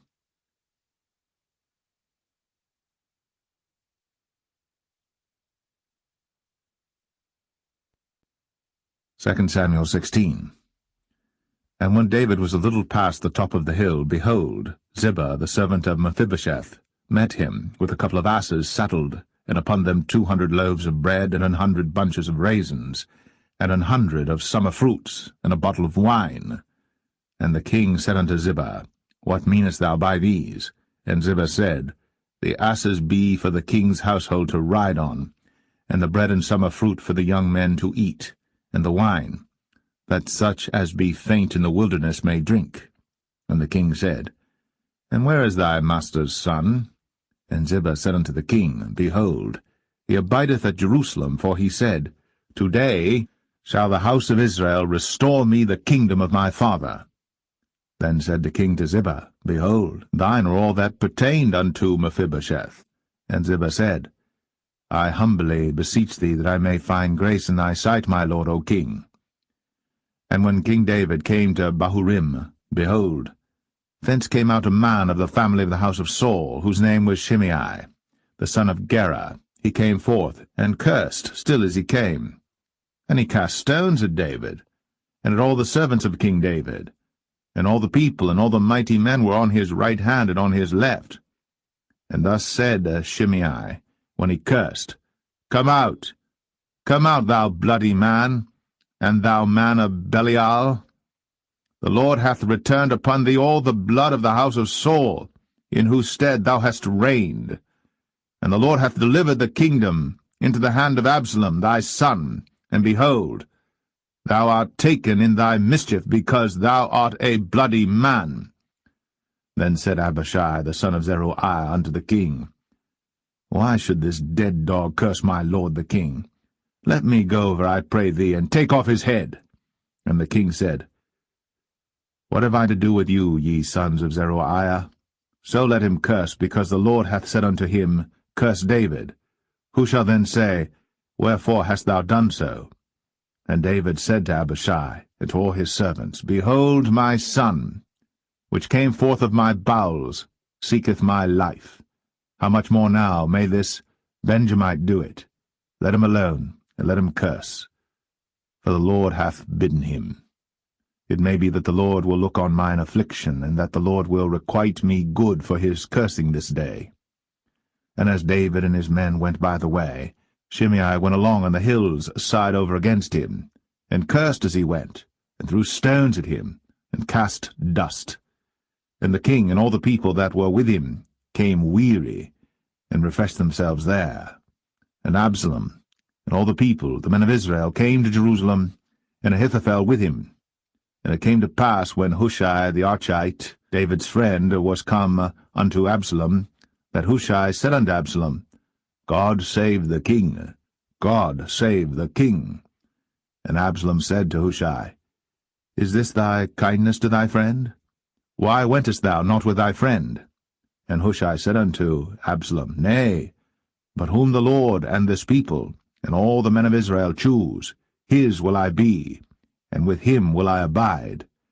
And again, whom should I serve? Should I not serve in the presence of his son? As I have served in thy father's presence, so will I be in thy presence. Then said Absalom to Ahithophel, Give counsel among you what we shall do. And Ahithophel said unto Absalom, Go in unto thy father's concubines, which he hath left to keep the house. And all Israel shall hear that thou art abhorred of thy father. Then shall the hands of all that are with thee be strong. So they spread Absalom a tent upon the top of the house. And Absalom went in unto his father's concubines in the sight of all Israel. And the counsel of Ahithophel, which he counselled in those days, was as if a man had inquired at the oracle of God. So was all the counsel of Ahithophel, both with David and with Absalom.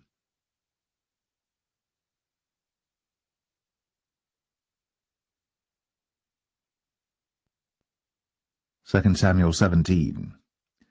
Moreover Ahithophel said unto Absalom, Let me now choose out 12,000 men, and I will arise and pursue after David this night. And I will come upon him while he is weary and weak-handed, and will make him afraid, and all the people that are with him shall flee, and I will smite the king only. And I will bring back all the people unto thee. The man whom thou seekest is as if all returned, so all the people shall be in peace. And the saying pleased Absalom well, and all the elders of Israel. Then said Absalom, Call now Hushai the Archite also, and let us hear likewise what he saith. And when Hushai was come to Absalom, Absalom spake unto him, saying, Ahithophel hath spoken after this manner. Shall we do after his saying? If not, speak thou. And Hushai said unto Absalom, The counsel that Ahithophel hath given is not good at this time. For, said Hushai, Thou knowest thy father and his men, that they be mighty men, and they be chafed in their minds, as a bear robbed of her whelps in the field. And thy father is a man of war, and will not lodge with the people. Behold, he is hid now in some pit, or in some other place, and it will come to pass, when some of them be overthrown at the first, that whosoever heareth it will say, There is a slaughter among the people that follow Absalom. And he also that is valiant, whose heart is as the heart of a lion, shall utterly melt. For all Israel knoweth that thy father is a mighty man, and they which be with him are valiant men. Therefore I counsel that all Israel be generally gathered unto thee, from Dan even to Beersheba, as the sand that is by the sea for multitude, and that thou go to battle in thine own person.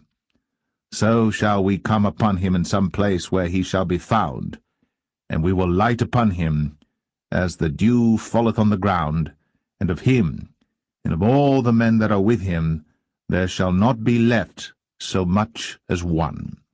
Moreover, if he be gotten into a city, then shall all Israel bring ropes to that city, and we will draw it into the river, until there be not one small stone found there.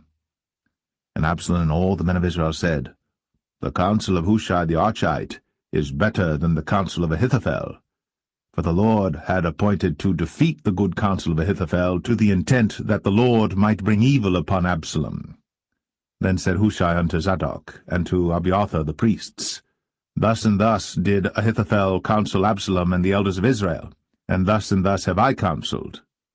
Now therefore send quickly, and tell David, saying, Lodge not this night in the plains of the wilderness, but speedily pass over, lest the king be swallowed up, and all the people that are with him. Now Jonathan and Ahimaaz stayed by En-Rogel, for they might not be seen to come into the city.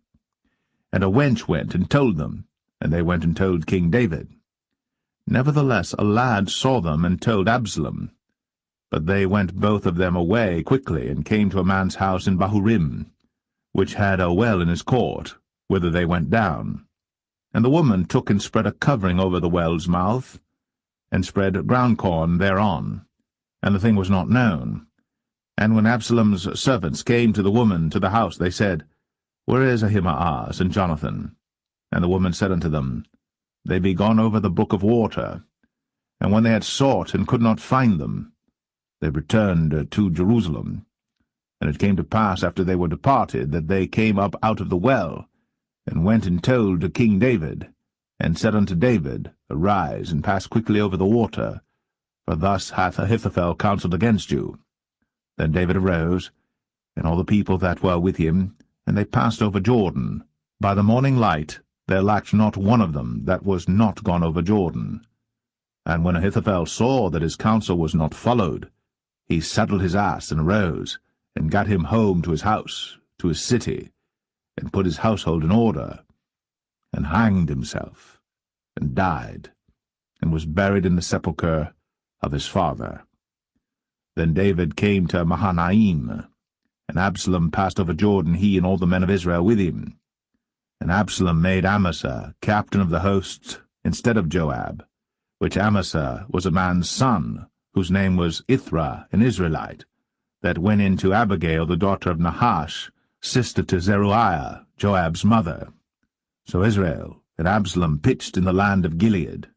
And it came to pass, when David was come to Mahanaim, that Shobai the son of Nahash of Rabbah, of the children of Ammon, and Machir the son of Amiel of Lo-debar, and Barzillai the Gileadite of Rogelim, brought beds, and basins, and earthen vessels, and wheat, and barley, and flour, and parched corn, and beans, and lentils, and parched pulse, and honey, and butter, and sheep, and cheese of kine for David and for the people that were with him to eat. For they said, The people is hungry, and weary, and thirsty in the wilderness.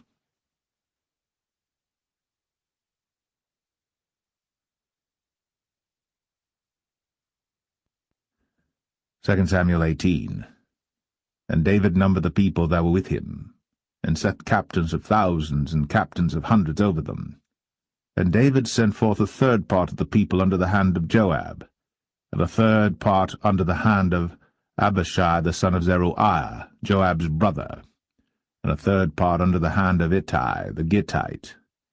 And the king said unto the people, I will surely go forth with you myself also. But the people answered, Thou shalt not go forth, for if we flee away, they will not care for us, neither, if half of us die, will they care for us. But now thou art worth 10,000 of us. Therefore now it is better that thou succour us out of the city. And the king said unto them, What seemeth you best, I will do. And the king stood by the gate side, and all the people came out by hundreds and by thousands. And the king commanded Joab and Abishai and Ittai, saying, Deal gently for my sake with the young man, even with Absalom. And all the people heard when the king gave all the captains charge concerning Absalom. So the people went out into the field against Israel, and the battle was in the wood of Ephraim, where the people of Israel were slain before the servants of David, and there was there a great slaughter that day of 20,000 men. For the battle was there scattered over the face of all the country, and the wood devoured more people that day than the sword devoured.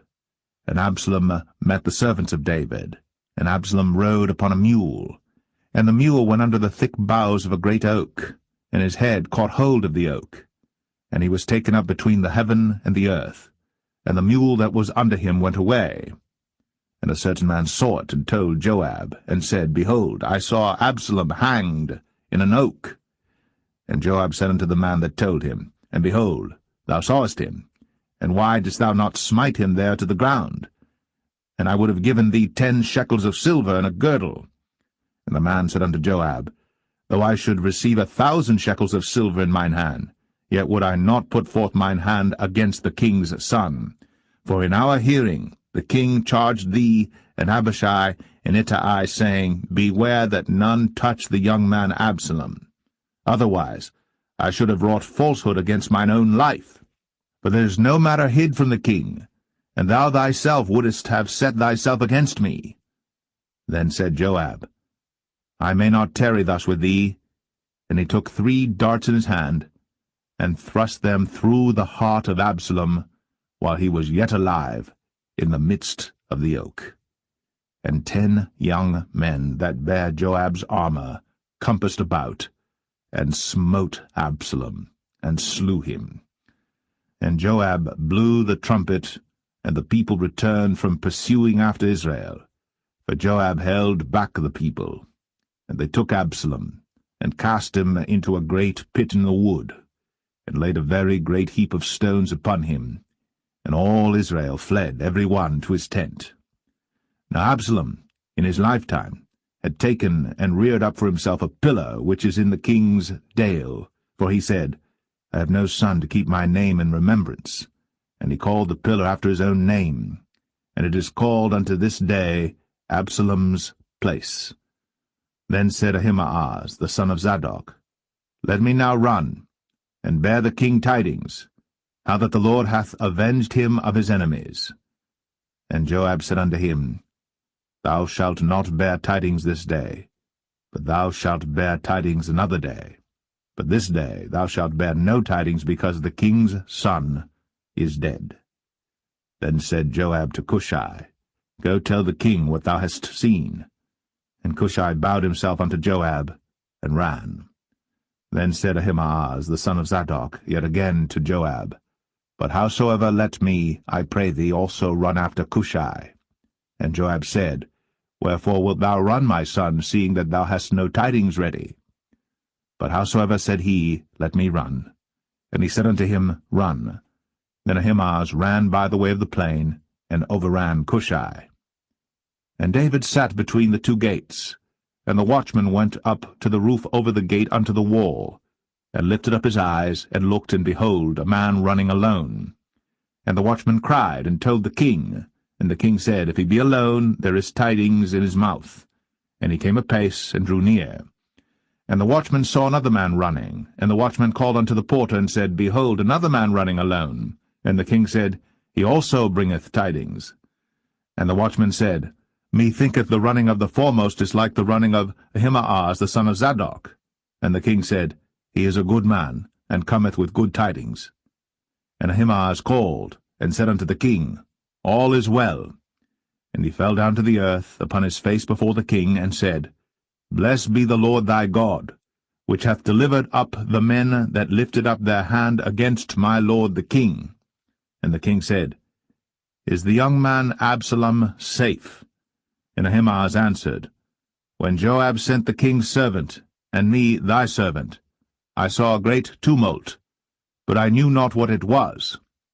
And the king said unto him, Turn aside, and stand here. And he turned aside, and stood still. And behold, Cushai came. And Cushai said, Tidings, my lord the king.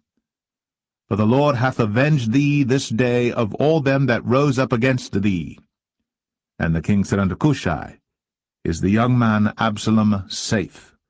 And Cushai answered, The enemies of my lord the king, and all that rise against thee to do thee hurt, be as that young man is. And the king was much moved, and went up to the chamber over the gate, and wept. And as he went, thus he said, O my son Absalom, my son Absalom, would God I had died for thee, O Absalom, my son, my son.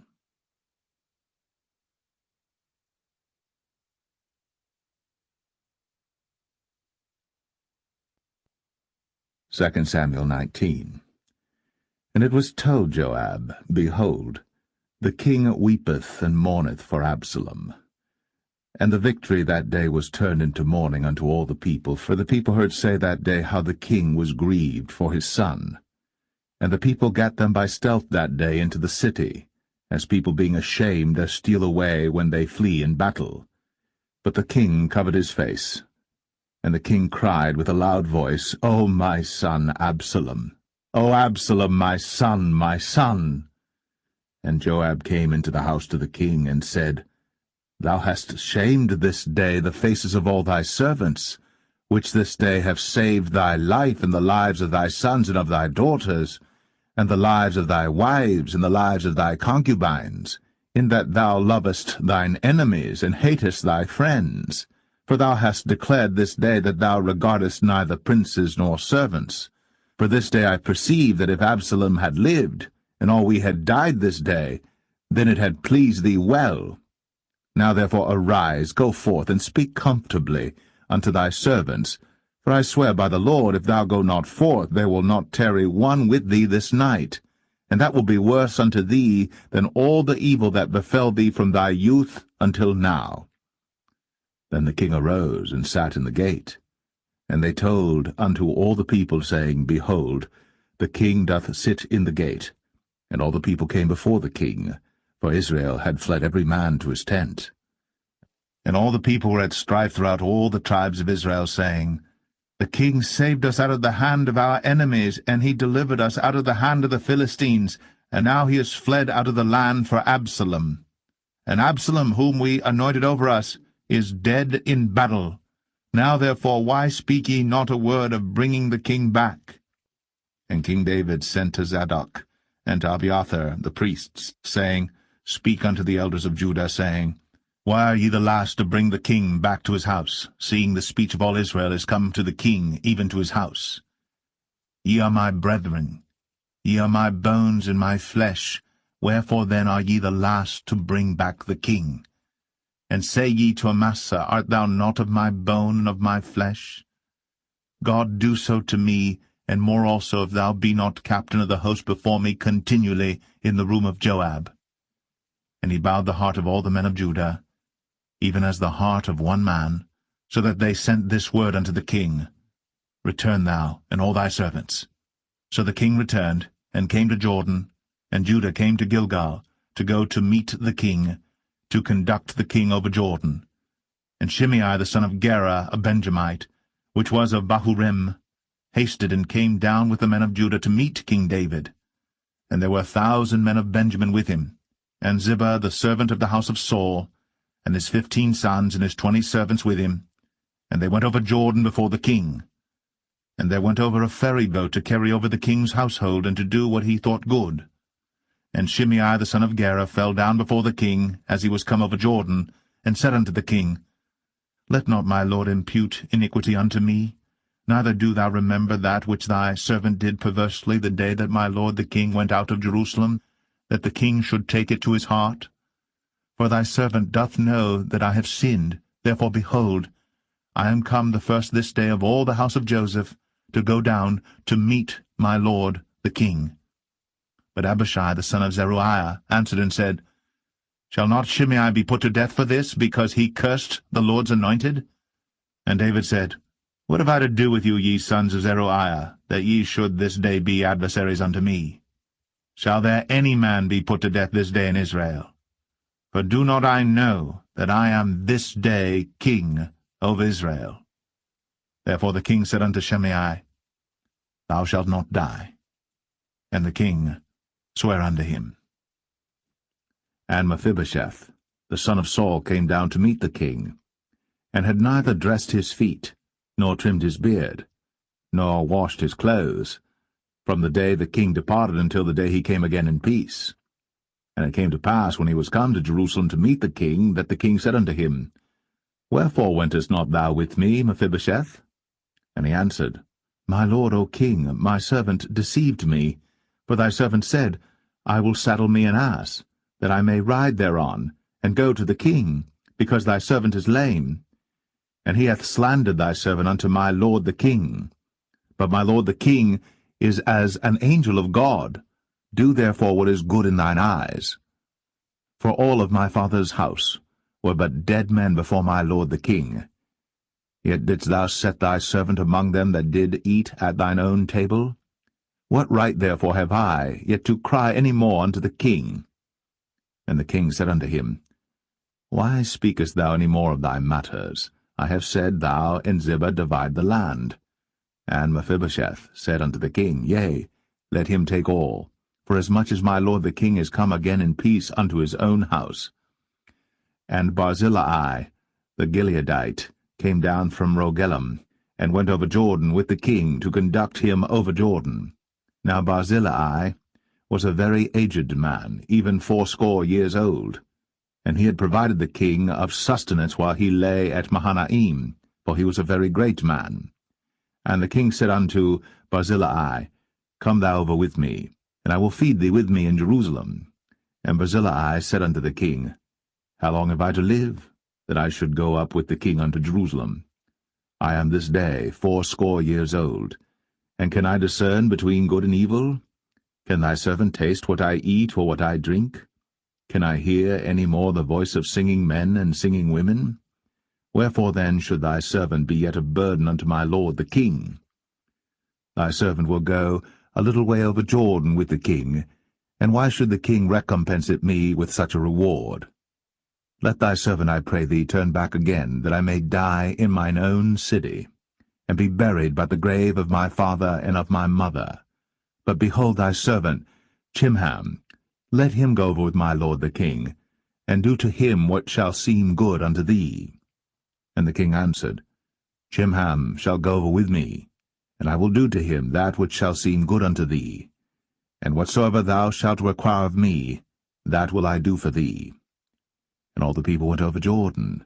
And when the king was come over, the king kissed Barzillai, and blessed him, and he returned unto his own place. Then the king went on to Gilgal, and Chimham went on with him. And all the people of Judah conducted the king, and also half the people of Israel. And behold, all the men of Israel came to the king, and said unto the king, Why have our brethren the men of Judah stolen thee away, and have brought the king and his household and all David's men with him over Jordan? And all the men of Judah answered the men of Israel, Because the king is near of kin to us. Wherefore then be ye angry for this matter? Have we eaten at all of the king's cost, or hath he given us any gift? And the men of Israel answered the men of Judah, and said, We have 10 parts in the king, and we have also more right in David than ye. Why then did ye despise us, that our advice should not be first had in bringing back our king? And the words of the men of Judah were fiercer than the words of the men of Israel.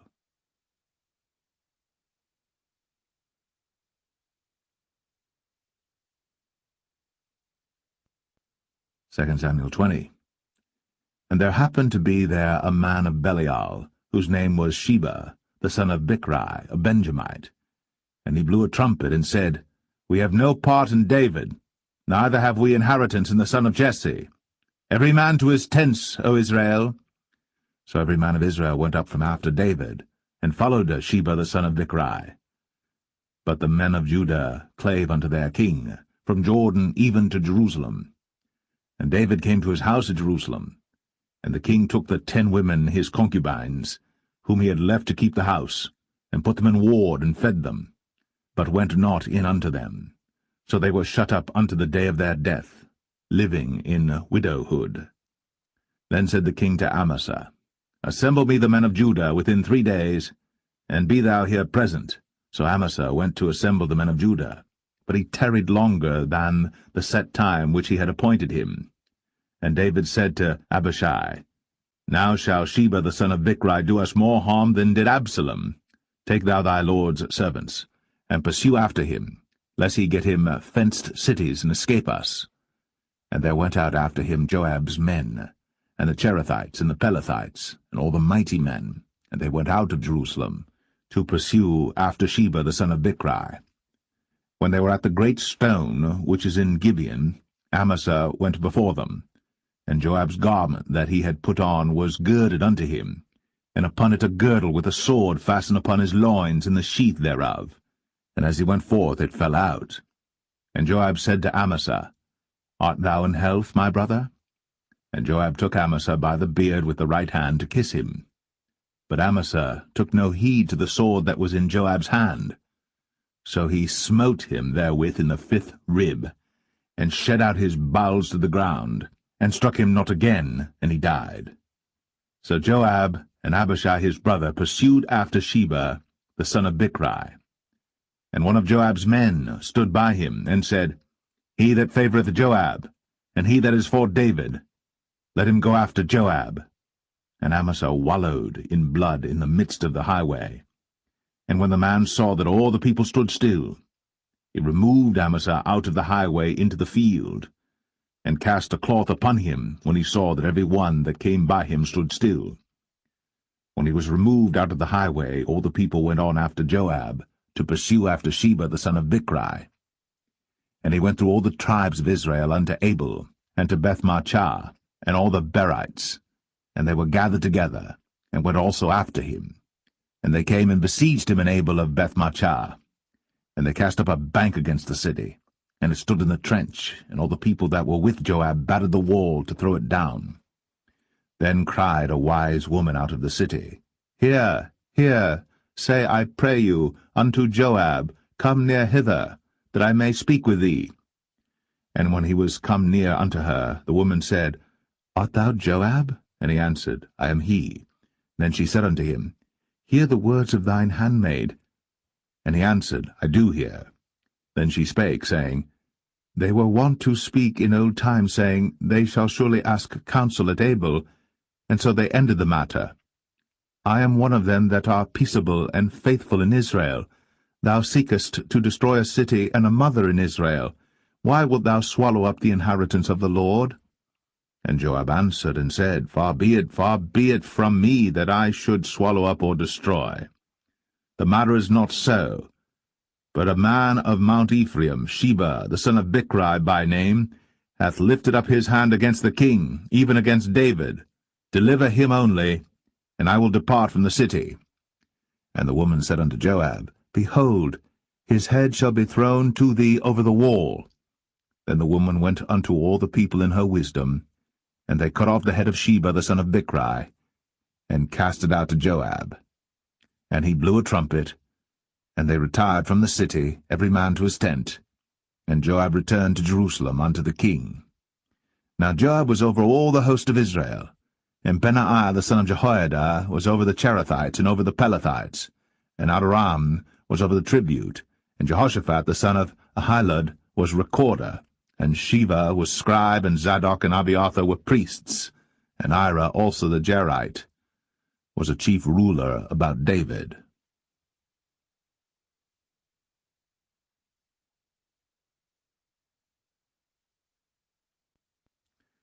Second Samuel 21. Then there was a famine in the days of David 3 years, year after year, and David inquired of the Lord. And the Lord answered, It is for Saul and for his bloody house, because he slew the Gibeonites.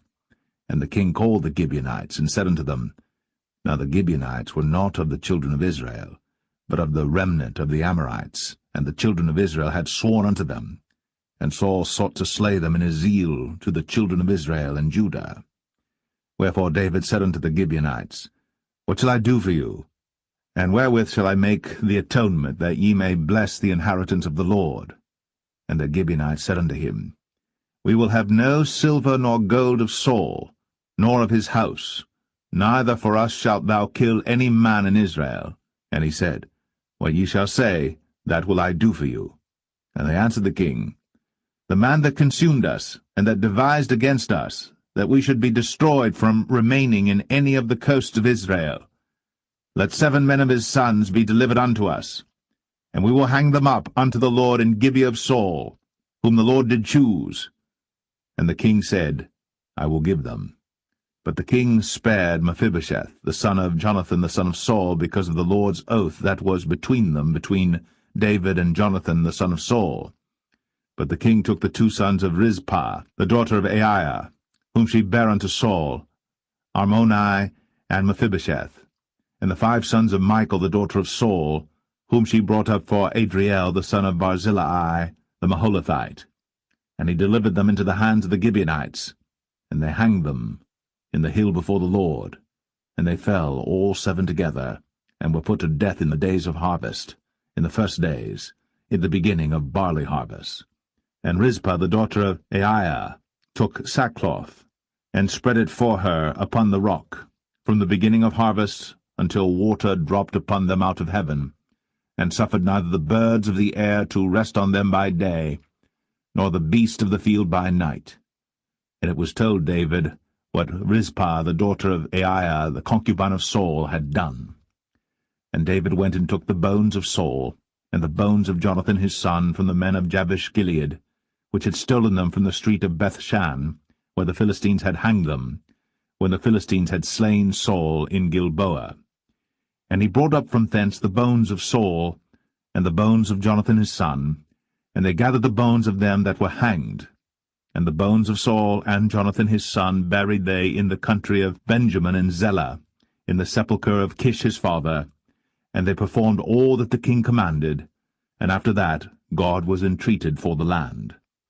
Moreover, the Philistines had yet war again with Israel, and David went down, and his servants with him, and fought against the Philistines, and David waxed faint. And Ishbi-Benob, which was of the sons of the giant, the weight of whose spear weighed 300 shekels of brass in weight, he being girded with a new sword, thought to have slain David.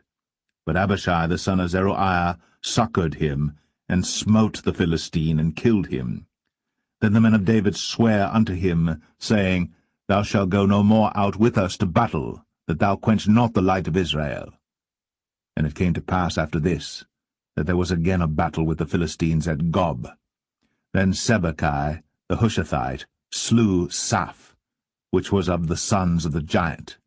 And there was again a battle in Gob with the Philistines, where Elhanan the son of Jaare-Oregim, a Bethlehemite, slew the brother of Goliath the Gittite, the staff of whose spear was like a weaver's beam. And there was yet a battle in Gath, where was a man of great stature, that had on every hand 6 fingers, and on every foot 6 toes, 24 in number, and he also was born to the giant.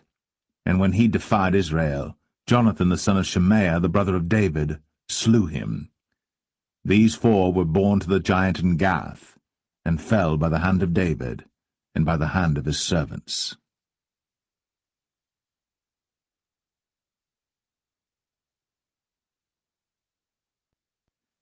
2 Samuel 22. And David spake unto the Lord the words of this song in the day that the Lord had delivered him out of the hand of all his enemies, and out of the hand of Saul. And he said, The Lord is my rock, and my fortress, and my deliverer. The God of my rock, in him will I trust. He is my shield, and the horn of my salvation, my high tower, and my refuge, my Saviour. Thou savest me from violence. I will call on the Lord, who is worthy to be praised. So shall I be saved from mine enemies. When the waves of death compassed me, the floods of ungodly men made me afraid. The sorrows of hell compassed me about, the snares of death prevented me.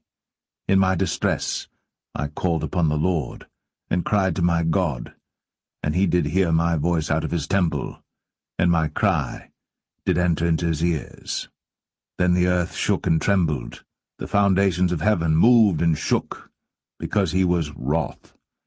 There went up a smoke out of his nostrils, and fire out of his mouth devoured. Coals were kindled by it, He bowed the heavens also, and came down, and darkness was under his feet. And he rode upon a cherub, and did fly, and he was seen upon the wings of the wind. And he made darkness pavilions round about him, dark waters, and thick clouds of the skies. Through the brightness before him were coals of fire kindled. The Lord thundered from heaven, and the Most High uttered his voice. And he sent out arrows, and scattered them, lightning, and discomfited them. And the channels of the sea appeared. The foundations of the world were discovered, at the rebuking of the Lord, at the blast of the breath of his nostrils. He sent from above, he took me, he drew me out of many waters. He delivered me from my strong enemy, and from them that hated me, for they were too strong for me. They prevented me in the day of my calamity. But the Lord was my stay. He brought me forth also into a large place. He delivered me because he delighted in me. The Lord rewarded me according to my righteousness, according to the cleanness of my hands hath he recompensed me. For I have kept the ways of the Lord, and have not wickedly departed from my God.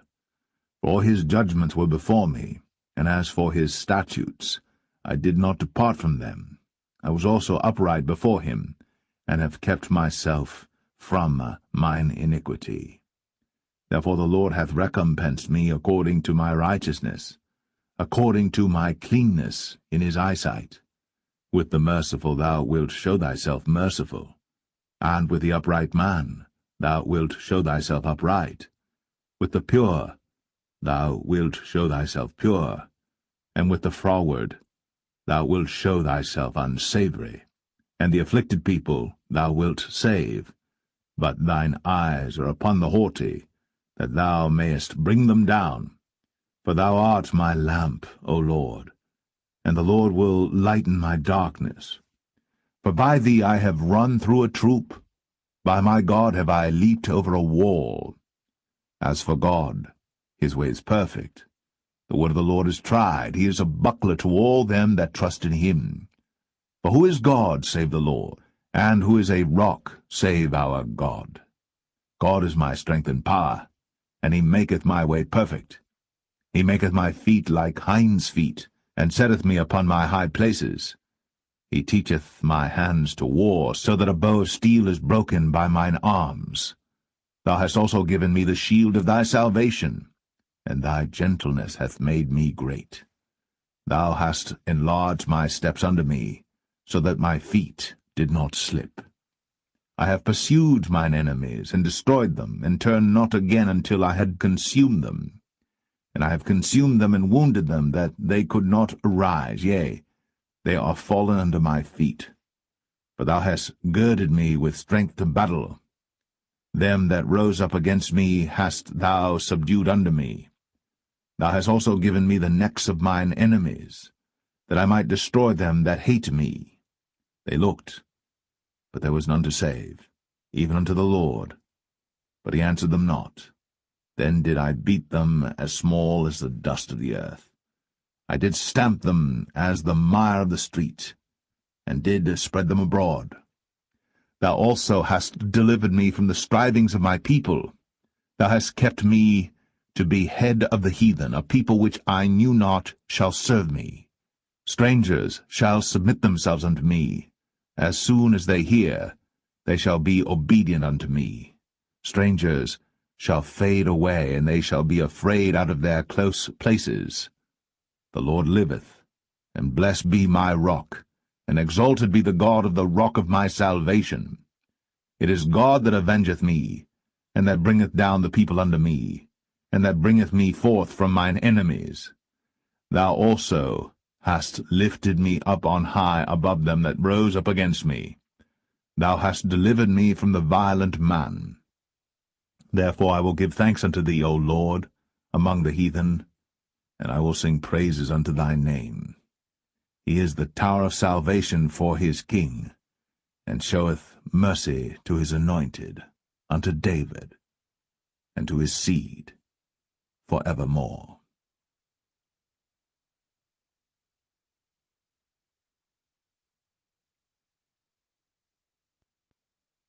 2 Samuel 23. Now these be the last words of David. David the son of Jesse said, and the man who was raised up on high, the anointed of the God of Jacob, and the sweet psalmist of Israel, said, The Spirit of the Lord spake by me, and his word was in my tongue. The God of Israel said, The Rock of Israel spake to me. He that ruleth over men must be just, ruling in the fear of God. And he shall be as the light of the morning, when the sun riseth, even a morning without clouds, as the tender grass springing out of the earth by clear shining after rain. Although my house be not so with God, yet he hath made with me an everlasting covenant, ordered in all things and sure. For this is all my salvation and all my desire, although he make it not to grow.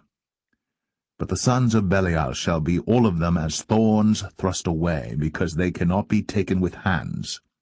But the man that shall touch them must be fenced with iron, and the staff of a spear, and they shall be utterly burned with fire in the same place.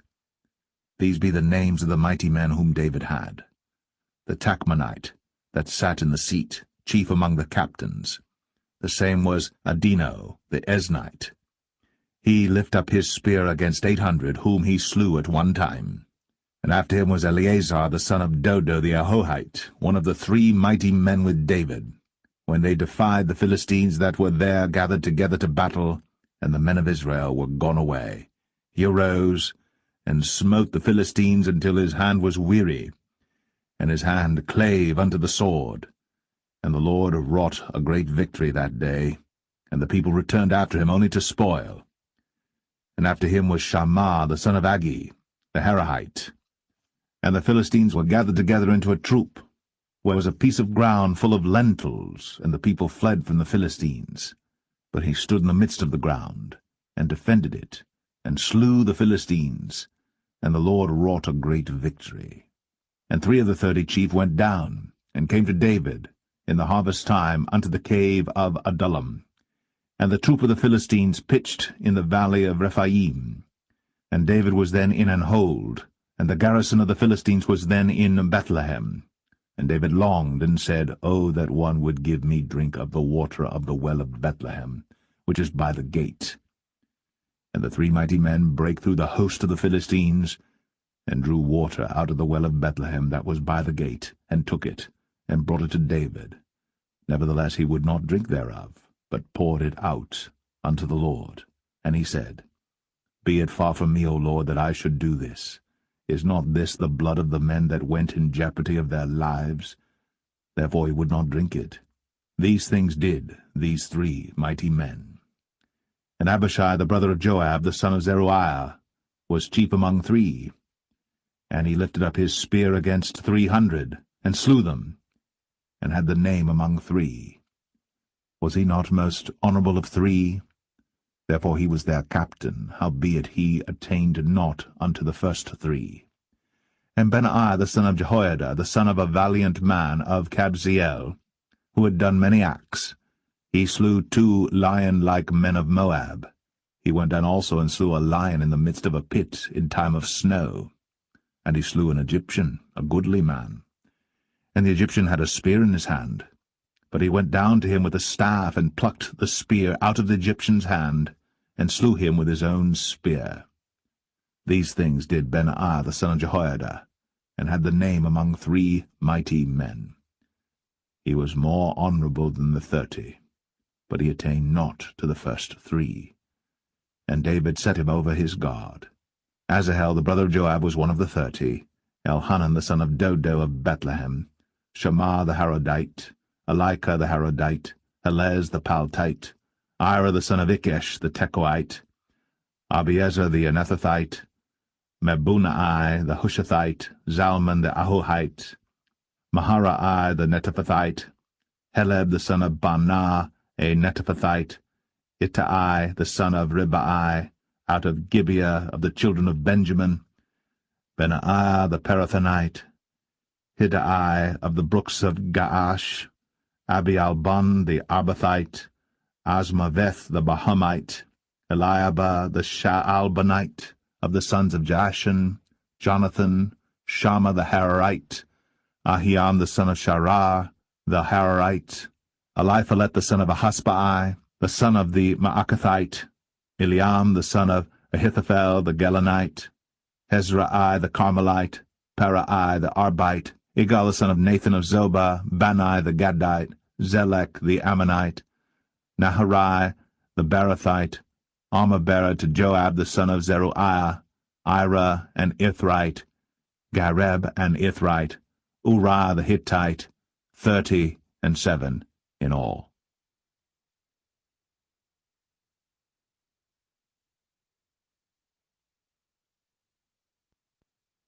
Second Samuel 24. And again the anger of the Lord was kindled against Israel, and he moved David against them to say, Go, number Israel and Judah. For the king said to Joab, the captain of the hosts, which was with him, Go now through all the tribes of Israel, from Dan even to Beersheba, and number ye the people, that I may know the number of the people. And Joab said unto the king, Now the Lord thy God add unto the people, how many soever they be, 100-fold, and that the eyes of my lord the king may see it. But why doth my lord the king delight in this thing? Notwithstanding the king's word prevailed against Joab and against the captains of the host. And Joab and the captains of the host went out from the presence of the king, to number the people of Israel. And they passed over Jordan, and pitched in Aroer, on the right side of the city that lieth in the midst of the river of Gad, and toward Jazer. Then they came to Gilead, and to the land of Tatim Hoshai, and they came to Dan Jaan, and about to Zidon, and came to the stronghold of Tyre, and to all the cities of the Hivites and of the Canaanites, and they went out to the south of Judah, even to Beersheba. So when they had gone through all the land, they came to Jerusalem at the end of 9 months and 20 days. And Joab gave up the sum of the number of the people unto the king, and there were in Israel 800,000 valiant men that drew the sword, and the men of Judah were 500,000 men. And David's heart smote him after that he had numbered the people.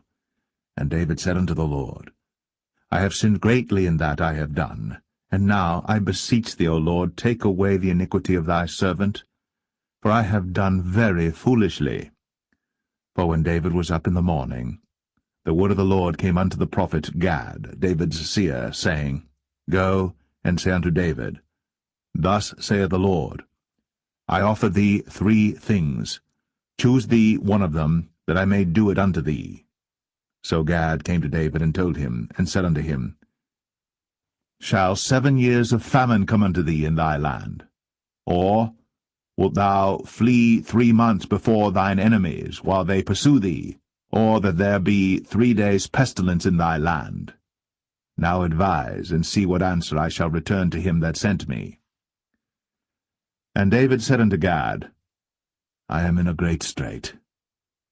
Let us fall now into the hand of the Lord, for his mercies are great, and let me not fall into the hand of man. So the Lord sent a pestilence upon Israel, from the morning even to the time appointed, and there died of the people from Dan even to Beersheba 70,000 men. And when the angel stretched out his hand upon Jerusalem to destroy it, the Lord repented him of the evil, and said to the angel that destroyed the people, It is enough. Stay now thine hand. And the angel of the Lord was by the threshing place of Araunah the Jebusite. And David spake unto the Lord when he saw the angel that smote the people, and said, Lo, I have sinned, and I have done wickedly. But these sheep, what have they done? Let thine hand, I pray thee, be against me, and against my father's house. And Gad came that day to David, and said unto him, Go up, rear an altar unto the Lord in the threshing floor of Araunah the Jebusite. And David, according to the saying of Gad, went up as the Lord commanded. And Araunah looked, and saw the king and his servants coming on toward him. And Araunah went out, and bowed himself before the king on his face upon the ground. And Araunah said, Wherefore is my lord the king come to his servant? And David said, to buy the threshing floor of thee, to build an altar unto the Lord, that the plague may be stayed from the people. And Araunah said unto David, Let my lord the king take and offer up what seemeth good unto him. Behold, here be oxen for burnt sacrifice, and threshing instruments, and other instruments of the oxen for wood. All these things did Araunah as a king give unto the king. And Araunah said unto the king, The Lord thy God accept thee. And the king said unto Araunah, Nay, but I will surely buy it of thee at a price. Neither will I offer burnt offerings unto the Lord my God of that which doth cost me nothing. So David bought the threshing floor and the oxen for 50 shekels of silver. And David built there an altar unto the Lord, and offered burnt offerings and peace offerings. So the Lord was entreated for the land, and the plague was stayed from Israel.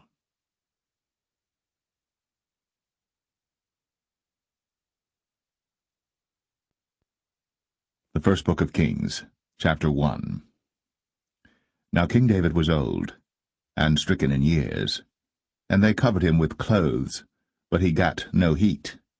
Wherefore his servants said unto him, Let there be sought for my lord the king a young virgin, and let her stand before the king, and let her cherish him, and let her lie in thy bosom, that my lord the king may get heat. So they sought for a fair damsel throughout all the coasts of Israel, and found Abishag, a Shunammite, and brought her to the king. And the damsel was very fair, and cherished the king, and ministered to him. But the king knew her not. Then Adonijah the son of Haggith exalted himself, saying, I will be king. And he prepared him chariots and horsemen, and 50 men to run before him. And his father had not displeased him at any time in saying, Why hast thou done so? And he also was a very goodly man. And his mother bare him after Absalom. And he conferred with Joab the son of Zeruiah, and with Abiathar the priest, and they, following Adonijah, helped him. But Zadok the priest, and Benaiah the son of Jehoiada, and Nathan the prophet, and Shimei, and Rei, and the mighty men which belonged to David, were not with Adonijah. And Adonijah slew sheep and oxen and fat cattle by the stone of Zoheleth, which is by En-Rogel, and called all his brethren the king's sons, and all the men of Judah the king's servants. But Nathan the prophet, and Benaiah, and the mighty men, and Solomon his brother, he called not. Wherefore Nathan spake unto Bathsheba, the mother of Solomon, saying, Hast thou not heard that Adonijah the son of Haggith doth reign, and David our Lord knoweth it not? Now therefore come, let me, I pray thee, give thee counsel, that thou mayest save thine own life, and the life of thy son Solomon. Go and get thee in unto King David, and say unto him, Didst not thou, my lord, O king, swear unto thine handmaid, saying, Assuredly Solomon thy son shall reign after me, and he shall sit upon my throne. Why then doth Adonijah reign? Behold, while thou yet talkest there with the king, I also will come in after thee, and confirm thy words. And Bathsheba went in unto the king into the chamber, and the king was very old, and Abishag the Shunammite ministered unto the king. And Bathsheba bowed, and did obeisance unto the king. And the king said, What wouldst thou? And she said unto him, My lord, thou swearest by the Lord thy God unto thine handmaid, saying, Assuredly Solomon thy son shall reign after me, and he shall sit upon my throne. And now, behold, Adonijah reigneth, and now, my lord the king, thou knowest it not. And he hath slain oxen and fat cattle, and sheep in abundance, and hath called all the sons of the king, and Abiathar the priest, and Joab the captain of the host. But Solomon thy servant hath he not called. And thou, my lord, O king, the eyes of all Israel are upon thee, that thou shouldst tell them who shall sit on the throne of my lord the king after him. Otherwise it shall come to pass, when my lord the king shall sleep with his fathers, that I and my son Solomon shall be counted offenders. And lo, while she yet talked with the king, Nathan the prophet also came in. And they told the king, saying, Behold, Nathan the prophet. And when he was come in before the king he bowed himself before the king with his face to the ground. And Nathan said, My lord, O king, hast thou said, Adonijah shall reign after me, and he shall sit upon my throne? For he is gone down this day, and hath slain oxen and fat cattle and sheep in abundance, and hath called all the king's sons, and the captains of the host, and Abiathar the priest, and behold, they eat and drink before him, and say, God save King Adonijah. But me, even me thy servant, and Zadok the priest, and Benaiah the son of Jehoiada, and thy servant Solomon hath he not called. Is this thing done by my lord the king? And thou hast not showed it unto thy servant, who should sit on the throne of my lord the king after him? Then King David answered and said, Call me Bathsheba. And she came into the king's presence, and stood before the king. And the king sware, and said, As the Lord liveth, that hath redeemed my soul out of all distress, even as I swear unto thee by the Lord God of Israel, saying, Assuredly Solomon thy son shall reign after me, and he shall sit upon my throne in my stead, even so will I certainly do this day. Then Bathsheba bowed with her face to the earth, and did reverence to the king, and said, Let my lord King David live forever. And King David said, Call me Zadok the priest, and Nathan the prophet, and Benaiah the son of Jehoiada. And they came before the king. The king also said unto them, Take with you the servants of your lord, and cause Solomon my son to ride upon mine own mule, and bring him down to Gihon. And let Zadok the priest, and Nathan the prophet, anoint him there king over Israel. And blow ye with the trumpet, and say, God save King Solomon. Then ye shall come up after him, that he may come and sit upon my throne, for he shall be king in my stead. And I have appointed him to be ruler over Israel and over Judah. And Benaiah the son of Jehoiada answered the king, and said, Amen. The Lord God of my lord the king say so too. As the Lord hath been with my lord the king, even so be he with Solomon, and make his throne greater than the throne of my lord, King David. So Zadok the priest, and Nathan the prophet, and Benaiah the son of Jehoiada, and the Cherethites, and the Pelethites, went down, and caused Solomon to ride upon King David's mule, and brought him to Gihon. And Zadok the priest took an horn of oil out of the tabernacle, and anointed Solomon, and they blew the trumpet. And all the people said, God save King Solomon. And all the people came up after him, and the people piped with pipes, and rejoiced with great joy, so that the earth rent with the sound of them. And Adonijah and all the guests that were with him heard it as they had made an end of eating. And when Joab heard the sound of the trumpet, he said, Wherefore is this noise of the city being in an uproar? And while he yet spake, behold, Jonathan the son of Abiathar the priest came. And Adonijah said unto him, Come in, for thou art a valiant man, and bringest good tidings. And Jonathan answered and said to Adonijah, Verily, our lord King David hath made Solomon king. And the king hath sent with him Zadok the priest, and Nathan the prophet, and Benaiah the son of Jehoiada, and the Cherethites and the Pelethites, and they have caused him to ride upon the king's mule. And Zadok the priest, and Nathan the prophet, have anointed him king in Gihon, and they are come up from thence, rejoicing, so that the city rang again. This is the noise that ye have heard. And also Solomon sitteth on the throne of the kingdom. And moreover, the king's servants came to bless our lord King David, saying, God make the name of Solomon better than thy name, and make his throne greater than thy throne. And the king bowed himself upon the bed.